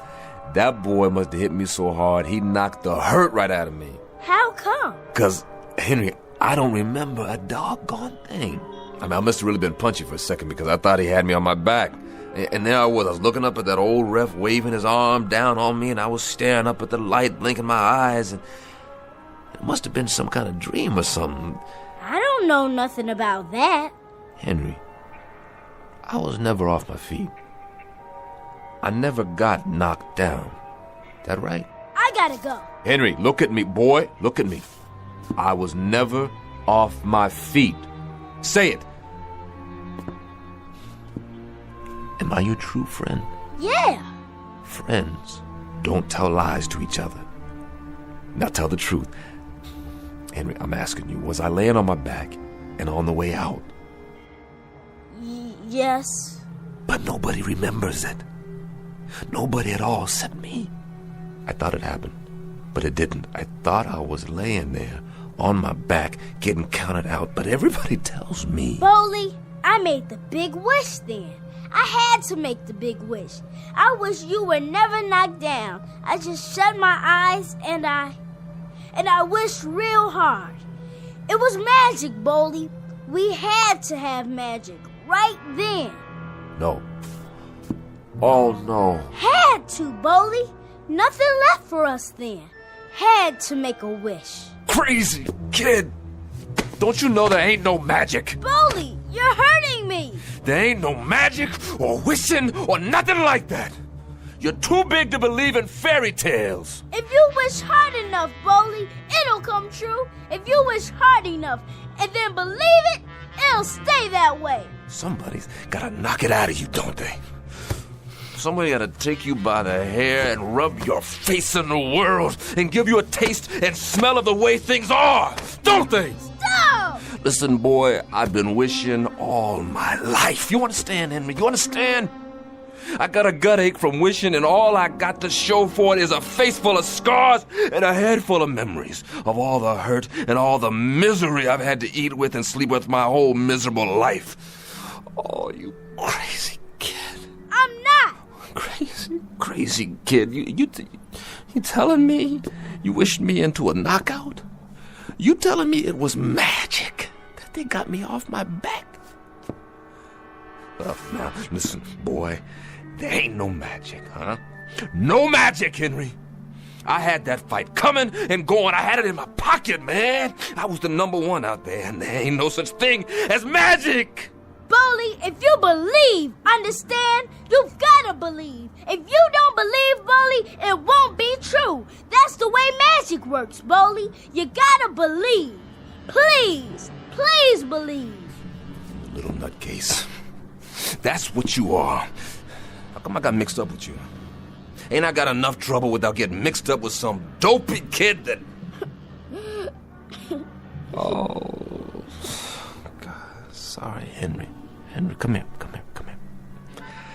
Henry, look at me. I can't believe. I'm too old and I'm too hurt to believe. I can't, boy, I just can't. Henry, there ain't no such thing as magic.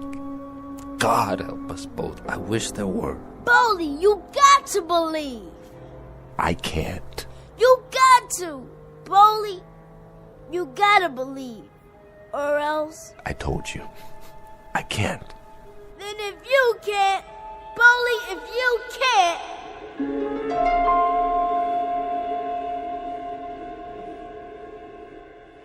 8, 9, 10, peace out!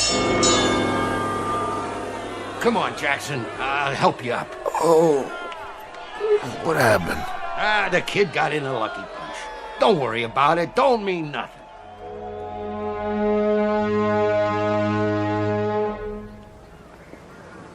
You should have stayed in bed, Bowley. How come you didn't use your jab? And you're right. I broke my hand, that's why. He do that to you? No, I did it to myself. It was an accident. Oh, man, Bowley, are you kidding me? You ought to pack it in, Bowley. Get yourself a real job. Excuse me, I gotta go in.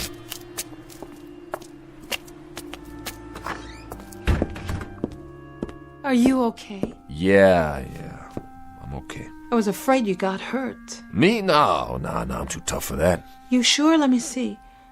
Oh, Bowley, that's a bad cut right there. And those bruises?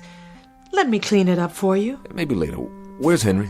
He's in bed, Bowley. I have to tell you, that's a sad little boy in there. Can I see him? Sure, I expect he's waiting for you. Bowley? Yeah? I'm real sorry. I know you are, Francis. Me too. Henry? You're not talking to me? Sure I am. I pulled a rock, Henry. Threw a punch before I should have. Hit the wall. See, I busted my knuckles. And I went in with half my artillery gone. You still look like a tiger. You look like a real tiger. I was proud of you. I was real proud. That's good. I better go now. Night, Henry. Bowley? You go to sleep. Tomorrow we'll go to the hockey game and we'll get some hot dogs in the park. Just you and me. Sure thing, Bowley. That'll be great. And Bowley, I ain't gonna make no more wishes. I'm too old for wishes. There ain't no such thing as magic. Is there? No, I guess not, Henry. Or maybe there is magic. Maybe there's wishes, too. I don't know. I guess the trouble is, there's just not enough people around to believe. Hey. Good night, boy. Good night, Bowley.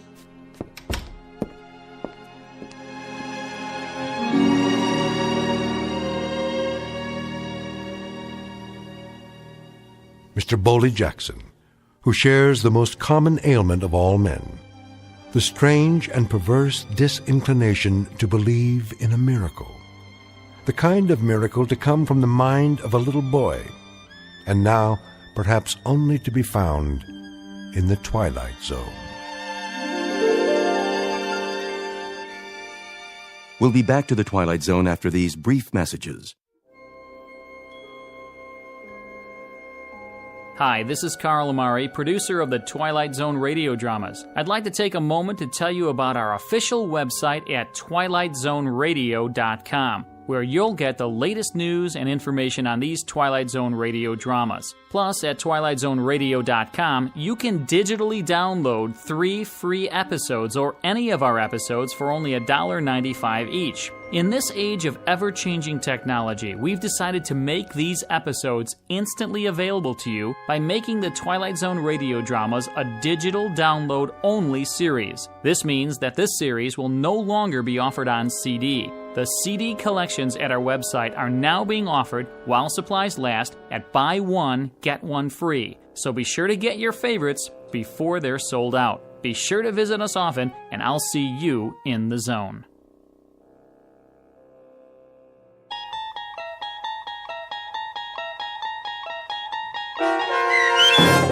The Big Tall Wish, starring Blair Underwood with Stacy Keach as your narrator, was adapted for radio by Dennis Etchison and based on a script by Rod Serling.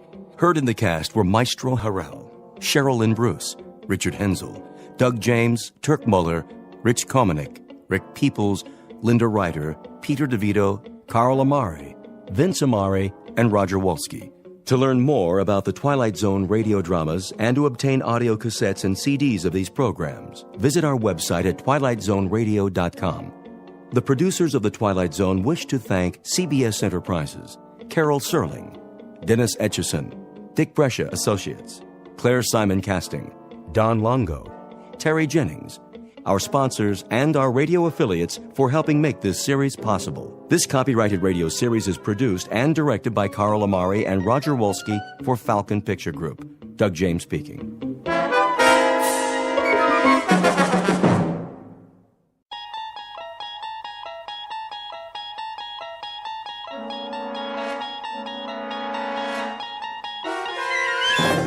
You're traveling through another dimension. A dimension not only of sight and sound, but of mind. A journey into a wondrous land whose boundaries are those of imagination. Your next stop, the Twilight Zone.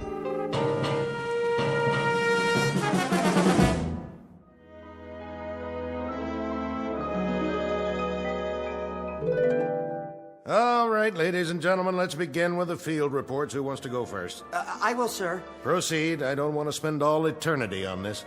Yes, sir. First up is Angel First Class Scott Cousins. Assignment, Orion. Project, Evening Miracles. Job rating, excellent. Good man. Real stuff. Next. I have a report on Angel's second class William Allen. Assignment Beetlejuice, Project Planet Rotation and Weather. Job rating, excellent. That's his third good rating this month. Recommend him for promotion to first class. I concur, Chief. Right on down the line. Miracle-wise, he's done tremendous things. First class it shall be. Moving on. Cranston? Yes, sir? Well, how about the occupied planets? How about them? Oh, I'd say solid results all the way down the line, Chief, with the possible exception. With the possible exception of what? Apprentice Angel Harmon Cavander, sir. What's his assignment? Earth. Earth? It's the dinky one, sir. In the solar system, the third planet from the sun. Oh, yes, that's the noisy one with all the trouble spots. And so who did you send down there? Cavander? Yes, sir, I'm afraid so. You'll forgive me, Cranston, but there's a question of judgment here. The last time you sent Harmon Cavander out on a project, we lost 3 planets, and it took 1,000 years to repair the damage. May I ask why we're still using that man? He means well, sir, and he's the oldest angel we have. By the laws of seniority, he has first rights to any assignment that'll win him his wings. It'll be a cold day in the other place when Harmon Cavander wins his wings. The man is an idiot.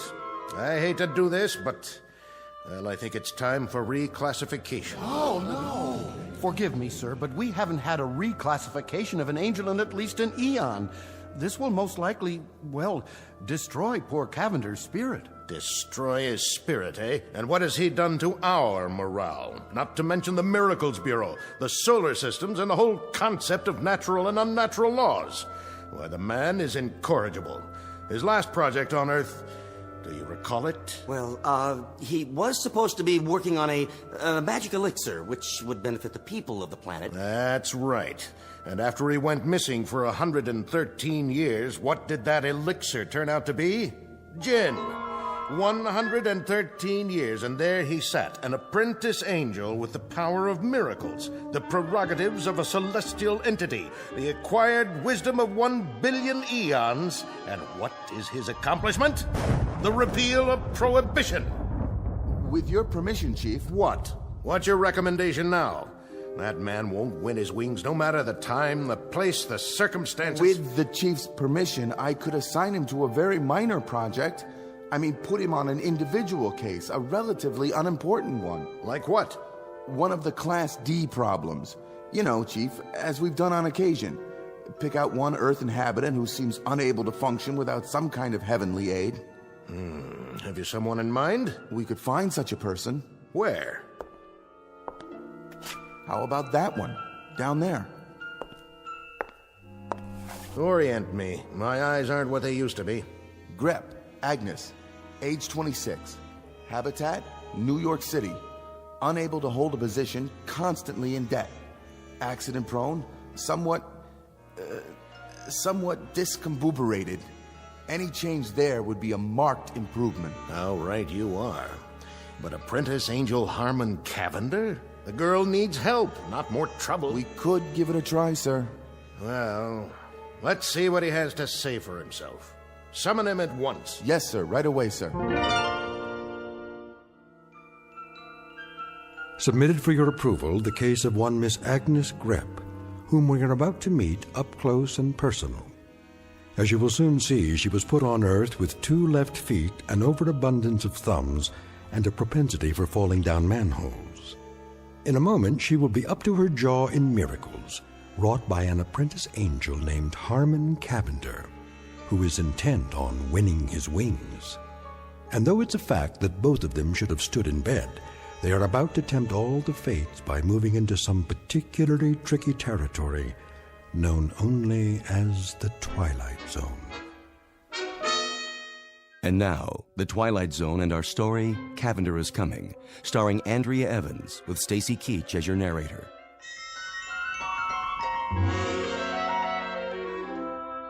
Excuse me. Yes? Is this the 3rd Celestial Division? Yes, sir. Angel Placement Bureau? That's correct. Do you have an appointment? Yes, I'm looking for a Mr. Henry Polk. Our supervisor. And you are? Cavander. Harmon Cavander. Ah, yes. We've been expecting you. Go right in. Thank you.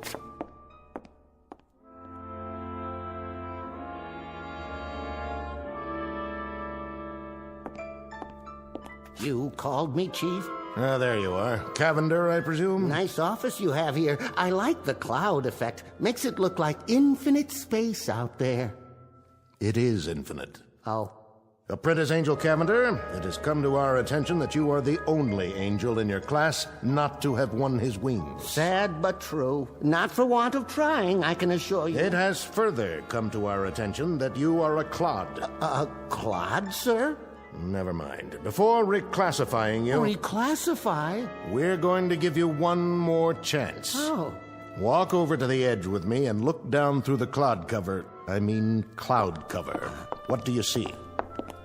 Oh, which one? The one in the theater, with the costume, the usherette, I believe they call them. Nice-looking girl. You think so? Good. She's your next project. Oh, thank you, sir. I especially like the uniform she's wearing. Very military, with epaulets. And what's that on her head? Is that a fez? Haven't seen one of those in ages. Quite a few ages. You will return to Earth and supply her with aid, assistance, and advice for a period of 24 hours. If you are able to improve her lot in any significant way, we will reopen your case. You mean there's a possibility of getting my wings? It would be taken under advisement. Oh. Actually, Cavander, there seems to be considerable question about the damage you can do with just arms and legs, not to mention wings or your mouth. However, we've graciously consented to give you one more opportunity. You have 24 hours to see what, if anything, you can do with that clod, that young Earth woman. Mm-hmm. Take a good look. She's the one lining up for inspection right now in the lobby. Who's doing the inspecting? The theater manager, the short one with the ridiculous little mustache. All right, girls, positions, please. Ready for inspection before we open the doors.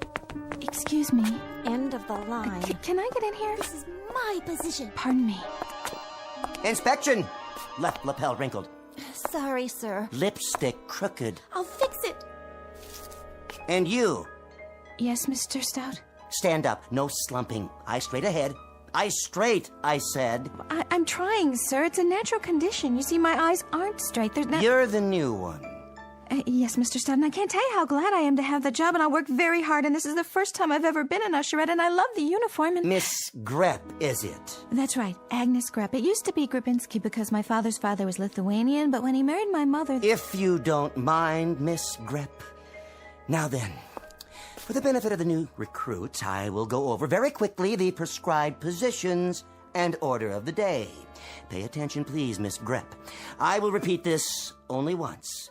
You will take the spot girl position in the middle of the lobby, ready to give directions such as stairway to your right, aisle 2 straight ahead, and so forth. Excuse me. What is it? What if I have to... Have to what, Miss Grepp? You know, take a comfort break.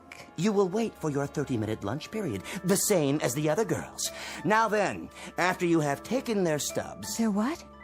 Ticket stubs. You collect them. Then the directions you give the patrons will be as follows. Stairway to your right, stairway to your left, aisle 2 straight ahead. Psst. Aisle 3 to your right, balcony and loge upstairs, and... Miss Grepp, if you please. What if I need a drink of water? Yeah, you know, all those directions and my mouth might go dry. It used to go dry when I had to stand up in front of the class, and sometimes it gets dry even when I... Then you look my way and make a face. Like this. Mr. Stout, you look like a fish, doesn't he? Isn't it cute the way he does his mouth like that? The doors are opening for the first performance of the day. Take your positions. Hup, hup. Yes, sir. I'll work the candy counter, sir. I'm in the loges. Where's my flashlight? Spot. Miss Grepp, take your spot. Oh, don't worry about me, sir. I got it covered. Hello, dear. Hi.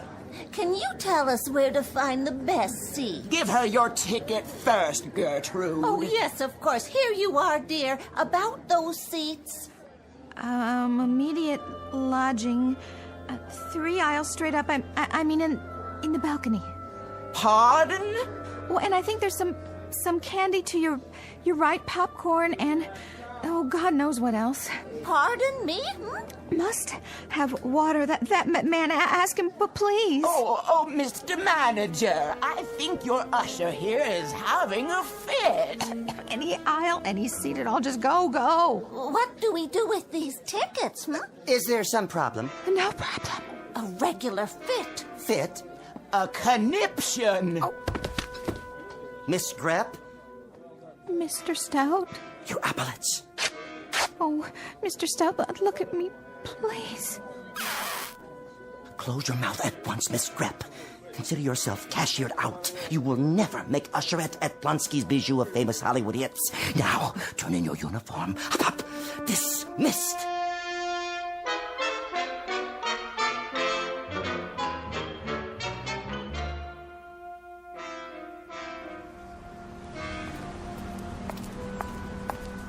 Oh, well, that's showbiz.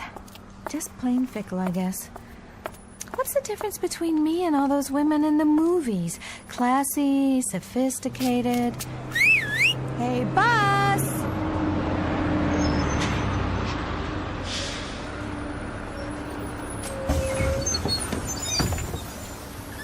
You got a bus pass? Not as such. I wanted to get one, but then I thought if I did, I might lose it, and then I'd be out all that money, so I never got one, and now Put your quarters in the machine.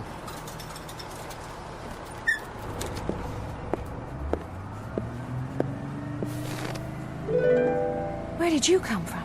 Don't panic, Miss Grep. Above all, don't panic.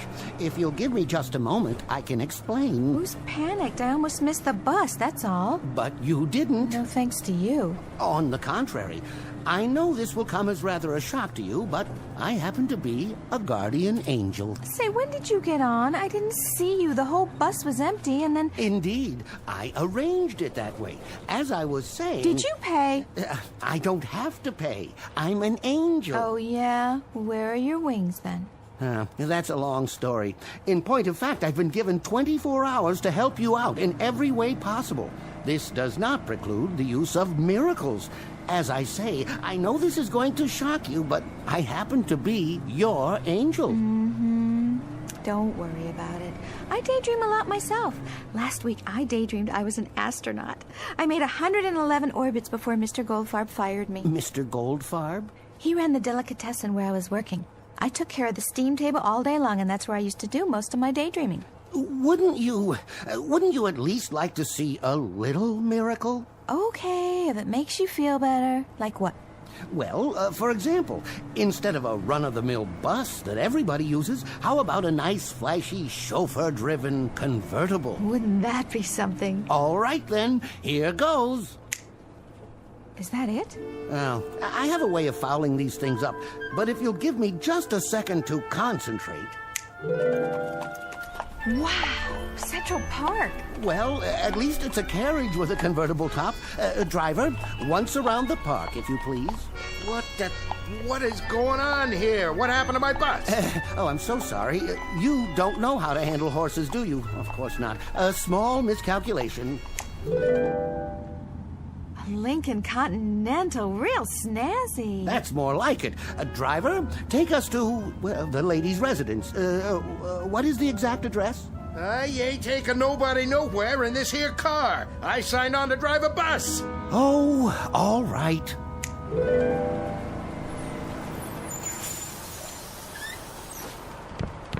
From here on out, folks, you're on your own.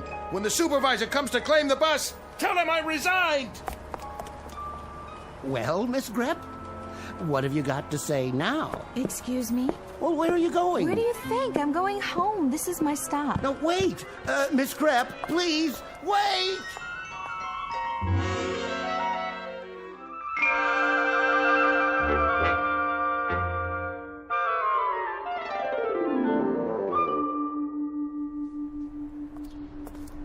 Hey, Aggie. Hi there. How's my favorite little girl today? Okay. Been playing? Yeah. I'll bet you had fun, huh?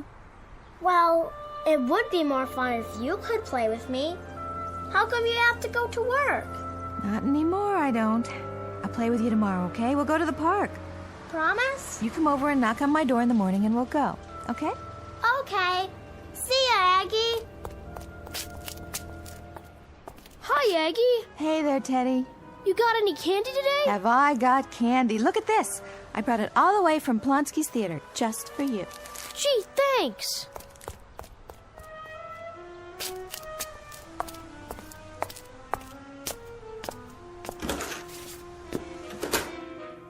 Aggie, can I ask you a question? Sure, Wanda. What is it? When you make potato pancakes, is it 3/4 of a cup of flour and a half an onion, or a half a cup of flour and 3/4 of an onion? I think it depends on how much you're making. I mean, if you make potato pancakes for 4, it's 1 cup of flour, or is it 1 onion?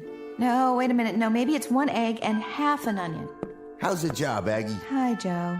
You mean, how was it? Oh, Aggie, you didn't go lose another one, did you? Yep, I went and lost another one, all on my own. Which one was this again? Plonsky's Bijou downtown. I flunked close order drill. Listen to me, don't you worry about it none. You'll get another job, but fast. Nice person like you. Aggie. Why, what's the matter, sweetie? I broke my cookie. Oh, sweet baby. Aunt Aggie has a cookie for you. Here. You like it, huh? Mm-hmm. Aunt Aggie's gotta go now, but I'll give you another cookie later. Would you like that? Be careful now. Don't drop it.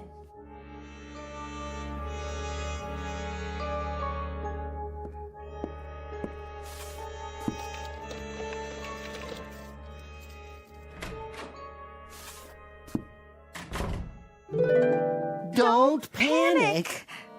I know. Say, I thought I left you back there. Perish the thought. How did you get in my apartment? It was locked. As I told you, I'll be with you for 24 hours. 23 hours and 31 minutes, to be exact. Don't you ever give up? How could I? I'm here to change your life, Miss Grep. Interesting place you've got here. I like it. Oh, I do too. Particularly the stuffed animals and the Cupid dolls. Been collecting them for some time, haven't you? If you'll excuse me, I have got to take these shoes off. My feet are killing me. Let's get down to business, shall we? What kind of business? In a case like this, I usually examine the most pressing problems and then formulate a plan to alleviate them. Me too. Only whenever I make a plan, something always happens. You know, like a fly in the ointment. Is that an expression? Oh, my mother used to say that. Whenever my father made plans, like the time he went into business raising rock Cornish game hens, it was a great plan, let me tell you. I think the way to attack this employment problem of yours... Would you like something to drink? Oh, yes. That is, no, I really shouldn't. As I was saying... Tea or coffee? You look like a tea man to me. I think I've got some tea bags somewhere. Don't trouble yourself. How about a beer? Oh, no. No. Now, why don't we fix it so that you're independently wealthy and don't even need employment? Wine? What kind? I've got some sherry. I don't think so. Now, my dear young lady, we are discussing the alteration of your entire future. For the moment, we can dispense with the convivialities and proceed directly to... Yes? You wouldn't happen to have any gin, would you, by any chance? Just lying around going to waste? Afraid not. Oh. Oh, but I could run down to Mrs. Riente's apartment. Her husband makes it. Well, sort of. You see, he starts with, what do you call it, neutral grain spirits, and then he adds these sloe gin berries, and then... No, thank you. I've had that kind. Manufactured in a bathtub, as I recall. But back to business. First off, you can't live here. Why not? Something wrong with this place? Well, not at all, but it wouldn't fit in with your new lifestyle. I happen to know that there is a penthouse available right now at the Savoy Arms. Where's that? Park Avenue and 58th. A penthouse? And how would I pay for it on my salary, even if I had a salary? My dear, there are all sorts of ways. Hey, Buster, I am not that kind of girl. Dear lady, I have no doubt. But please try to grasp the situation. As of this moment, you are independently wealthy. Now, why would you say a thing like that? Watch this. Nothing up my sleeve. Where did that come from? Look closely. This is an absolutely genuine statement from the New York National Bank, savings account number 66103, in the name of Miss Agnes Grep. You think maybe there's another Agnes Grep? I seriously doubt it. The total balance in liquid assets is... but perhaps you should read the figure for yourself. I like to use odd numbers, by the way. An aesthetic preference on my part, more pleasing to the eye, don't you agree? I think you like to use too many zeros, too, don't you? Perhaps you should sit down. Now, on to social activities. I go bowling on Thursdays. Bowling schmoling. That's okay for pin setters, not for a Park Avenue debutante. Who's a debutante? Look around. I think you'll get my drift. If I do say so myself, I'm getting pretty good at this. Look at the way they're all dressed. Tuxes and evening gowns, and me with these ratty clothes. Oh, oops. There, I hope you like the color. A perfectly charming party, Agnes, my dear. And you, ravishing, absolutely ravishing. Thank you very much, I guess. Anthony Chumley builds and operates ocean liners. The young lady is Miss Darlene Carruthers Morgan Jones. Her father is president of the bank where your money is. My dear, you are exquisite, enchanting, delightful. Hey, don't wear out the hand, okay? I intend to notify the society editor at the Times that this was the high point of the season. Absolument, the peak. What an image you are. What a dream. Jacques Lemond, very big in perfume. Champagne? Martinis? Over here. Very good, sir. Now this is what I call a miracle. Best martinis I ever conjured. The absolute peak. I better not drink. I get silly when I do. Say all kinds of crazy things. But come with me. If you think this is something, look in the other room. Where are we going? Your boudoir. All yours, my dear. Part of the miracle. You have got to be kidding me. I've never even seen a round bed before, well, except in the movies. Is that satin on the walls? Want to try something? Now you wait a minute. No. Push the button there, on the wall. You mean there's a whole nother room full of clothes? That is your closet. No. It's bigger in my apartment. Oh, my darling Agnes, a perfectly stupendous party. I just told Wilfred that nobody in the world can throw a party like Agnes Grepp. You just ask him if I didn't say that. No one in the world, my dear. Wilfred, do you think you've had enough champagne? Wilfred, will you please not? Well? Well? It's a blast, isn't it? Yeah. Real crazy. Time to mingle with your constituents, Agnes. Go on, get out there. If you say so, Mr. Cavander. Guess I can give it a try. Oh, darling. Agnes, you simply must tell me who designed that dress. Come over here and meet my friends from the club. Fabulous party if I do say so. The beverages, too. Absolutely fabulous.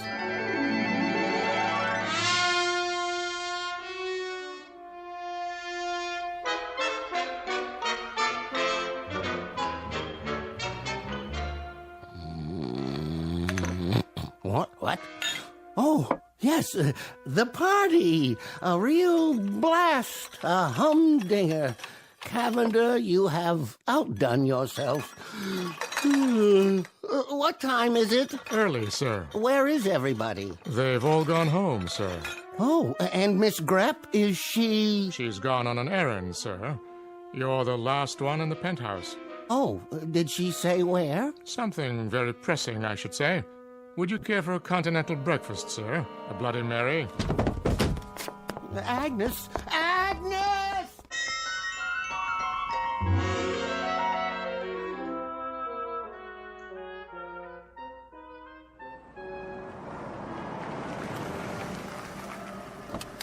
Wait here, driver. Yeah, miss. Are you sure? I'm sure. Can I help you? Hi, Wanda. Guess I was out pretty late last night. How are you this morning? Fine, miss. Anyone in particular you're looking for? Just my own bed, good old 13A. 13A's been rented. It has? To a nice couple. You a friend of theirs? Hi, Joe. Gonna get the morning paper, huh? Yeah, so? So I just thought I'd say hello. What's with the fur coat, sister? You slumming? Joe.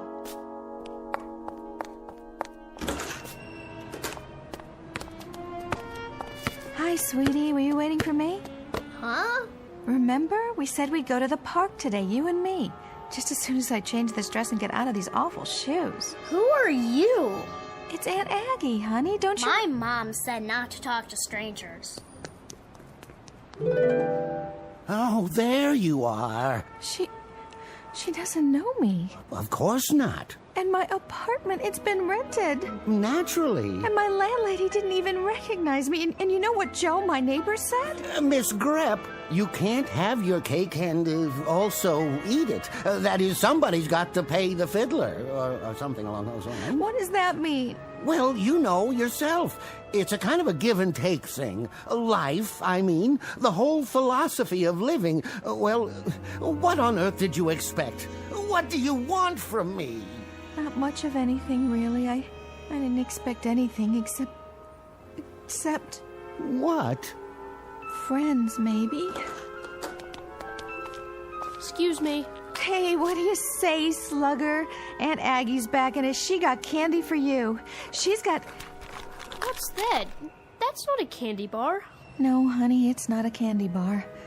It's a bottle of perfume. Costs $100 an ounce. Big deal, huh? You know what? I wish it were a chocolate bar. Come on, Teddy, leave the lady alone. Come back up here. Mrs. Rienti? That's okay, it's me, Aggie. Come on back for your breakfast. I told you don't bother the lady. Mrs. Rienti, it's Aggie. Don't let this sable coat throw you. Driver, take the lady back to the Savoy Arms. Yes, sir. No, not the Savoy Arms. How's that? No more Park Avenue and 58th. I don't want to go back there. I want to stay here. Why, I'll never win my wings now. I'll be drummed out. I'll be reclassified. Didn't we have a wonderful time? Don't you have everything you want? Mr. Cavander, you want to make me the happiest girl in the world? Then knock it off with the Park Avenue penthouse, the sable, the whole bit. I want it the way it was. The way it was? Unstable, unresolved, and unemployed? Disconnected, discombobulated, and behind in my rent. But that's for me. That and bowling, babysitting, and potato pancakes. How about it, Mr. Cavander? All right, Miss Grepp, but I think you're making an awful mistake. I tried. God knows I tried. Can you hear me up there? You can't take that away from me. What do you say, Egg? Top of the morning, Joe.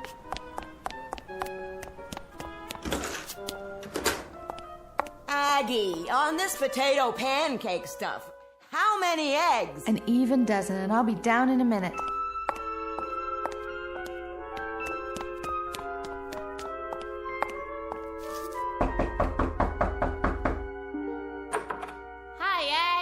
Hi, Mrs. Rienti. I hope you don't mind. I brought something for the kids. Hi, Aggie. Here you go. Here's a chocolate bar for you and some candies for you. Thanks, Aggie. No, thank you, you beautiful, gorgeous children. I just wish it was more.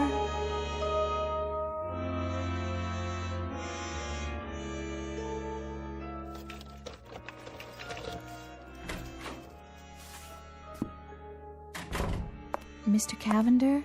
Can you hear me? Yes. Oh, I sure am glad you're here.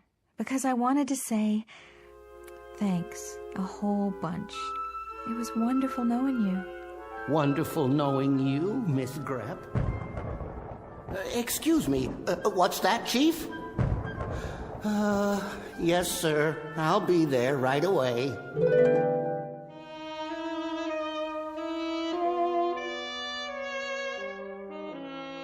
Cavander checking in, sir. I was just looking over the report we received on you.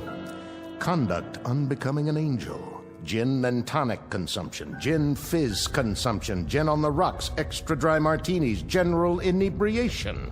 Need I go on? Cavander, you're a disgrace to the entire service. I'm sorry, sir. I truly am. I'm afraid you know what this means. Reclassification, sir. At least reclassification. I know it. I expected it. I hate to do this, Cavander. I really do. As a matter of fact, Hey, Chief, look at this. What? Why, this is incredible. It is. See for yourself, Chief. Come over here. My eyes aren't so hot lately. Try, Chief. You can do it. Where are you pointing? Lean over the edge. That planet there, the little blue and green one? Yeah, check the island of Manhattan, the lower part. She's happy. She is, isn't she?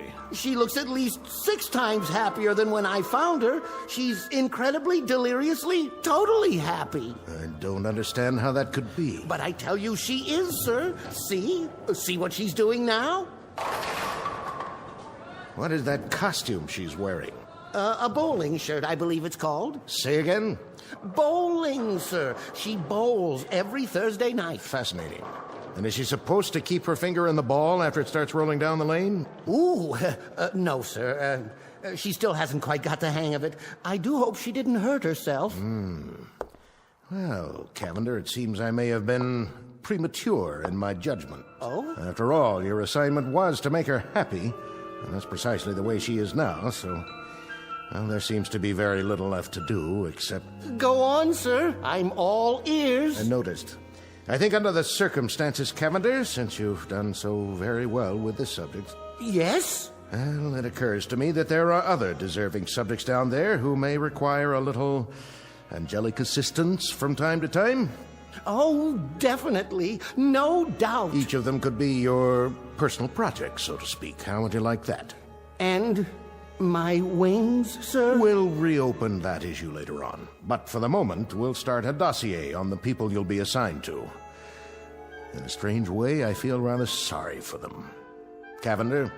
Cavander, are you listening?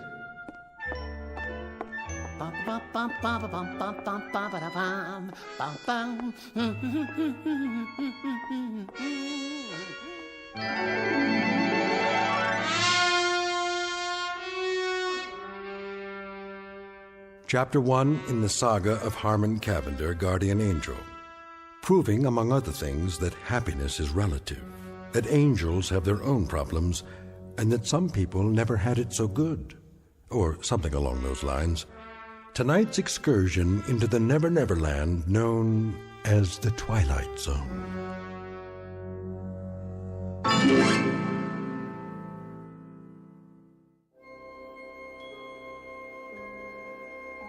Hi, this is Carl Amari, producer of the Twilight Zone radio dramas. I'd like to take a moment to tell you about our official website at twilightzoneradio.com, where you'll get the latest news and information on these Twilight Zone radio dramas. Plus, at twilightzoneradio.com, you can digitally download 3 free episodes or any of our episodes for only $1.95 each. In this age of ever-changing technology, we've decided to make these episodes instantly available to you by making the Twilight Zone radio dramas a digital download-only series. This means that this series will no longer be offered on CD. The CD collections at our website are now being offered, while supplies last, at buy one, get one free. So be sure to get your favorites before they're sold out. Be sure to visit us often, and I'll see you in the zone.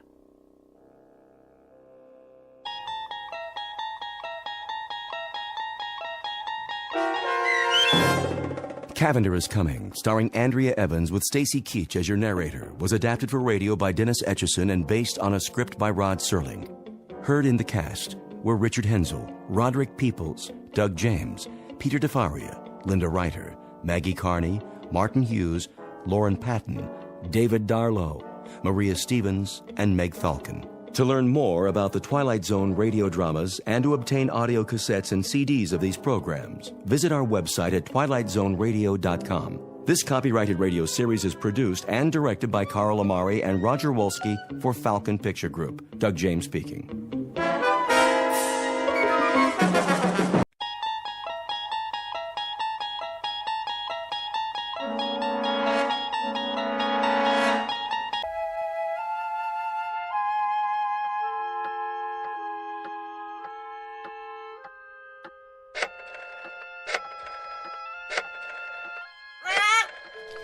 Yes, Pete, here's a nut for you. Now, don't bother me, if you please.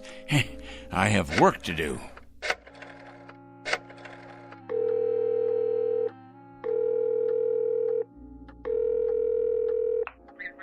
I'd like to speak to Mr. O'Connor, please.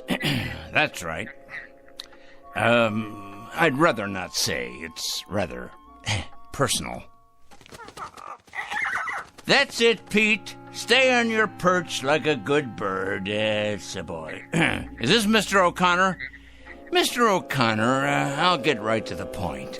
You have a young gentleman working for you in personnel. His name is Brewster. Alfred Brewster.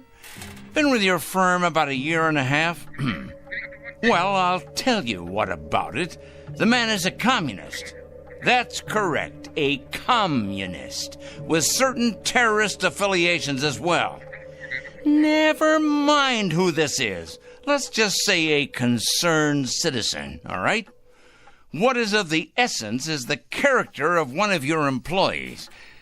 I happen to know that this man, Brewster, is a subversive and a menace to our society. What am I suggesting? Why, I think it's obvious. I'm suggesting he should be discharged immediately, given his walking papers and shown the door. Never mind how I know. I know, that's all. That's all. Now I'm going to check back in a few days, and if he hasn't been discharged, I'll be forced to take this matter to a higher authority. That's right, to the corporate office. Correct. Goodbye, Mr. O'Connor. Rather a full day, Pete, wouldn't you say? 11 so far. 11 names on this list. I better sharpen my pencil. And scratch off one more. Of course, it's questionable what concrete results we can expect, but at least the seeds have been planted. Oh, yes, the opening guns fired. The first salvo, so to speak.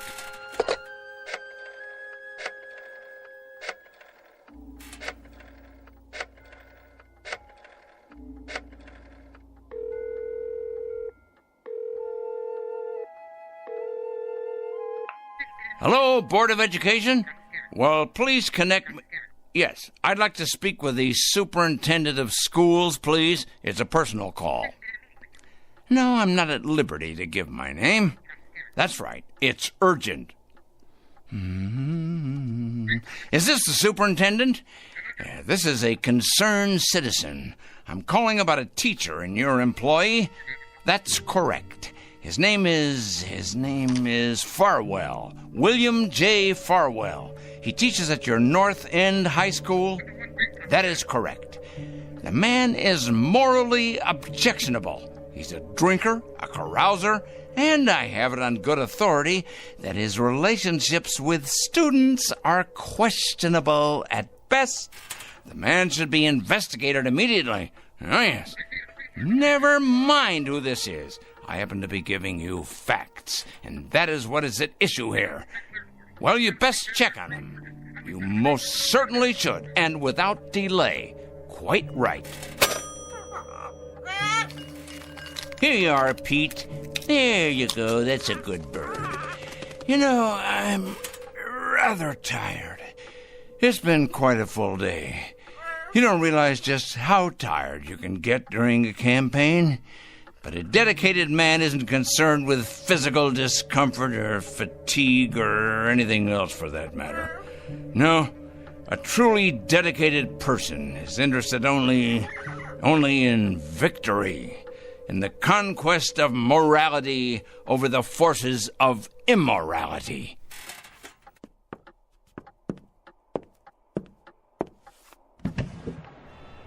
Hey, look at him out there, the dregs, carrion, leeches sucking us dry. Oh, yes, carrying evil around with them like infectious germs.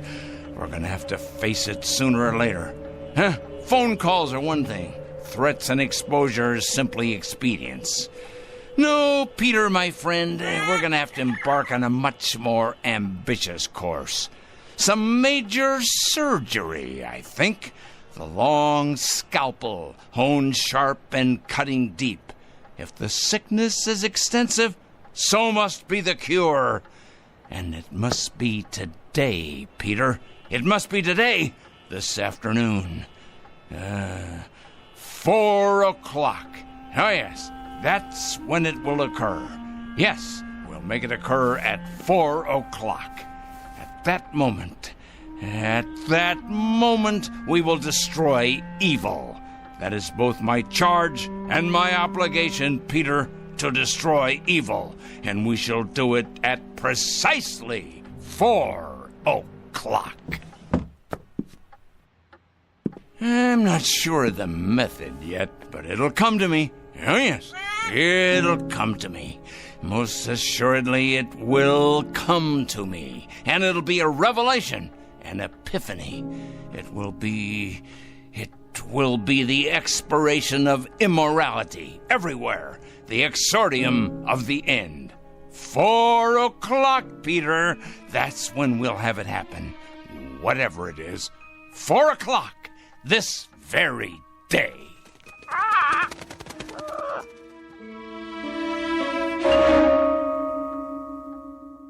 This is Mr. Oliver Crangle, a dealer in petulance and poison, a self-appointed, self-designated, self-ordained vigilante, whose jaundiced eyes peer out at an unholy world and find it undeserving of anything but judgment and punishment. And Mr. Oliver Crangle is both the judge and the executioner. He has rather arbitrarily chosen 4 p.m. as his personal Gotterdammerung. We are about to watch the metamorphosis of a twisted little fanatic poisoned by the gangrene of prejudice to the status of an avenging angel, upright and omniscient, dedicated and fearsome. Whatever your clocks say, it's almost 4 o'clock. And wherever you may think you are, at this moment you happen to be in the Twilight Zone. And now, The Twilight Zone and our story, 4 o'clock, starring Stan Freberg with Stacy Keach as your narrator.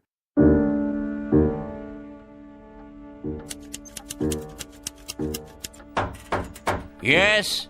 Mr. Crangle? What is it? Well, there's a special delivery for you.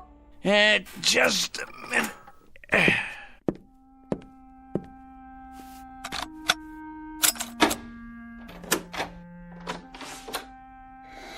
Here you go. A whole lot of stuff, 8 or 10 envelopes at least. Thank you, Mrs. Williams. Something else, was there? Something... Oh, no, nothing else. Then in that case, why do you stand there trying to read the contents of these envelopes as if you were an X-ray machine, Me? Read your mail? Oh, I can assure you, Mr. Crangle, I have many more things to do than trying to read my tenant's mail. Your mail in particular. I feel reassured. You sure get enough of it. Somebody'd think you were running some sort of mail order business or something. Just look at that desk of yours. So much mail and papers and I don't know what all. What is your business, Mr. Crangle? What I do is none of your concern. I pay my rent on time, and I keep to myself. A respect for privacy you should learn, Mrs. Williams. Well, I never... You never? That's good to know. Now, have you any more comments to air? Because if not, I would greatly appreciate your leaving me alone. I have a great deal of work to do. I believe that. The question is, what kind of work? You should believe it. You may thank me one day, Mrs. Williams. Oh, yeah, you and everyone else. Assuming you're still around, and assuming you retain the capacity to feel appreciation. What's that supposed to mean? Assuming I'll be around. Are you threatening me or something, Mr. Crangle? Threatening you, Mrs. Williams? I don't threaten people, my dear lady. I compile files on them. I compile them, and I analyze them, and I investigate them. And then I categorize them, and I judge them. Oh, yes. If they're impure, they must be punished. If, on the other hand, they are simply misled or naive or unsophisticated, I point them to the right way. I lead them by the hand, Mrs. Williams. I show them the proper course, the path to redemption. Is that... What I mean is that what you do for a living? Indeed. In short, I check evil, Mrs. Williams, and I eradicate it. Inoculate it, wipe it clean, and sponge it away. And you know where these evil people are? I most certainly do, Mrs. Williams. Can you give me an example?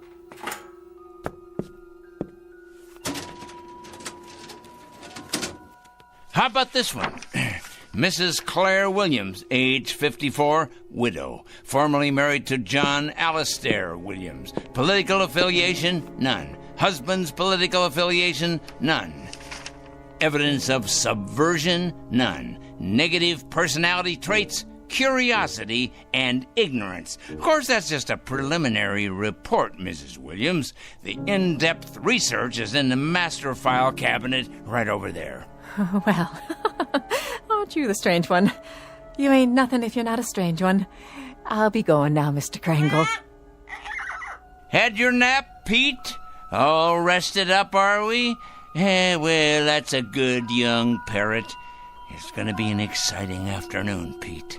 Big things are going to happen at 4 o'clock. Yes, they are indeed. 4 o'clock? What's going to happen at 4 o'clock? Interesting question, Mrs. Williams. A very interesting question. Very much to the point. What's going to happen indeed? At 4 o'clock, we're going to expose evil, strip it bare, push it out into the light, dissect it, pinpoint it, and eliminate it. You are? Exorcise it, denude it, confute it, destroy it. Oh, now, careful, Mr. Krangle. You're gone and broken your lamp. What? Oh, the lamp. I see. Sorry. Well, no matter. Would you like me to clean that up for you? No, I'm quite capable of cleaning up after myself, madam. That's one thing I'm very good at, cleaning. Something else, was there, Mrs. Williams? No, I don't believe so.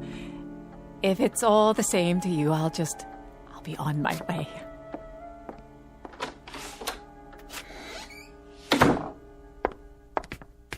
Saints preserve us. Excuse me. Oh, yes. I'm looking for a Mr. Krangle. I can't imagine why. I was told he lives in this building. Oh, he lives here, all right. There ain't no doubt about that. With a vengeance, he lives here right there at the top of the next landing. But if you ask me, young woman, you won't be going in there without police protection.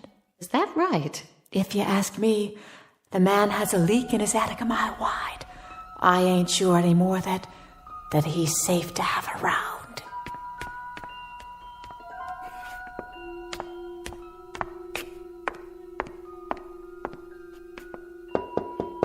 Mr. Krangle? Mr. Krangle? Well? My name's... Who else is with you? Why, no one. Are you sure? Yes, quite sure. My name is Lucas. I wonder if I could speak with you for a moment. Lucas. Ah, yes, Lucas. Kurt J., age 27, intern, East Side Hospital. That's my husband. Is he indeed? Well now. Your husband, you say. Come in, please. Come.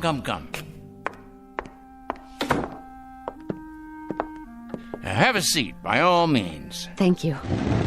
Now, what about your husband? Why, Mr. Krangle? Why what? Why are you trying to hurt him? Hurt? My dear lady. What has he ever done to you? To me? Why, nothing to me. That is, nothing personally. I don't know your husband, Mrs. Lucas. That is to say, I know of him. Oh, yes, I know of his background, but we've never met. He's a stranger to you then, isn't he? He's a perfect stranger. A stranger, yes, but not a perfect stranger, Mrs. Lucas. By no means. Your husband happens to be most imperfect. And when you perceive, quite correctly, that he's done nothing to me, at least not directly, I hasten to enlighten you. He nonetheless happens to have done a great deal against society. In what way? Ho, don't play dumb with me. Don't give me any of that naive stuff. My husband, for your information, Mr. Krangle, is a dedicated young doctor. A gentle, decent, fine human being. He has only one abiding interest in life, and that is to cure, to heal, to stop pain. And to kill. How can you say such a thing? Yeah, that's his other abiding interest, the one you've conveniently skipped. L-L-L-U-C Lucas. Here we go. I know his file well. Lucas Kurt J., M.D., second-year intern, Eastside Hospital. This year, on the night of March 12th, while serving in the emergency ward, he permitted the death of one Mrs. Angela Rienti by failing to relieve pressure accumulated as a result of a brain injury sustained in a traffic accident. It wasn't his fault. It was too late. That's his only crime. He wasn't able to treat her because he was responsible for half the ward that night. And by the time he got to the woman, she was already dead. That's your interpretation. It's not an interpretation. It's a fact. It's exactly the way it happened. By the time he got to her, by the time she was put into his care, she'd already died. He should have gotten to her earlier. How could he? Do you know how many lives he saved that night? How many people he saves every day, every week? He did nothing to her. That's about the size of it, Mrs. Lucas. Miserable dereliction of duty, resulting in the untimely death of a woman who by rights should be alive today. These facts came to my attention, and I simply called them to the attention of the hospital supervisor, an institution, by the way, which I help to support through taxes. By what right? I must ask you, Mr. Krangle, excuse me, but by what right do you presume to pass judgment on my husband? You're not even a medical man. Why, you weren't even there that night. You don't know anything about it. And yet you write your letters to the hospital, dozens of nasty letters accusing my husband of being a murderer. Why, you wretched, small-minded... Enough, Mrs. Lucas. That will be quite enough. I've suffered your presence here, but I'm not required to tolerate your abusiveness, although I don't wonder you're the type of woman you are. Oh, and what type is that? You're obviously greatly attracted to your husband, and there's no secret that birds of a feather, well, you know the rest. I think I catch your implication, Mr. Krangle, and you're over the line. Way over the line. You're as cracked as that lamp of yours. Tell me, has the hospital discharged your husband yet? Discharged? That's right. Let him go. Cashiered him out. Eradicated him from the payroll. Given him the sack. I've been expecting it momentarily. They have not, Mr. Krangle. They have done no such thing. It'd take more than a letter-writing campaign from a crank like you to make that happen. Your husband is an evil man. He is no such thing. And I will not put up with evil in any form. And I will not stand by and allow an injustice like this. Of all the presumptuous, wrong-headed... I'm sorry, Mrs. Lucas. I haven't any more time. Why, look at the hour. It's 3:00 already. I got things to do. Many more important things to do, thank you. Today's mail, for instance. You'd probably be interested in these. They're cases not unlike your husband's. Communists, subversives, thieves, harlots, but all made out of the same metal. Evil, Mrs. Lucas. All of them evil. And I will not countenance evil. I am absolutely incapable of countenancing it. You're probably unaware of it, Mr. Krangle, but my husband is a very sensitive man. Oh, please, spare me. Your letters have had an effect on him, if on no one else so far. The people at the hospital tell him to ignore the letters, forget about them, but they're tearing him up inside. They're killing him. His confidence in himself, his ability to concentrate and work. You see, he's like a lot of doctors, Mr. Krangle. He cares. He cares very deeply. So, you see, you really have been quite successful after all. I imagine you've been equally successful with other people, too. There's too much sanity still left out there for you to have succeeded in having them all fired. But you must be hurting them, those men and women, hurting them desperately, as you've hurt my husband. So you've really accomplished a great deal. Yep.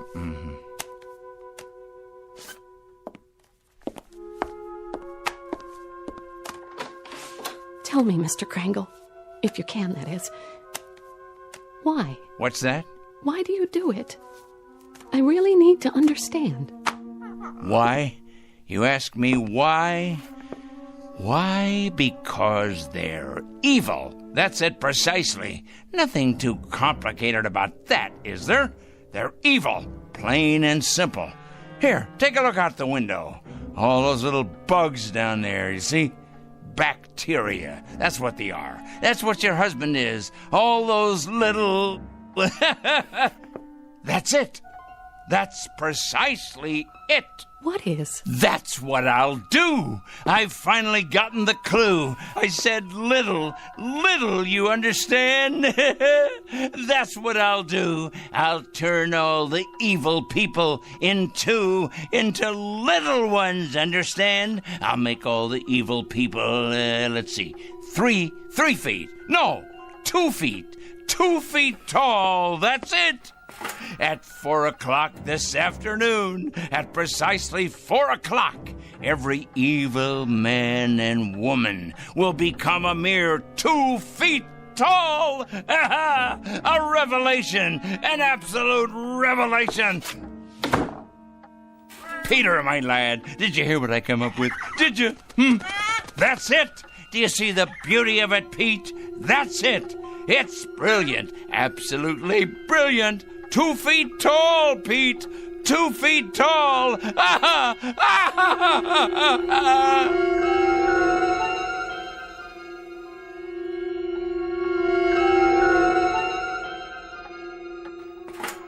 At 4 o'clock this afternoon, I'm going to turn all the evil people, the wicked, morally stunted troublemakers everywhere, into tiny little freaks for all the world to see. I'll make them all 2 feet tall.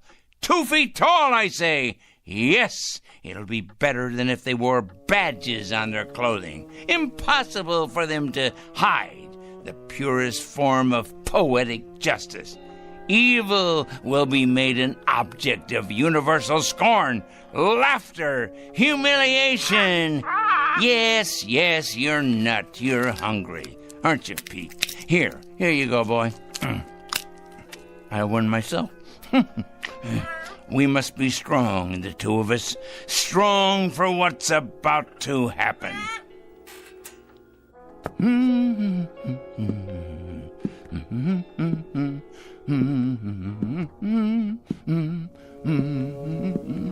That's right, Petey. 10 minutes past 3. It won't be long now. Yes, a peanut. Here you are. That's a good, strong boy. I'll bet you could crack open just about anything with that great big beak of yours, couldn't you? Yes, you could. I'm sure you could.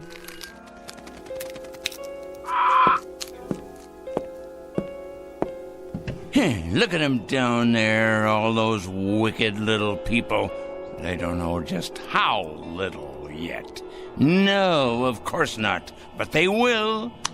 They will. It's their day of judgment. Oh, yes. Time to finish our preparations, Pete. There's much to do. Less than 50 minutes left now. Must be sure all our pencils are sharp. We have a great many names to cross off the list. Cross off the list. Soon now. Very soon. Yes. Oliver Krangle? Come in. Yes, I'm Oliver Krangle. I'm the one who called. Yes, sir. Agent Luther Hall, Mr. Krangle, Federal Bureau of Investigation. Our office received a call. Indeed, yes. I placed the call and asked you to come. I felt it was my civic duty. Can I get you a cup of coffee or something? No, thank you. Now, Mr. Kringle, you told the office that you had some sort of list, proof of criminal activity, and that today would be a day of reckoning. What exactly did you mean by it? Sit down, please. Yes, there's plenty of time. We have more than 45 minutes before it happens. Before what happens, Mr. Kringle? That's the point. That's the whole point. That's why I called you here. And why is that? I felt the FBI should know. I also called the police and the fire department. I even got a call into Washington. Oh, yes. Although the latter message probably won't go all the way to the top. It's my understanding that the Reds are in complete control in Washington now. I imagine they've taken over the switchboards, too. The Reds, Mr. Kringle. Oh, yes, indeed, the Reds. It's a complete conspiracy, you know, Mr. Hall. All the evil people are banding together now, all the subversives, the commies, the terrorists, the thieves of the American dream. It's a total, absolute, worldwide conspiracy. You said on the phone that you had a plan of some sort. Oh, my, yes. It all takes place at 4 o'clock. I thought you people ought to know because, well, you'll have your hands full. Our hands? Picking up all the guilty parties. Oh, yes. You see, Agent Hall, I've spent a good many years doing this kind of work. Just look at all those file cabinets there. Years of dedication to the cause. I've made a study of evil. Oh, yes, indeed. A complete study of it. I cut out newspaper clippings. I listen to the radio and watch television. I follow every major court case that's going on. I compile a completely airtight list of charges against all of them, the evil people. What do you do with them, Mr. Kringle? Do with them? I follow through, of course. I follow them through to their conclusion. I write letters to employers. I make phone calls late at night. Oh, they hate that. Oh, yes. It's one of the most effective methods, as you probably know. Calling those terrible people late at night. The later, the better. Getting them up constantly. Waking them. Enumerating my charges. Speaking out. And then hanging up. They hate it. Very frustrating for them.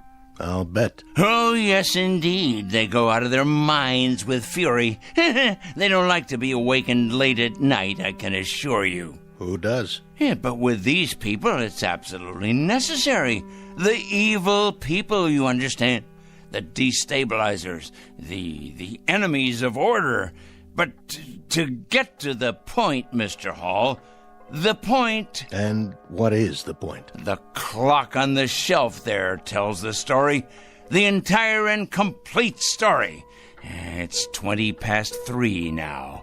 In exactly 40 minutes, all the evil people in the world will be reduced to half. No, a third of their present size. Oh, it'll be glorious.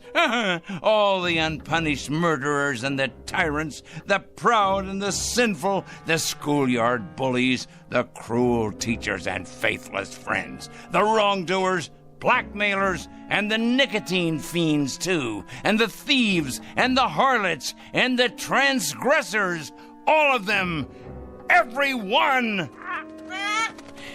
How does that sound, Mr. Hall? How do you propose to go about doing this? I mean, shrinking people. I merely will it, that's all. I will it. I've been giving it a great deal of thought.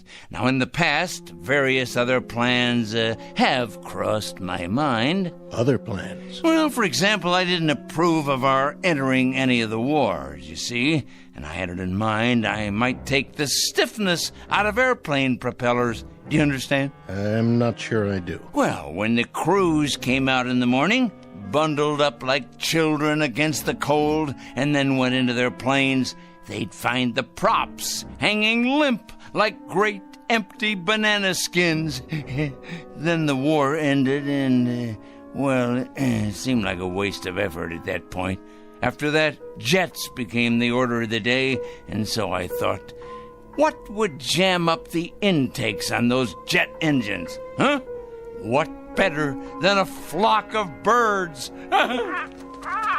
Oh, not you, Petey. Not the beautiful, brave, loyal parrots of the world. Oh, no. Just your low-class country cousins. You read about it from time to time. Seagulls that get sucked into jets, cause them to fail. So, naturally, I thought, chickens. Chickens. Ignorant. Can't speak. An army of them bred to sacrifice themselves for the greater good. Release them on runways just at the moment of takeoff. That would ground those bombers and cargo planes, but fast. Of course, there'd still be trucks and overland supply routes. And then I read in the paper a year or so ago about an accident, a bad traffic accident. 3 people were killed. So I decided I would change all the wheels in the world from round to square, or maybe even triangular, so they'd stub in the asphalt and stop in their tracks. You mean sabotage interstate commerce? I devised another method later on. Terribly interesting, I thought. Mark all the evil people on the forehead, or better yet, turn them all one color. Say, purple. But then it came to me that they'd simply be able to recognize each other more readily and band together in their collective wickedness. I see. Well, Mr. Hall, this is hard to believe, but I hit upon this latest idea about the change in size just this afternoon. Some benighted woman was in here, and she quite inadvertently gave me the clue I needed. Make them all 2 feet tall. Now, what could be simpler? Think of it, Mr. Hall. Think how ineffectual this will render them. They can't handle delicate scientific instruments, or typewriters, or computers, or telephones, because they can't reach them. They won't even be able to open a window or turn a doorknob to escape once we know where they are. Why, pretty soon they'll be as extinct as dinosaurs. Here's a peanut for you, Petey. I think, Mr. Hall, that the most interesting place will be, let's say, a murder trial, where nobody knows whether the accused is guilty or not. And then at 4 o'clock, if he's guilty, or watching the drunkards in a saloon, or, there's so many places to be. Mr. Kringle? Yes? I'd like to ask you a question, sir, and I hope you don't take offense at it. Go on. Have you ever had any psychiatric help, sir? What? Psychiatric help. I don't think you're rational. I think you've developed some kind of obsession here, and I think you need some help. Help? Me? I need help? Why should I need help? I'm not evil. You obviously don't understand any of this, do you? I'm not the evil one. It's them. It's all of them out there on the street. Just take a look out the window. See? They're the evil ones. They're the ones who are going to be 2 feet tall. In just 30 minutes. That's when it's going to happen. In just 30 minutes. Well, I'm sorry, Mr. Kringle, but there doesn't seem to be very much we can do about all this. What do you mean? Why, the law enforcement agencies are going to have round-the-clock schedules from now on. Do you realize how many evil people you're going to be able to find? Why, they'll be all over the sidewalks, all over the streets. You'll have to build more jails. You have to build more electric chairs, gas chambers, gallows, penitentiaries. Well, what about it? What are you going to do? Nothing, Mr. Kringle. Not a thing. And if you'll forgive a suggestion, that's what I think you should do, too. Nothing. These letters you write, these phone calls, there happens to be something in this country that precludes all that, makes it unnecessary. And what's that? Law, Mr. Kringle. There happens to be law. We like support from citizens. Support, help, cooperation. But interference is quite another thing. Oh, I get it now. I understand. At last I understand. You're part of the conspiracy. That's it. You're one of them. Why, of course. I'm an idiot not to have realized it. Of course you people have gotten into the FBI. It stands to reason you would. You've infiltrated every other place. Well, I'm going to tell you something, Mr. Hall. Good day, sir. You'd better enjoy yourself for the next 20 or 30 minutes. You hear me? You'd better enjoy yourself to the utmost, because you're going to be 24 inches tall. You and everybody like you.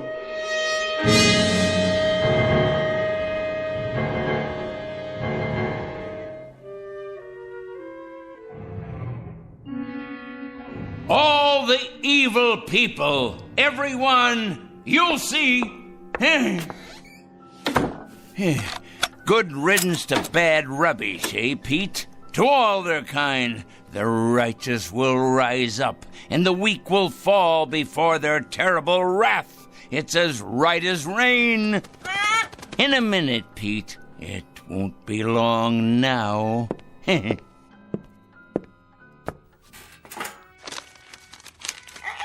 Yes, here's your nut. It won't be long now at all. We must have everything in order, all our pencils sharpened, weapons that are truly mightier than the sword. And our desk, we must have lots and lots of clean paper to make another list of the newly exposed. Their corruption on display for all the world to see. I wonder what they'll look like down there on the streets, on all the streets everywhere. Oh, what a glorious sight it's going to be. So many people. Think of it.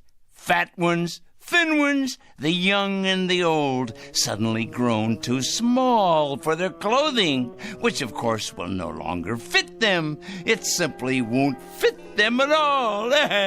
Like the toads and the cretins they are. Someone should follow along behind and collect it in trucks, boil it in hot water, decontaminate it, and then redistribute it to the rest of us. Think of that, Pete. New suits, trousers, neckties, formal wear, tuxedos, this and casual wear of every style. Oh, yes, it shouldn't go to waste. Think of how much money could be made in resale centers across the land. Money to finance a whole new campaign. Why, Pete, we could open a chain of clothing stores. Aha! All we need is a fleet of trucks to gather it up. Ours for the taking. But alas, it's too late to organize any of that now. Oh, if only I'd planned ahead. Well, the least I can do is alert the media. Yes, that's the responsible thing to do. I wonder if they have any idea at all about what's to take place. And at this hour, the Dow Jones is down 14 points. Raging fire now under control in upstate. The White House press secretary announced a peace plan today. 4-car pileup on the bridge. Motorists are advised to use alternate routes. Come on down to Crazy Joey's Fashion Warehouse. We've got sportswear, clothes for the workplace, back-to-school duds, all at out-of-this-world prices. You'll think you've died and gone to heaven because my name's Joey and I'm crazy. Another lost opportunity, Pete. But that man doesn't know how soon he'll be out of business. He has no idea, does he? No idea at all. We better check the television news while we're at it. We'll have the weather for you coming right up after this. The very veggie slices, it dices, it turns out finger-licking julienne potatoes. Okay, now tell us about your new book, 101 Ways to Profit from Armageddon. Amateurs. Pete, what to do? What to do? Of course I can send out press releases taking credit for all that I've done after the fact. If only I had more time. More time! Still, we'll have to alert them as best we can.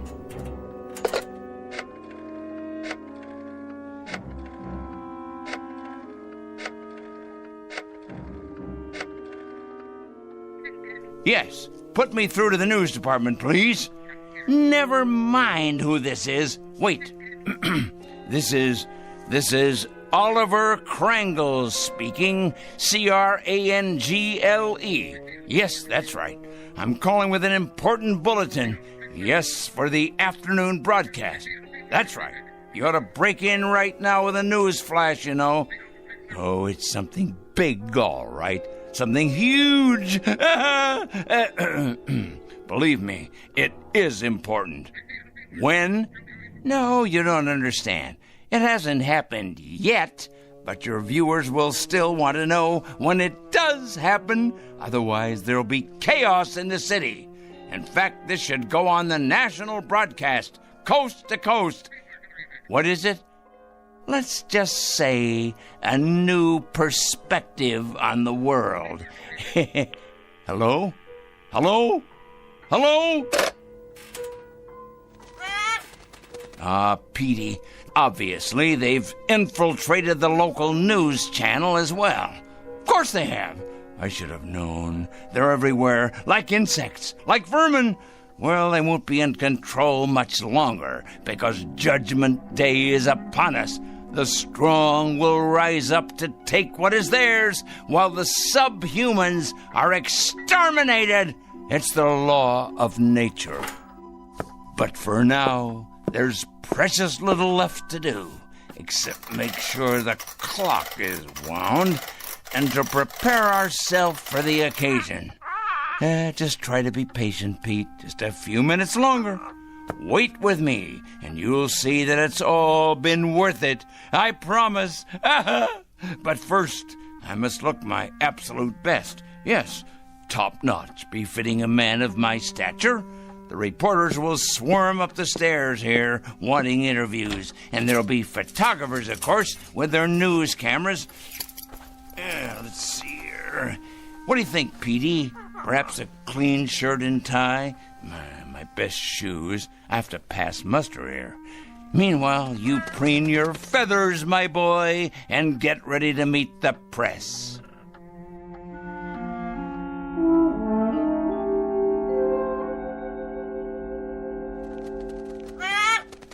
There! It's happened, Pete. It's happening right now. This very second. Can you feel it? Something in the air. The next phase of evolution for the human race. Oh, nothing will be the same after this. Nothing! The new order has come at last. Yes, but first, I can't wait to see 'em all down there, turning into tiny little gnomes. Just 1 second, Pete, as soon as I take a look out the window. Certainly, Peter. You may have a nut, as many as you like. You must be hungry. I'll have something, too. We'll make it a celebration. This is our day. Of course, but you must be patient. I can't wait to look outside. I can't wait. But for some reason, I can't see over the windowsill. How can that be? I can't even reach the bowl of peanuts. I know you're hungry, but somehow it's just out of my reach. What? Unless someone has moved it, put it in a very high place, but that would have to be someone very tall. Someone very, very tall.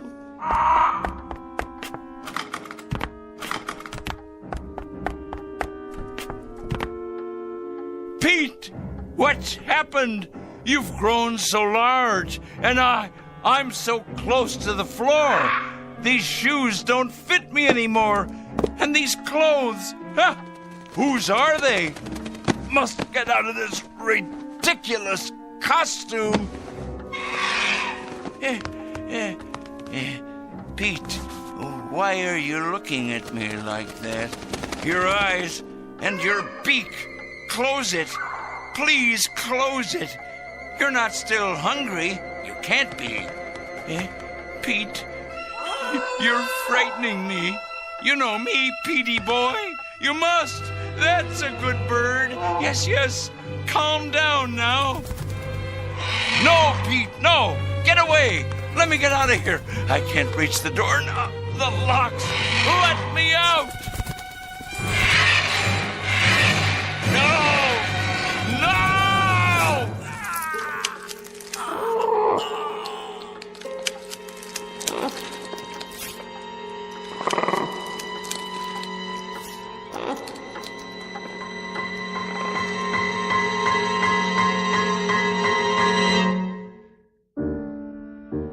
4 o'clock, an evil man made his bed and lay in it. A pot called a kettle black, and a stone thrower broke the windows of its glass house. Not a pretty picture, perhaps, but for this poor, misguided fellow, quite unavoidable. A simple matter of supply and demand. He was right about one thing, though. In a world where the strong get stronger and the mighty feed upon the weak, you can run, but you can't hide. Look for this one under F for Fanatic and J for Justice in the Twilight Zone.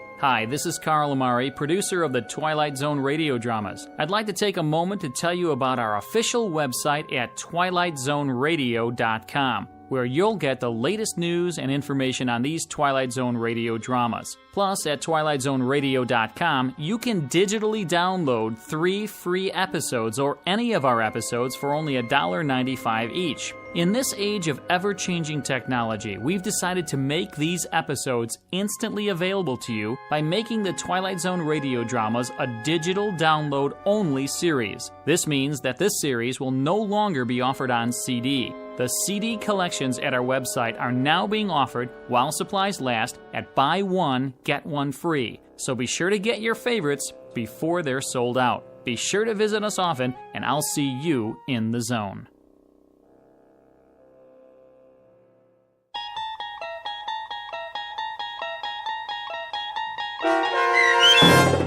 "4 O'Clock," starring Stan Freberg with Stacy Keach as your narrator, was adapted for radio by Dennis Etchison and based on a script by Rod Serling. Heard in the cast were Taylor Miller, Maggie Carney, Rick Peoples, Doug James, Paul Patch, and Carl Amari. To learn more about the Twilight Zone radio dramas and to obtain audio cassettes and CDs of these programs, visit our website at twilightzoneradio.com. The producers of The Twilight Zone wish to thank CBS Enterprises, Carol Serling, Dennis Etchison, Dick Brescia Associates, Claire Simon Casting, Terry Jennings, the American Forces Radio and Television Service, our sponsors, and our radio affiliates for helping make this series possible. This copyrighted radio series is produced and directed by Carl Amari and Roger Wolski for Falcon Picture Group. Doug James speaking.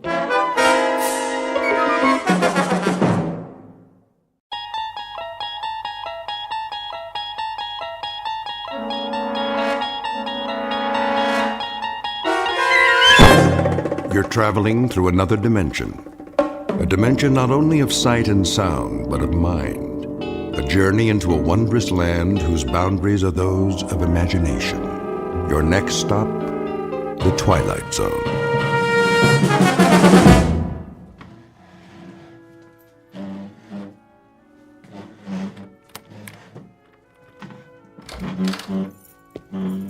Marvin?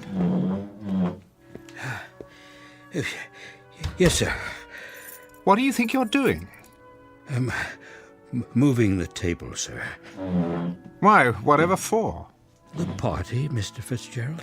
Party? What party? Mrs. Fitzgerald, sir, for her birthday. Oh, good Lord, is that tonight? I understand that it is. You instructed me to see to the arrangement, sir. Oh, so I did. I suppose you'll transform this apartment into a veritable wonderland. Paper streamers and the like. No, sir. Just a buffet for the guests, as soon as the delivery boy arrives downstairs. The guests? Those on the list, sir. Small gathering of your closest friends. Then it'll be a very small gathering indeed. Sit down, Marvin, before you fall down. Very well, sir. On second thought, fix me a drink. As you wish. Now, I suppose I must go out and purchase a gift for the poor girl. Unless you've taken care of that for me. You left no instructions in that regard. Well, you might have simply asked her what she desires for the momentous occasion. But I couldn't. Then she'd know. Oh, all right. Let me see. What does she need? Books? No, too many of those. All they do is gather dust. A trinket? A bauble? Diamonds are quite dear these days. If I might offer a suggestion. Oh, why not? Well, Mrs. Fitzgerald has expressed an interest in music. Oh, she has she? What does she know about music? I will not have popular ditties polluting my environment. Not recording, sir. I believe she'd like to play. What? A glockenspiel? A kettle drum? You'd have to ask Mrs. Fitzgerald, but she did say it has powers to soothe the savage beast. That's breast, man, the savage breast. Do you see any beasts around here? If you don't mind, sir, I'll repair to my quarters for a while until the provisions arrive. Did you put soda in this drink? Oh, I've told you, Marvin, no soda. Make me another one at once, and this time do it properly. Yes, sir.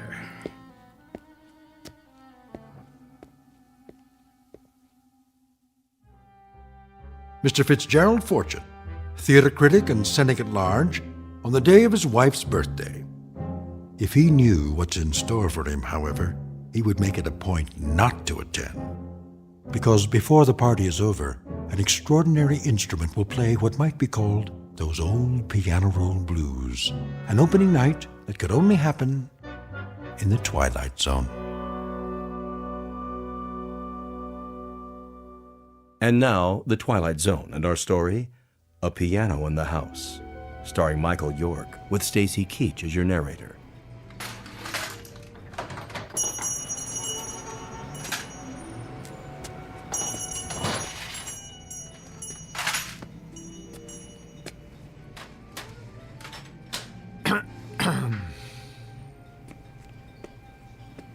Yeah?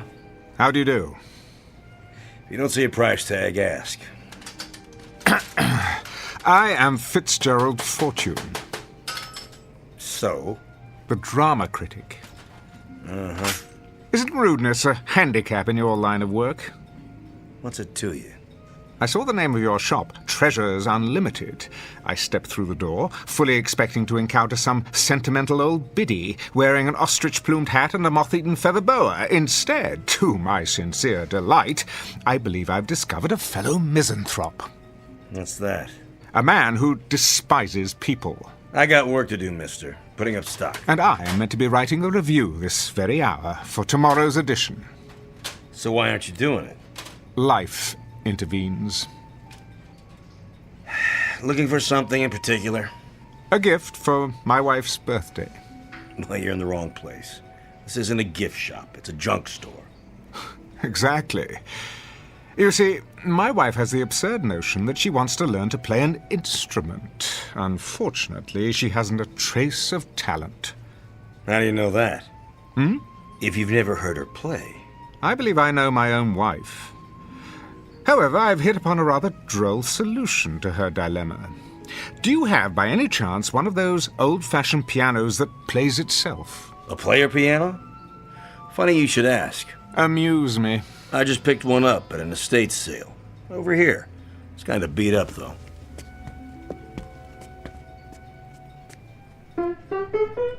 Splendid. Needs a good tuning. Nonsense. My wife will believe it to be an antique and cherish it all the more. Would you play something, please? I can't play. Takes these paper rolls. Came with a whole bunch of them. Right in the piano bench. Rachmaninoff's Prelude in C-sharp minor. Stephen Foster. U.B. Blake. Even The Prisoner's Song. Quite an eclectic assortment. You're taking a lot of my time, mister. You are taking an equal amount of mine. Let's try this roll, shall we? Number QRS 8856. I'm in the mood for love. Okay.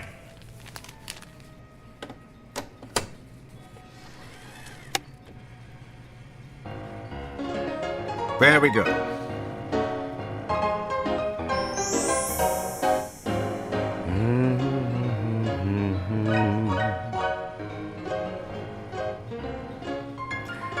What birthday does this make for the little woman?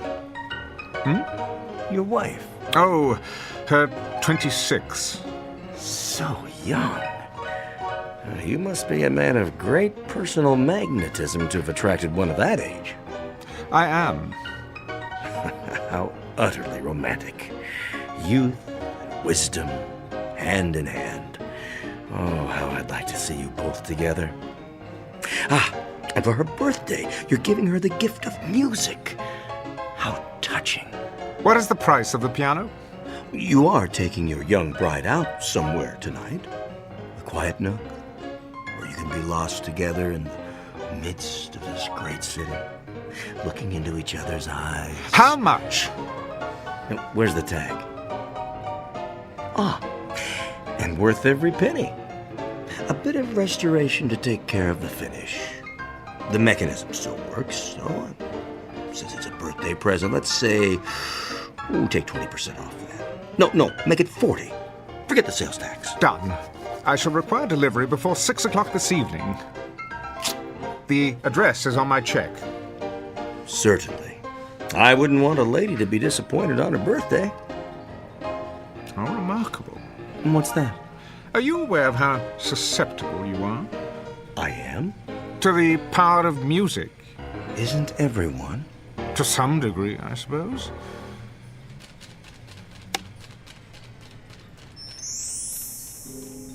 Okay. You got a sale. Now, you gonna stand around all day taking my time?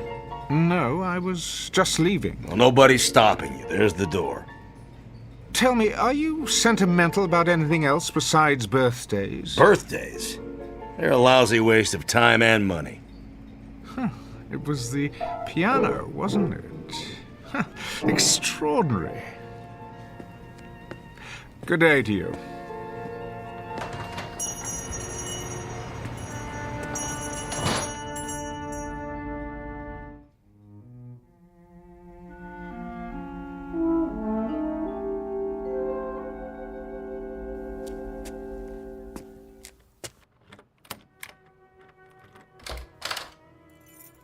Marvin?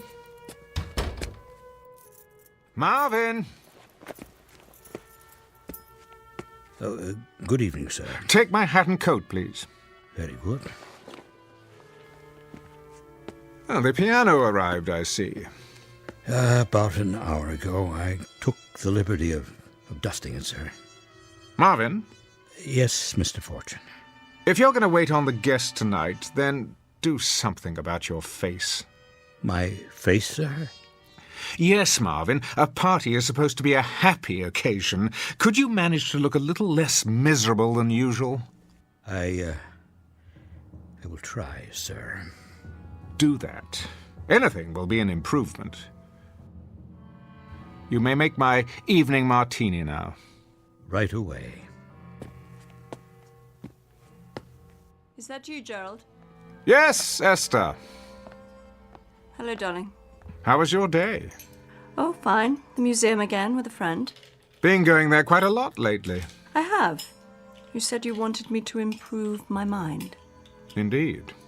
One can never know too much. And what else would you like me to do? Well, there is one thing. And that would be? You might consider letting Marvin go. What do you mean? Show him the door. Give him the sack. In short, find a replacement, and as soon as possible. Oh, really, Gerald? I'm quite serious. What has he done now? It isn't anything he's done. It's his appearance. He seems the same as always. Well, that's the trouble. It's the way he looks. I can't bear coming home only to be confronted by that lugubrious expression on his face. I find it unspeakably depressing. Don't you? Not particularly, Gerald. Look at him, like a hound dog, ready to burst into tears at any moment. Surely we can find a servant who's more cheerful to have around. Keep your voice down. Why? There's no need to hurt his feelings. The man has no feelings. He's a clod. Gerald. You haven't commented on the piano. I was about to. You don't care for it? I love it. I really do. Have you tried it yet? I didn't know how, so I decided I'd wait until you got home. I knew you wanted to play. That's why I got it for you. Hardly any need. Hmm? The piano plays itself. Oh, you noticed. Wasn't that considerate of me? I thought I'd save you the trouble of all those tedious lessons, only to find out at the end that you had no gift for music. I see. Well, darling, aren't you moved by my thoughtfulness? Thank you, Gerald. Let's have a demonstration, shall we? If you like. Marvin, is this thing plugged in? Yes, sir. Good. You see, these paper rolls are punched with holes. All you do is select one, insert it, and throw the switch. The paper passes over the slots and the keys move up and down as if someone were playing them. What fun. Quite the rage in the old days. Your drink, sir. In a moment. Now then, for example, here's one called Smiles. You open the panel, press it into place like this, start it on the take-up reel.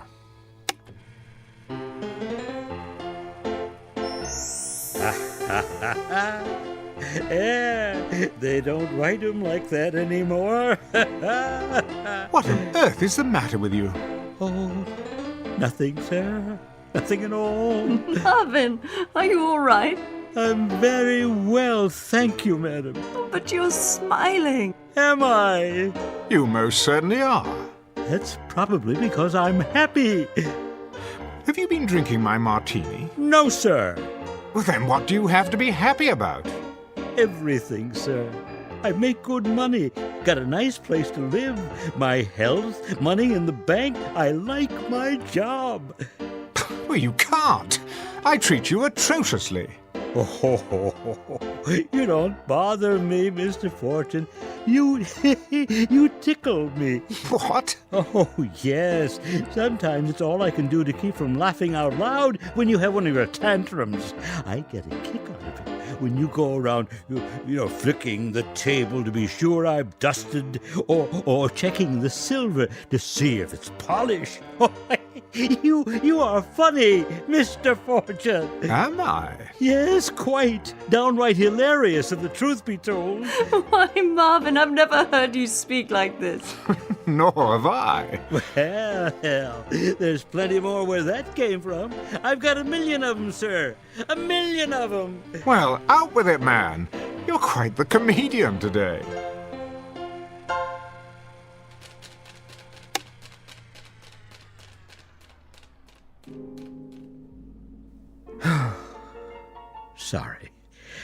Sorry if I spoke out of place, sir. Well, on the contrary, Marvin, I'm glad you did. Will there be anything else, sir? Not at the moment.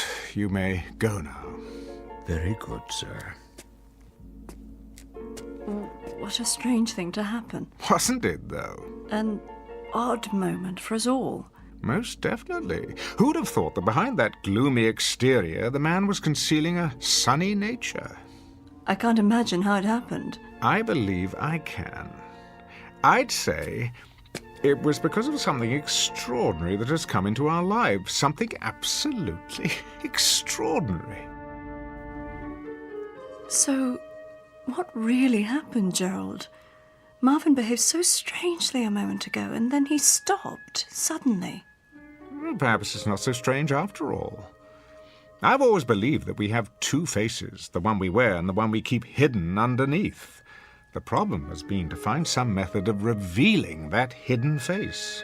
I suppose it helps if you know what particular hidden face you're looking for. But now it appears that I, at least, have the means. I don't understand, Gerald, and I'm not sure I want to. See you in a while.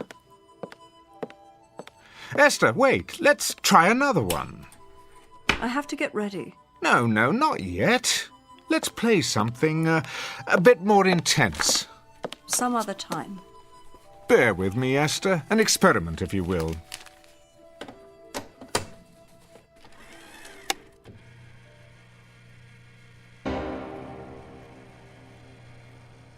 Well, what do you think of this one? I don't know what you want me to say. Go on. Don't hold back. What you're really feeling. I can't. You can. But... Let's hear it, darling. Now's your chance. You... Spit it out. You... beast! That's the girl. For 6 years I have controlled myself, but I can't keep it in any longer. I was a stupid, naive child when I married you back in London. I thought you were a great man, but you aren't anything of the sort. You're a sadistic fiend. You take pleasure in humiliating me before your oh-so-clever friends for one simple reason. Because you enjoy hurting me. I've stood your cruelty all these years, but I won't stand for it anymore. Are you sure you're feeling well, my dear? I'm feeling very, very well. Better than I've felt in years. It's a great relief to tell you what I really think of you. It's been bottled up for so long. Go on, please. I'm listening. I thought you needed me. I thought you needed my love, but you don't. All you need is to have someone around to bully and torture whenever you feel like it. I've tried to love you, heaven knows I have tried, but I hate you. I honestly hate you. Bravo!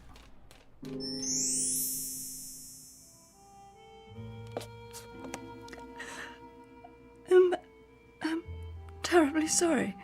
May I congratulate you on a remarkable performance. Had it been on stage, my dear, I would have given you a superlative review. I don't know what possessed me. I do. That was your hidden face. I've suspected for years that beneath your unemotional facade, you were an hysterical little girl, and I was right. But how? Haven't you seen what's in the record shops these days? There is music for every conceivable occasion. Music for a rainy day, music for a romantic dinner, music to read by, music to dance by, music to dream by, music to do everything under the sun by. Could it be that this anachronistic old piano, the product of a more sensible time, has provided music to help us expose our hidden selves by? I still don't understand. Well, it's quite simple, really. Marvin was hiding his inherently happy nature, which was revealed when he heard happy music. You were concealing hysteria, and when you heard hysterical music, you couldn't hide yourself either. You mean the piano? That's exactly what I mean. I seem to have bought you a more interesting birthday present than I imagined. A kind of sonic lie detector, if you will. I wonder what other people are hiding. Our friends, for example. Gerald, please, promise me not to play the piano at my party tonight. I mean, to let it play itself. I promise no such thing. I wasn't looking forward to the festivities, but now I believe we may be in for a most amusing evening.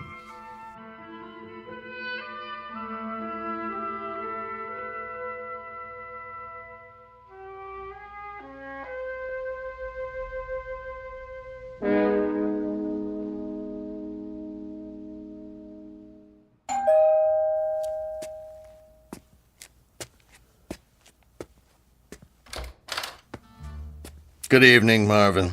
Good evening, sir. Won't you come in? Greg, how nice to see you. Marvin, take Mr. Walker's coat. Yes, sir. I'm truly pleased that you could join us. You're unusually cordial tonight. That isn't a smile you're wearing, is it? I brought it out of storage in honor of Esther's birthday. I trust you've done the same. Not I. Smiling isn't among my plans for the evening. Drink? But of course. Oh, I'll make it for you. Marvin takes forever.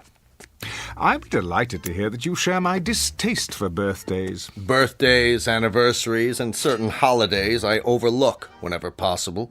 They imply some degree of human involvement, the sort of thing I'd rather avoid. Is that true? I've been given to understand that you're something of a ladies' man, quite thickly involved, in fact. You've been misinformed. Have I? I'm much too selfish to fall in love. And you're miserable. Admit it. Not in the least. I value the peace and quiet of my bachelor's existence. It lets me write my plays without interference from anyone. How is the new play, by the way? Brilliant. Unfortunately, you'll never have the opportunity of panning it, as you have my other plays. No? Why not? It won't likely be performed anytime soon. I thought you said it was brilliant. Oh, it is. But I'm locking it away with orders that it not be produced until after my death. You see, it concerns a romantic triangle, and the three principals are rather well known. That shouldn't matter. Not if it's a good play. I'd rather not hurt anyone. I'm old-fashioned that way. Ridiculous. A great play is worth any amount of pain to any number of people, least of all three. Not these three. Sorry, old man, my mind's made up. Well, I'm sure you'll do as you see fit, as usual, regardless of anyone's opinion. For better or worse, I'm afraid. Where's your better half, by the way? Still at the makeup table, trying to obliterate the last few years of her life with powder and paint. Come, I'll show you a toy I found for her.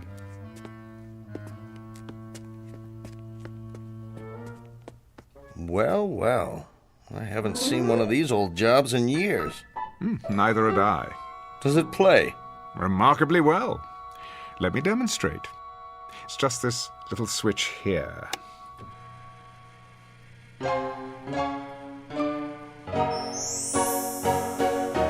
Isn't that something? Romantic, wouldn't you say? Is Esther pleased with it? She hasn't expressed any great enthusiasm. That doesn't sound like Esther. Has she heard this particular song? Not yet. Be sure to play it for her. She'll understand. Understand what? What you tried to do for her. Usually she's so grateful for any small sign of affection. I think that's one of Esther's most lovable qualities. Is that right? Her ability to accept a bouquet of daisies as if they were the rarest of orchids. I remember once I gave her a small turquoise ring. It didn't cost much. You gave her a ring? Yes. She accepted it as if it were the Hope Diamond. Turquoise ring? Oh, yes. She came home from a trip with it. She'd been to Mexico City. But I seem to remember that she went alone. What? Oh, she did. Strange how we ran into each other down there. Stranger still that Esther never mentioned it. Would you call that rather an odd coincidence? Not really. Jerry, has it ever occurred to you that I'm deeply in love with her? My dear Gregory, you are about as capable of passion as a head of lettuce, and Esther could not rise beyond the level of a cast-off shoe. Don't speak of her that way. I will speak about her any way I please. She's my wife, or have you forgotten that? She may be, but you don't know her at all. Esther is full of love. Is she? Her skin is warm and soft as velvet. The scent of her is enough to drive a man wild, and her hands are so gentle, sweet to kiss and to hold. She is honey and gold and summer days and singing and the feeling of being together. Gerald, no, turn it off.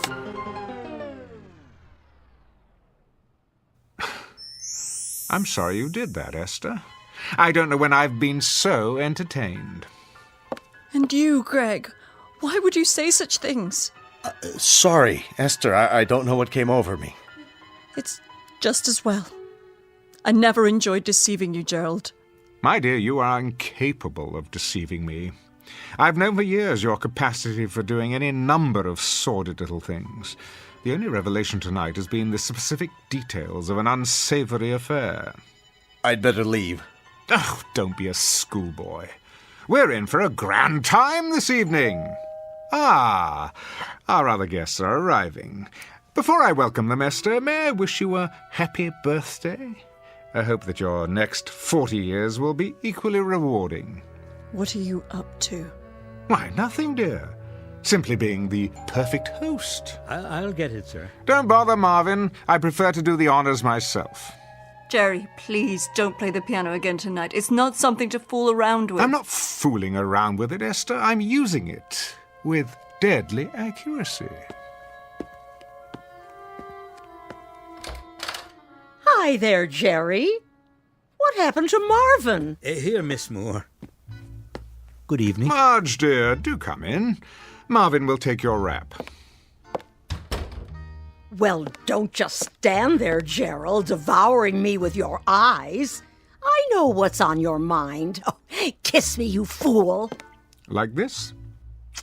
Oh, that's better. Marge, I'm quite vexed with you. You are? You promised the next time we saw you, you'd be svelte as an antelope. And what am I now? Oh, don't answer that. I've been on more diets than a jockey has horses. Somehow they always throw me before we reach the finish line. Esther, happy birthday. Hello, Marge. I have a present for you. Margie. And you. I'm not even speaking to you, handsome. You haven't called me in months. Somebody else been taking my place? As a matter of fact, yes. We've just had a most illuminating discussion about Greg's new romance. Gerald, don't tell me who she is. I may go after her with my claws. Worse yet, you could sit on her and mash her to death. Same old Jerry. Now, who's going to make me a drink? Marvin will take care of you. I believe another stagecoach has arrived. Jerry, are we early? Oh, not at all. You're just in time. Darling, you look positively radiant. How do you do, Mr. Fortune? Pleased, I'm sure. And you are... This is Roberto, my escort. Ah, I would never have guessed. And how is everyone at the Last Chance Ranch these days? Oh, Jerry, behave. Come in, come in. You might want to fasten your seatbelts, though. Something tells me this may be an evening to remember. Ooh, how exciting. What do you have in mind? Charades or strip poker? Something even more revealing than that. How about a game of ultimate truth or dare?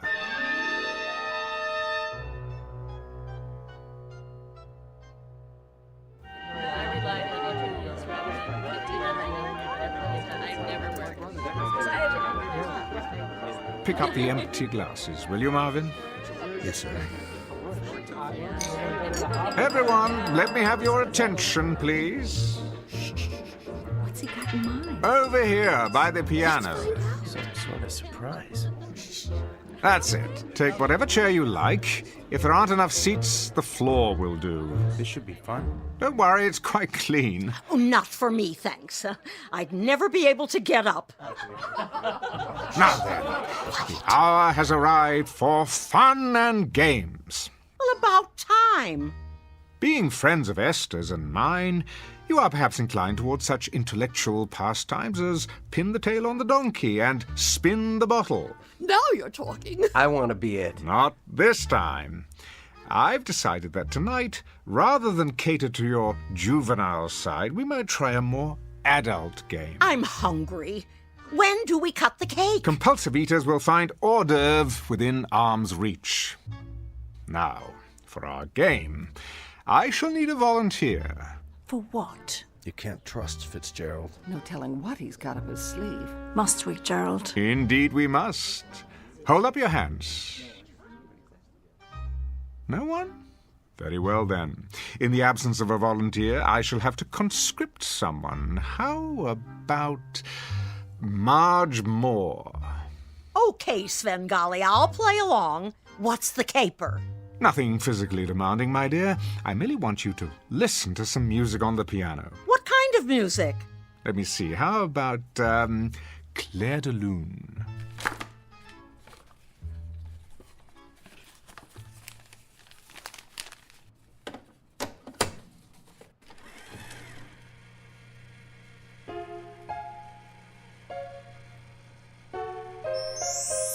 Isn't that beautiful? Look at her. She's going into some kind of trance. This is going to be good. Talk to me, Marge. Tell me what you're feeling now. My name is not Marge. It's not? What is your name? Tina. That's a pretty name. Tell me about yourself. What do you want to know? Who are you, Tina? A little girl. And what do you like to do, Tina? I like to dance. Good girl. Would you like to dance for us, Tina? All right.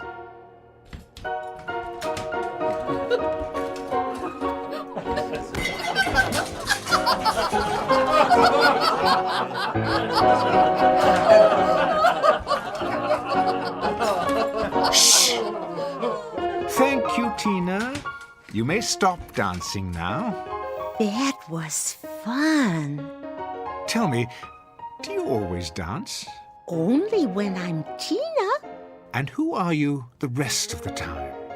Might it be Marge? Sometimes I pretend I'm a snowflake. Really? White and tiny and perfectly formed. I float on the air of a pale blue moonlit night. I am never lonely. I am beautiful and I am loved. I see a man with his hand outstretched to receive me. A very handsome man. He sees me and knows that I am beautiful. I drift down until I reach his hand. I am enclosed in warmth. I melt with love.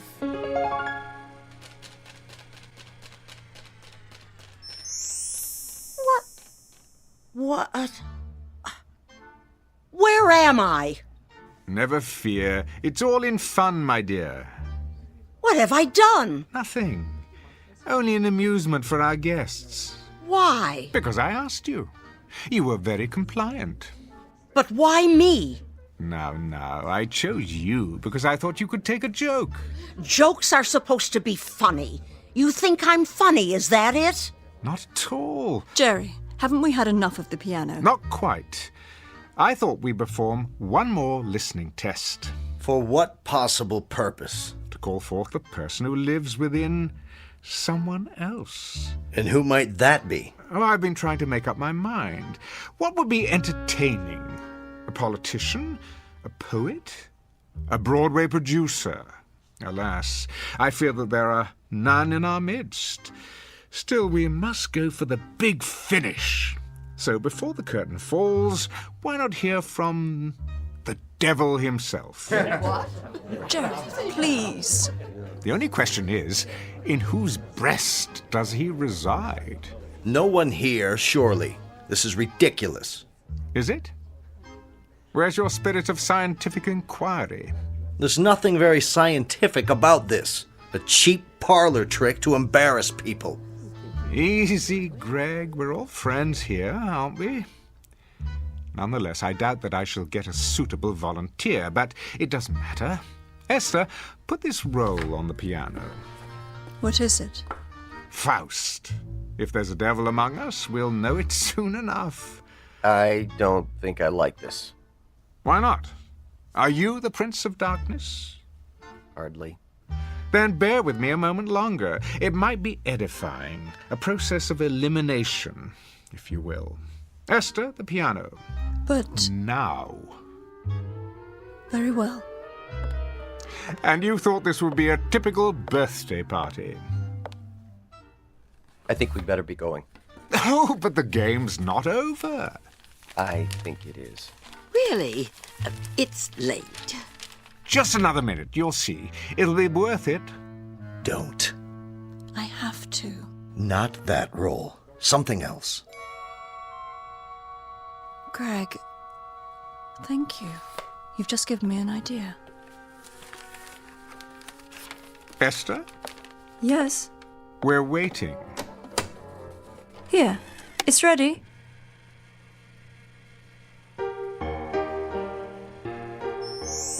That's not Faust. What is it? Brahms, I think. Yes, his lullaby. That's not what he asked for. Gerald, I seem to have made a mistake. Will this one do? Gerald? Gerald, can you hear me? What's good for the goose, I always say. Speak to us, devil. Go on, out with it. I am afraid. Do tell. And what are you afraid of, devil? I'm afraid of the dark. You're no devil. Listen to your voice. You're a frightened little kid. That's supposed to be a secret. It is, huh? Do you have another secret? Go on, tell us all your secrets, Jerry. This moment will never come again. For once, you're center stage. You have an audience in the palm of your hand. Yes, Jerry. Tell us. I'm afraid of you all. Afraid of people. But why?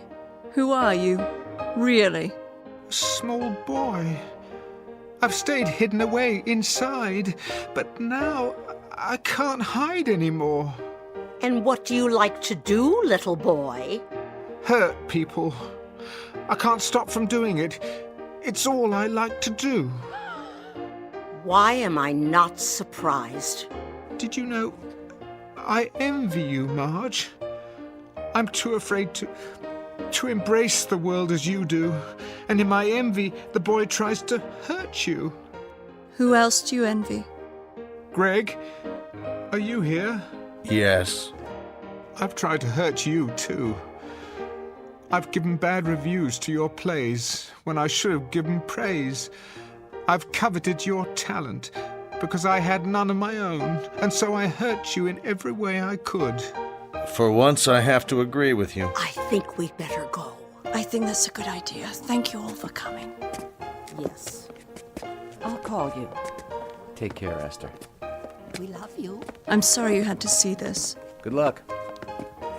Esther, I've hurt you most of all.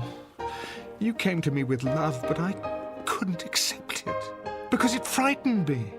I never learned how to return love except as a child does, with shrieks and blows and indifference. It must have been very, very difficult for you. Good night, Esther. Call me if you need me. But I do. Wait. Where are you all going? I don't want you to leave. Come back. Esther, come with me now. Will you do that? Yes. Yes, I will. Let me get my curtain purse. Don't leave me. If you do, I'm going to be very, very naughty. Ready? I'm ready. No! No, please! They were laughing. I'm sure of it. Nobody laughs at me. I'll show them. I'll show them all. See, I'm being bad. Very, very bad. Stop that hideous music. Make it stop!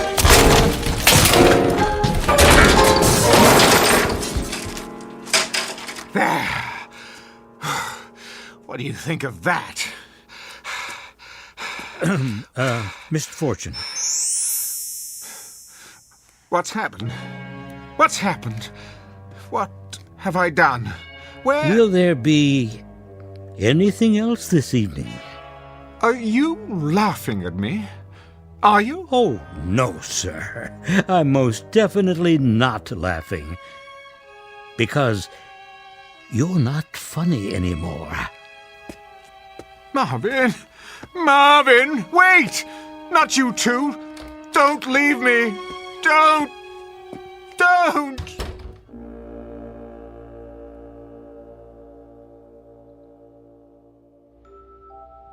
Mr. Fitzgerald Fortune, critic, man about town, and cynic at large, whose wit shows no mercy at all for those who cross his path, which means the rest of the world. A man who went searching for a hidden cast of characters and instead found what is concealed within himself. As the house lights dim just off the Great White Way at an empty theater in the Twilight Zone.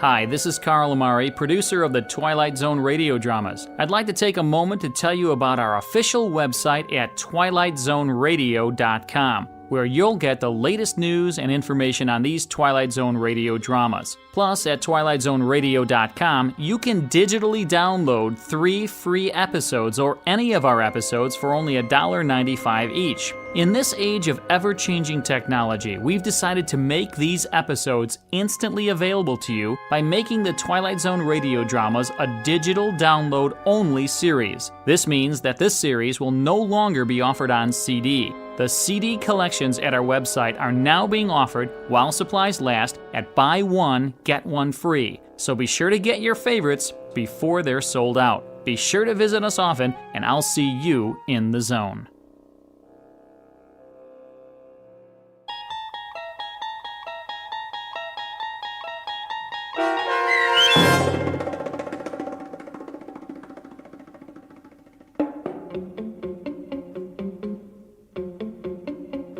A Piano in the House, starring Michael York, with Stacy Keach as your narrator, was adapted for radio by Dennis Etchison and written for The Twilight Zone by Earl Hamner Jr. Heard in the cast were Sarah Wellington, Christian Stolte, Renee Matthews, Doug James, Herb Graham, Meg Thalken, Rosalind Alexander, Rick Vargas, and Kurt Nabig. The producers of The Twilight Zone wish to thank CBS Enterprises and the Rod Serling Estate for making this series possible. This copyrighted radio series is produced and directed by Carl Amari for Falcon Picture Group. Sound design and custom Foley effects for The Twilight Zone by Cerny American creatives Bob Benson, Craig Lee, Michael Slaybach, and Matt Sorrow. To learn more about the Twilight Zone radio dramas and to contact us, visit our official website at twilightzoneradio.com. Doug James speaking.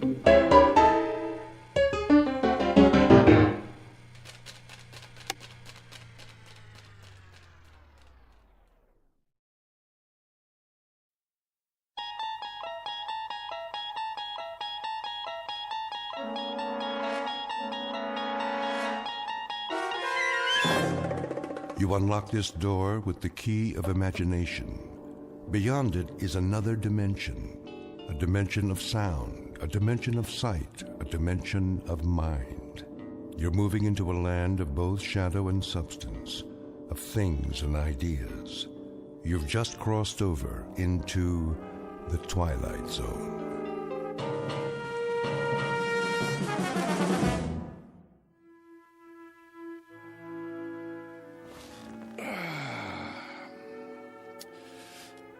Now then, to begin. Recording. Act 2, Scene 1. We open on a wide valley, the Alps in the background, as a ragtag army of men in brass helmets descend, followed by a bunch of elephants. In the foreground is their leader, Hannibal. Make that a herd of elephants. No, strike that. A thundering herd of elephants. Next shot. I need a drink. I say, I need... Yes? Greg? You have reached the home of Gregory West. At the tone, Cut it please out, leave... West. I know you're there. For one thing, you don't have an answering machine. For another, I can hear you sweating. Hello, Sammy. You know what day it is? It's Monday. You were supposed to have the script on my desk this afternoon. Oh, that, yes. My typist is running a little behind schedule. Your typist? Well, you know I don't use a typewriter. So get a word processor or a laptop. Never. Dictation is the only way. Helps me get the dialogue right. What's your number? Who? Your typist. I'll send a messenger. Not until I have a chance to look it over. Make any last-minute corrections. The network wants pages, Greg. They don't have to be perfect. Just give me a couple of more days. I can't stall them much longer. They want to shoot Hannibal's animals in the spring. They doubt me? They doubt their own grandmother if they had her under contract. They've got a lot riding on this. Well, you tell them I'm not some Hollywood hack. I'm a legitimate writer. They're lucky to have my services. And you're lucky to have a six-figure deal. This isn't Broadway, it's TV. And you've got a mortgage to pay off. I'm aware of that, Sammy. Oh, I shouldn't have answered the phone. The one time I do. Is it Harold Prince? Is it the Theatre Guild? No, it's my agent with dialogue out of a Bud Schulberg novel. Bud who? Look, the script will be ready when it's ready. Do they want it fast or do they want it good? Ask them that, would you please? They want it tomorrow. That's what they want. I'm telling Bye, you. Sammy. We'll talk in the morning. Oh, my. Now I do need that drink. Mary? Did you hear what I said? Yes, darling? Ah, there you are. I was wondering. Scotch and water? How did you guess? I think I know you by now. Relax, Gregory. You deserve a break. How right you are. Sit on the couch. I'll massage your temples before you go back to work. Ah, what a fine idea. Is the drink all right? Perfect. As always. There. Now close your eyes. Doesn't that feel better? I swear, Mary, you have, magic fingertips. The least I can do for such a talented man. That brain of yours must get overheated, working hour after hour, morning till night. I couldn't have said it better myself. Oh, yes, you could. You're a genius with words. I know. Oh, Mary, Mary. Yes, Gregory? Hold me. It would be an honor.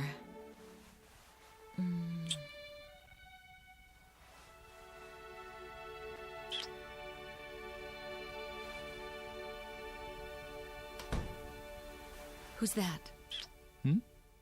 Outside the window, I thought I saw...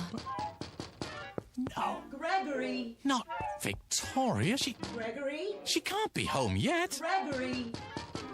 How dare you!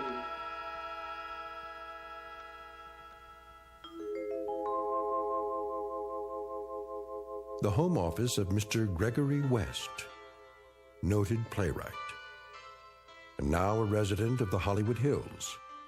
A quiet, thoughtful man, even a bit shy, and at the moment, very happy, despite the fact that he is over deadline. His latest project?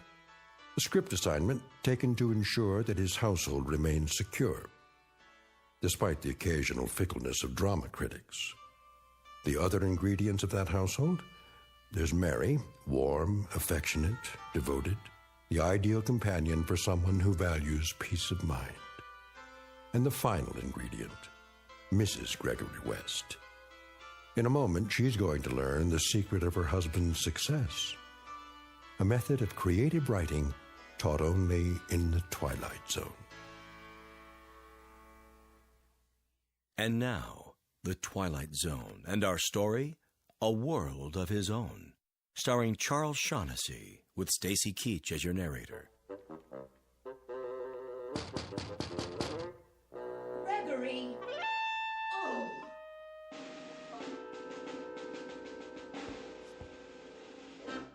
Is she gone?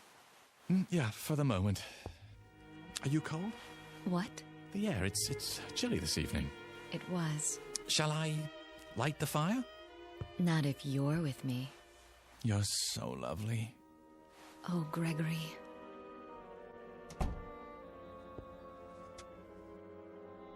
Don't worry just yet. Oh, Mary. Gregory! Unlock this door immediately. I'm sorry. Greg, not again. I have to, Mary. But why? You don't know what she's capable of. I know you have a woman in there. Open up. No, Greg. What else can I do? I warn you, Gregory. Oh, my. Are you so frightened of her? She can make my life miserable if she chooses. All right, then. If you must. Do you hear me, Gregory? Are you deaf? Be right there. Don't think you can hide her from me. What's that, dear? Don't think you can let her out the window either. Gregory!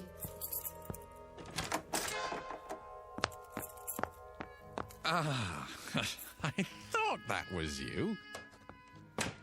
Where is she? Who, my dear? Not behind the drapes. I'm sorry, I don't understand. Under the desk? What are you going on about, Victoria? You know perfectly well. I suppose you let her out the window. But the window doesn't open, remember? Then where? Who? You little worm, you know who. What have you done with her? Where did she go? Where? Please, stop. My glasses. A cozy fire. Your smoking jacket. Oh, only because it's comfortable. You know I don't smoke. Of course you don't. In order to smoke, you'd have to heat up. And you've never risen above room temperature. Sit down. Let's talk this over. Have you installed a secret door in here? No, dear. The stud is as it's always been, a place of seclusion for my work. For your work. For monkey business, you mean? What are you doing? I'm arranging my notes. Notes? Those are tapes. Well, you know I prefer to dictate, dear. I'm not your dear anymore, you libertine. Who's a libertine? Do you intend to stand there and deny it? Deny what? That you had a woman in here. Victoria, I never meant Liar. Cheat. Fraud. Victoria! If you force me to do it, Gregory, I'll have this room torn down. Panel by panel, board by board. Why? Don't toy with me. Who's toying? Then you must think I'm handicapped. What?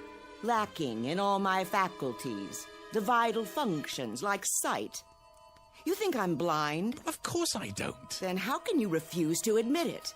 I stood outside that window and saw the two of you on that sofa there. Don't. Zip it. Shall I describe her to you, Gregory? Her brown hair, the simple black dress, the pearl necklace, how she handed you the drink. If I'm not mistaken, this drink right here. I don't recall who made that. You don't? Your private bartender, maybe? In our own home, Gregory. Our own home. That drab, ugly little creature. She's not. Aha! How was your day, dear? You, went to a movie, didn't you? Was it a good one? Apparently not. Oh, well, they can't all be works of art. Didn't expect me home so soon, did you? Thought I'd go out to dinner afterwards. I didn't say that. I've had my eye on you for some time now. Oh, how flattering.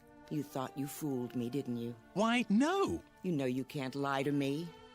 You thought I'd never suspect the real reason you kept sending me away from the house? Have to be alone to work. The famous playwright.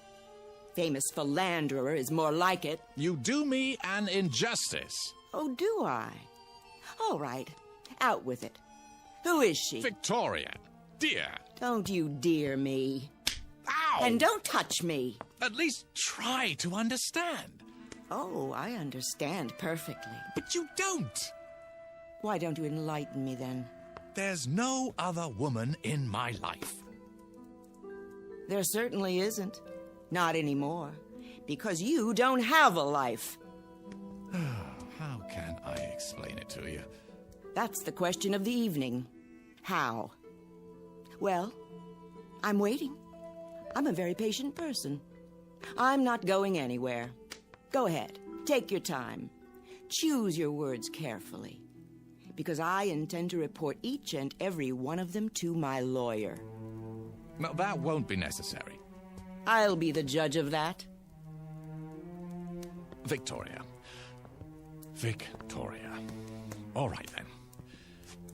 You recall my play, The Fury of Night, Dear?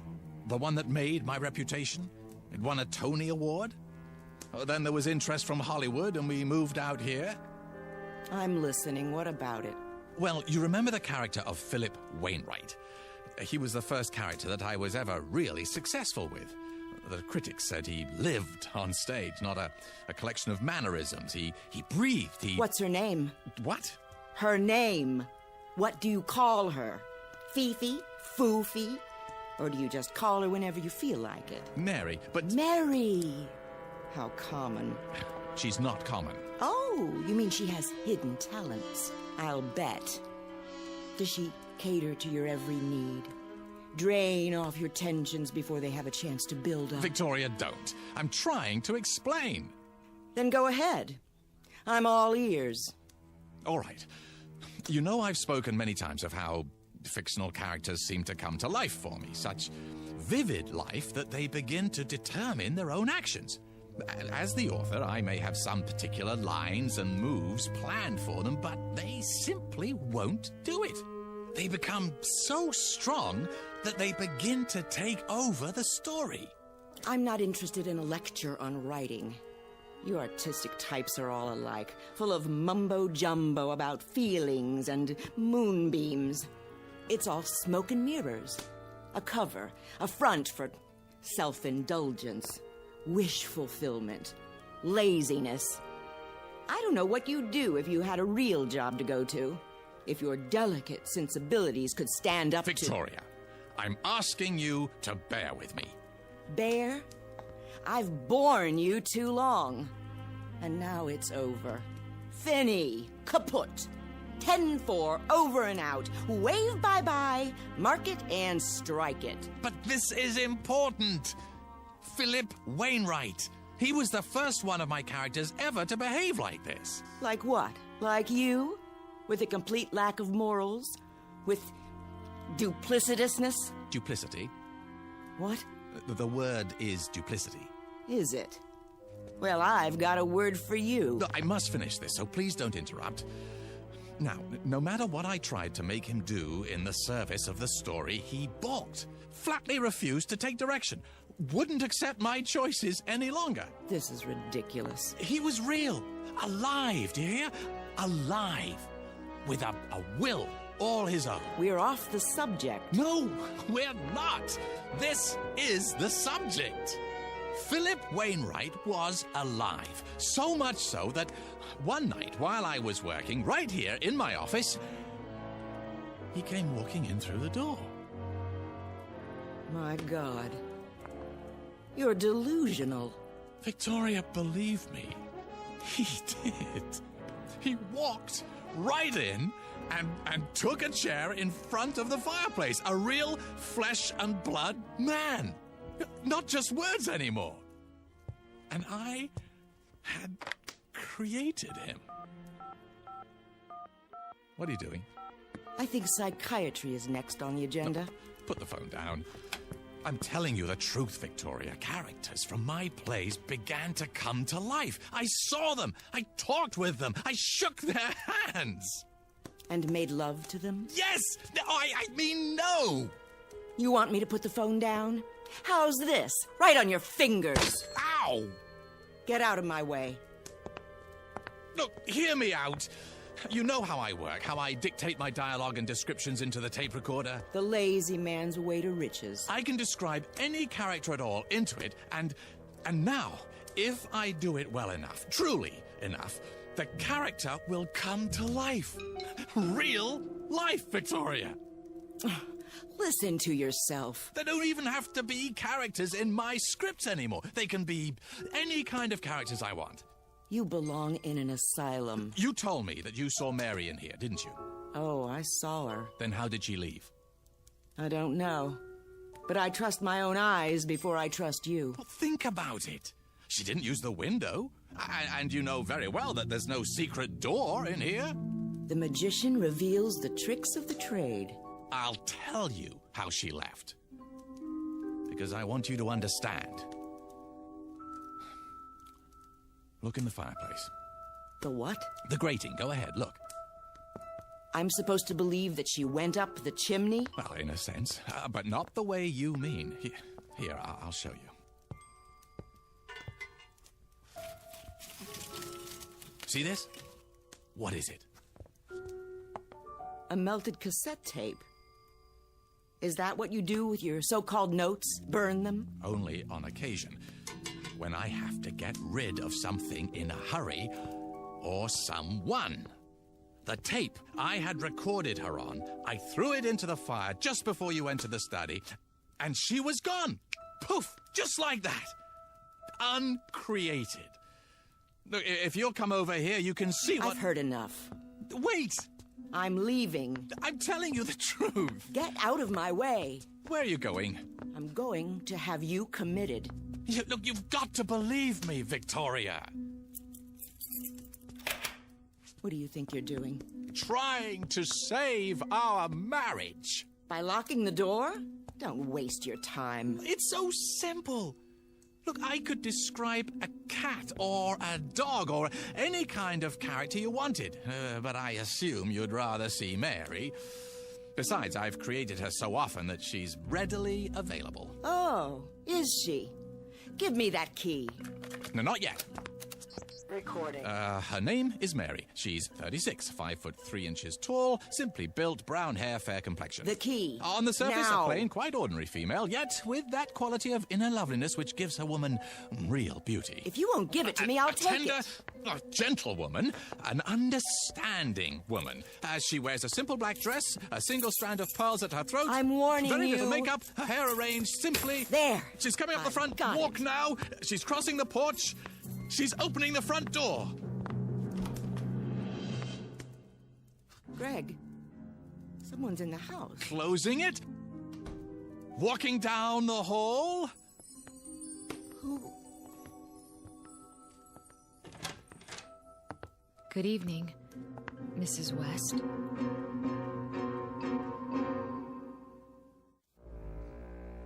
Well? She's real. How did you do that? Do what?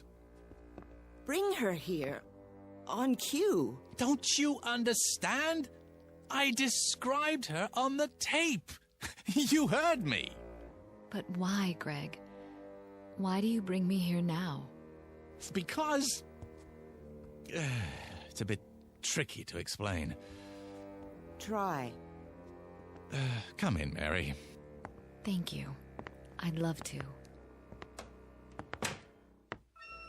She asked you a question. I'm trying to think of the best way to put it. Give me a moment, Mary. You do know each other. Oh, yes. Your husband's a wonderful man. What do you want here? There's nothing to be afraid of, Mrs. West. I'm here because it's Gregory's wish. It's not mine to doubt him. Doubt him? You mean you don't? I'm sure he has his reasons. There. See? Well, Victoria? Do you believe me now? This is some kind of plot. You did let her out of here through a secret door somewhere. Behind the bookcase? I'll find it. Then you tell me some fool story about characters who come to life and walk around as big as you please. It's not a plot, I assure you. Not a very clever one, that's obvious. You lock the door and pretend to make her real. And she slips around from the backyard and comes in through the front door and tries to make me think she's... Oh, no. That's not what happened. Not at all. I swear. You're trying to drive me insane. You want to have me committed. I only did it because you said you were gonna have me committed. Oh, no.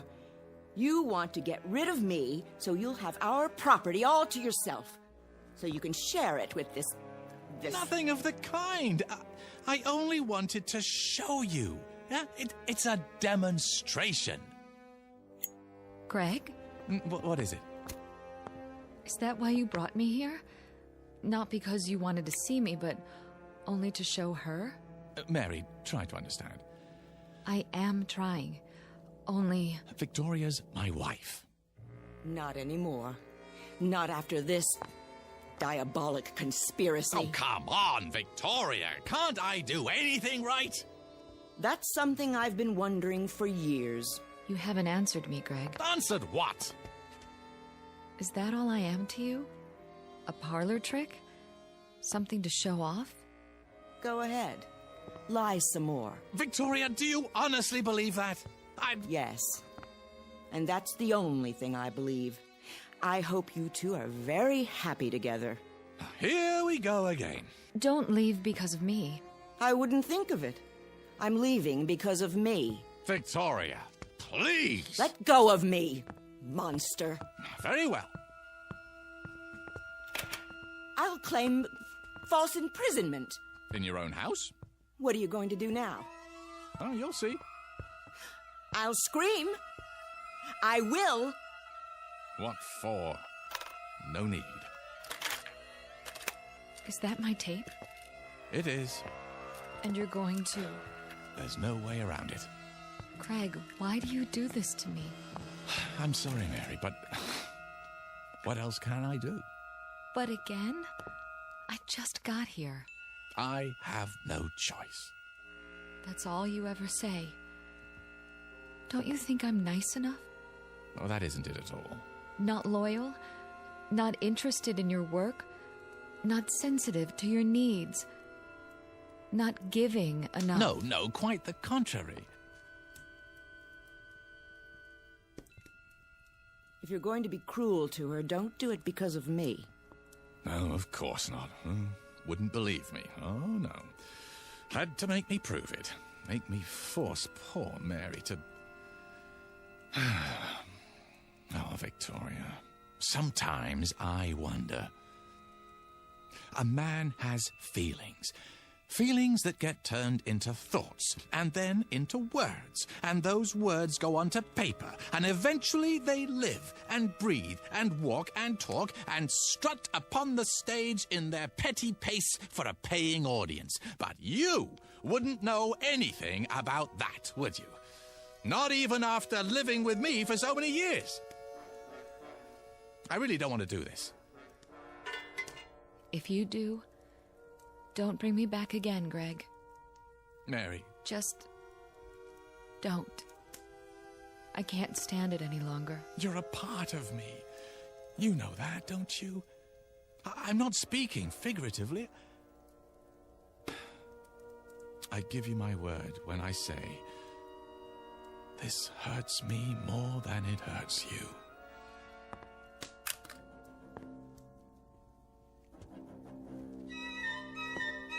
I'm so sorry, Mary, but she is my wife.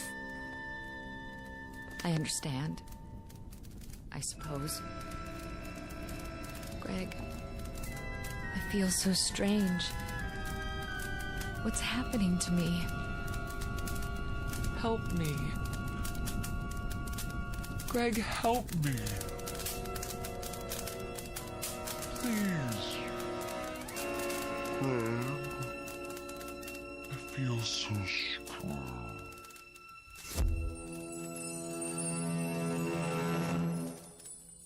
What happened to her?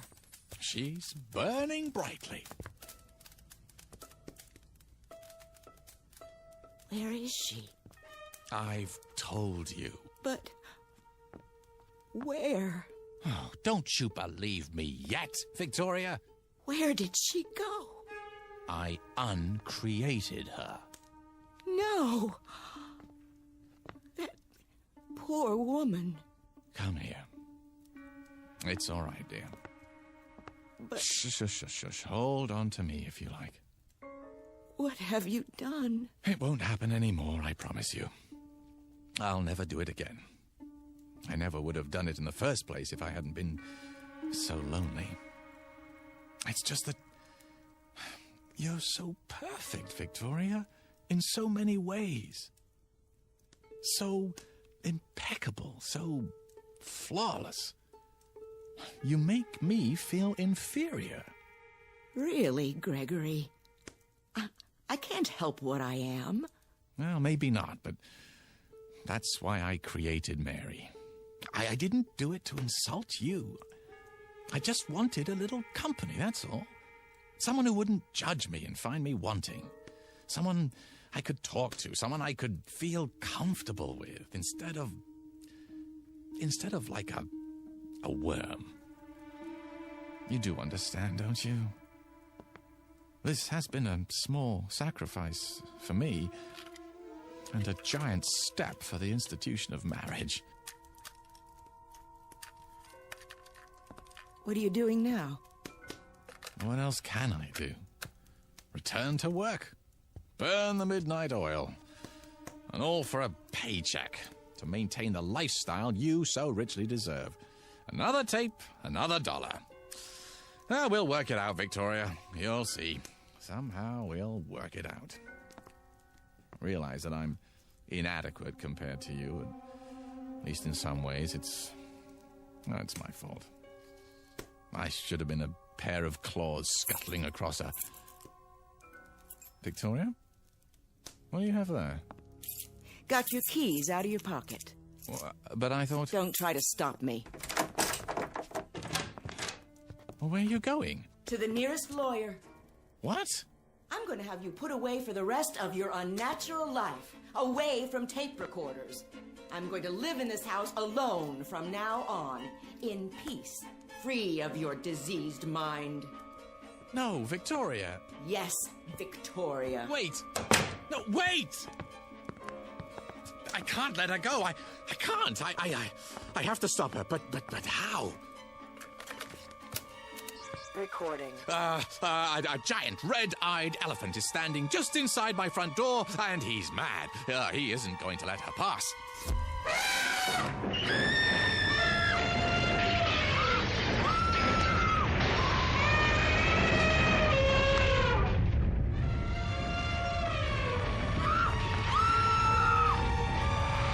Something the matter, dear? Get that elephant out of my home! Will you stay? Yes. What did you say? Yes. I can't hear you. Yes. Yes. Yes. Very well. Hurry. Just a moment. Gregory! Yes.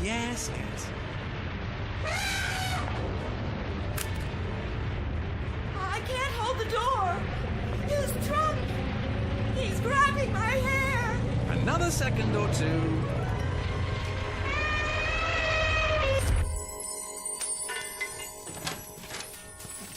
There. You're mad. You shouldn't have said those things, Victoria. What things? You'll stay now? You think you can keep me here? You don't want me to do it again, do you? How about a herd this time? No. It's just a simple matter of recording on another tape. Well, I have plenty. I said no. I'll stay for now, Gregory. Good. But I can't promise for how long. No? You think I can live with a madman? I don't know, can you? Oh, Gregory. It doesn't have to be this way. Oh, you're so right. When we met, you were a struggling playwright. Then you had a play off-Broadway. I was so proud. It moved to off-Broadway, then to the Great White Way, and the reviews. I was so proud. We were happy then, weren't we? Ecstatic. We were a team. Onward and upward. There was no stopping you. No stopping us. I remember. And then the next play, and the next. It was like a dream. Yes. I could sit up all night, listening to you talk about your writing, reading me scenes out loud, and it was wonderful. I wouldn't have had it any other way. Neither would I. But then, something happened. I'm not sure how or when. You began withdrawing from me, living in your head. You shut me out, Gregory. I thought when we moved here we'd be close again. But the deadlines, the pages, you didn't have time for me anymore. You didn't have time for a wife. Well, I'm truly sorry for that, Victoria. But I think we can salvage it, don't you? Start fresh, as soon as I finish the script. And will we move back to New York? Well, I don't see how we can afford to. Broadway isn't what it used to be. Nothing but revivals and musicals now. This is where the money is. Our future is here. What future? Well, if Hannibal's Animals gets good numbers, I'll be flooded with offers. But what I really want to do is produce. Sammy says that's where the real money is. We'll form a production company, get some pilots going, and, Well, by this time next year, he should be sitting pretty. We'll move to a bigger house with a pool, and I'll have every room wired for sound with hidden recorders. That way I can dictate no matter where I am. And after a while, I won't have to write at all. My characters will do the work for me. I'll straighten their collars, wash behind their ears, and send them out into the world to make me famous. Can you see the future, Victoria? Can you? Thank you, Gregory. For what? I can see the future. What it would be like with you. And now I know I was right. You are insane. Oh, come now. The first chance I get, I'll have you in a padded cell. Believe it, Gregory. I do. Well, I guess that's it.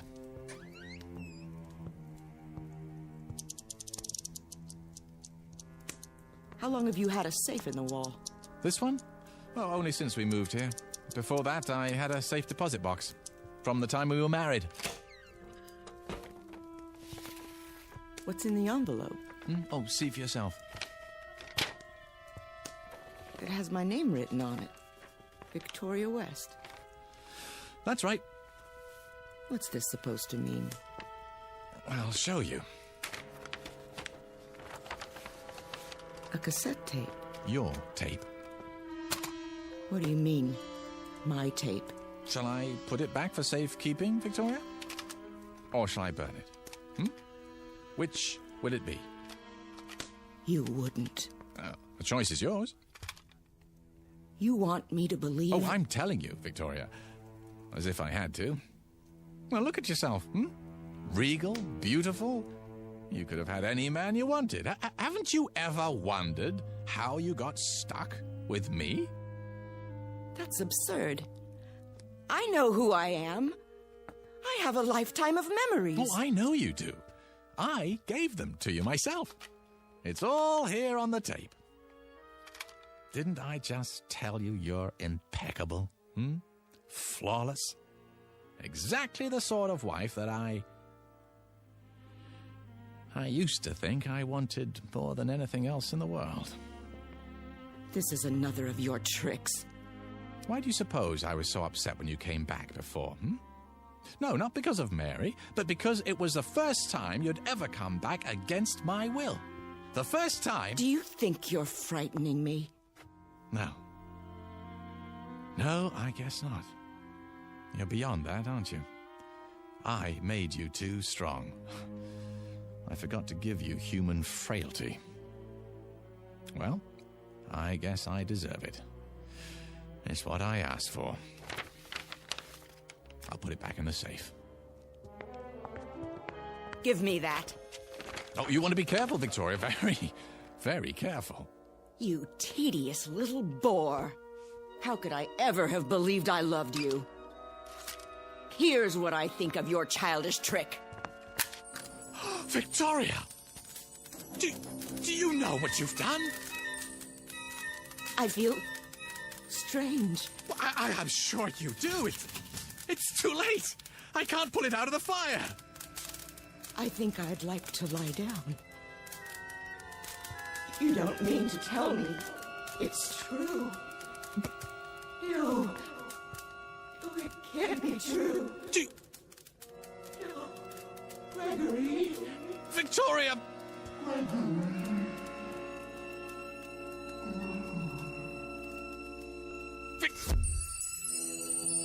Oh. I told her. I told her. Oh, why wouldn't she listen to me?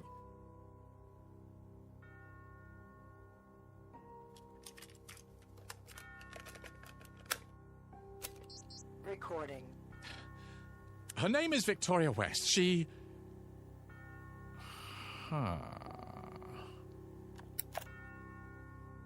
Better to leave well enough alone. Recording. Her name is Mary. Mrs. Mary West. She's 36, 5 foot 3 inches tall, slimly built, brown hair, fair complexion. On the surface, a plain, quite ordinary female, yet with that quality of inner loveliness which gives a woman real beauty. A tender, gentle woman. Just now she's coming into her husband's study. Hello, Gregory. There you are. What do you have, darling? Oh, nothing really. A tape recorder. One of the tools of my trade. Will you show me how it works someday? Oh, I don't think it would interest you. Oh, it's of no importance. Nah, no importance at all. Is the drink all right? Perfect. As always. Oh, Gregory.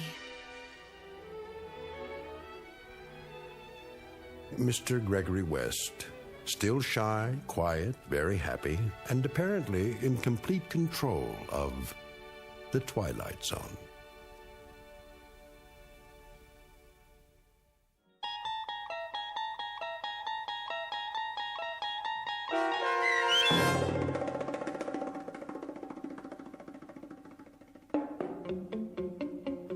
A World of His Own, starring Charles Shaughnessy with Stacy Keach as your narrator, was adapted for radio by Dennis Etchison and written for The Twilight Zone by Richard Matheson.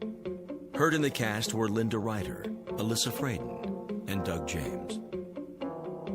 The producers of The Twilight Zone wish to thank CBS Enterprises and the Rod Serling Estate for making this series possible. This copyrighted radio series is produced and directed by Carl Amari for Falcon Picture Group. Sound design and custom Foley effects for The Twilight Zone by Cerny American creatives Bob Benson, Craig Lee, Michael Slaybach, and Matt Sorrow. To learn more about The Twilight Zone radio dramas and to contact us, visit our official website at twilightzoneradio.com. Doug James speaking.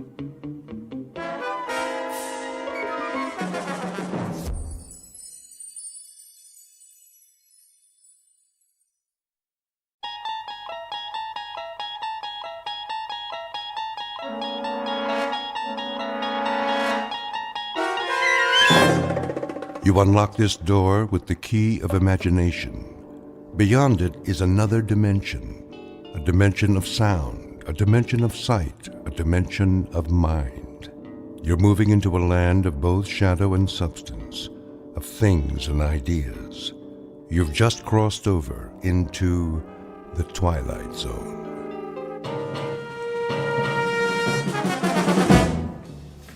Westbound monorail will be departing on track 10 in 3 minutes.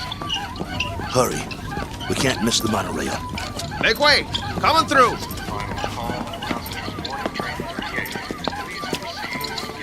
Keep pushing. I'm doing my best. Ah, wait a minute. One of the wheels fell off again. Get it while I hold him up. Okay, I got it. Here. Let me slip it back on. Westbound monorail Hurry. will be departing on track 10 in 2 minutes. All points west. Excuse me, conductor. Yeah? Is this the monorail to Kansas? Sure is. Better get on board, though. But you should have checked your cargo. This ain't cargo. It's a B-2. A what? A B-2. Whoa! What is that? Is that a man? Is he alive? That, sir, is a B-2 boxing robot. Wow. He sure looks real. Yeah, he looks even better in the ring when we activate him. Westbound monorail will be departing on track 10 in 1 minute. Conductor, we bought a ticket for him. Here you go. He's fighting tonight. We have to keep an eye on him so he doesn't get damaged. Well, he's got a ticket, so get him on board. We're pulling out. Sure thing. Okay, I got this end. Okay, ready?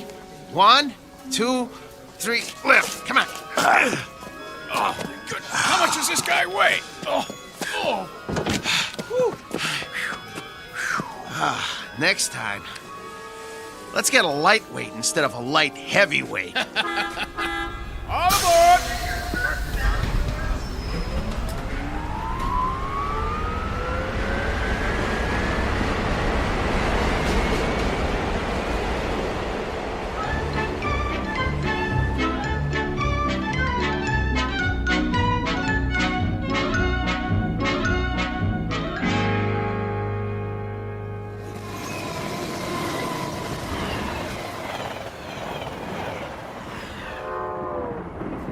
Ladies and gentlemen, kindly observe the no smoking sign and ensure that your seatbelts are securely fastened.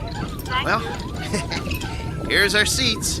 C11 through 13. Let's sit him down in the window seat. He gets the window seat? Get him seated. Hey, you hear him squeaking? Not only is he saying he doesn't want the window seat, he's saying he doesn't want to sit down, period. He needs his silicone Teflonic joint lubricant changed. We'll pick up some as soon as we get paid. Well, first we gotta find some. Shouldn't be no problem. Come on, I told you. They don't make it anymore. Well, that's crazy. Still plenty of B2s in the business. Name one. This one. We'll find some. All right. Wow. Sure is hot. It'll be hotter where we're going. Wish I had a beer. Well, it wouldn't do you any good. I already had 3 and I'm still thirsty. Not Maxo, he don't need a thing. Never complains. Then, why does he squeak so much? You think he'll be all right? Yeah, if he doesn't get hit. Can it, Pole? Hey, come on, no use glaring at me, Steele. You know he's shot. That ain't true. A little overhaul is all he needs. Well, yeah, a little 10 grand overhaul with parts they don't make anymore. When you talk, you think he was ready for the scrap heap. Ain't he? No, he ain't. Just because he's a little old? Well, try ancient. Plenty of fight left in him. Well, you think he's okay or not? Steele, I don't know. And that's a fact. He needs work. Like what? Well, for starters, the trigger in his left arm. It's been rewired so many times it's just about had it. He's got no protection left on that side. Plus, his eye lens is cracked. Leg cables are worn out, no tension left in him. Even his gyro's off, not to mention he needs silicone Teflonic joint lubricant. We'll get him some. Where? I'll find it. Yeah, after the fight. What about during? He'll be creaking around that ring like an antique steam shovel. This ain't 1940. It's 2040. Be a miracle if he goes 2 rounds. It ain't that bad, Pole. Actually, it's worse. Wait till the promoter gets a load of battling Maxo from Philadelphia. We'll be lucky to get monorail fare back home. The contract is signed. You can't back out. Well, the contract is for battling Maxo in fighting shape, not this bucket of antique hardware. Just you wait. Maxo's gonna do all right. Against a B7? It's just an experimental B7. It ain't got the bugs worked out yet. That's why they took a bout with us. Well, after tonight, battling Maxo's new nickname will be One Round Maxo. That's enough. He's been doing okay for 5 years and he'll keep doing okay. So what if he needs a little work? So what? If he wins some money, we can get him all the silicone Teflonic lubricant he needs, and a new trigger for his left arm, and new leg cables, and everything. He's gonna do all right. You'll see. Maxwell's gonna do just fine.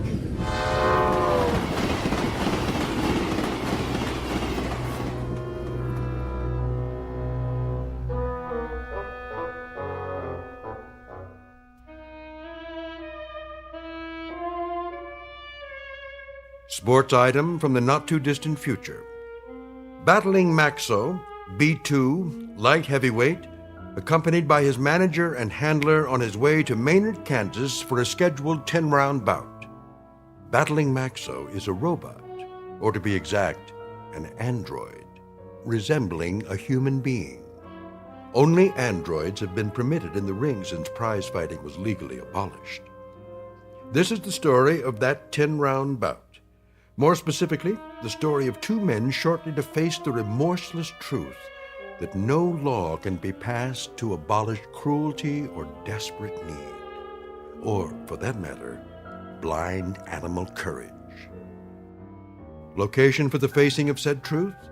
A small, smoke-filled arena just this side of the Twilight Zone. And now the Twilight Zone and our story, Steel, starring Lou Gossett Jr. with Stacy Keach as your narrator. You were right. It is hotter here. Told you. Hey, taxi! What are you doing? It's 6 o'clock already. We better get a move on. Well, we got no money for a taxi. We can't push him through the streets. We don't even know where the stadium is. What are we supposed to eat with then? We'll be loaded after the fight. I'll buy you a steak 3 inches thick. Hey, fellas, need a taxi? Thanks, pal, but no thanks. Oh, come on, where are you headed? Stadium. The stadium? That's 6 miles away. You can't push that thing that far. He's right. I told you, we ain't got the dough. Ooh-wee, what is that thing? A boxing robot. Oh, man. He is something. I've never seen one up close. Come on, I'll drive you to the stadium for free. It's on my way. You want a hand with it? Careful. It's got a bum wheel on the bottom. He's real heavy.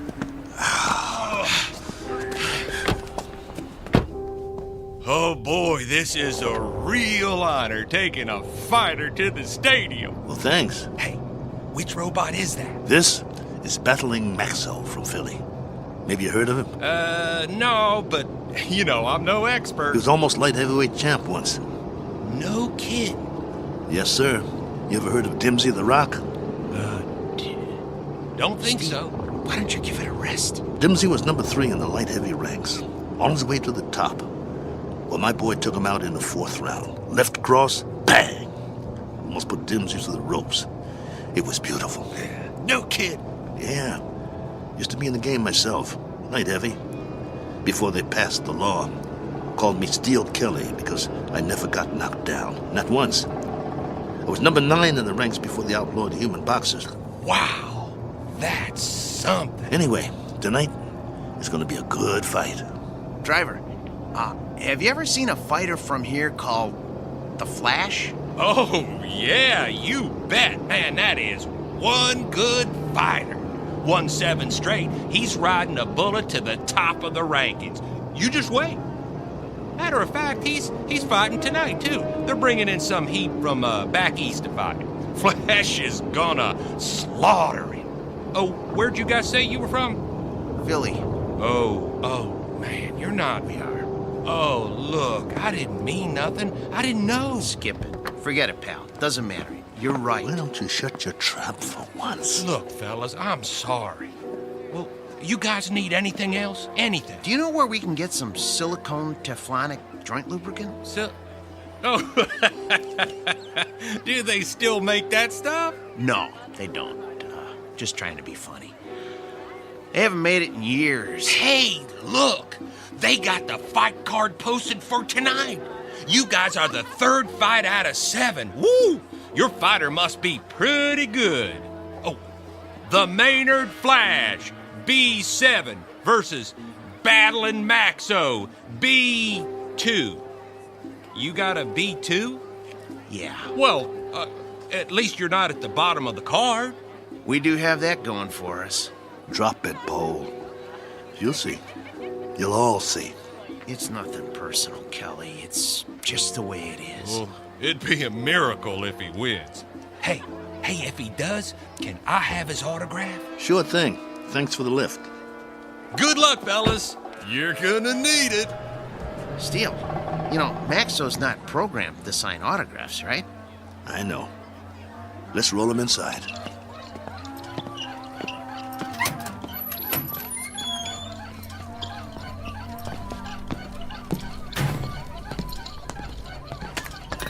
The wheel fell off again.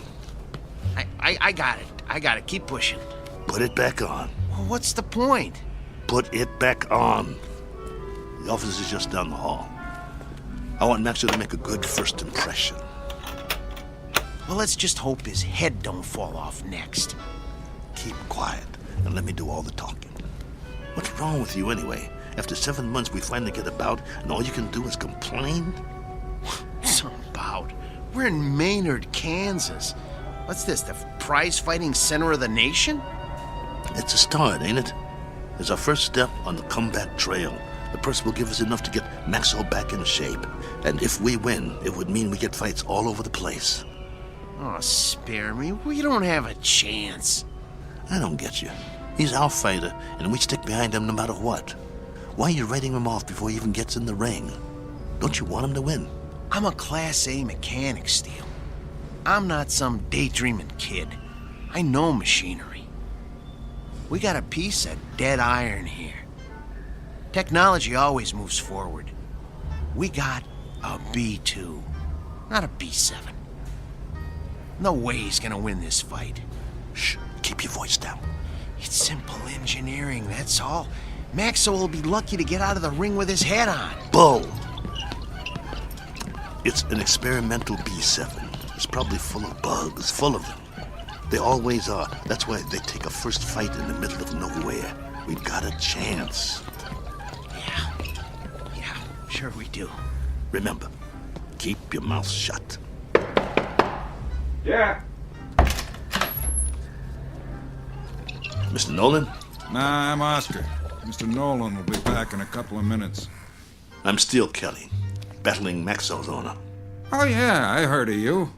You were one of the last human fighters. This is Paul, Maxwell's mechanic. Hi. It was getting late. We were wondering if you'd make it. Never missed a fight. Yeah, pull up a chair. I got some paperwork to do. Thanks.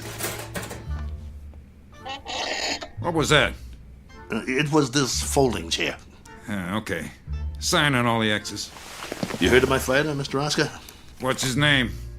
Battling Maxwell. You must have heard about him. Can't say as I have. He knocked out Dimsey the Rock, a ranked fighter in his prime. Uh-huh. Sign here, too. It was all in the East Coast papers. New York, Boston, Philly. Got quite a spread. Biggest upset of the year. Good. Initial here. And here. And a couple more here. Right here. And over there. He's a B2, you know. That's the second model Malling put out. The B2 is one of the best fighters they ever built. The best in my opinion. Maxwell is still going strong. I don't go for these new ones, you know. The ones made out of steel, aluminum with all the doodads. Too flimsy. Nothing solid. Nah, Malling don't make them like Maxwell anymore. Oscar, who are these guys? Mr. Nolan, I'm Steele Kelly, and this is... Is that your fighter? Yes, sir. Battling Maxwell. Fighter in shape? You bet. Prime condition. Paul, my mechanic here, is a Class A mechanic, and he took Maxwell apart and put him back together just before we left Philly. Oscar, cigar me. Yes, sir. Ain't you forgetting something? Huh? Like me. Oh, yes, sir.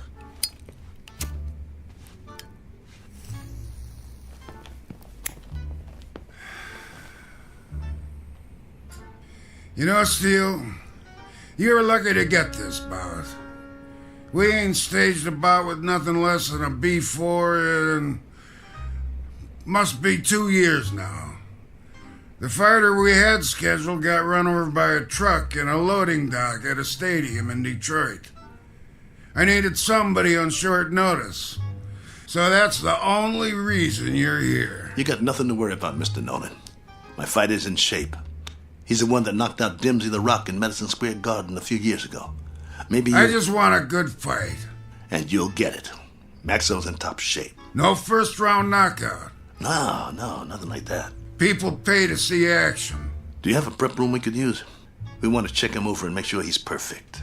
Down the hall, third door on the right, next to the janitor's closet. Thanks. Your bout is at 9. Got it. You won't be sorry, Mr. Nolan. I don't like guys that are late. Understood. Poe, let's get Maxwell to his prep room. Mr. Nolan, I was wondering... I know what you're wondering. You get your money after you deliver a good fight, not before. No problem. We'll get him ready. And Steele. Yeah? Don't slam the door. I hate loud noises. Come on. I'm coming. Oh, my stomach hurts. Don't be scared. It'll be okay. Oh, I ain't scared. I'm hungry. I haven't eaten all day.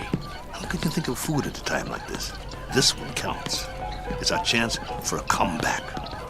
We've got to get him in that room, and we've got to check him out real good. What time is it? I'm busy pushing. Come on, check your own watch. I don't have a watch anymore. I had to pawn it. The one your wife gave you? Ex-wife. Hey, look, we got 2 hours before the bout begins. Have we got time for a sandwich? I want you to check him out real good. His arm, his gyro, everything. What for? Did you hear me? Yeah, but I work better on a full stomach. You get to work. I'll get you a sandwich. Maxwell's gonna take that B7, but good.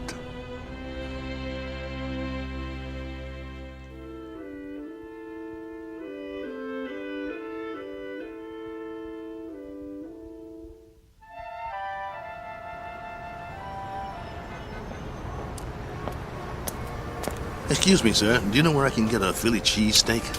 Try Philadelphia. Just kidding you. Oh, there's a nice little place around the corner, but I doubt they'll have something like that there.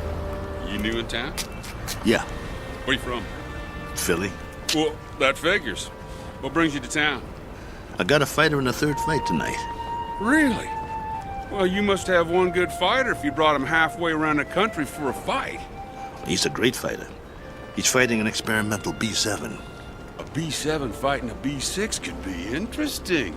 He's not a B6. A 5 might stand a chance. He's better than a 5. He's a classic B2. A B2? Oh, well, I've never seen one of those, but I hear they're great bleeders. Good luck. Oh, by the way, at the diner, I recommend the roast beef on rye. Bloody rare.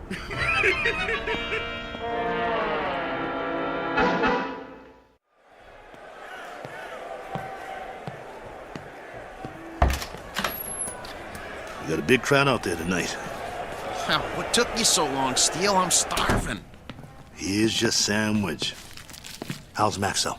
What kind of sandwich did you get me? Roast beef on rye. Well done with silicone Teflonic joint lubricant on the side. What? It's mayo. How's Maxwell? Did you get me a pickle? How's Maxwell? I love dill pickles. Oh, here it is. Okay, well, the answer to your question is Maxo is still big as life and twice as ugly. I cleaned him up a little, though. The B2's always looked real. Look at him. You'd swear he was real, wouldn't you? He's got that natural-looking flesh, great muscle tone. He could have been a male model if he wasn't a fighter. Come on, get to it. Well, outwardly, he hasn't aged a bit. His hair's still curly? Just like mine. Yeah, but he's got a little bit more than you do. Hey, when I had him made, they gave him my good looks. That's a matter of opinion. Quit stalling. What's the good news? Well, that was the good news. And, well, I also turned his power source on, and that's still good. So I ran a diagnostic check. And? And everything that was bad when we left Philly is still bad. There's got to be something we can do. Open him up again. You got a thing for bad news, don't you? Come on, Paul. Earn your keep. That's what you're here for. I'm not a miracle worker. I'm just a mechanic. Well, what do you want to do, retire? Oh, fat chance of that. Then quit stalling and open the control box. All right. Let me power him up first so we can walk over to the table. He's too heavy. Okay, come on. Atta boy. There you go.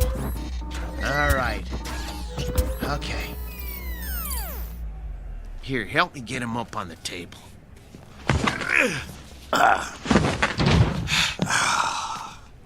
That's my boy. The doctor will see you now. Lift his arm.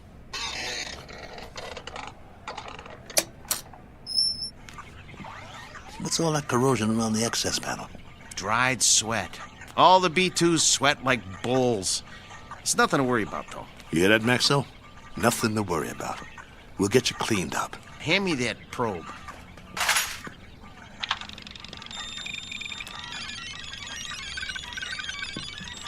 Well?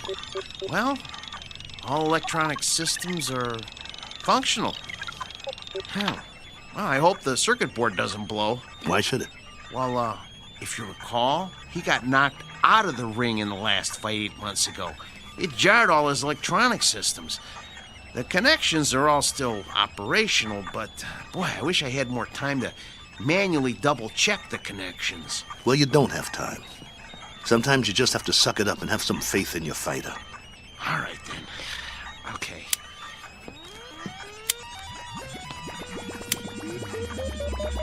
Well, I activated all his systems. Keep your fingers crossed and just hope nothing blows.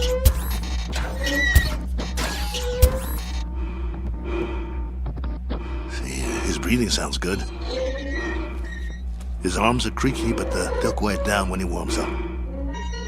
Look, beads of sweat are forming on his forehead. I told you these were good sweaters. Can you hear me, Max? Relax, boy. Let him warm up good, Paul. I'll tell you, the mechanical part is what worries me. I need to check his reflexes. Look, Steele, go put on the gloves, will you? Let's see if he can zero in on you, okay? Maxo, get your legs loosened up. Move around a little. Loosen up your jab, big boy. Don't rush him. If it don't work now, it won't work in the ring. All right, but just enough to check the jab. Set his controls so he doesn't counter punch. Good idea. Okay, hold still, Maxo. This won't hurt a bit. Okay, that's as low as it'll go. I don't think his systems like it, though. You know, if that cracked eye quits, he'll be very vulnerable. Look, Steele, start circling him and see if he can follow you. Come on, Nexo. Look at me. I'm moving in. I want to get you. Block my punch.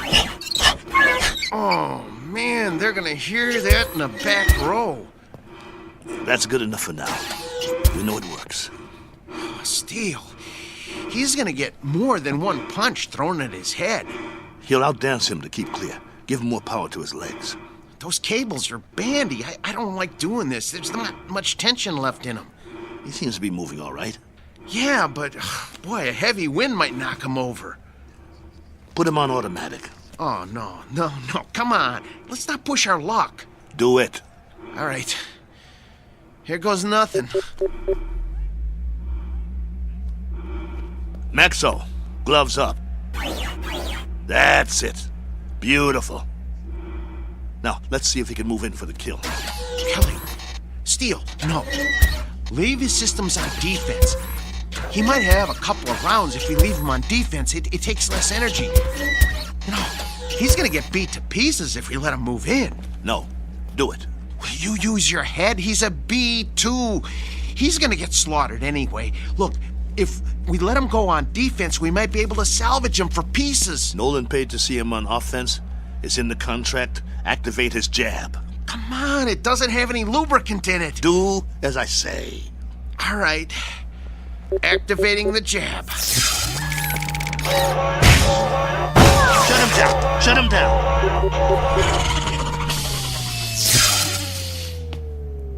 What did you do? What did I do? I told you to take it easy.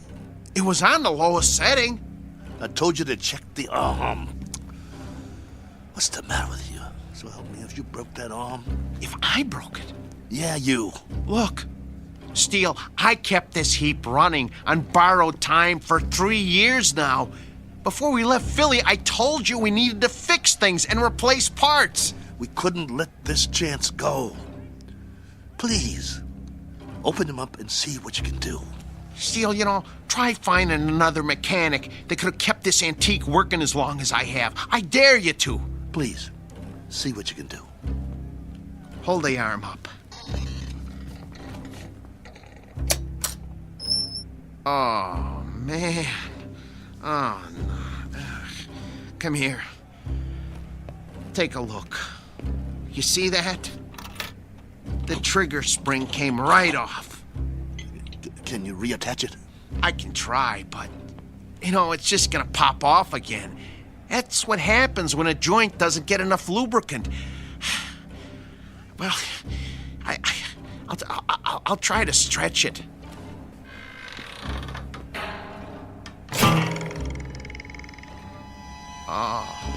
Oh, nuts. Oh. Well, that's that. No. One jab too many. We gotta do something. What? Fix it. I can't. You just can't fix a spring.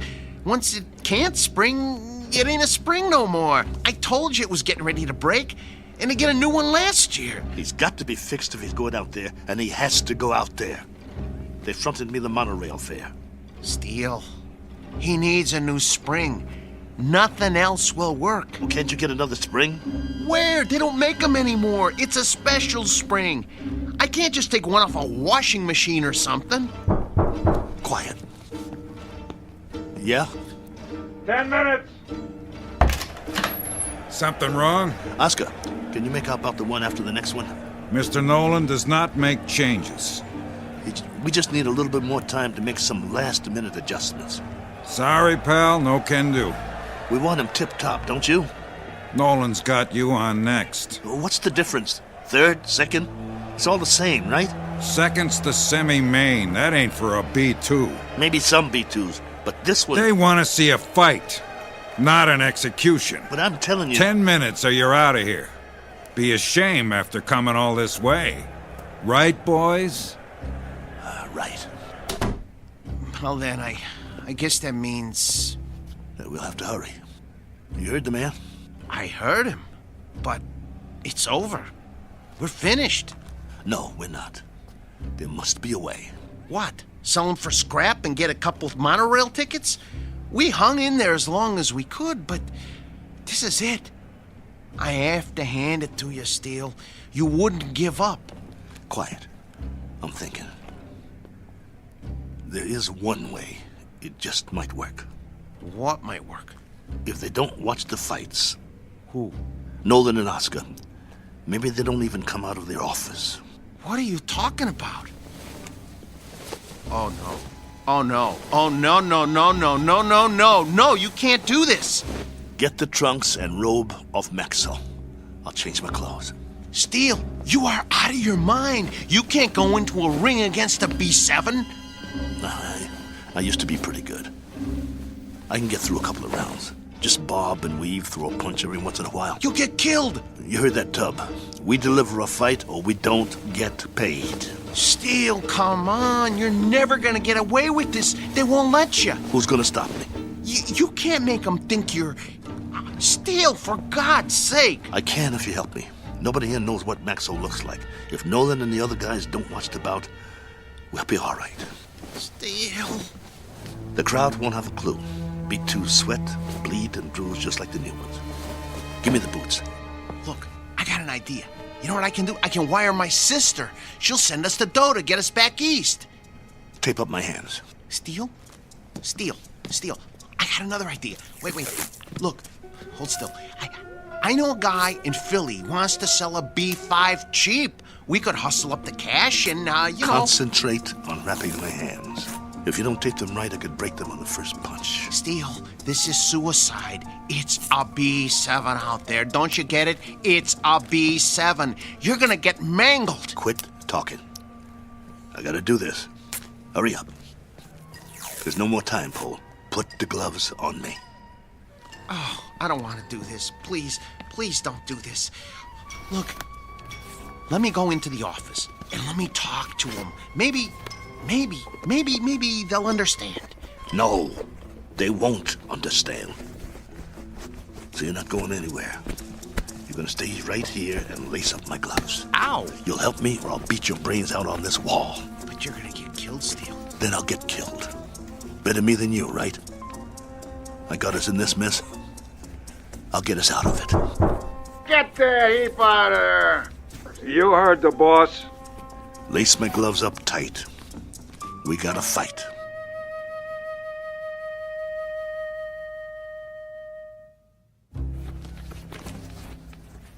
That's it, Paul. Tie him off tight. Oh, you really want to go through with this? Yes. Let's go. How do I look? Like a broken down old fighter. So I'll pass for a B2? That's what I said. You look like a broken down old fighter. Here, let me put a towel around your neck. Pull up the hood on my robe, too. I'll keep my head down so they can't see my face. You better do that in the ring, too. Let's go.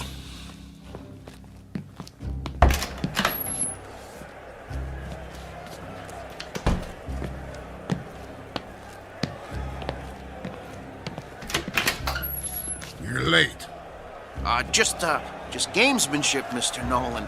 Making a late entrance, trying to get Maxo the edge. Just like the old days, huh? Maybe I underestimated you guys. Nice robe. It's old school, you know? Genuine satin. No more stalling. I got a full house out there. Right. Come on, Maxo. Let's show him what you can do. Hey! What? Where's that? What's his name? The owner. Oh, you mean Steele? He's already out there. We're one step ahead of you. I didn't see him pass my door. Well, he went a few minutes ago. He likes to check out the crowd. You boys better put on a good show. Yes, sir. Let me know when we get to the stairs. I got sweat in my eyes. I should have told him. If you had, I'd killed you. Okay, first step. Careful, Steele. Grab my waist. Wipe my eyes. Can't see my feet. Geez, Steele. You're already sweating like a pig. You'll have to towel me off between rounds, just like a real B2. Between what rounds? You won't last long. Whose side are you on? Steele, you're not up against some punch-drunk fighter. You're up against a machine. I said shut up. You're not gonna get away with it, though. They ain't seen a B2 in years. Nolan said so. Steele, you're never gonna pull this off. This is your last chance. Just get me to the ring.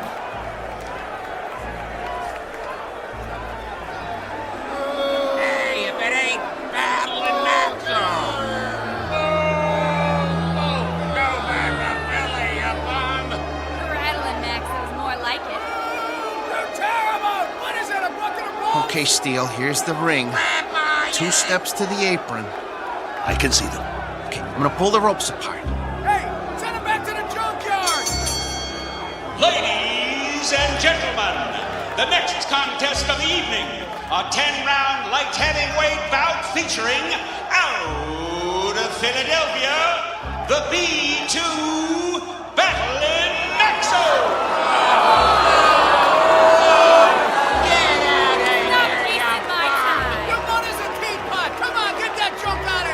I'm gonna take your rope off now. Keep looking at your shoes. Try not to blink. Stay in my corner. Of course I will. Breathe through your mouth. Come on. Little breaths. Come on. Breathe. Not too fast. I need a drink. Sorry. The water bottle is filled with B7 hydraulic fluid. And now, entering the ring, his opponent, our own B7, the pride of Kansas, the Maynard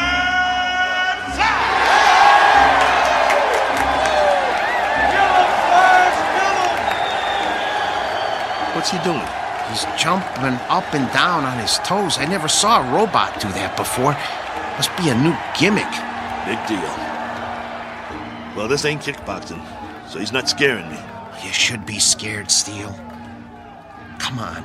Get out of the ring now while you still can. You get out, pal. See you at the end of the round. Steele, Stay away from him. And there's the bell. The fighters come out of their corners quickly. They size each other up.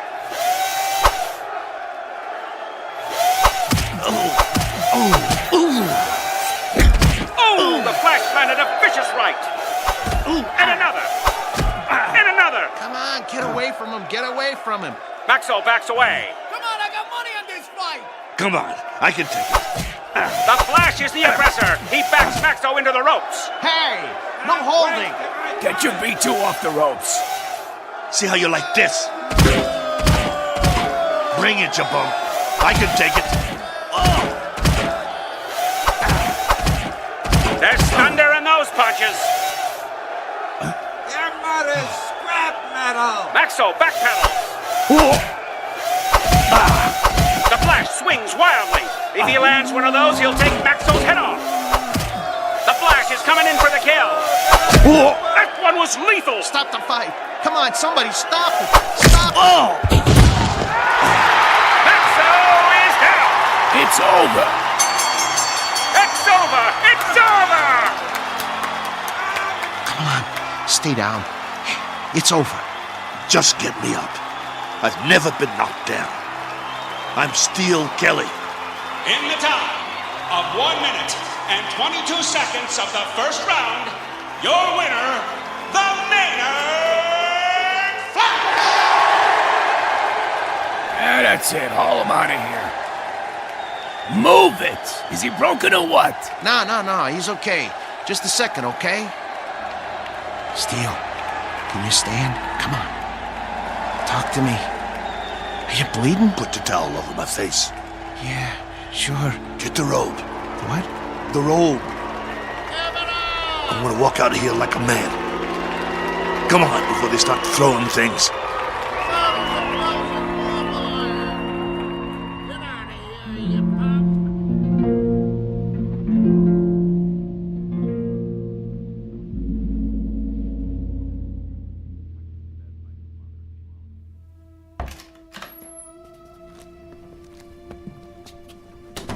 Come on. I'm gonna help you. Let me help you up on the table. Come on. Here we go. Sit. Come on. Steel, I'm gonna try and get you some ice. Forget it. But your eye. It'll be all right. I think right now you need a good stick man instead of a mechanic. That eye looks terrible. Actually, I think you need a doctor. Oh, man, you are really a mess. I don't have nothing with me. No needle, no thread, no iodine. That's not what I need. All I got is a couple of Maxo shop rags. Well, maybe we can stop the bleeding with them. Go. What? Where? Go get the money. But I can't leave you now. All right. Look, but just lie down. I don't even try to move, okay? I'll be right back.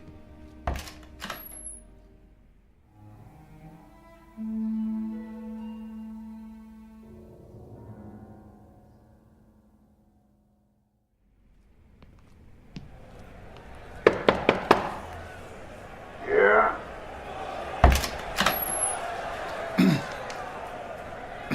Mr. Nolan? Over that quick, huh? Yeah, I guess. Maxo did the best he could, though, Mr. Nolan. Your strategy didn't work. Did you really think arriving in the ring late would upset a robot? Well, you never know. But that B7, it must have been tweaked or something. I never saw anything like that. Me neither, and I hope I never do again. Get your boy and clear out. Yeah, we will. Only first... You heard the boss. Well, you see, my boss Hiding out, huh? Don't even want to show his face. Something like that. Come here. What? Mr. Nolan says you should come over to the desk. Okay. I want you to deliver something to your boss. Yeah? Piece of advice. Can you handle that? Yes. Now listen real close.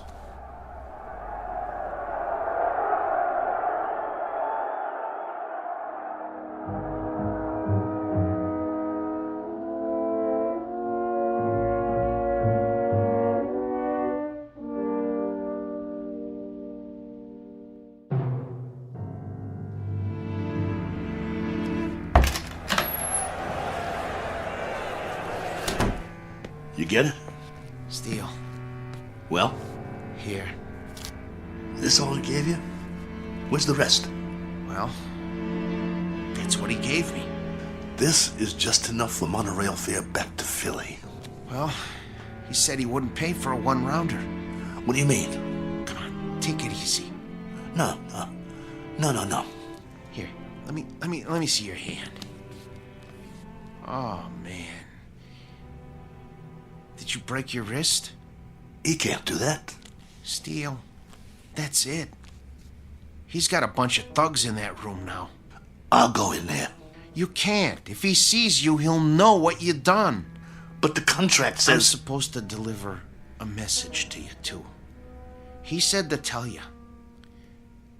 You're lucky he doesn't run us out of town on a monorail. And if you ever show your face in town again, he said you won't be so lucky the next time. Help me up. Just stay seated. I'll get you a drink of water. I don't need water. That's all there is. Look, we gotta get that wrist set. I can make you a sling. For now, just try not to move it. We'll go back by bus. By bus? Come on, you're not listening to me. Look, just hold still. If we go by bus, we'll save money. We'd have enough to get Maxo a new trigger spring and a lens for his eye and some silicone Teflonic joint lubricant. He'll be good as new again. All right, Steele. Anything you say. Then we'll be all set. Maxo will be in shape again, and we can get us some decent bouts. That's all he needs. A little work, huh? That'll shape him up. We'll show him what a top B2 can do. Old Maxo will show him. He'll show everybody. Right? Right? Sure, Steele. Sure. Now let's get out of here. Take it slow. I can walk. I know you can. You're a tough guy. But put your hand on my shoulder. That's it. Don't worry about Max. I can pull.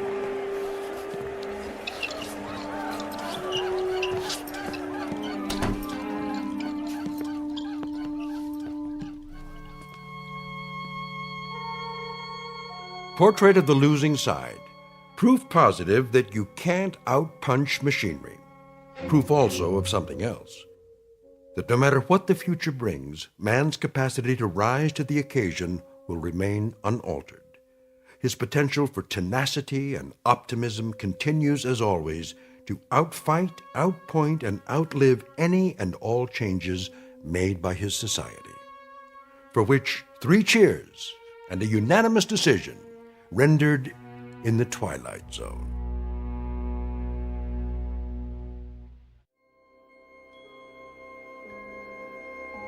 Hi, this is Carl Amari, producer of the Twilight Zone radio dramas. I'd like to take a moment to tell you about our official website at twilightzoneradio.com, where you'll get the latest news and information on these Twilight Zone radio dramas. Plus, at twilightzoneradio.com, you can digitally download 3 free episodes or any of our episodes for only $1.95 each. In this age of ever-changing technology, we've decided to make these episodes instantly available to you by making the Twilight Zone radio dramas a digital download-only series. This means that this series will no longer be offered on CD. The CD collections at our website are now being offered while supplies last at buy one, get one free. So be sure to get your favorites before they're sold out. Be sure to visit us often, and I'll see you in the zone.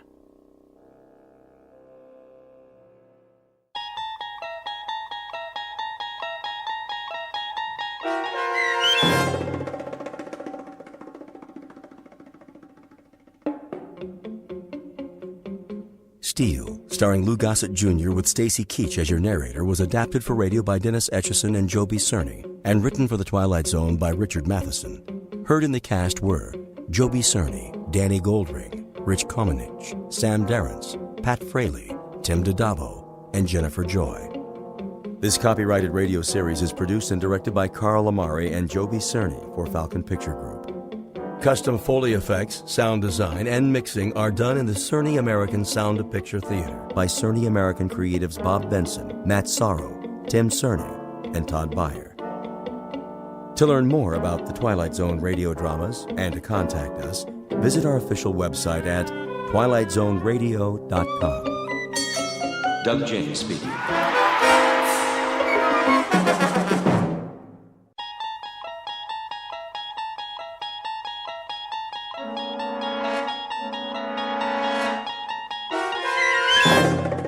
You unlock this door with the key of imagination.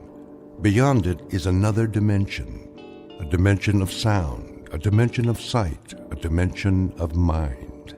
You're moving into a land of both shadow and substance, of things and ideas. You've just crossed over into the Twilight Zone.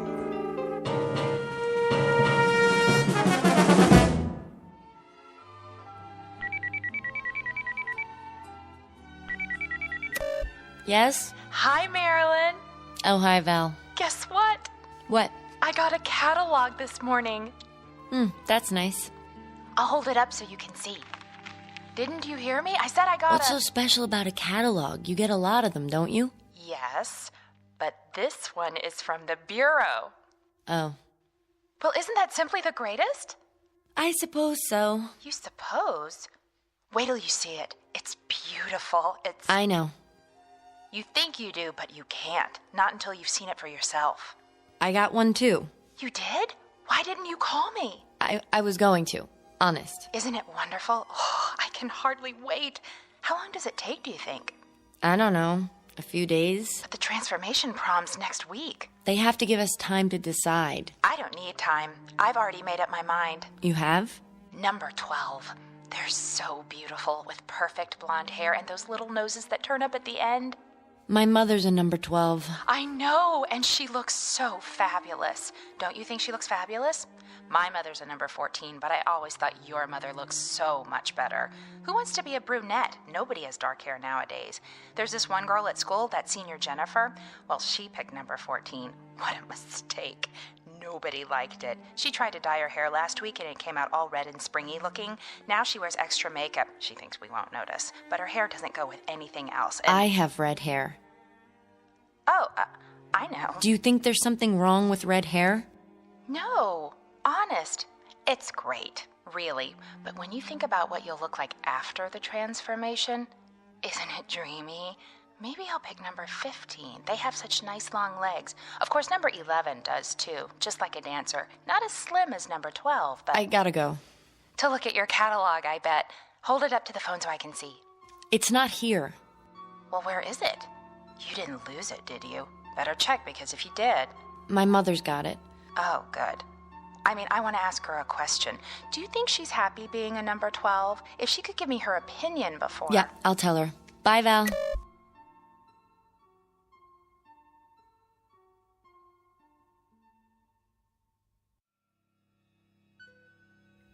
Portrait of an American girl caught in that transition known as the terrible teens.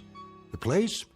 A world very much like our own, with all the modern conveniences that make life healthy, happy, and safe. The time? Only a few years from now, when the passage into adulthood has been rendered as pleasant and painless as possible. The answer is technology, and the guarantee that beauty is available not only to the lucky few, but to all, equally and without prejudice. Call it the American dream. For what young girl would not want to be beautiful? Given the chance, what girl will not happily exchange a plain face for a pretty one, an overweight body for a slender one, a lonely adolescence for popularity? It's a dream that might happen tomorrow. But as we're about to see, it's already happening in the Twilight Zone. And now, The Twilight Zone and our story, Number 12 Looks Just Like You, starring Bonnie Somerville and Charles Shaughnessy, with Stacy Keach as your narrator. What are you doing, honey? I'm looking at the scrapbook. My old scrapbook? Oh, dear. How embarrassing. I think it's nice. You should be looking at your new catalog. Here, I brought it back. That's all right. They all look so pretty, don't they? I can't decide. The 17 reminds me of your father. His features, I mean. But I think the 12 might suit you better. Mm-hmm. What do you think? I don't know. I thought we should look at it together, all right? If you say so. Of course, you can't see the details clearly. The holograms are so small. Just the basic faces and figures and how they look wearing different outfits. But you get the idea. What's the matter? Nothing. Are you listening to me? I'm sorry, Mothers. Some of the pictures in this old album... Sometimes I don't understand you, darling. What do you mean? Most girls your age are thrilled to death when it's time to choose a pattern. Have you even looked at the catalog? Yes. I remember how excited I was before I made my choice. I couldn't sleep for 3 nights. The patterns were all so lovely, I couldn't make up my mind. My mother had to help me decide. I finally chose number 12. I guess that's everyone's favorite. Is it? Aren't you excited? Mm-hmm. What is it in that old album that's so fascinating? The way you were. Before. Oh, you can't be serious. This page, for instance. Not that one. It is you, isn't it? See? It says Lana Donnelly. Oh, I can't believe how plain I was. No wonder I didn't have any friends as a child. The sandy hair, all those freckles. Like mine? Well, that's what you inherited. But when I see that thick waist in the picture, those ugly, shapeless legs, I absolutely want to cringe. I wish your father hadn't given you this book. Hard to believe, I know, but I'm afraid the awful truth is it's me, before my transformation. I knew it. I was such a sight. I wouldn't say that. I think you were beautiful. I really do.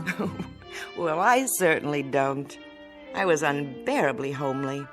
It was always hard on me at school until, well, thank goodness for the transformation. It's the most marvelous thing that could happen to a person, and it didn't come a moment too soon. Am I very homely now? Of course you aren't. Not to me. But afterwards, oh, think of it. You'll be beautiful. Mother. Yes, dear. May I ask you a question? Anything at all. Suppose I didn't want it. What? I wouldn't have to, would I? Darling, what are you talking about? At least I could wait a little while, couldn't I? Would that be all right? Oh, I don't think so. It has to be done at just the right time, a certain stage in your growth. Later, it's much harder. That's why the Bureau notified you. The time is now. But what if I'm not ready? You're just nervous, darling. There's nothing to worry about. Nothing at all. Say, I know what you need. You do? A glass of instant smile. I'll ring for Grace. I don't need anything. I think you do, if you could see yourself. But all of that will change. Just think. Turn it over in your mind and savor it. Very soon now, very, very soon, you can look like this. Or this. Who's that one? She's exactly your age. Isn't she beautiful? Her name is, let me see, Melanie Moore. There's no reason why this couldn't be you. Wouldn't that be wonderful? You rang, Mrs. Q-Barrel? Lana. Pardon me, Lana. A cup of instant smile for my daughter, Grace. Yes, ma'am. On second thought, make it 2. I could use a little pick-me-up myself. Right away. Teaching the help to use first names can be a problem these days. But we're all equal, aren't we? Yes, Mother. Remember that. After all, Grace is a number 12, too. Even if she is our maid. Oh, Mother. Why so glum, darling? I'm tired. I think I'll go to my room and lie down. That's a good idea. You're not yourself today. Oh? Who am I? You act as though there's something wrong with the transformation. I don't understand what possible objection anyone could have to being beautiful. After all, isn't everybody?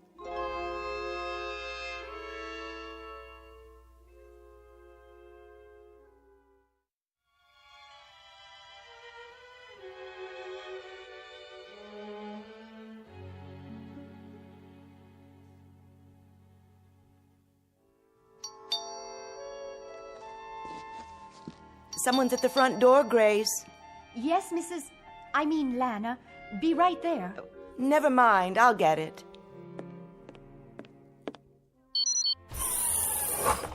Hello, Lana. Oh, Rick. Thanks for coming by.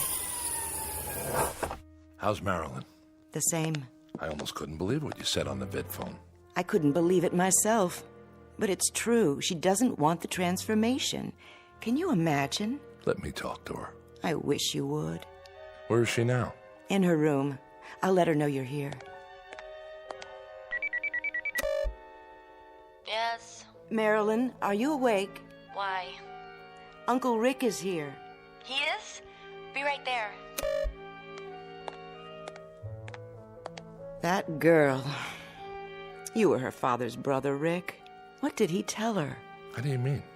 What could he possibly have said to give her these crazy ideas? It's an interesting question. Don't jump to conclusions. He was a good man. I know that. A little strange, perhaps, but a good man.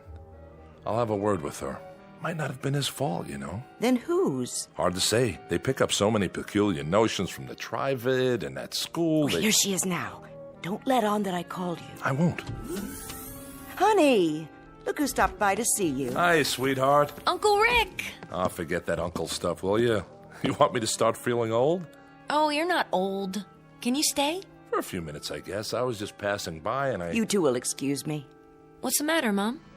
Nothing. I'm late for my culture class. Still taking that night course, huh? Well, I can't miss a chance to improve myself, can I? Make yourself comfortable, Rick. If you need anything, Grace is in the other room. Sure. Nice to see you, Lana. Nice to see you. Come back soon, will you? We'll all have dinner together. Sounds great. Bye now.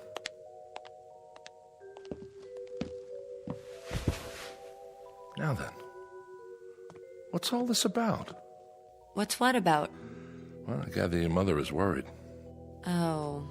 Don't say it like that. She cares very much about you. Because I don't want to be transformed? Something like that. Because I want to stay ugly. Stop it. You're many things, honey. Most of them delightful, but you're definitely not ugly. You're just... Just what? Not beautiful? Some people might say so. What would you say? You're different looking. Different good or different bad? Doesn't matter. The point is, people choose transformation when the opportunity comes along. I guess I'm not like other people. Your father chose it. I know. He was a number 17 just like you. Well, yes. 17 is the favorite for men these days. Has been for the past 20 years.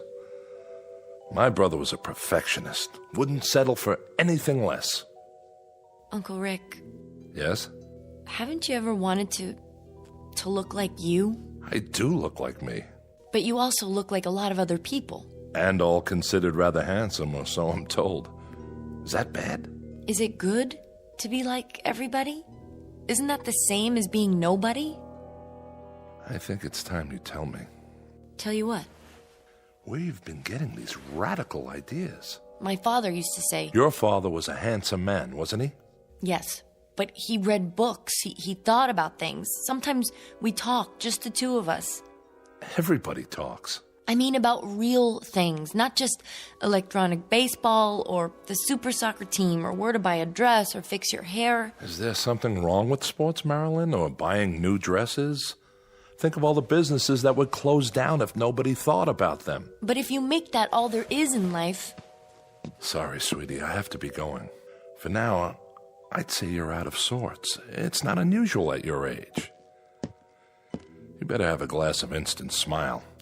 Ask Grace to bring one in. I've had a glass of Instant Smile. I've had glass after glass after glass. And you know something? It doesn't do any good. Take it easy. I don't feel like smiling. I feel like frowning.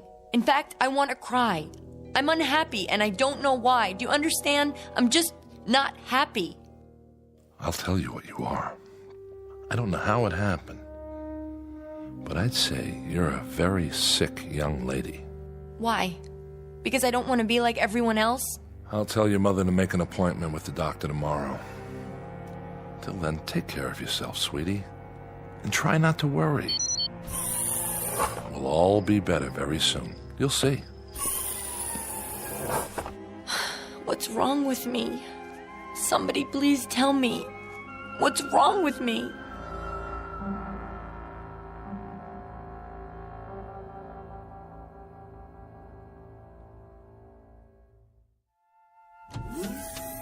So glad you could come. Thanks, Mrs. Q-Barrel. Lana, please. Oh, sure. Lana. We haven't seen much of you lately. I know. Marilyn, look who dropped by. Who? Hi, Marilyn. Val? Yes, it's me. Oh, I didn't recognize you. Doesn't she look fabulous? I feel fabulous. Number 12 has always been my favorite, ever since I was a little girl. Well, it was worth the wait, wasn't it? You bet. Are you two going out tonight? I don't think so, but if Marilyn wants to. I can't. I have to do my online homework. Just a visit, then. I'll leave you alone. I know you have a lot to talk about. Remember, Val, you're always welcome here. Thanks, Lana. If you need anything... We're fine, Mother. Don't be such a stranger, Val. I promise. See you soon. She told you, didn't she? Well, yes. And that's why you're here. Really, Marilyn, don't you think you're being silly about the whole thing? I think it's my own business. Well, of course it is. But I don't understand. Nobody does. I just don't see why I have to make up my mind right now. There's no law, is there? But everyone has it done. Fine. They're not me. It doesn't hurt or anything if that's what you're worried about. When they did